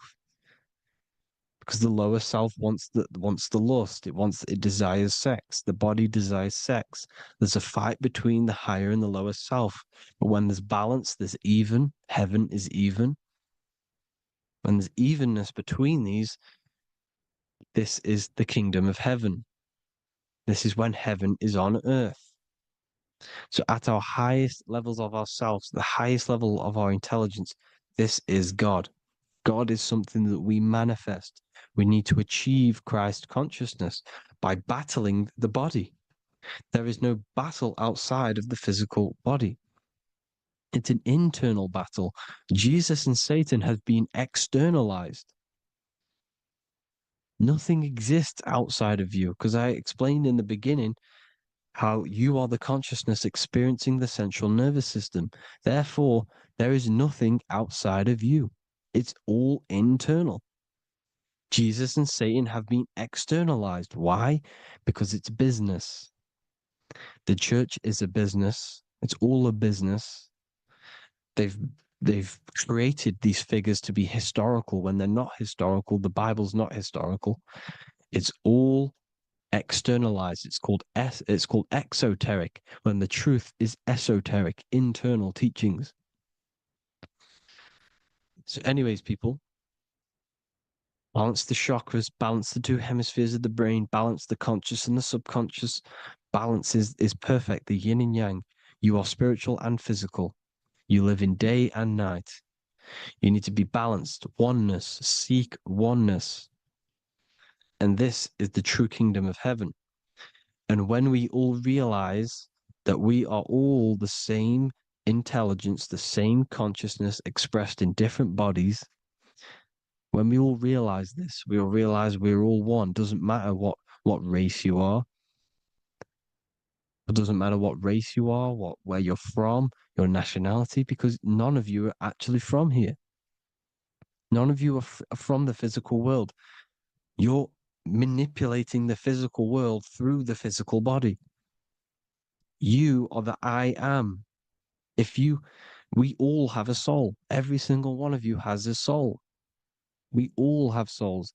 The reason why they say some people don't have souls is because they're trying to suppress your mind. They don't want you to know that you have a mind. That sounds crazy, I know. But a lot of people haven't realized that they have an infinite intelligence called a mind. And behind that mind, if you can observe your thoughts, the person who is observing the thoughts, you have a soul. Everyone has a soul. Don't listen to all these people saying some people don't have a soul, some people do. We all have a soul. Every single one of us. So anyway, you need to break the lower nature of yourself. At our highest levels, we are gods. Our intelligence, our universal intelligence, the I am, the intelligence that's inside of the brain, is God. Our minds are being corrupted within believing that you are the body, and the result of this is a society like today,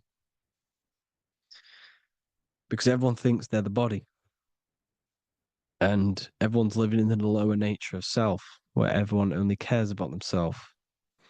But when we realize we're all one big consciousness ball, we're all the same consciousness expressed in different bodies, there will be peace. So thank you all, people. If you do want to learn more, if you do want to read my book, it's called The Book of Wisdom. I'll put it in the description. It's an amazing book, people.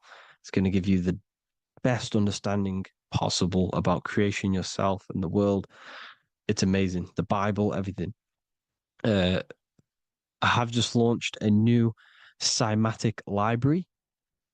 A friend of mine has just added this to the website. He creates beats and he creates the purest beats. So they are actually the frequency that it tells you. Most of the stuff on YouTube and Spotify and Apple Music is all, it says it's a certain frequency, but we know these major platforms are all playing with the frequencies of the app. So if you want a real binaural beats, solfeggio scale frequencies to meditate on or listen to throughout the day, join the Occult Library. You can get a 2-day free trial. I'll put the link in the description. Thank you all, people. Hope you all enjoyed this video. God bless you all.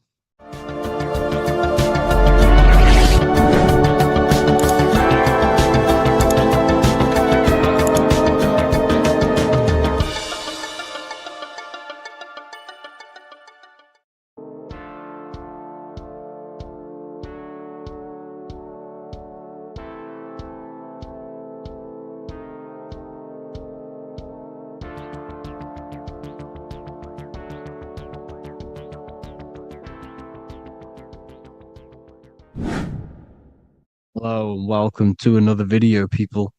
Before we start, please like, comment, and subscribe if you wish to see more content. Today we're going to be talking about the mental universe and how everything is mental. This is the #1 law on the Kabbalion. If you've never read that book, it's called The Kabbalion. A very good book. It's the first law because this is the most important thing you need to understand. Is how everything exists within the mind. Behind every single one of these eyes is the same consciousness expressed in different bodies. The mind is what gives perception to what you're experiencing. Behind every single one of these eyes is the exact same consciousness, but the brain that they inhabit is giving them a different perception, a different being, a different body. Now, this is the difference between humans and animals. Humans possess a advanced consciousness, an advanced mind that gives us the ability to be aware of ourselves mentally, physically, and spiritually. We can reflect on ourselves. When a dog looks in the mirror or an animal looks in the mirror, it doesn't know what it's looking at. It doesn't realize it has a consciousness. It can't reflect on itself. It can't say, I want to improve in this area. It doesn't have that consciousness. We have a divine consciousness. Take away the N for divine, and you get with a D, put it with a D, you get divide, because we have a divided two-way consciousness. An animal only has one. However, it's still the same mind. We're all mind. We're all mental. We all exist within the mental plane. Look at this person walking. The body, the brain is sending electrical signals through the 12 cranial nerves, which the 12 disciples that spread the gospel of Jesus, right? You have 12 cranial nerves in your brain. There are 12 disciples which spread the gospel of Jesus. Jesus represents the mind, the intelligence, the invisible intelligence that we all are, the same intelligence, the same exact consciousness, which then sends a command into the brain. Then the brain sends these 12 electrical signals through the 12 cranial nerves to control the rest of the body through the nervous system. This person walking is not, the body is not walking. The mind is telling it to walk. And the brain is it's a supercomputer which is decoding these demands given to it by the mind. Because the pineal gland will have something to do with the ether, because the ether is physical and non-physical. the mind is sending the commands through the ether to the pineal gland, which is then getting broken down into electrical codes within the brain and sent throughout the nervous system to control the body. And this is why in the Sims simulation, because the body's the simulation, it's a false reality. It's the fake reality. It's not the real you. You are formless. There is no form. But the third dimension is a dimension within your mind. Matter, mind, light is all a product of your mind. It's all in the mind. Now, this is why The Sims has this green little diamond on top of the head. Because this is you. This is your invisible intelligence controlling the character. Okay? It's controlling the character. And this character is in the world. Your consciousness isn't in the world. The world exists within you, but the body is a vehicle for that realm that you land in. When you have a dream, your mind transcends this body into another body, duplicates your body into another universe, unite. Unite is one. We're all one. It's all one universe, expressed in many different ways, infinitely. And the vehicle that you land in is the body to operate in that realm. This is the all-seeing eye, as you see here. The eye, this is all the intelligence. This is the ball of consciousness, God, expressed in different bodies. We're all this same one in different bodies, as you can see here. And this intelligence is expressing infinitely throughout the universe. An infinite universe. There's no beginning, no end. There was no beginning of the universe. There is no end. It's infinite. Always has and always will. But the mind is what gives you the ability to explore the universe, to make perception of it. We are God in disguise. We are God in disguise. We are God in flesh. But the body can become attached to the mind, can become attached to the body if the mind is not aware of itself. When the mind is that blinded by matter,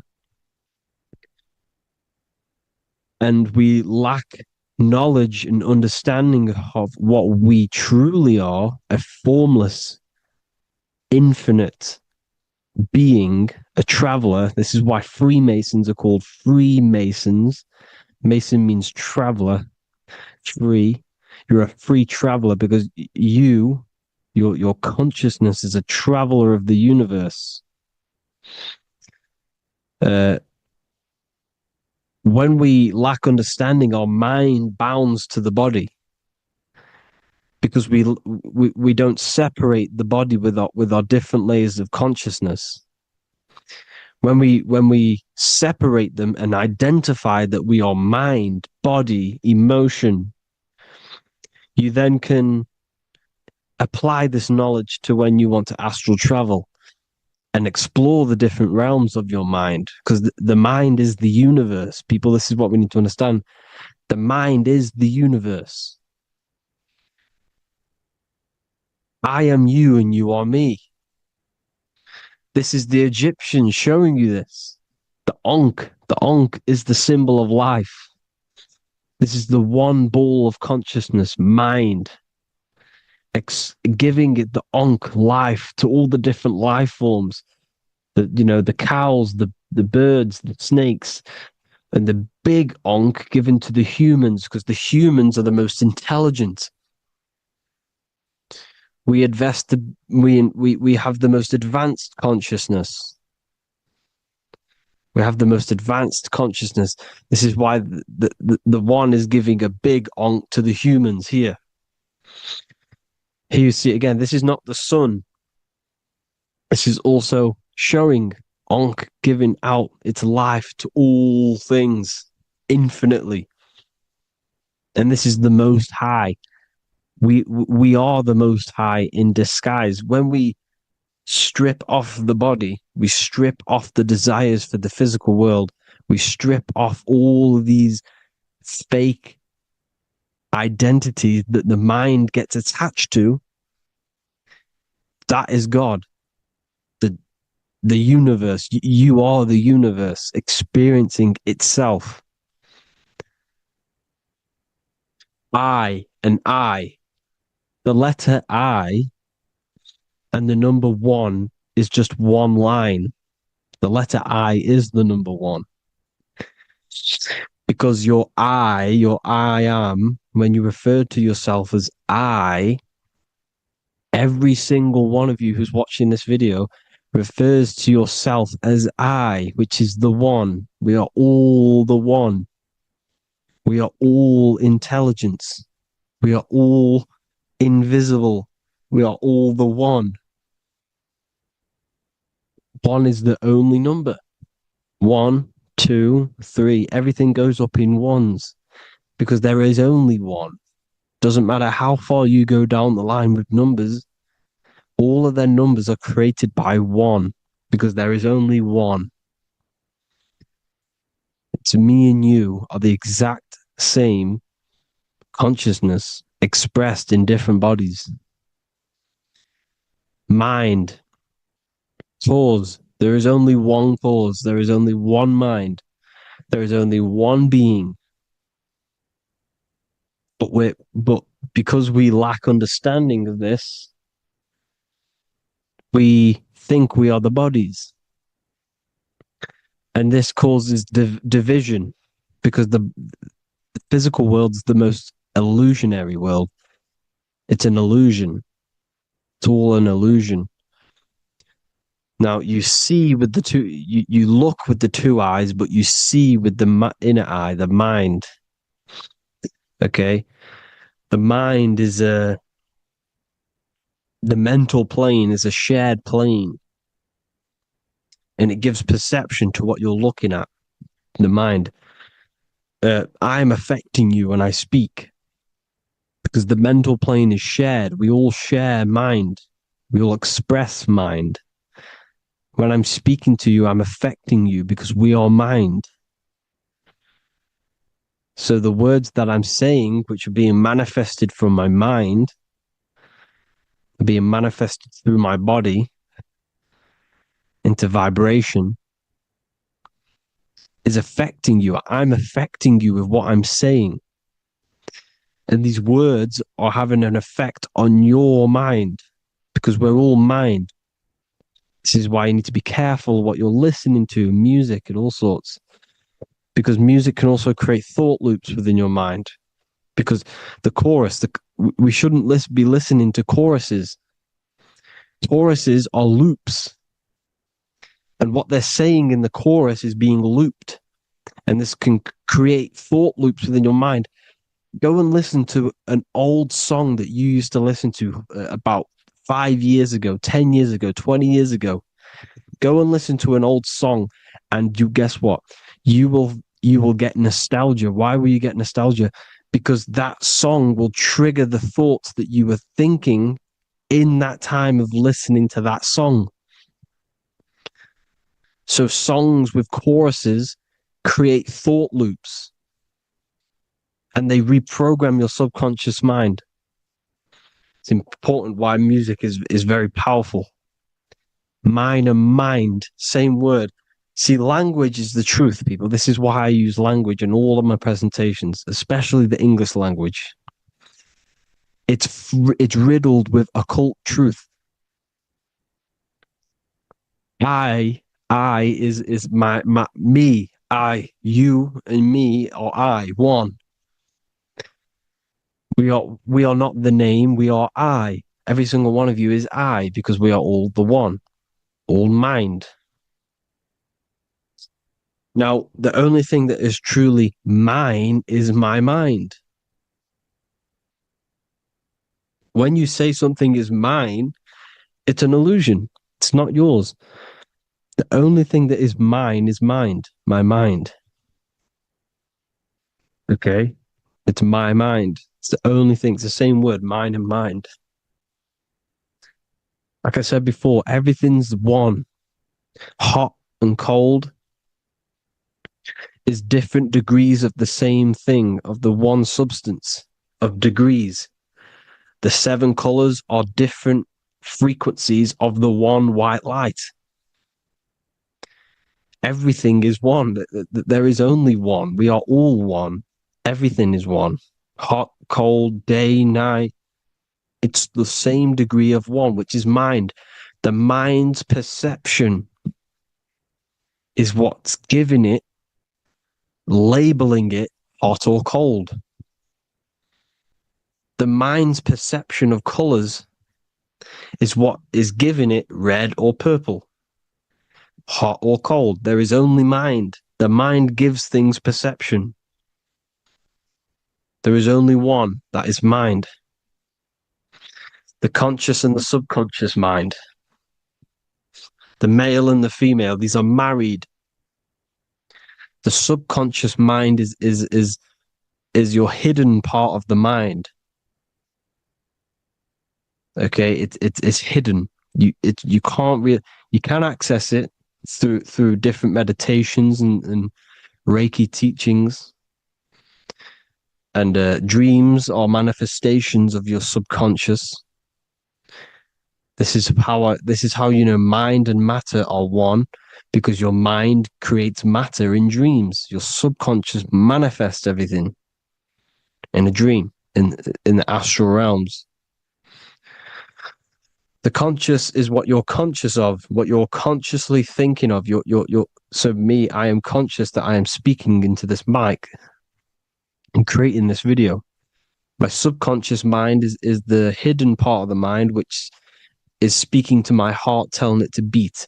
It's telling my food to digest. It's regulating all my blood. It's doing everything in my body without me being conscious of it. Without me being conscious. The subconscious is the feminine. The conscious is the male. The Bible, of course. Proverbs 12:4. Helpful, not helpful, an excellent wife is the crown of her husband, but she who brings shame is like rottenness in his bones. In the same way, husbands should love their wives as their own bodies. He who loves his wife loves himself. You can take that physically, you can take that literally, or you can take it metaphysically. See, the Bible's written in such a way where you can take it as your level of realization. He who loves his wife loves himself. If you love your subconscious, if you love yourself, you speak good about yourself, because your subconscious takes everything literally. If you say, I hate you to someone, your subconscious does not know the difference between me and someone else. It only thinks me, me, me. Why? Because mind is the only thing that exists. You are mind, I am mind. If I say, I hate you, you're saying that to yourself. Your subconscious picks that up and says, I hate myself. And that's telling your subconscious that's what you want. Because your subconscious manifests 90% of your behavior. The programs within your subconscious. Tying your shoelace is a program. You don't need to be conscious of it. You can just do it because it's a program. It's deeply interwoven in the subconscious. Driving your car, texting on your phone. You don't have to think about what letter. You just do it because you know where the letters are. It's a program. Therefore, if you look after your subconscious, they are a married couple. It's your wife. Your subconscious is your wife. And it manifests 90% of your daily basis thought patterns, actions, behaviors, emotions, all the things that you all the trauma that you've experienced is stored within your subconscious, which is affecting you. So let's say you were in a car crash 10 years ago. and you had a really traumatic event, you really hurt yourself, and you had a very, very, very strong emotion that you felt of pain, that will still affect you today. And why? Because it will manifest into your behavior. How? Well, you'll be cautious of what cars to go in and who. You'll be cautious because of that event that stood within your subconscious, because of that feeling you felt was so painful and so strong. It's still manifesting into your behavior today. For example, you won't go in certain cars, you won't go with certain drivers. The subconscious stores everything, all your memories, the programs, and everything. So if you trick the subconscious, that's how you manifest your life. If you trick the subconscious, you already have something. And therefore it will manifest into your life, into your behavior, thoughts, and actions. This is why the golden rule is to treat others like you want to be treated. Because I am you and you are me. We are all subconscious. We all have subconscious. Whatever I do to you, I do to me. Because my subconscious picks that up and thinks I'm speaking to me. Mind is very powerful. Whatever I do to you, I do to me. Treat others like you want to be treated. The golden rule. That is the only rule we need in this realm, in the universe. If everyone understood this rule and how the subconscious works and how karma works, we'd live in heaven on earth, the Garden of Eden, the golden age. As a man thinketh in his heart, so is he. Proverbs 23:7. Where your heart is, there will be your treasure. Your heart's the emotions. The storehouse of emotions is where you feel emotions.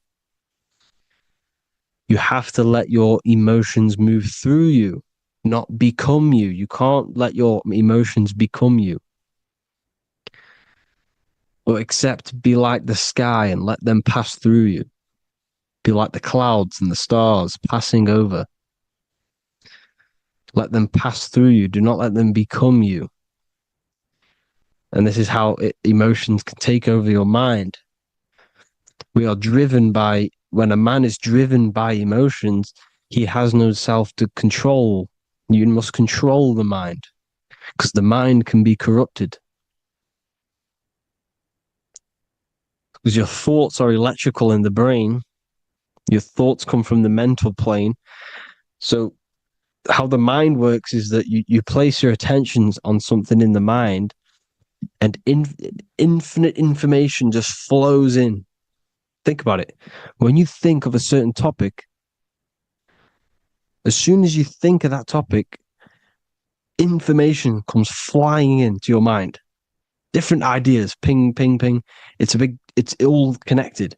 It's why we call it a mindset, because your mind sets itself to frequencies.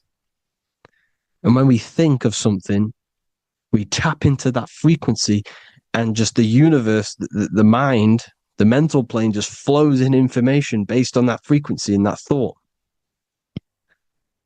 The universe is just information.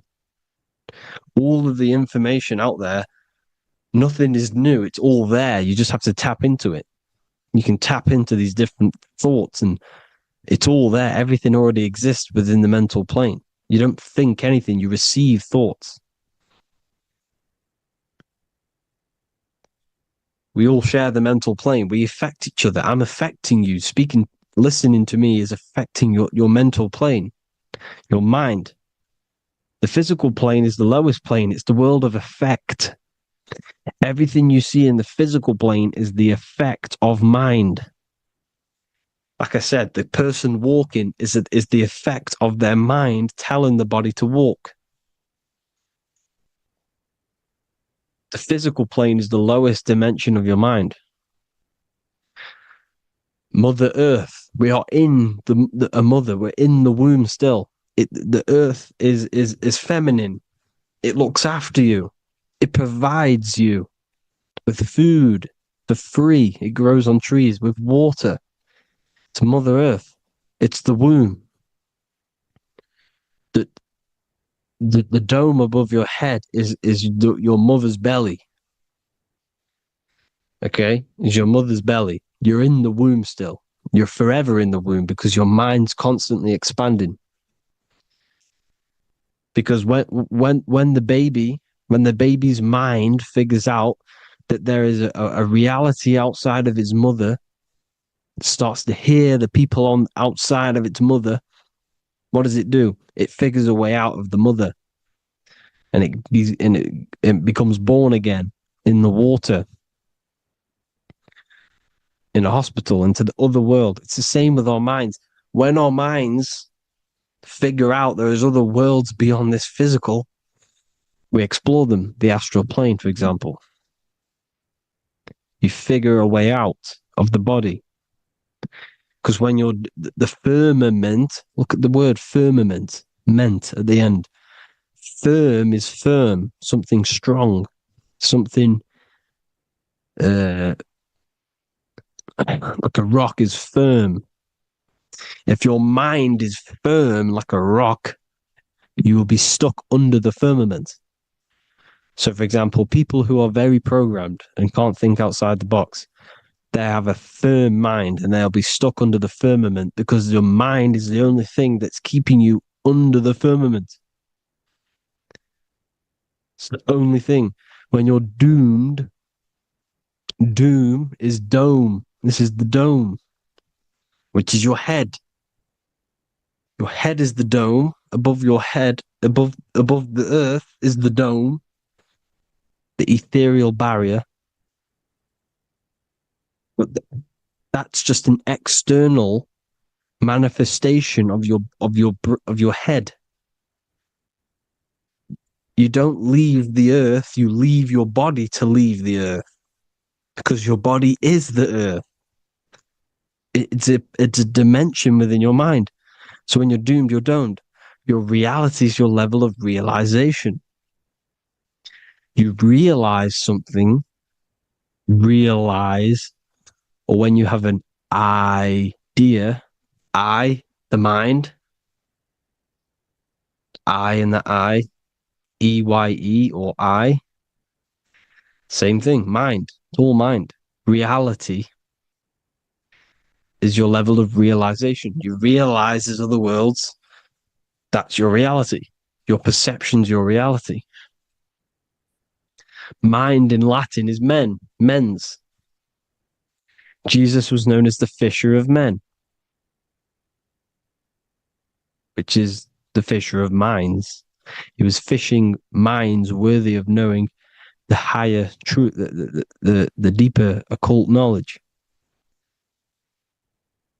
Jesus figured out that we are all God. And he got killed for it because in that age they were trying to suppress this information. Jesus figured out he was God because we are all God, every single one of you, and they killed him because we're all mind. We are not the body. We're the invisible intelligence, which is God. But you are not God if your mind is attached to this physical world, to the worldly pleasures. If you master your mind and travel the depths of your mind, that is God. Mental and men. Look at the word mental. It has men in it. Men in the Bible means mind. Here you see the Masonic symbol with the eye, the mind. Looking over, everything is the one. Everything comes from the one. All the lines coming off it, giving its life to all of the life forms. Down here on the bottom, you have duality, black and white. Up here, you have singularity. One and the two. Unification and division. The lower self is divided into the left and the right. So the Bible even says, I forgot what verse it is, but it says, it's better to go through life with one eye than to have two and be cast into the fiery abyss of hell. I'm not sure what verse it is, but you can research it yourself. It's better to go through life with one eye, to be unified.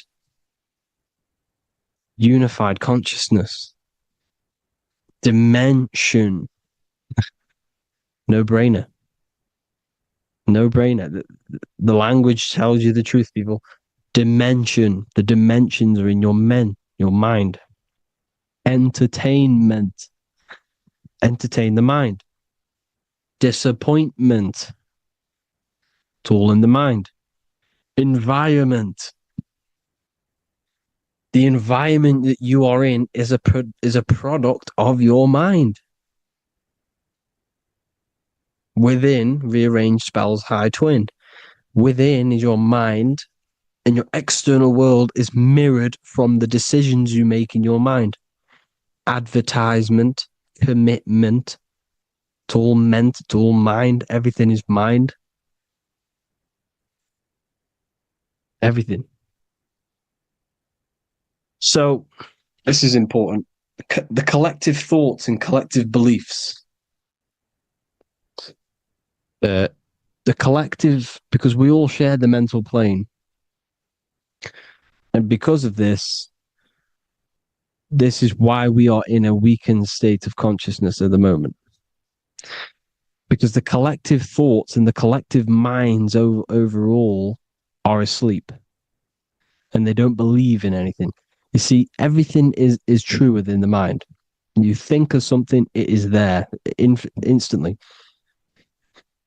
You think of a chair, it's there in your mind. You think of anything, it's there instantly.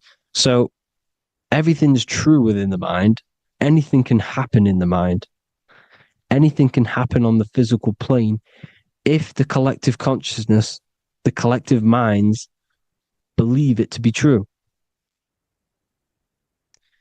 This is why back in the days, in the ancient days, you look at all the old world stuff, you see all this crazy technology, and it's because as a collective, as humanity back then, they believed that they had much more open minds. Therefore, the things manifested in the physical world were a lot more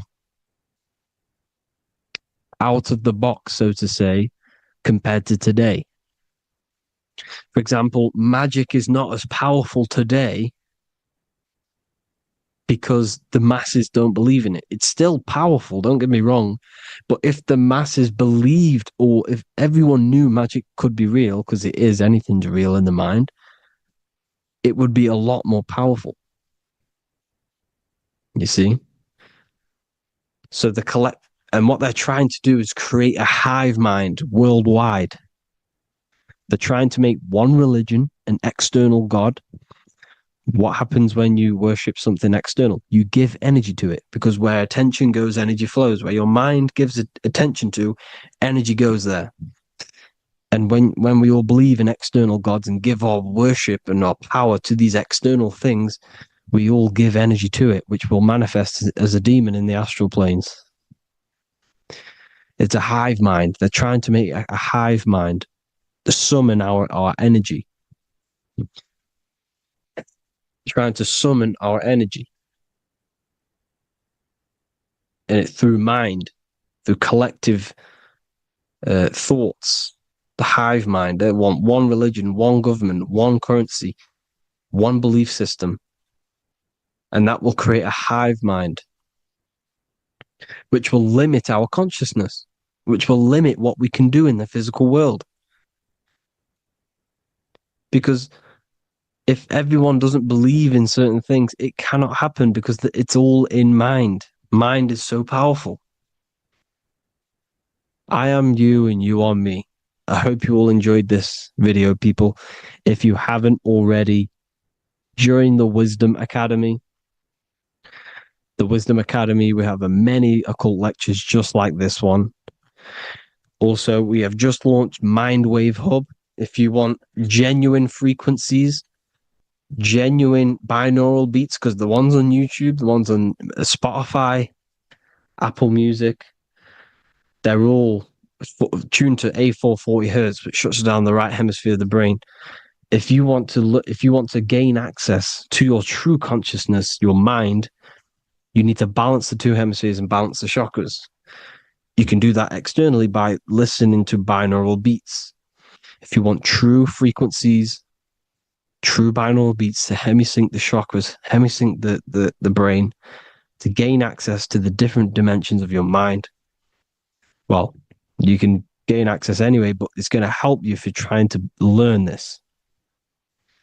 Join Mindwave Hub. The link will be in the description. Listen to the binaural beats, meditate to them, listen to when you go to sleep. They'll massively benefit you. Thank you all, people. Hope you had an amazing, lesson. Hope you learned a lot. And please subscribe. God bless you all.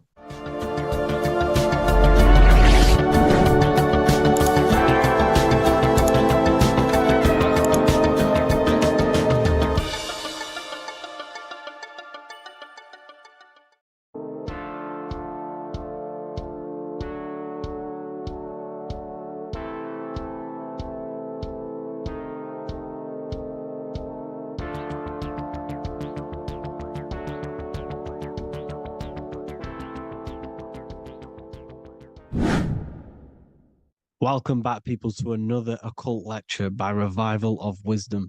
Today we're going to be talking about magic and how it's being used on us for the New World Order. Magic has the word mag within it, which is magnetism.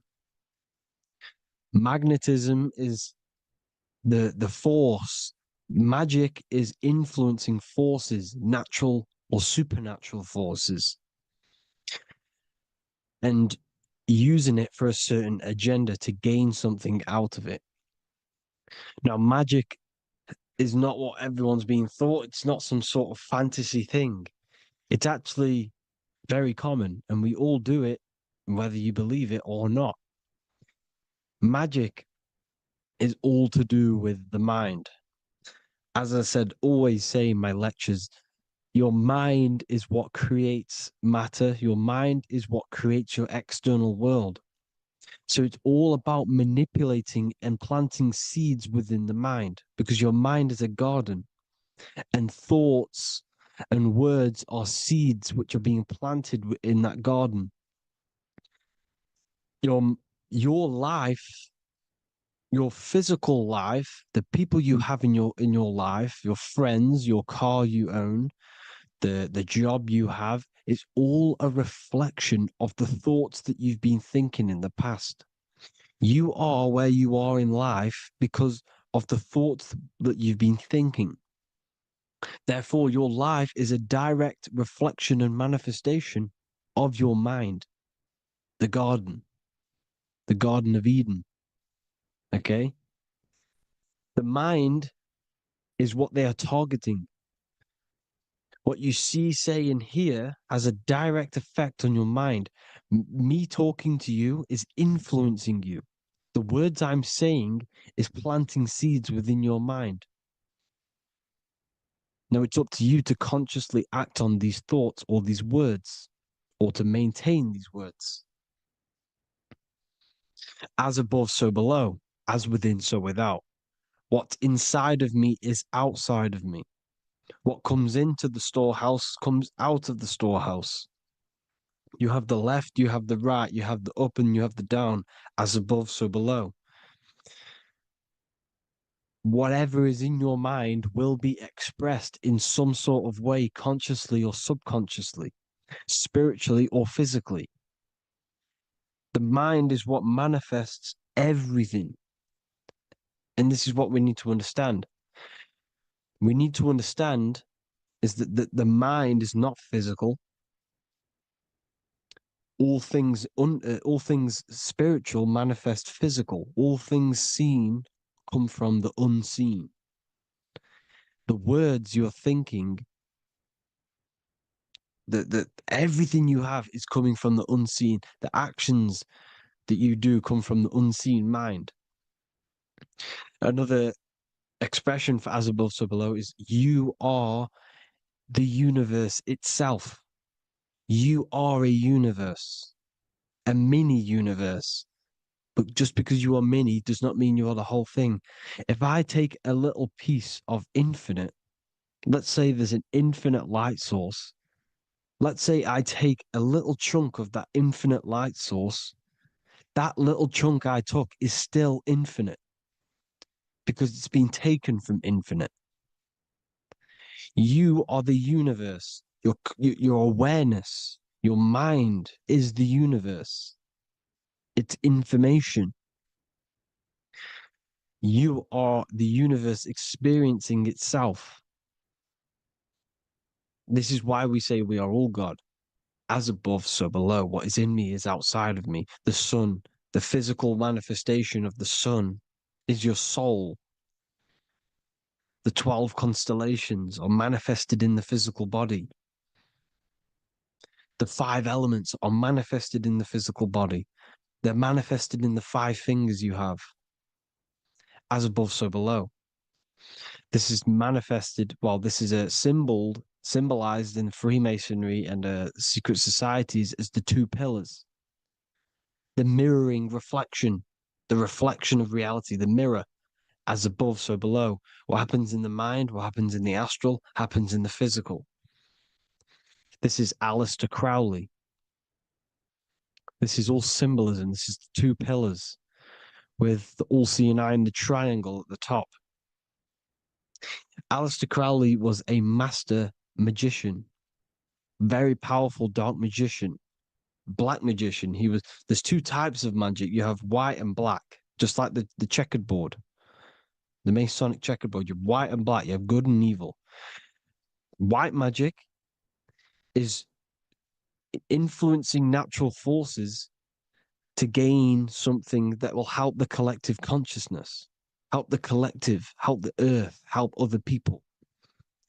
Black magic is something you manipulate something so you can get something personal out of it. Doesn't matter if it's good or bad. It's still considered as black magic because you're being selfish. Everything you do should be contributing towards the collective consciousness and helping others. And this is why the ancients lived in a system where everything was in unity. We understood that I am you and you are me. What I do to you happens to me because I am you and you are me. We are the same mind substance on the inside. We're all the same mind substance being expressed in different bodies. So what I do to your mind will have a ripple effect on my mind because all of our minds are connected within the mental plane. So this is why they know all this knowledge. They know all this knowledge. So yeah, this is the mirroring effect of reality, the 2 pillars, or symbolizes the number 11. The number 11. We'll go deeper into that. The technology we're using is magic. It's a form of magic. Television is tell a vision. They're telling a vision into your subconscious mind, into your memory. And when you turn on the television, you get a program because they're telling a vision to create a program within your subconscious mind. You see, the conscious mind is only 10% of your mind, which is to do with your, what you're aware of, your 5 senses. What are you consciously aware of? Well, I'm aware I'm here, I'm talking. I'm aware of what I'm wearing, the 5 senses, what I can hear, taste, smell, hear. What I'm wearing, I'm aware of what I think of. But the subconscious mind is the 90% of your mind. It's the hidden part of the mind, which is telling your heart to beat, telling your body to breathe. It's storing all of your emotions. It's storing everything you see, storing all the belief systems that you have. It has everything. It stores all of the habits you have, the values. It stores everyone's name that you know. All the words that I'm speaking right now is all coming out of the subconscious. Everything is subconscious. And it literally manipulates 90% of your daily basis behavior.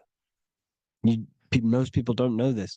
What you did yesterday is what you will do today because of these beliefs and mental programs within the subconscious, stored within the subconscious. So the subconscious is what they're aiming at. They're trying to create programs within the subconscious. because the subconscious manifests 90% of your thought patterns, 90% of your actions and words. They know all this stuff. So the subconscious mind is the most powerful part of the mind. Another way the subconscious manifests and influences your life is, let's say you were in a car crash years and years ago, 10 years ago. Let's say you're in this car crash, right? And you really hurt yourself. The emotion you felt in that time when you were injured in that car crash had a great impression on your subconscious mind. You see, the stronger you feel something emotionally, the stronger impact it has on the subconscious. You can remember and recall that moment, and very vividly, because of the impact it had on the subconscious. Another, for example, you become that terrified of cars that it manifests into your life today, that you are wary to go in certain cars. You don't want to go in cars at all, maybe, because of that moment that stood within the subconscious. And it will manifest into anxiety. It will manifest into not going into cars. It will manifest into depression, maybe. These things, these emotional, very emotional, traumatic events have a great impression on our subconscious, and they control your life. This is why you need to meditate and let go go deep within yourself and let go of these internal, deep emotions that you may have repressed and keep pressing down and ignoring. But you need to address it and let go of these subconscious impressions you have, which are controlling your life, like anxiety, depression. All of these things are stemming from things that are stored within your subconscious years and years ago, more than likely. Broadcasting. They're casting spells to a broad audience, to news, north, east, west, and south. They're casting spells. No, if you watch the news, everything's red. Breaking news in red writing or the red background. Everything's red. Why? Because red's the root chakra, which is all to do with survival. They want to stimulate this root chakra because they want you down there in survival mode. They want you in survival mode because you're easier to control. They control out of fear. And not only they're casting these spells as if, because most of the things they cast in the news hasn't already happened. They're constantly bombarding you with, there might be a war breaking out, war this, war that, kill here, kill there, murders. It's impressing, it's casting spells on your subconscious mind. So when the event does turn up in real reality, in physical reality, you're less emotional, you're less surprised. You're not as surprised because you've already heard it before. Your subconscious has already heard it all before.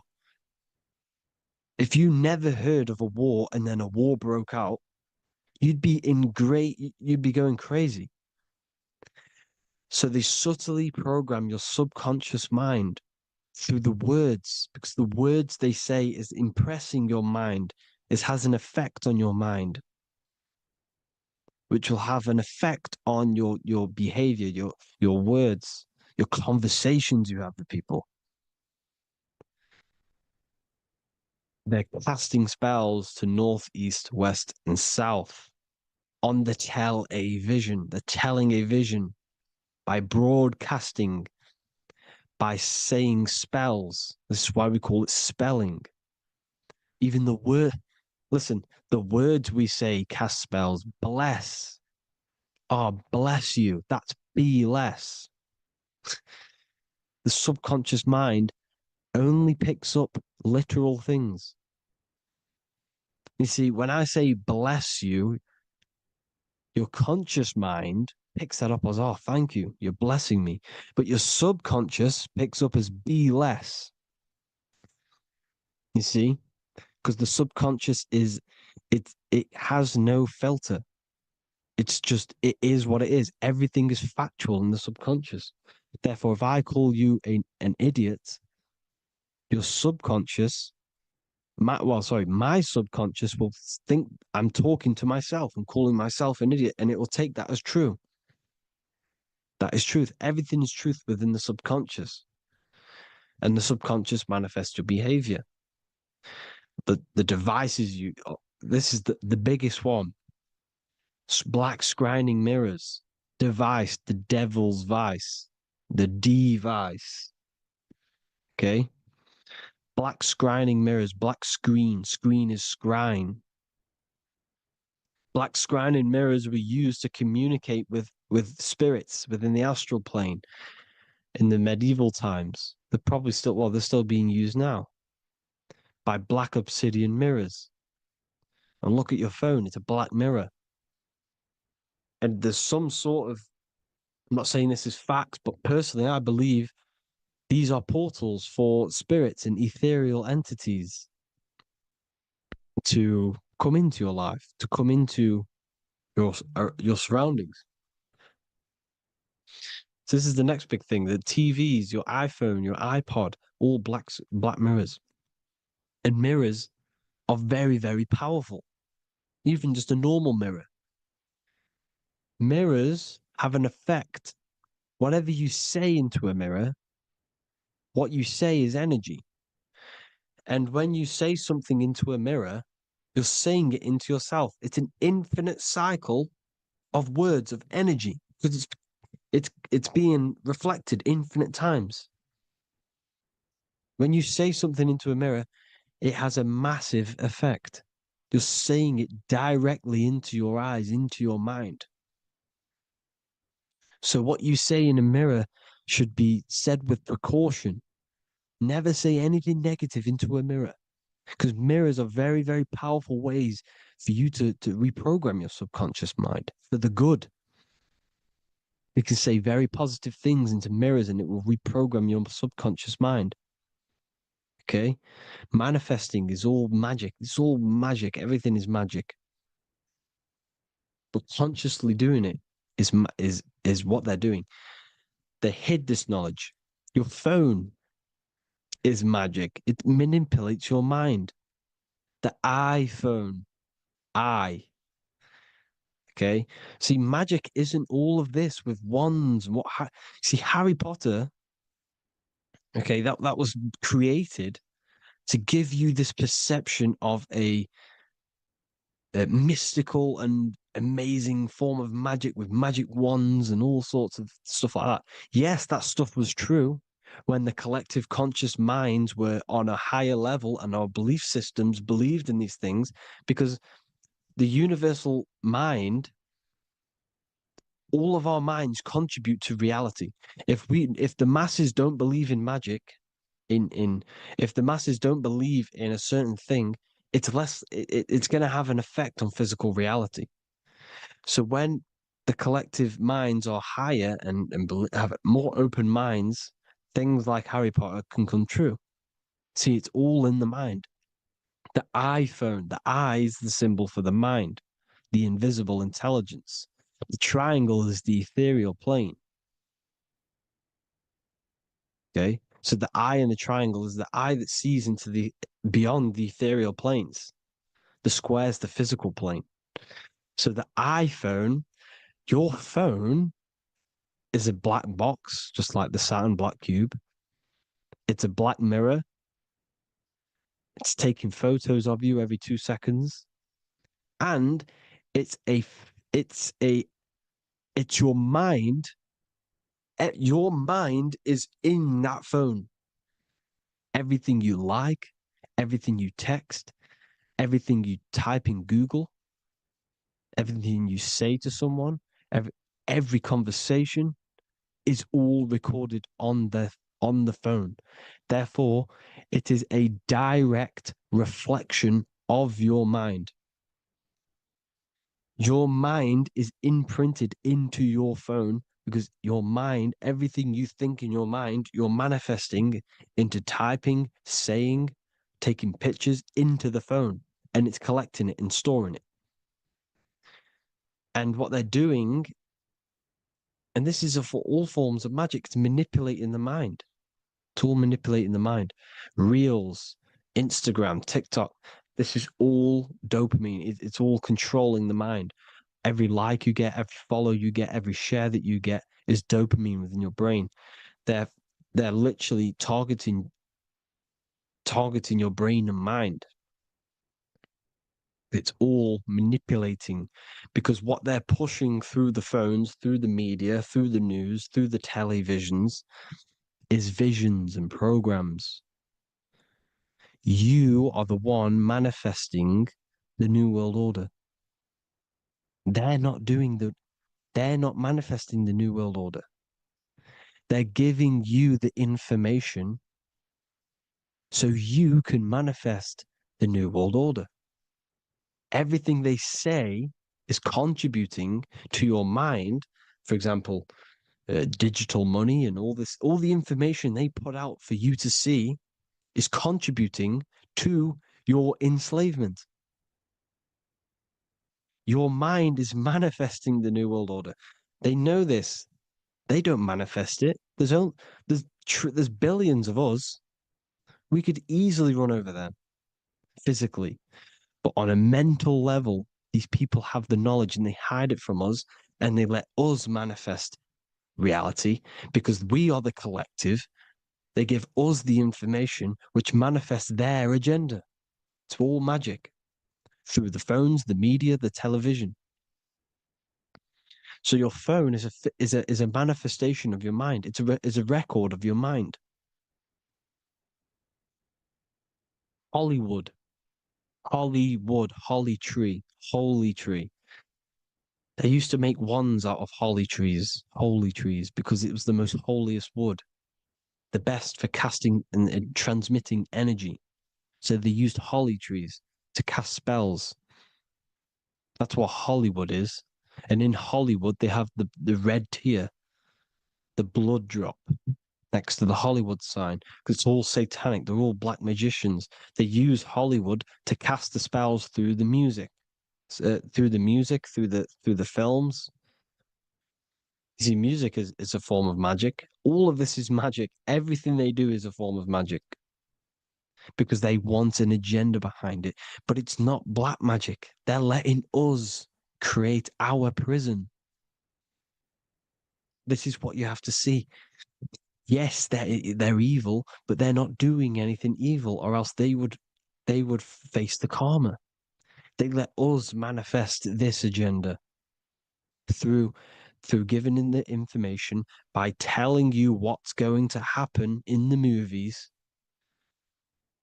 Everything that happens in a movie, it's all there on purpose to program your subconscious, to plant a seed within your garden, your subconscious, your mind. Because when the mind is already seen something, when it comes up and turns up in physical reality, you will be less shocked and you won't rebel. So they lure you slowly. They make you aware of these things over time. They make you gradually think it's okay.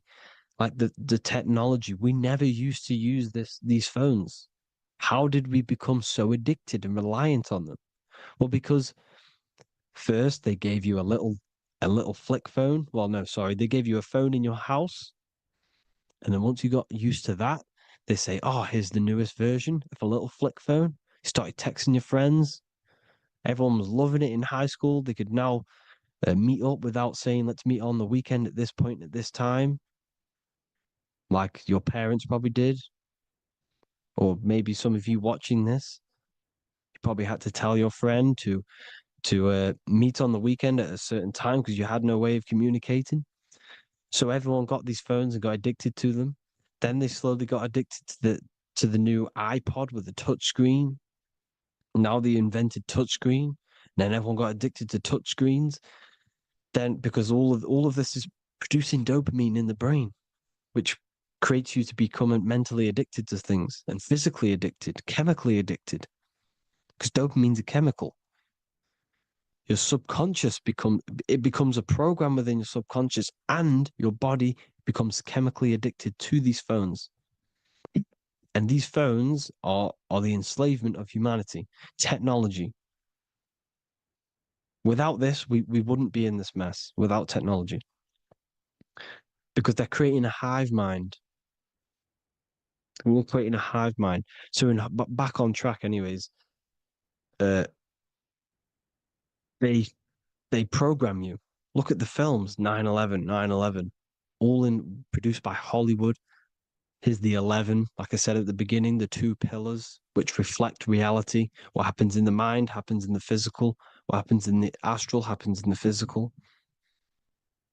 Okay, what happens in the physical happens in the mind. It's the two pillars, the mirrors. 9/11. 9 plus 1 plus 1 is 11. Flight 11 was hijacked. New York is the 11th state. New York adds up to 111. This is not a coincidence. It's all a form of magic. It's a ritual, energy harvesting ritual, because your mind produces energy. Your mental attention produces energy. And they're feeding off this energy in the astral plane, these demons. Music is the most powerful. Personally, I think the music is one of the most powerful forms of magic they're using. Okay? Music is hypnosis. It puts your brain in a hypnotic state. It influences your electromagnetic field through vibrational energy. It reprograms your subconscious mind. Why do you think you remember the lyrics? You see, your subconscious stores all of the memories. Remember, the subconscious manifests 90% of your behavior. So therefore, the music you're listening to is manifesting your behavior. You wondered why some people wonder why they have drug addictions and they can't get out of violence and they can't get out of all this negative mind space. It's because the music they're listening to is creating a negative mind space. The words you listen to have plant seeds within your mind. So the reason you remember the lyrics is because that song created a program within your subconscious. Yes, that is what happens. You can use magic to reprogram your mind, but you can use music to reprogram your mind because it's all forms of magic. It's using natural mental energy forces to manipulate the physical reality. You manipulate your mind, you manipulate reality, physical reality. Okay? So the music, another very, very big one. When you turn on the radio, it's just all talks about alcohol, drugs, and sex because they want you down in the lower three chakras. They want your mind attached to matter when it's mind over matter.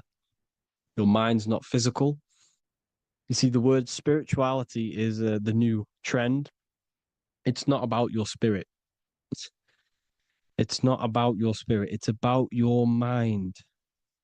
It's not about, you know, uh, spirituality and looking after your spirit. And they've got you focused on your spirit.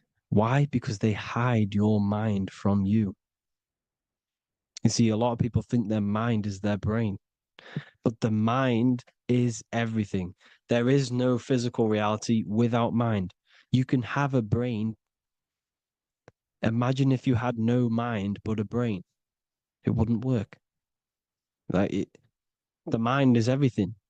The mind controls your avatar. It begins in the mind before it happens in the brain. Then the brain manifests through the body. The brain's just an electrical computer. So that, they've got people scared, or do I have a soul or not, and all this stuff. Listen, if you have a mind, you have a soul, because you are not the mind. This is why everything is sort of an illusion, because beyond the mind is your soul. But what is the soul without a mind? You can't have a soul without the mind. But if the mind didn't exist, the soul doesn't exist. You are the person listening to your mind. I shouldn't say person, because You're not the body. You're the entity behind the mind. But if you didn't have that mind, you couldn't understand what you even were. You would just be an observer who couldn't think. So yes, we all have a soul. If you have a mind, you have a soul. Everything is mind. Everything has mind. Mind creates everything. God is mind. And then manipulating your mind through TV, your phone, every little thing, the school, it's all about the mind, people. Control your mind, you control your reality. Just the last thing, here you go.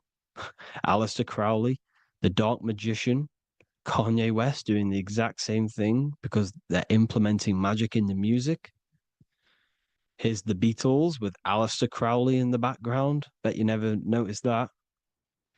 Aleister Crowley was influencing music and placing magic within the music to influence the subconscious. This is what Baal worship was. This is why they kill children.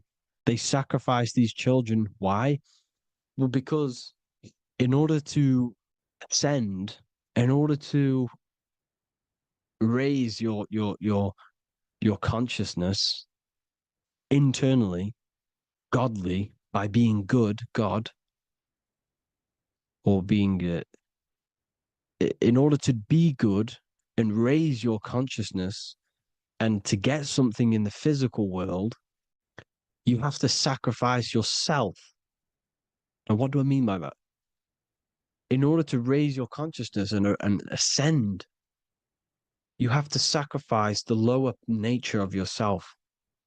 You know, you got to abstain from having sex to retain your sexual energy, to transmute it, or staying away from negative, some poisonous foods like meat.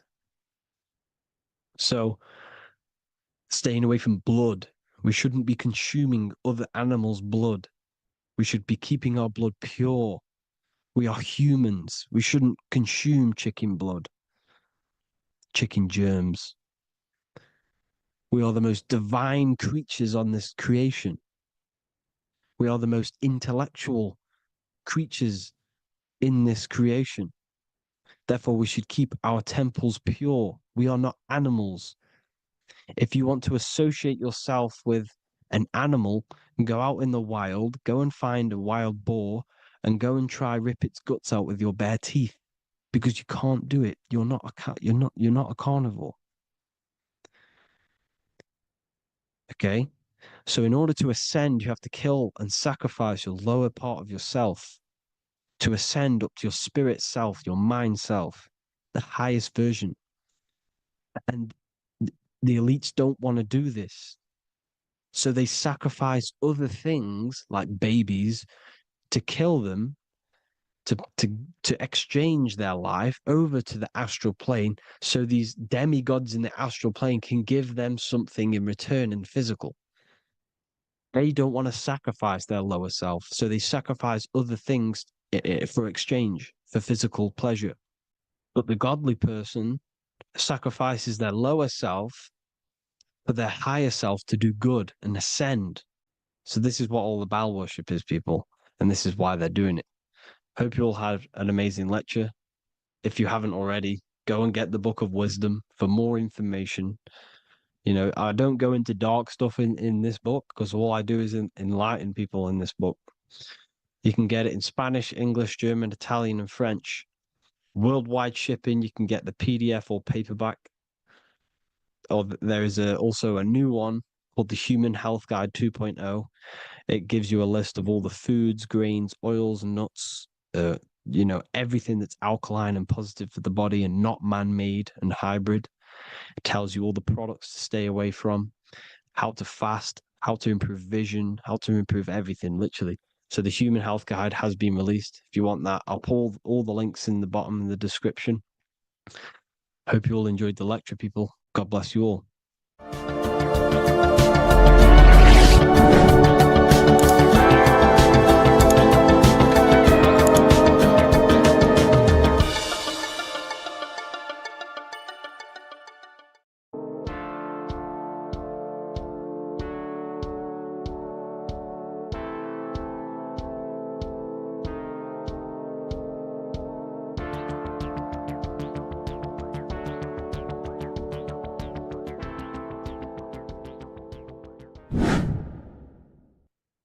Left and right hemisphere, and what are they doing? How does it contribute towards your perception in this world? And this is what we're going to be talking about in today's video. We're going to be breaking down the two hemispheres of the brain and how they function in your life. So first, we have the left hemisphere. This is the logical hemisphere. This is the analytical, divided, scientific, or verbal hemisphere. The right hemisphere is creative, wholeness, artistic, symbolic, and metaphorical. The right hemisphere does with non-verbal things. It produces a holistic perception. It is more to do with creativity. Because what you must understand is that we are not in the external world. The world is produced by our brain. We see with our brain. Our eyes are a part of the brain. What we touch is the brain's interpretation of electrical signals on the nervous system. What we smell is the brain's interpretation of smell through the nose. What you taste is your brain's interpretation of chemical reactions on your taste buds. So what you are experiencing is the brain. The brain is a computer creating a simulation. And you have two hemispheres which breaks down this reality. So essentially, the brain is the perception creator. It creates perception.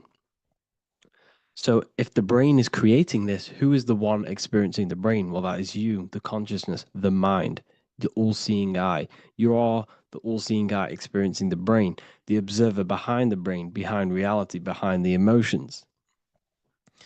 So if you're walking through a woods, this left brain sees individual trees. The right brain sees the whole woods. It sees the biome. It sees the bigger picture. So when you are walking through this woods, the right brain picks up a holistic perception of reality. It creates the woods as one unified woods. The left brain's job is to break this down and analyze it so that we can see individual things. And this is also necessary for humans to have the ability to break things down and manipulate things in this world. So without this left hemisphere, we could not manipulate things and break things down. So this right hemisphere is important because it sees the whole woods. It sees humanity as one unified consciousness. However, the left hemisphere sees individual egos. So the left hemisphere is the place of the ego because it only understands it sees the world very divided.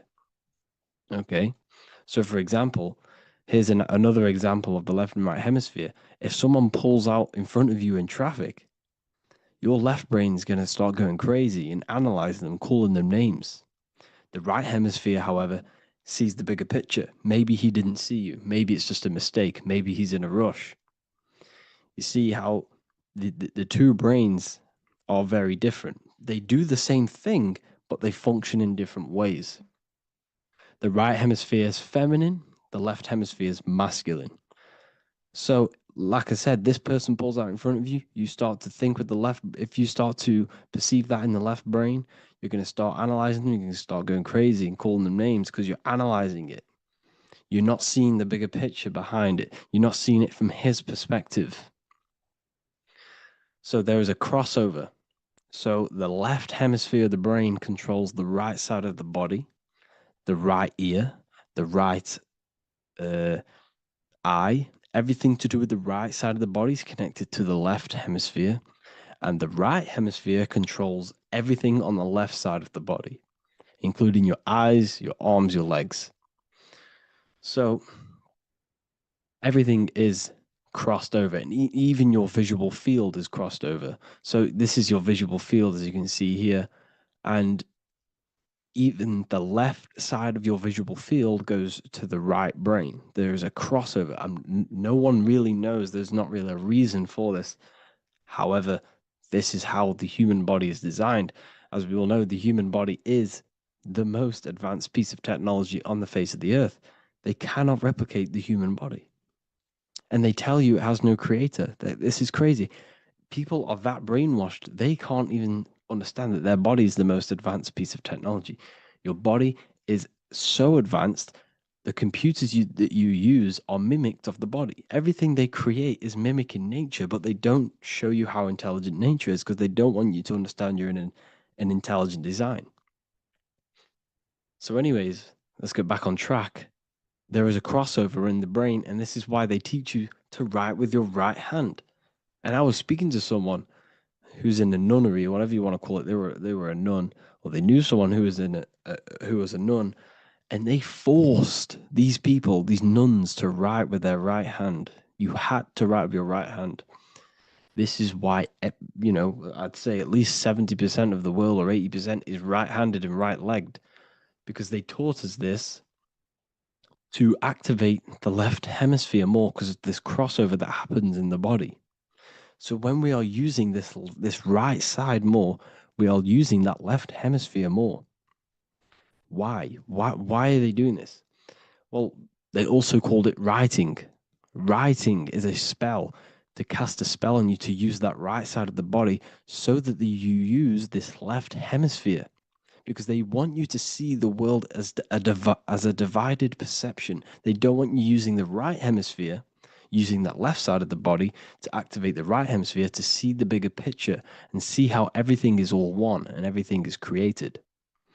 This left hemisphere domination keeps you from seeing the connections between everything, because that left hemisphere analyzes, it breaks things down. So when we are left hemisphere dominated by using the right side of the body, we are essentially seeing everything as divided. And this is why so many people will not understand my work, because my work connects dots and connects fields of knowledge, and makes you see the bigger picture.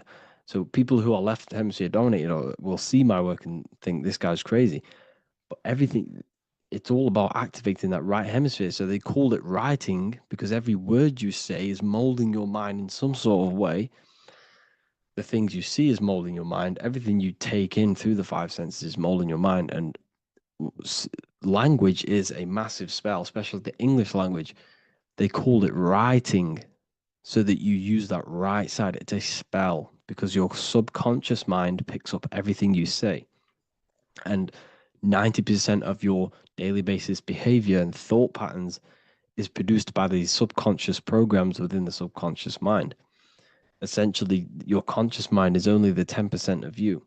The conscious mind is just what you're aware of, you know, what you're wearing, how you're feeling, what you're thinking. That's your conscious mind. The subconscious mind is controlling every system in your body. It's telling your heart to beat without you being conscious of it. So essentially, this is what they're programming. They're programming this system in the back of the mind, which is controlling everything through the words. And this is what spells are, because it's all about creating perception in the subconscious. So they want you to use that right side more. I truly believe the ancients, they were balanced. They used the left and the right side of the body. They didn't have a stronger side because they understood this science of the body and how the body works. So this is actually called phonetics. It's not etymology. Etymology is the study of root words. Phonetics is the study of how words sound similar. The way words are spoken. So phonetics, phone, is why we call them a phone, because you speak into a phone. So this is write and writing, to use that right side to activate the left hemisphere more. So your hands are a manifestation of your brain. The left hand is the right brain, the right hand is the left brain. And as a child, we were always taught that when you place your hands together like this is the size of your brain, which is true, because your hands are a part of your brain. They're an extension of your brain. Every part of your body other than your brain is an extension of the brain.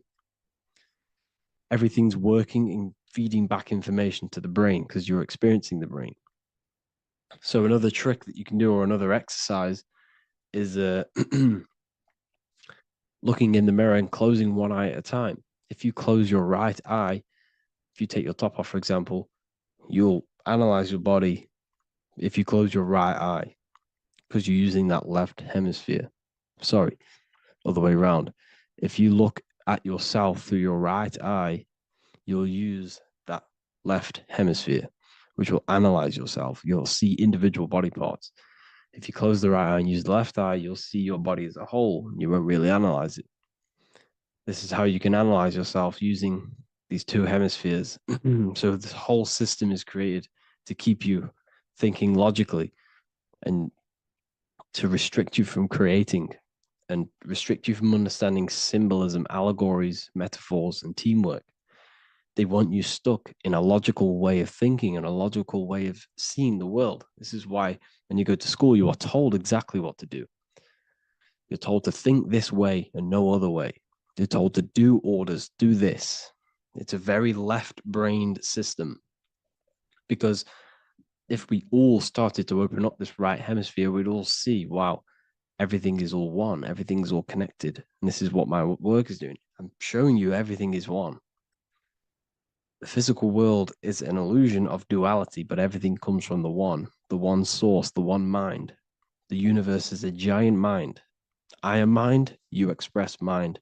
We all possess mind. Behind the physical body is the same mind consciousness. And we are all expressions and fractals of this infinite consciousness called mind. And this is what they don't want us to figure out, is that we are all just one consciousness expressed. It's an infinite consciousness. It's even in the squirrel, it's in the dog. All of these different animals, they're just different bodies, but behind the bodies is the same consciousness, which is mind. That's what the pineal gland is. The pineal gland is not the mind, and it's not the third eye. The third eye is your mind. If you have a closed third eye, it just means you have a closed mind.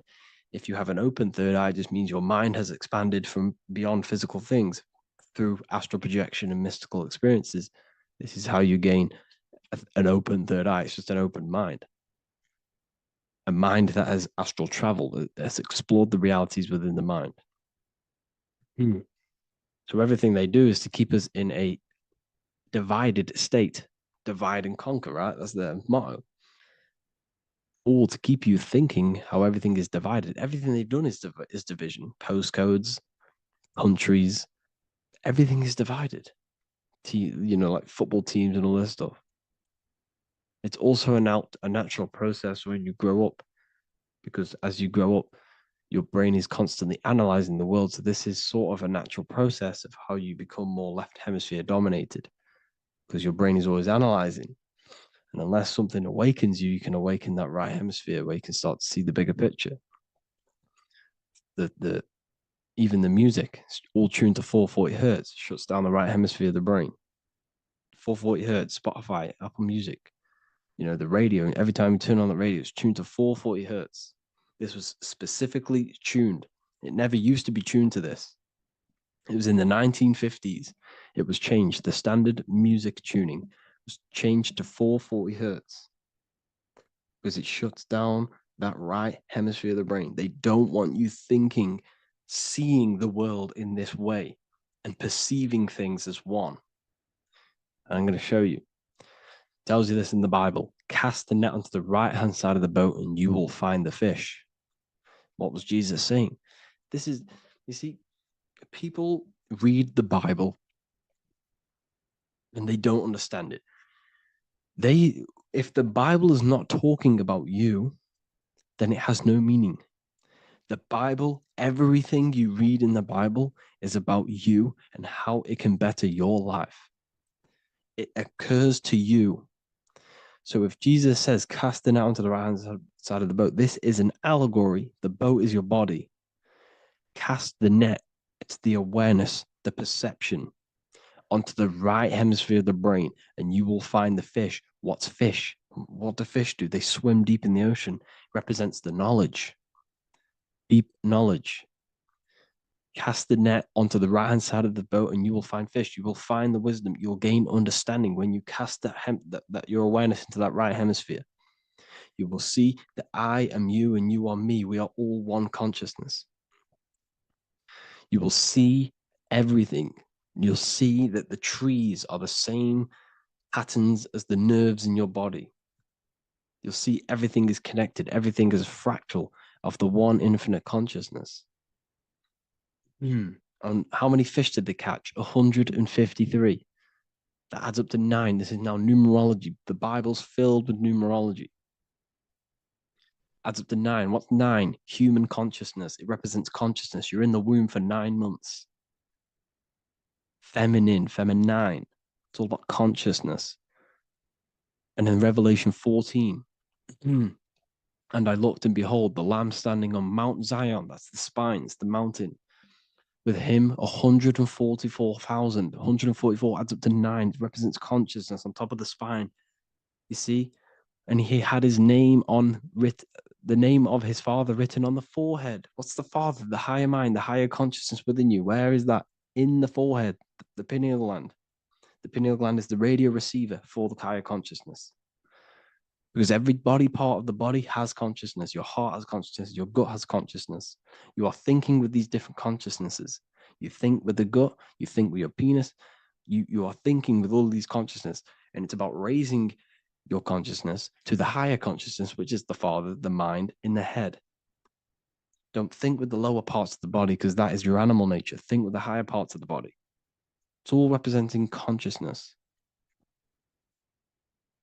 How to activate the right hemisphere of the brain? Well, it's all to do with non-verbal things. So music will activate the right hemisphere. Make sure it's tuned to the right frequency, though. 432 hertz, 528 hertz. Any frequency that adds up to 3, 6, or 9 is good for you.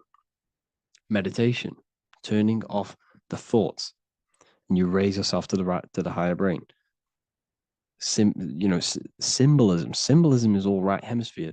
Reading between lines, metaphors, determining the Bible. It's all right hemisphere.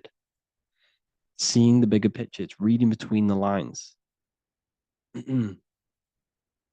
So tithing in the Bible. These people in the churches are giving 10% of their money to the church. It's nothing but a scam. What these people have done is they have externalized the Bible. They have taken the Bible and literalized it so that they can make a business out of it. So what they're doing is 1/10 of the produce of what it says in the Bible, 1/10 of the produce of the land, whether grain or fruit, is the Lord's and is holy. So what's that saying? The 10th of, it's basically saying give the 10% to the Lord, to God. What does that mean? Well, what's the land and the fruit? This represents physical things, the physical things that you have. The 10th of the physical things that you have. What's that? That's your ego. All the physical things that you have is all to do with your ego. That's the lower self. The ego, what is the ego? It's the mind's perception of the physical self. You had no ego when you were a child. Okay, when you were a child, you had no ego. As you grew older, you created the ego. But the ego is the full self. It's the echo. Ego, echo. It's the echo of the full self. So it's saying give the ego over.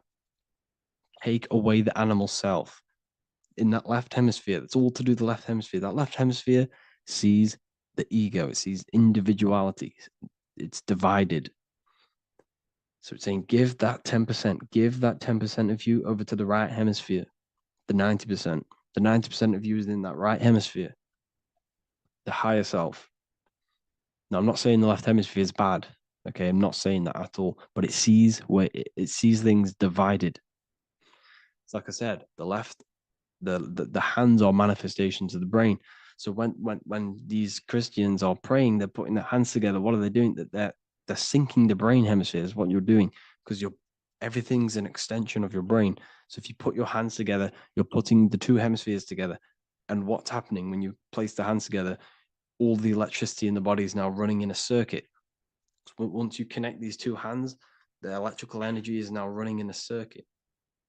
And energy can move around the body quicker and more efficiently.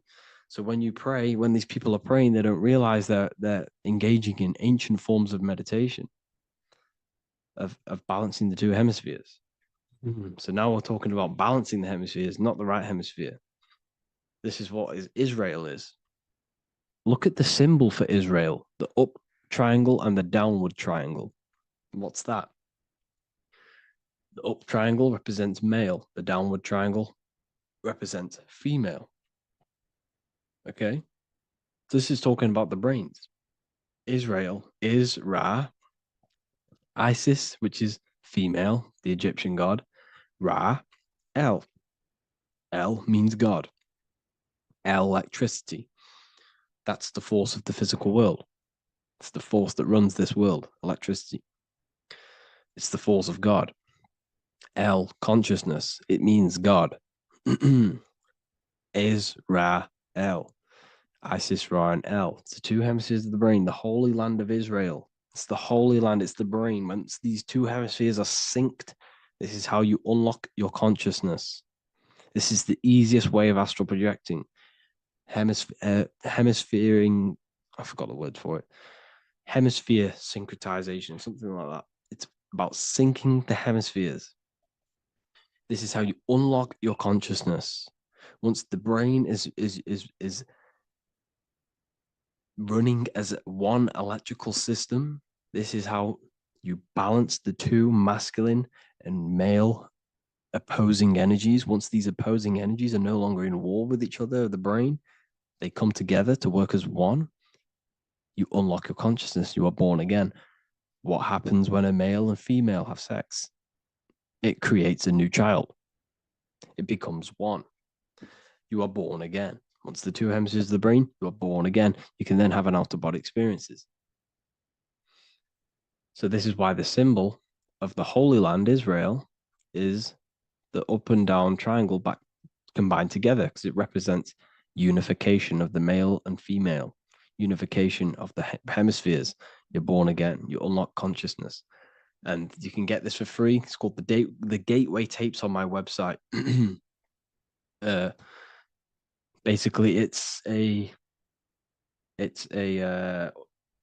audio track from the government, and they did this in the Gateway Experience. It's a CIA document, and what they do is there are different forms of meditations you go through. I think there's about 5 waves of meditations you do, half an hour each one, and it will teach you. It will sync your hemisphere, because what does it do? They understood that playing one frequency into one ear and another frequency into the other, they understood that the right ear is connected to the left hemisphere, the left ear is connected to the right hemisphere. So when you play 2 different frequencies into both ears, what happens? The brain picks this up, the 2 hemispheres of the brain picks this up, and it syncs it. It syncs these 2 hemispheres, these 2 frequencies together. So now the brain is working as one to sync this frequency. So this is how you can sync your hemispheres, through listening to these frequencies. Okay, you can get them for free and do the meditations yourself. This will definitely help you. This is an easy way to astral project. So it's all about syncing the hemisphere and seeing reality from a unified perception. We should all aim to get out of that left hemisphere. I'm not saying don't use it, but we should now start to see. We should now start to read between the lines of the Bible, read between the lines of the symbolism they're showing. Study symbolism, study allegories and myths. What are they trying to tell us through these allegories? And, this is how we start seeing things in a better way. Once we understand that we are all microcosms of an infinite consciousness, we can all come to one, because love is the unifying force of this infinite consciousness. We are all divided. We are all disconnected from our hearts. Once we all connect with our hearts and see that everything is one, we can all start to love and come together as one, because love is the unifying force of consciousness. So if you haven't already seen, I now have launched the Ethereal University. I will be doing lectures like this one, but even better, deeper, and even releasing knowledge that I can't talk about online, as they are censored. I'll be doing lectures every single week. I'll be doing live calls every single week. You also gain access to my library, which is filled with over 45 occult books, filled with knowledge. Okay, I'll show you now. Plus, you get my book, The Book of Wisdom, PDF form, and the Human Health Guide, PDF form. You also get all of this stuff, the health section, Q&As, ethereal meditations. We've got some celestial studies, cosmology, numerology coming soon. You also get the brand new Manifestation Mastery course, plus the library. And there'll be new books, new lectures, new live calls every single week. Or you can get the Book of Wisdom, use the code WISDOM in all capital letters to gain 40% off. This sale will be ending very, very soon. So if you're watching this, be very quick to get yourself a physical version or a PDF of my book. You can get it in all these languages. Hope you enjoyed this video, people. I'll see you inside the Ethereal University, the real university. Have an amazing day.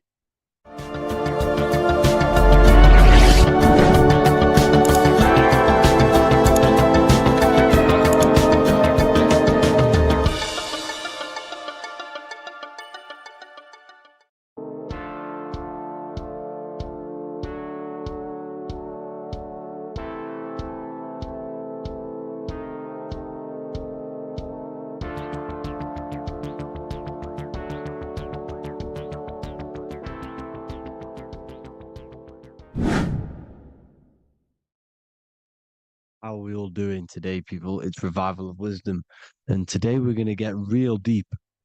This video is going to get real deep. A lot of people are not going to be ready for this sort of knowledge. Okay, you really have to do is to really deprogram the mind, because everything we've been taught is a complete lies to keep us trapped. Okay, this is really advanced knowledge. Now, let's get straight into this.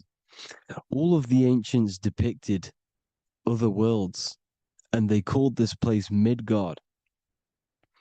Midgard is the mid garden, the middle garden. This is why the Masonic symbolism on the floor is always a black and white checkered board, symbolizing the polarity here, the good and bad, because we're in the middle garden, the heart. Earth rearranged spells heart, because we're in the heart of this system, or whatever it is, a super quantum computer, whatever you want to call it, simulation. Now, in the Quran, it talks about the 7 layers of heaven. All of these ancient artworks are depicting these different layers of reality. Okay, and look at the Egyptians here with the boat outside of the firmament. Boats travel on water, and this is exactly what the Masons are doing. So they're still using the same symbols. Why? Because it's the same knowledge, just hidden. The Egyptians have the same knowledge as the Freemasons. It's just hidden. Now, this cosmology that they're showing here, which is probably made maybe 100 years ago, this painting or artwork, is the exact same as the one we see here, with the arch, the boat.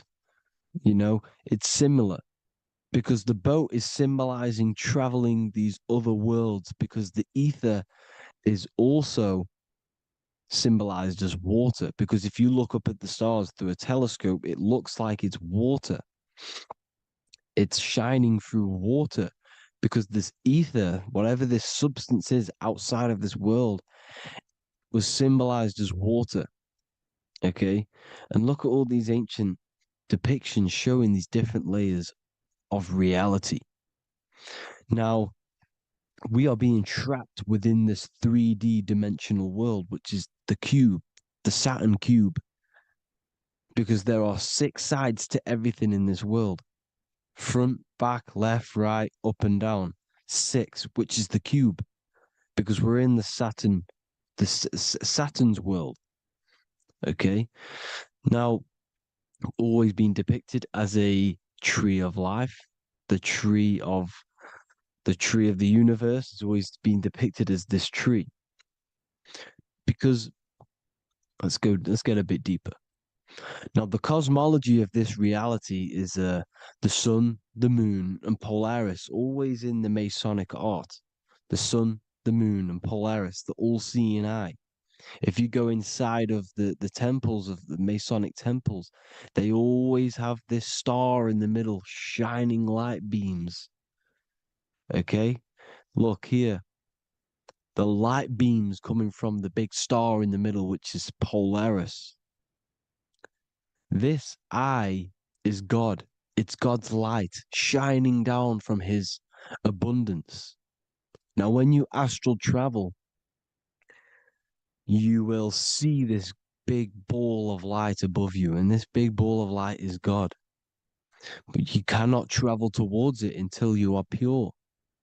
It doesn't work like that. You have to become formless. You have to become pure before you can become one with the light.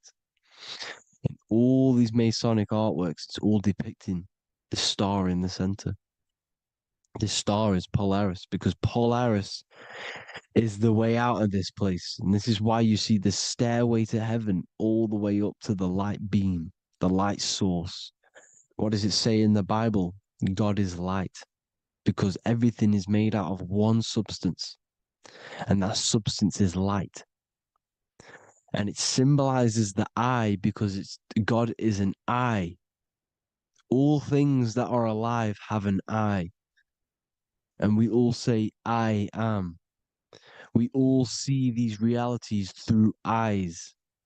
God is an eye. He's the all-seeing eye. He sees all things at all times. And he is projecting this light. And this light comes down to create all the different levels of the worlds. And this is what the two pillars symbolize the number 11. 11, the number 1, is just a vertical line. It's the one. It's a 1 point.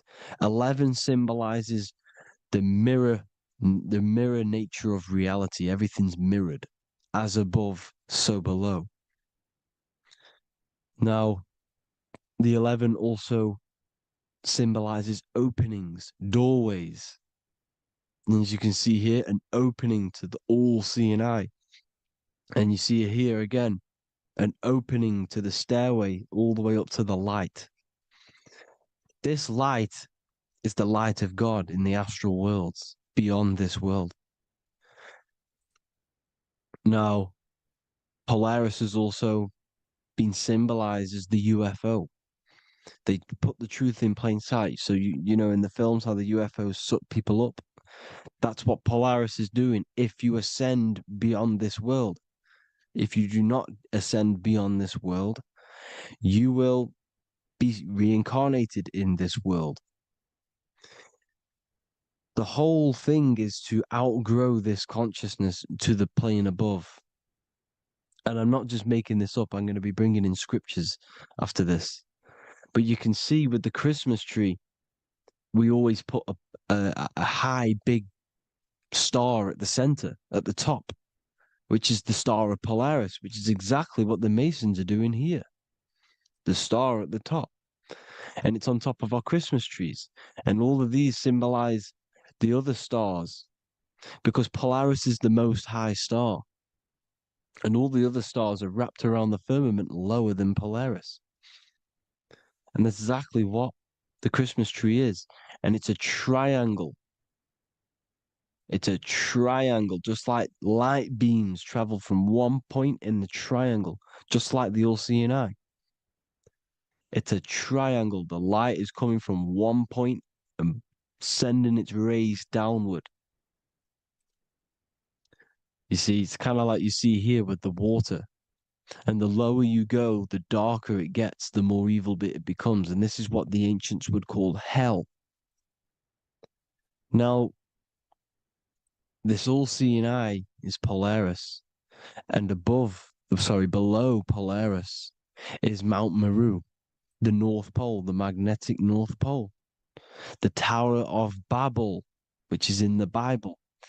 The etymology of the word Babel, Ba meaning spirit, which gives the ability to move the soul through the worlds, which is that's the ancient Egyptian description of the word Ba, meaning of the word Ba.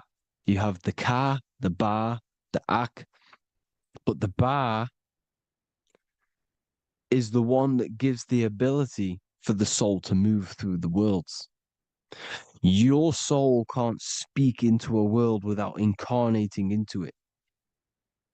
Now, the Tower of Babel symbolizes Mount Meru because it's the word Ba is the spirit which gives the ability for the soul to move through the worlds. The Tower of Babel is the magnetic North Pole, Mount Meru, which gives the ability to move through these different worlds.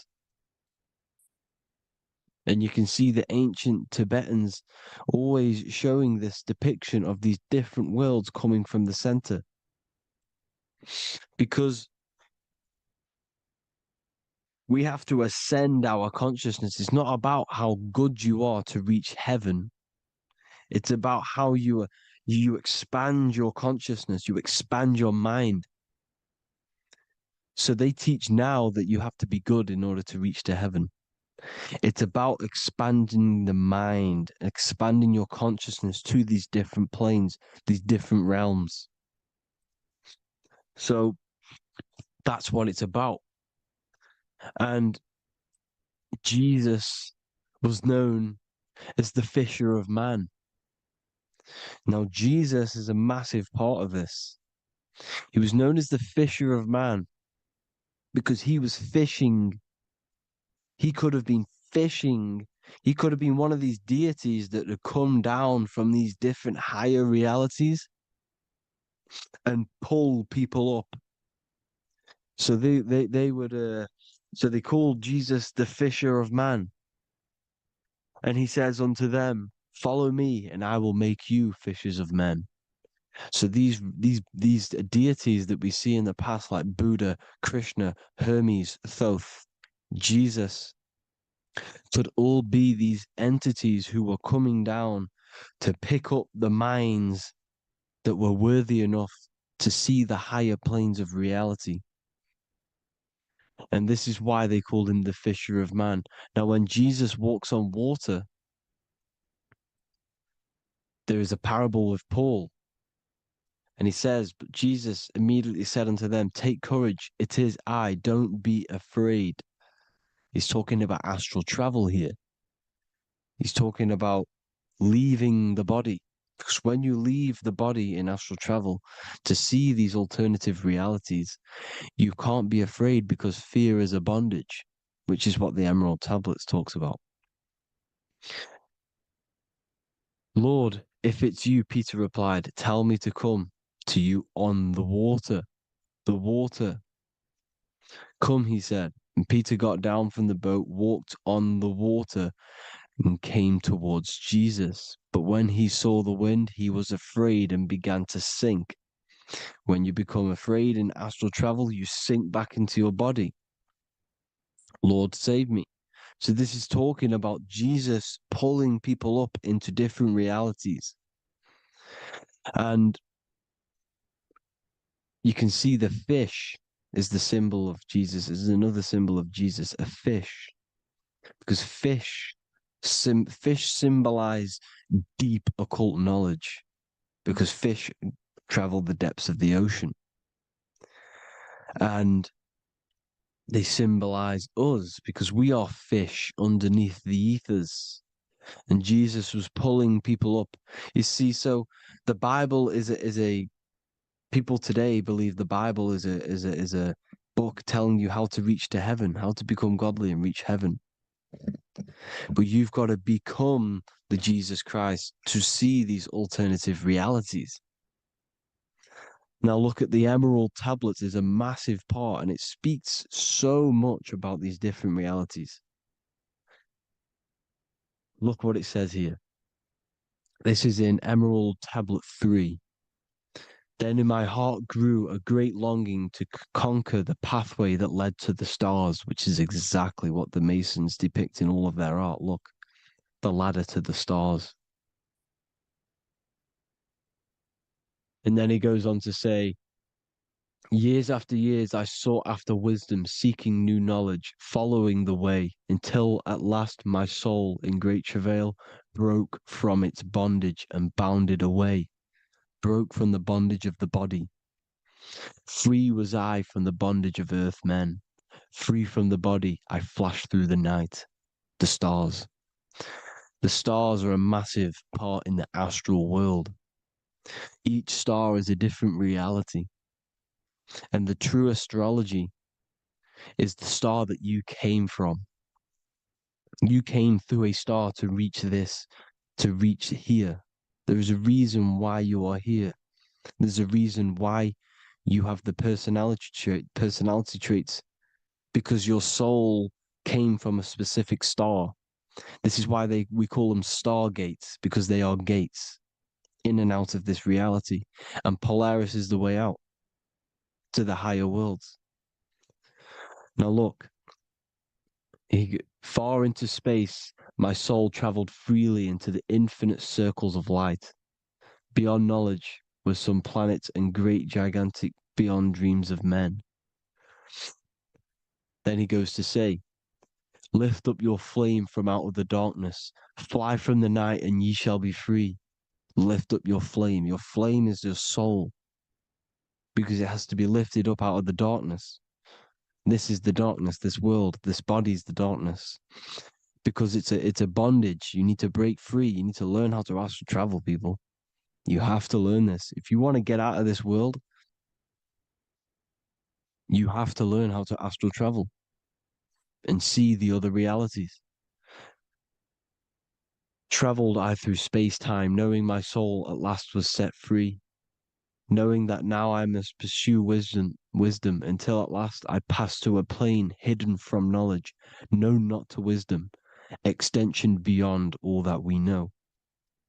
So he's talking about he went to a place where we cannot even comprehend here, a place that is not even known to earthmen.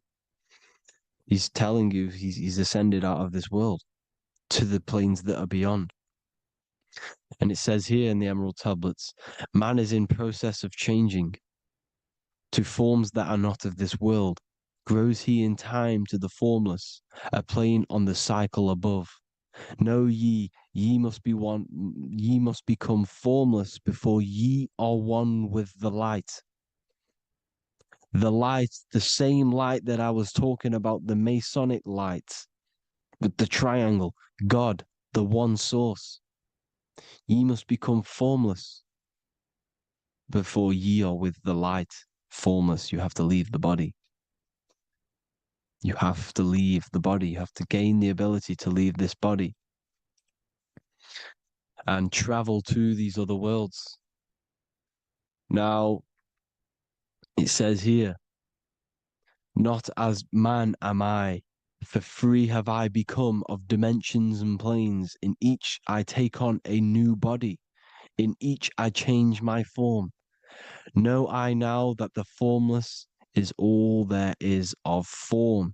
You see, all things created come from the things that, all things that you see come from the things that you cannot see. All of us have the same spark of consciousness, the same I am.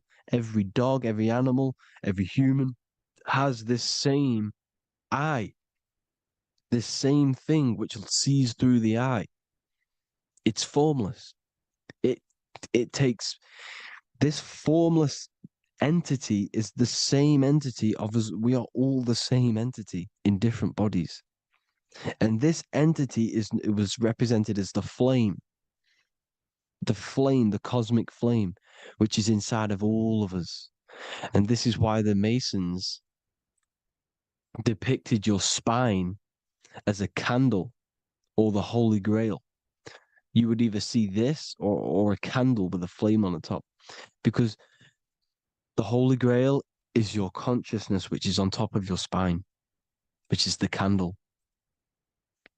Now, Jesus, Thoth, Buddha were all these deities which were coming down to lift people up because they were fishermen of men. And he would lift you up to the higher worlds, out of this world, to the ones above. Now, Thoth, you can see him here, he's leading the way. He's holding someone and he's leading the way with knowledge and power. He was leading the way to other worlds, out of this world. There's no point trying to change this world. This world will stay the same. It will stay the same. You have to get out of this world. And that's what they're telling you. That's what they're keeping you from. They're keeping you stuck within this thin layer of reality. So what the Masons are doing, they have the ability to astral travel. They're living not stuck and bound to one reality, but living within the different layers of reality. And this is what Morpheus was doing in the Matrix. Morpheus was going into the Matrix to go and get Neo, which is exactly what Jesus was doing, pulling up people out of this world to the ones higher. And that's exactly what Morpheus is doing in the Matrix. If you haven't watched the Matrix, go and watch it. It will blow your mind. Everything I'm saying in this video, you will see it. Except that you don't need to use a machine to enter the Matrix. You just use your body. Well, you use your consciousness to leave this body. You see, Neo was also uploading himself into the simulation to pull people out of the simulation. And this is exactly what all of these gods were doing. The Fisher of Man. Look, he was pulling people up out of this reality with the knowledge.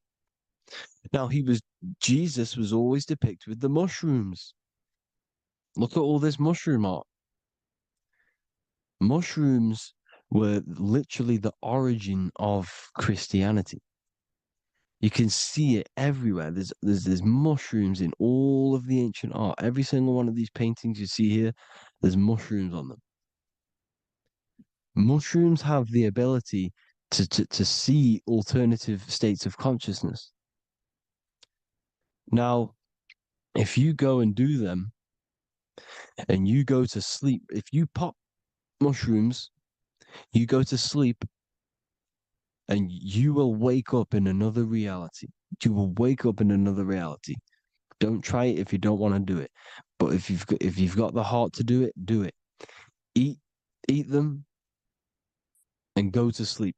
You'll wake up in another reality. And Jesus was handing out mushrooms to the bright minds, to the minds that he wanted to fish out and pull up to the higher realities. He was giving them mushrooms to see themselves in an alternative state, in an alternative reality. This is why there was so much mushroom art. And it's not just ancient Christians, it's Sumerians, it's the Mayans, the Celtics, the Egyptians, all used mushrooms. All of them. Look at all this art. It's on stones, it's everywhere. Because mushrooms, see, everything in nature is a macro. Look at the form of a mushroom. It's literally your spine and brain. Because they alter your consciousness.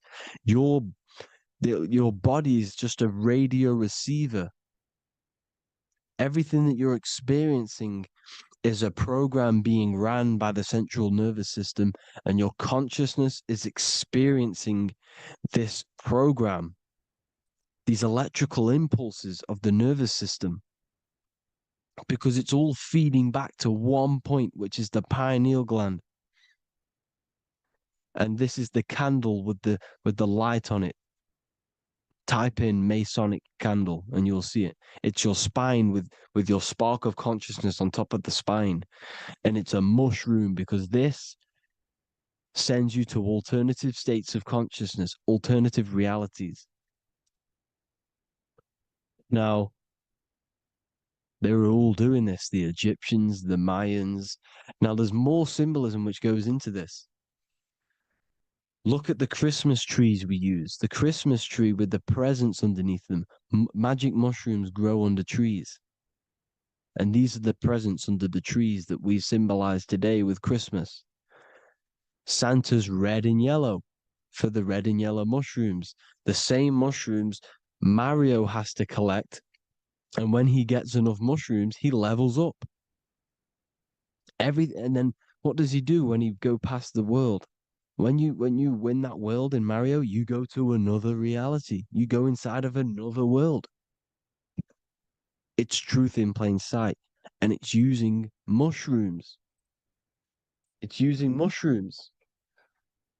Everything, all of the characters in Mario, well, a lot of them are mushrooms. Look at this one. The presents, black, yellow, and red and white. Red and white mushrooms. And the bow on the top is the mushroom head. That's a bit of a reach, but you know, the symbolism never lies, is what you need to understand. And it's as above, so below. Now look at the Sumerians. The Sumerians were also multi-dimensional beings. Okay, look at how they have the double faces.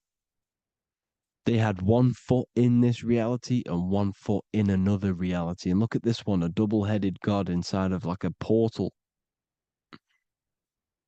You see? Because and look at these with the wings, the astral travel. Birds, ancient birds symbolize the soul, because the soul is a bird. It flies to different worlds. It flies around the cosmos. And mushrooms gave you the ability to see these alternative states of consciousness, these alternate realities, because you exist in infinite realities. You exist in infinite realities. Now look at the 33rd degree Ordo Ab Chao badge. You get this badge when you become a 33rd degree Freemason, and it's a double-headed eagle. A double-headed eagle. And you can see this in Sumeria first. Sumeria have the same symbol, a double-headed, bird. You can see it here as well. And the Masons are still using this symbol today.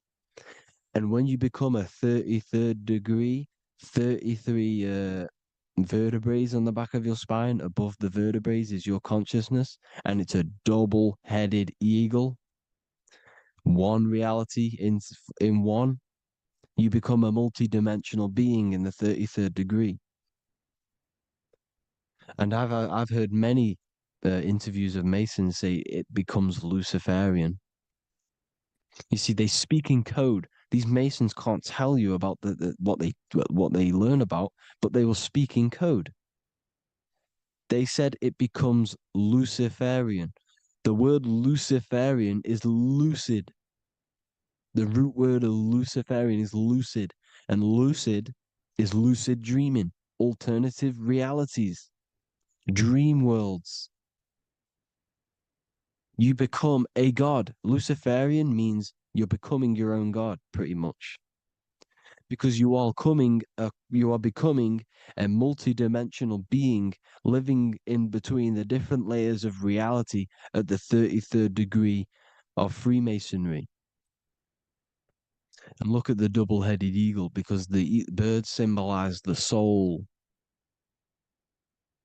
And they reach high, they fly high, just like the soul wants to fly high to the light, to become one with the light, like the Emerald Tablet says.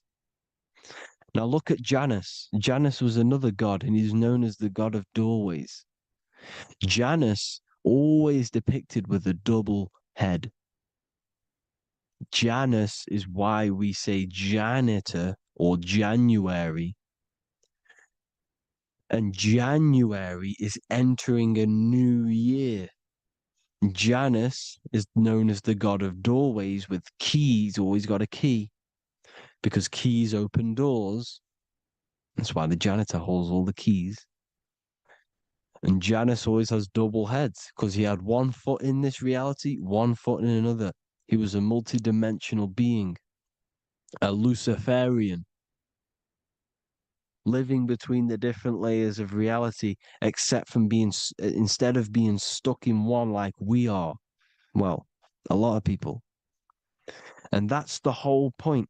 You see, all of this stuff is about like changing the world and stuff like that.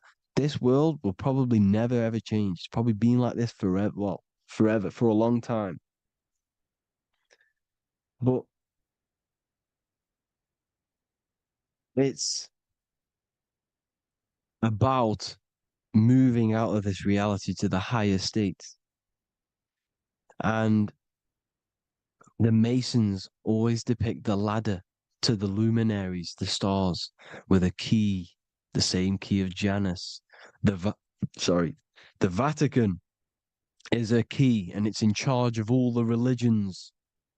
Why is it a key? Because they're holding back the key. They're keeping you stuck within this reality, keeping you stuck as identifying yourself with the body, identifying yourself with this world. You are not in the world is within you. This is a program being ran by your central nervous system, and your consciousness is experiencing this reality. Now, this is going to be a mind-blowing video for some people. You have to have an open mind. You have to let go of all the programs. I'm repeating what the ancients are talking about and the ancient symbolism. Look at Janus with the double-headed god. He was just another god coming down, giving keys to people who had the worthy mind to be pulled up out of this reality, to be pulled up to heaven, just like Jesus was teaching how to reach heaven.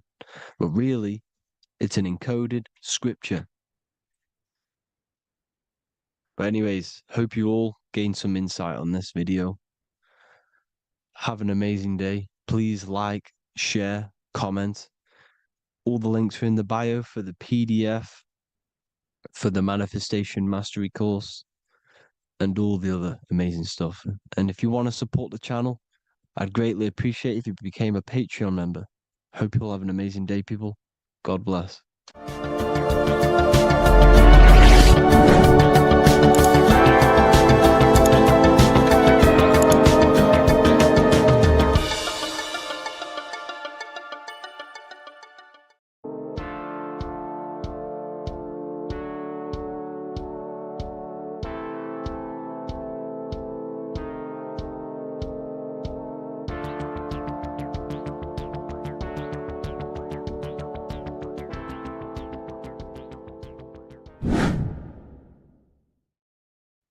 What is up, people? How are we all doing? Today, we're talking about the flat earth cosmology. So let's jump straight into this. Please drop a follow and leave a like to help the algorithm. So we live in a torus field. Everything's made out of torus fields. And every torus field has motion. It's what it is. It's the motion of energy. And every torus field has a center, which is the black hole. It's a womb of creation. It's counter space. Now, this is why the North Pole is magnetic, because the center of this torus field is the most magnetic part, the strongest part of the field. So this is why all compasses will point you to the center. And the Earth's magnetic field is spread across the whole of the Earth. And it's spinning, as you can see here. It's like a tornado at the center. And this tornado is the force which is spinning the sun and the moon around us. You got the sun, the moon, Polaris, just like in the Masonic cosmos here. The sun, the moon, Polaris, the all-seeing eye. Now we'll get into Polaris a bit later, but the sun is the magnetic force. Sorry, is the electric force, because every field is electromagnetic. Now, the sun is electric. It's positively charged. It's gonna give you energy. It's feeding energy. The moon is more magnetic energy, which is taking your energy away from you. And this is why you become sleepy when the moon comes out, because it's taking away your energy. So these two forces is the balance. It's the yin and yang. It's the balance. Everything in this creation is balanced, because the torus field is the Earth is the plane of inertia, the 0 point within the field, because physical matter is a result of two opposing forces equalized on the plane of inertia. And that is where matter crystallizes into physical results. And this physical plane is the plane of inertia, planet Earth. And at the center of this plane is the black hole, the womb of creation. And outside of this black hole gives birth to light. So the Taurus field is constantly rotating, going into counter space, the black hole, and then out of counter space gives birth to the white hole, white light. You see? So it's going around, black hole, birth again, black hole, birth again. And it just keeps going around. It's an infinite cycle of energy. And this is where the infinity sign comes from. This is the motion, this is the force which is creating everything to spin inside of this circle. Okay? And it's making the stars spin. It's making the sun and moon spin around us, around this center point. Now here you see Horus and Set putting their feet inside of this dome. This is the royal arch, the arch of the dome above us, which is like you see in the Masonic cosmos, the royal arch of Freemasonry. This is the dome above us, the firmament that the Bible talks about. You see, they're putting their feet in because Set symbolizes the moon and Horus is the sun. Horizon, Horus. Horus is rising, the sun. So they're both putting their feet around the center magnetic pole, which is the pole, North Pole. And above the North Pole, you have Polaris, the pole of electromagnetic energy. You see? And this is how we get the sun and the seasons. Because the sun, for us, when it becomes summer, it's on the Tropic of Cancer. Then it spirals outwards, going out and out and out, then goes to the Tropic of Capricorn. That's winter for us. Then it comes back in and creates summer again. So it's constantly spiraling around this center magnetic North Pole. You see? So this roof above our heads is the firmament. And this is what they've taken off of us. They haven't physically taken it, but mentally they have taken this away from you. It's a female energy. And this is what the Egyptians called Nut, the sky god Nut. And this is the womb. We are inside God's creation, God's womb. And the woman's womb, when she has a baby, is a microcosm of this. Because everything inside of this creation is macro. It's a reflection of the bigger things, as above, so below.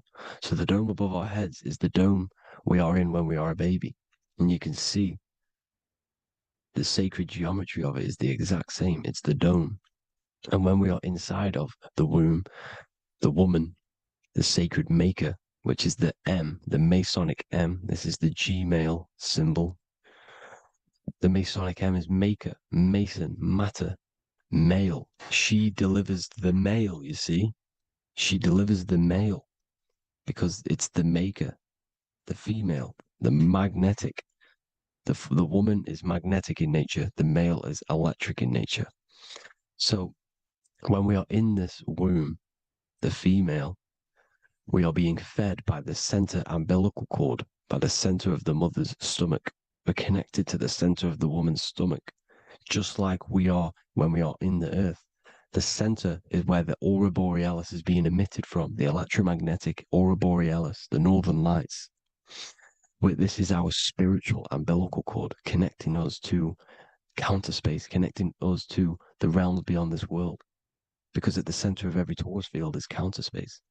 And at the center of the earth is our spiritual umbilical cord. And this is the earth's belly button, as you see. As above, so below. We had a physical umbilical cord. We have a spiritual umbilical cord. And this gets cut when we die. When we're cut away from the physical reality. You see, here's the ancient Egyptian tablet showing this female. You can see the hair, it's a female above us because the female energy is nurturing, helping, looking after.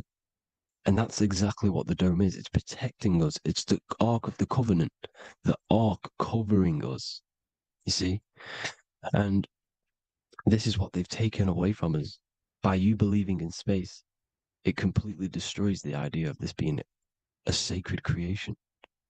They've taken the roof off your head, whether if you believe in space, you believe that there's chaos, there's planets, there's asteroids that could kill us at any moment. But this isn't true. They've made you fear your own creation that you're inside of. They've made you fear what's above you. You see, and it's to hide the power of astrology, the power of the lights in the firmament, which are constantly flowing through the ether. These powers which are above us are sending rays down to the earth, which are influencing our psychology and how we behave. And this is what astrology is. It affects human consciousness. It interacts with our consciousness. And there's a different energy every day because the planets are in different houses, different alignments. And this is, we'll go into this a bit deeper later on. So the world tree, this magnetic north pole, the pole of electromagnetic energy, was symbolized as a tree, the great tree at the center of the earth. You see? And this tree is symbolized everywhere. You can see here how the center person, this Egyptian person, is holding up the sky. This is the North Pole, the hyperboloid, at the center of every Taurus field. And this tree was in the Mayan cosmology. This is an ancient depiction. This is the Taurus field. There's the plane of inertia. Here's the center tree. Here's the tree in the center, the magnetic North Pole, the woman holding the stars. Here's the Hindu with the two birds symbolizing the sun and the moon revolving around this center tree. The Mayan tree, his Horus and Set around the North Pole. They all knew this flat earth cosmology. They knew these secrets. It's so sacred you understand the creation that you're inside of. Because if you don't, you'll be led astray. You don't know where you are. You're lost. You see? And here's the Masonic art with the rays of the stars coming down with the tree in the center. So it was personified as a tree. And we are in Asgard, Midgard, the middle garden, where there's good and evil.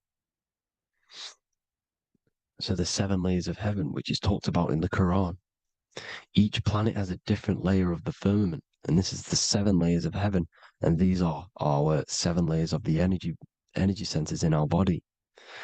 So we start in the stars, so we are stars in a physical body. And this is why we say Mr., Sister, Fraudster, Sinister. Stir is star, and we are in the stars, and our star descends into the soul system, not solar system. And as we descend into the soul system, we enter Satan's kingdom, Satan's world. As it says in the Bible, Satan is the god of this world. Well, if you've been into my research for a while, you know Satan is Saturn. Saturn's world, because Saturn's the outermost ring. He's the Lord of the Rings. And you enter his kingdom, the kingdom of time. And this is why Saturn's the time god. As soon as you go past the rings of Saturn, you're now in the soul system. You're now in time. You're now bound by space and time. And you're bound to the earth plane, the heart. Earth is heart. It's a rearrangement, it's an anagram for heart. And the heart of the electromagnetic color spectrum is green, and that's why the earth is green. And above green is blue, and this is why the sky is blue. In order to go to heaven on the macro scale, you have to go through the blue sky, through the 7 layers of heaven. In order to reach heaven in your body, whilst you're here, you have to go through the blue chakra to your head, which is heaven. It's micro, macro. Everything is micro, macro inside of this creation. It's an ancient, I think this is a French image, piece of art from the ancient French, with obviously the 7 layers of heaven, which they all depict. And notice how it's like a dome. We'll go into this dome symbolization, the Royal Arch of Masonry, which is next. But these 7 layers of heaven give us the 7 metals, the 7 days of the week, the 7 diatonic tones, the 7 chakras, the 7 everything. It's God's favorite number. And this is why the Masons use the G inside of the compass, because the G is the 7th letter, and God starts with G. You see? So it's 7. God is 7. Here's another depiction of the heart, the soul system, the 7 layers of heaven. La Fermenta. You see, La Firmament, with the stars on the outermost layer. Here are the 7 planets: Jupiter, Mars, La Sophie, the sun, La Luna, the moon. So Saturn. So we are in the heart of this soul system, In order to ascend, we need to ascend up our chakra system, reach 144,000 hertz, God consciousness, the God man. You have to unfold God man, master of the mind, mastery of the mind. So, what are the stars? The stars make everything unique. The stars are constantly rotating around the center, magnetic North Pole, the tornado at the center, which is stirring everything. It's stirring the ether. The center is the ether, and the four elements are born out of this ether. There's five elements: ether, spirit, water, air, and earth. The ether gives birth to the four other physical elements, which the whole of creation are made out of. About them four elements. Four is the number of stability. You know, a chair, a table has four legs. It's stable things. It's a foundation, and these four elements are the foundation of this creation. You see, and this magnetic North Pole is stirring this, and the four vibrational states of the ether are the four elements. Now let me get back to the stars. I just wanted to give you that. The stars are being stirred around this center point, center. It's stirring everything, and they're always in different alignments. Every millisecond, they're moving in different placements of the stars. And the planets are called the seven wanderers because they're not fixed. The stars are fixed, but the planets they're called the seven wanderers, the seven layers of heaven, because they move faster and slower than each other. Each planet is slower and faster, has a different rate of speed it's moving. So these alignments are mixing in with the energies of the different 12 constellations. And this is why you have a unique characteristic. You have a unique look, a unique energy, a unique personality. This is because when you were born and you took your first breath, that energy which was in the ether, because the ether is all around you, and energy travels through the ether. The energy that the stars were casting down and the energy that the planets was mixing in with the 12 constellations was in the ether. So when you came out of the womb and your first breath, because breath is spirit, okay? So that first breath you took, that is the energy that is imprinted within your DNA, your soul. And you reflect that energy, you emit that energy. That's the energy that is with you forever until you die. Till this physical body dies off. And that's what the stars are. The stars are giving a unique energy, characteristic, personality to every living thing. Every dog, every cat, every animal has a unique personality because it was born at a different time and place in the sky. Okay? The stars are your destiny. Now, the stars are constantly changing as well. If you look at stars through a telescope, they're constantly changing and forming different forms. You can see here, it looks like water. It looks like light through water because it's the ether above us, a sea of ether. And this light is being emitted through it, and it's just constantly changing, giving different energies, each star. So this is why this is what the zodiac is. It's the expression of energy. It's the expression of the stars. And each constellation has many different personality, different energies, different traits. Each planet has different traits, depending where your planets are, depends what energies you hold. No two person have the same energy. There's no one. It could be similar, but no one's the exact same. It's because of the stars. The stars are never in the exact same split place. The planets are always in different houses. So here's some Royal Arch symbolism. Here's the Royal Arch of Masonry, as it says here. The sun and the moon, the constellations. Here's Cancer, the 7 planets, the 7 stars. Here's the Royal Arch. This is the firmament. Here's the duality. Black and white, duality, good and evil, rest and motion.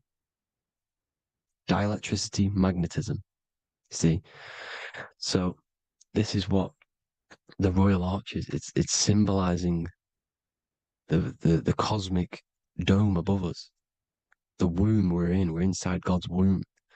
And here's George Washington, the Freemason, inside of the Royal Arch. See? With the G, the Masonic G, God, 7. Here you see another depiction of George Washington with the stars in the dome above his head, his Polaris, the sky vault, Polaris. We'll get into that later. Go inside of all of your ancient churches, you will see the dome. Go to the Vatican, you'll see the dome. All of your ancient churches have this dome because it's the dome above your head. The ancients knew this. This was known. We did not live in space. It was known back then. They all knew. This is Crown Court, which is one of the most important courts in the UK. You can see it's clearly so much Masonic symbolism. You've got the 4 pillars of Masonry. The Royal Arch is like an arrow pointing upwards to Polaris. His Disney World is under a dome. In his Polaris, the sky vault. You see? And also 666 in the symbol. There's more. 7 layers of heaven. Here's an ancient depiction. The firmament. Here's the astral plane outside of the firmament. The Royal Arch. You see? It's everywhere. Here's Polaris, the 8-pointed star. Polaris is in between the sun and the moon. It's at the center of the Taurus field. And Polaris corresponds with the pineal gland as well because it's the all-seeing eye. See? So is Polaris, the 8-pointed star, which is at the very top. It's the very center. It's on top of the North Pole. And it's an 8-pointed star that's always symbolized as an 8-pointed star. Here you see the Vatican. The Vatican is a giant key with an 8-pointed star. See, it's a key. Here's the dome. Here's the Space Delta, the USA Space Delta logos.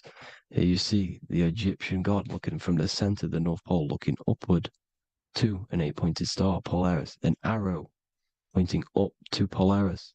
Here's another, the bear holding a key with an arrow up to Polaris. 7 holds the key to Polaris.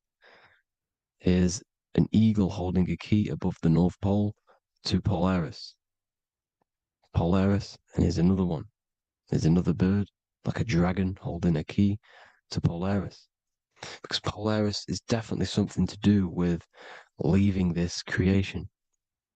Okay, maybe, I can't say for sure, but maybe it's to do with ascension, and this is why the Vatican hold the key to the 8-pointed star. And this is why the space, well, we all know space is a lie, but they're showing Polaris and its sacred symbology. Maybe it's to do with something leaving this creation, going to another. Here's some North Pole symbolism. As above, so below. See the four seasons of the Big Dipper constellation going around Polaris. This is Polaris, this is the Big Dipper constellation, and this is the swastika. This image gives us the swastika, because all the symbols we use are created in nature. They're created somehow in nature. This is how we get them. As above, so below. This is the map of the North Pole with the 4 rivers looking like the Big Dipper constellation. It's the Masonic, there's the ancient cosmology with the 4, you see the 4 islands, Mayan cosmology, 4 islands. This is the alchemical symbol for Earth, 4 sections. The windows, because the center of the North Pole is a window to another dimension. The 4 lucky 4-leaf clover, which is supposed to be lucky. It's truth in plain sight.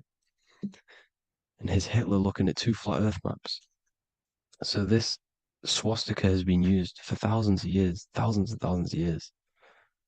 And it's symbolic for the most sacred land on this plane, the North Pole. Shambhala. Do some research on Shambhala, people. It's a it's a Hindu mythology about the sacred lands at the center of the earth. And it's known to be full of enlightened beings. And it's all symbolized at the center. You can see their paintings of Shambhala. It's all at the center, the North Pole. And it's known to be the most godly place ever, because it takes you to a portal to the higher places. And maybe this is something to do with Polaris, connecting you to this sacred land at the very center. But anyways, people, thank you all for tapping in. Hope you all learned something. Have an amazing day. Please follow, subscribe, like, all the links in the description for the courses, the PDF. Please have an amazing day. God bless.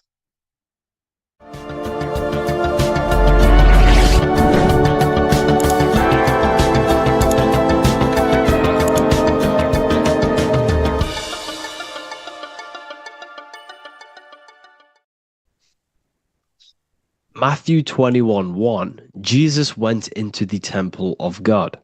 Corinthians 3:16, do you not know that you are the temple of God? Now what is this telling you? That God is within you. Hence why in Luke 21:12 it tells you the kingdom of God is within you. And the side of your head region is called a temple for a reason. Because the brain encapsulates the mind. The brain is a physical manifestation of the mind. The heart is a physical manifestation of emotion.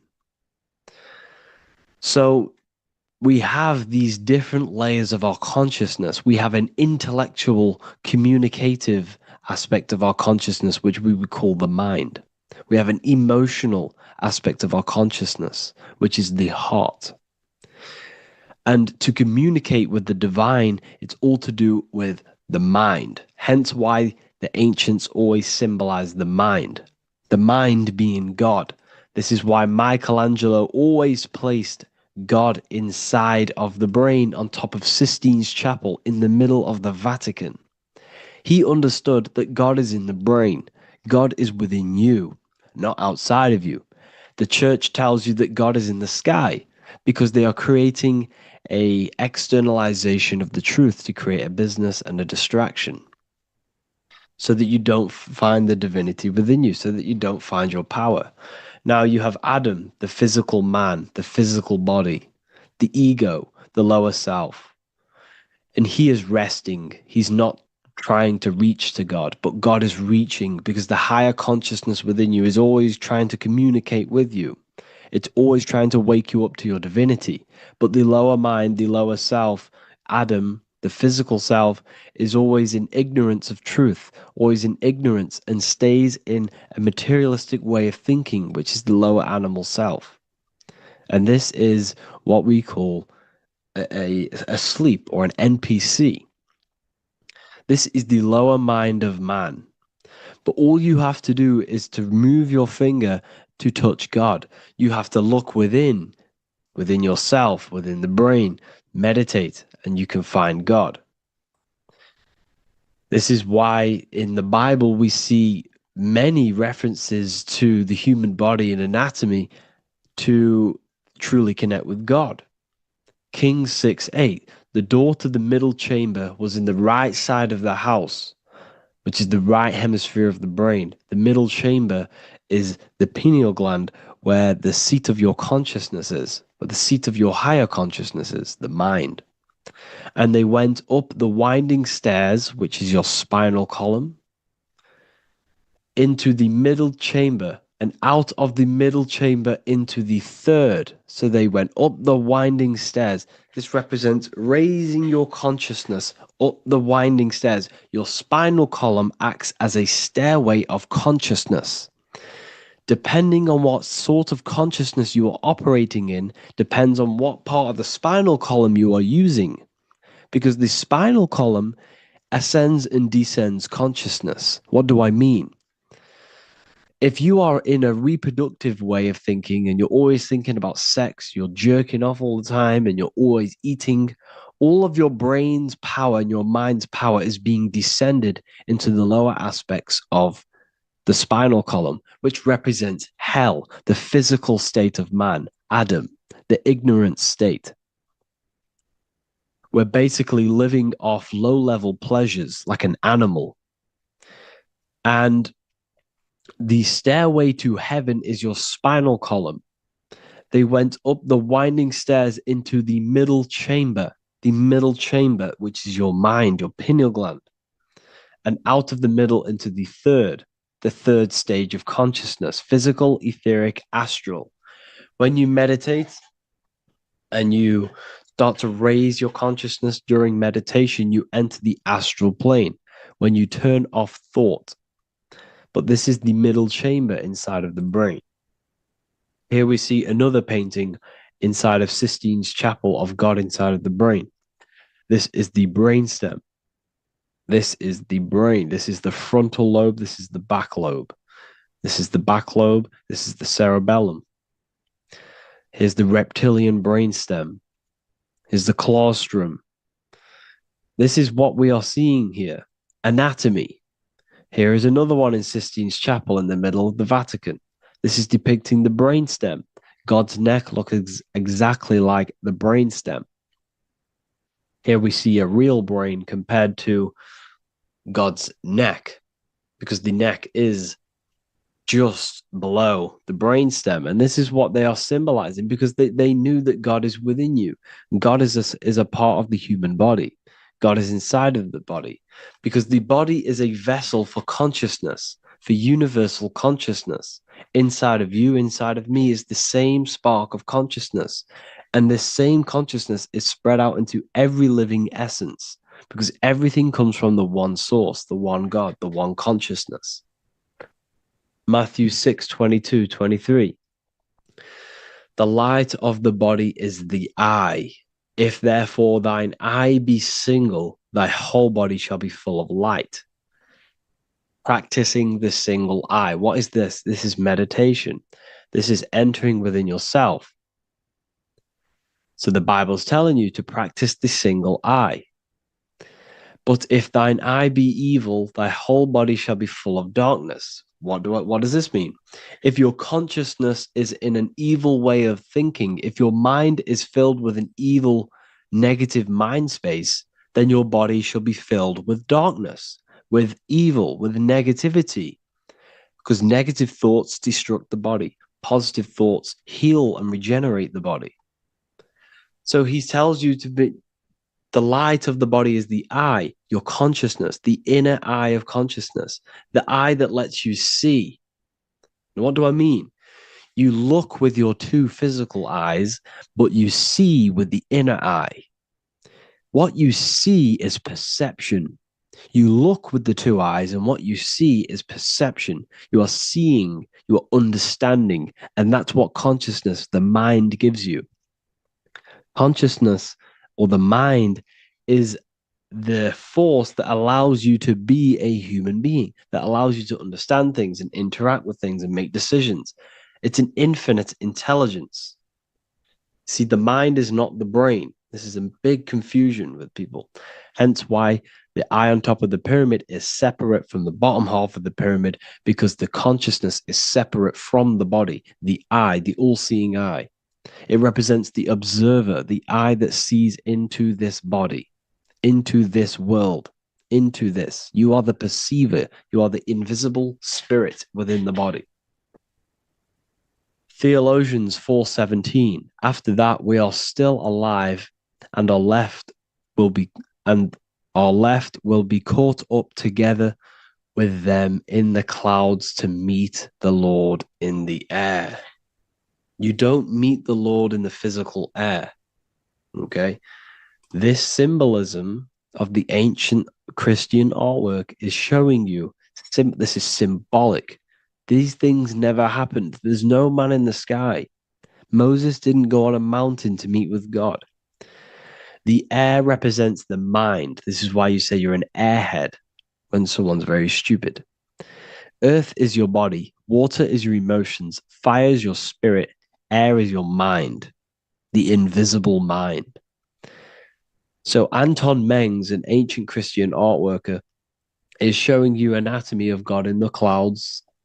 But this is the anatomy of the human body, raising yourself to the mind and turning the mind inwards on itself during meditation. And that's how you meet the Lord in the air. You meet the Lord in an elevated state of consciousness. The air represents an elevated state of consciousness because the air is up. You have to raise your consciousness to meet the Lord in the air. This is why Moses went on a mountain to meet with God. The mountain represents elevation of consciousness, raising the mind up the spinal column taking all of the mind's attention away from the reproduction and the physical aspects of self and raising it to the brain and turning off the brain and going inward into the air. It's talking about raising consciousness. It's allegorical. It's a spiritual, metaphorical text. The side of your head's called a temple because inside that where that temple is, right in the middle of where you call the temple, is the inner chamber, the open room, the holies of holies in the Bible, or the land flowing with milk and honey, or Mount Zion.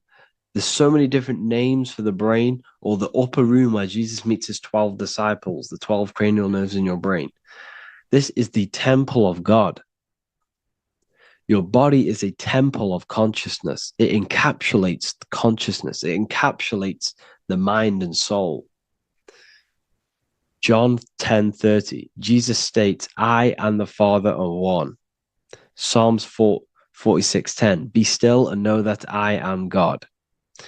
He's talking about the I am within you, not within Jesus. Everyone refers to ourselves as I. I am God. When you say I, you're referring to the highest aspect of yourself, the aspect that is above all thought, above all emotion, and above all things. When you say I, you're referring to your pure awareness, your pure consciousness, the highest aspect of yourself. And anything after I is egotistical. I is God. The letter I is the Roman numerals for one, because there is one God, one consciousness. The letter I is one line, just like the number one. Matthew 6:3-4, take no thought. Therefore, take no thought. Take no thought. He says this 5 times because you must turn off the 5 senses and take no thought to connect with God. Be still. This is telling you to meditate and know that I am God. The I am within you. I and the Father are one. I and God are one. You, who you think you are, is a completely wrong. The body is matter. Your name isn't you. Your job isn't you. Your reputation, your trauma, your memories, your friends, family, worries, bills, interests, dislikes, goals, passions. Anything to do with the thinking mind is not you. Who you think you are is a part of your thinking aspect of consciousness. But once you remove thought, you are no longer your name. You are no longer your body. You're no longer your reputation. You are the I. You are pure awareness, pure consciousness. Pure consciousness. And this pure consciousness has latched on to this name, this job, the body, and your traumas. Your pure consciousness has attached itself to this character who you're playing in the physical world. And this is essentially who you think you are, but you are not. You are the I, you are the self, you are pure awareness. So in order for you to detach from these things, you must learn how to detach from your name, your job, your reputation. And you do this through meditation by turning off the thinking mind. Turning off the thinking mind allows other aspects of your consciousness to open up.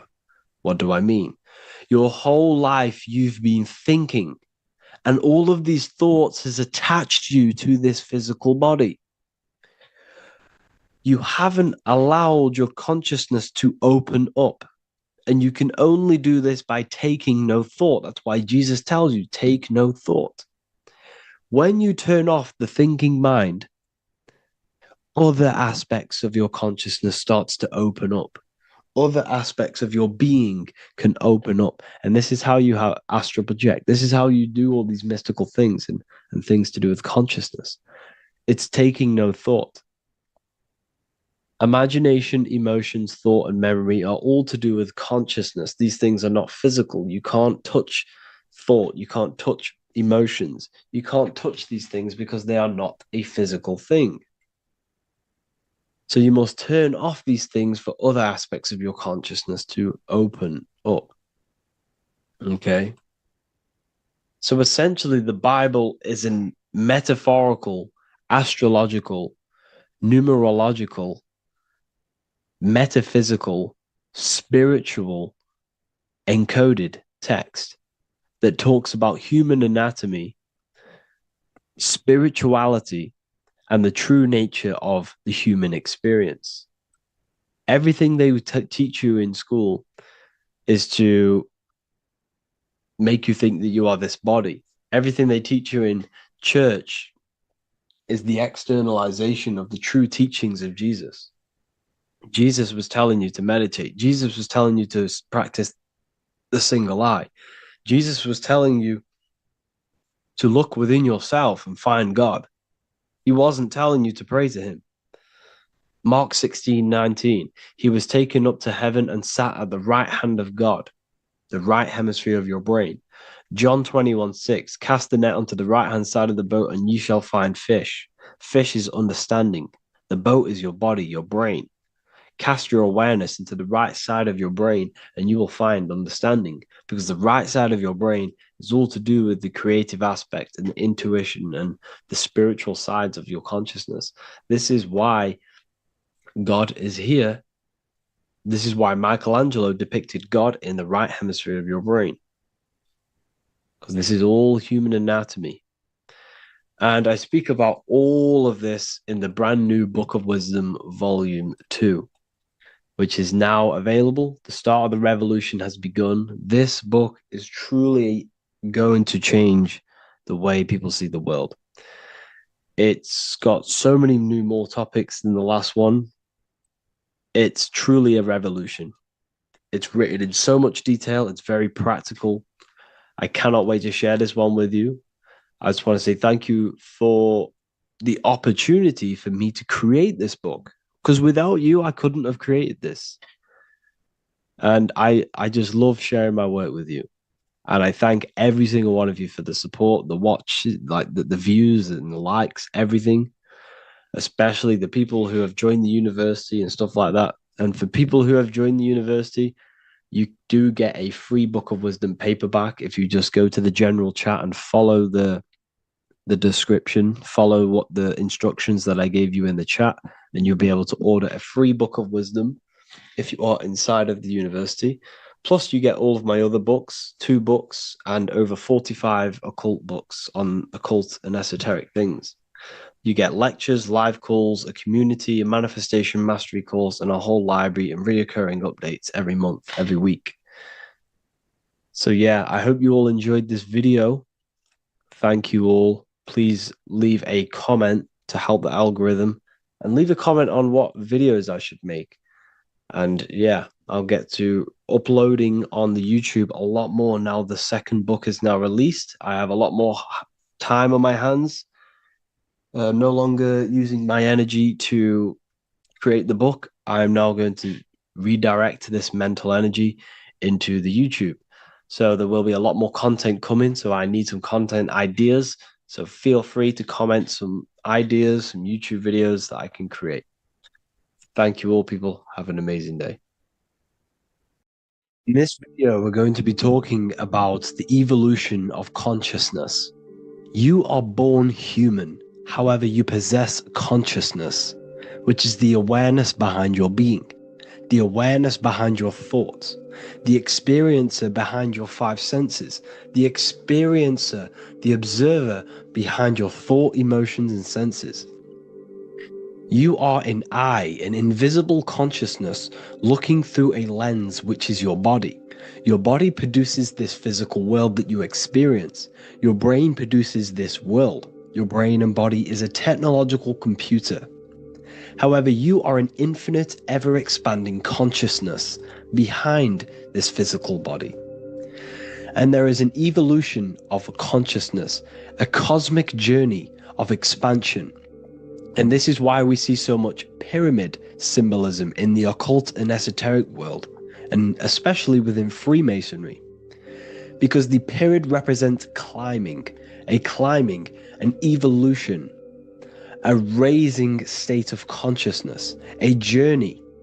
Steps symbolize a journey upwards. This is the raising and the evolution of consciousness, our inner world, the transmutation of our inner selves, of our souls and consciousness and our minds. So when we see this pyramid, we're seeing a evolution, a way up to source consciousness. And the eye in the pyramid represents your source consciousness. It represents illumination. It represents divine guidance through this evolution of consciousness. This is why we see the ladder. Consciousness is ever expanding on an infinite journey of evolution. Each individual is a part of this cosmic process, contributing towards the ongoing expansion of both mind and awareness. As we evolve, we collectively explore deeper levels of existence, expanding the boundaries of thought and consciousness. The mind has the ability to expand infinitely into new realms of thought, into new dimensions of mind. The mind cannot be filled up. It is not a physical substance. The body can be filled up because it is a physical thing, but you cannot fill the mind. Therefore, the mind is constantly expanding, ever expanding into new fields of thought. So what we see in Freemasonry, the ladder, is again a journey, an elevation of consciousness. When we are born with an infant consciousness, and as we gain older, we gain an adult consciousness. Our inner world, our inner mind, and our emotional intellect changes and evolves. We are significantly different from when we were very young as an infant. It's because our consciousness evolutes, it changes, it alters like water. So, just like this evolution of your own consciousness as growing up, there is consciousness of beings existing in cycles beyond our own. And their consciousness is unimaginably different from ours.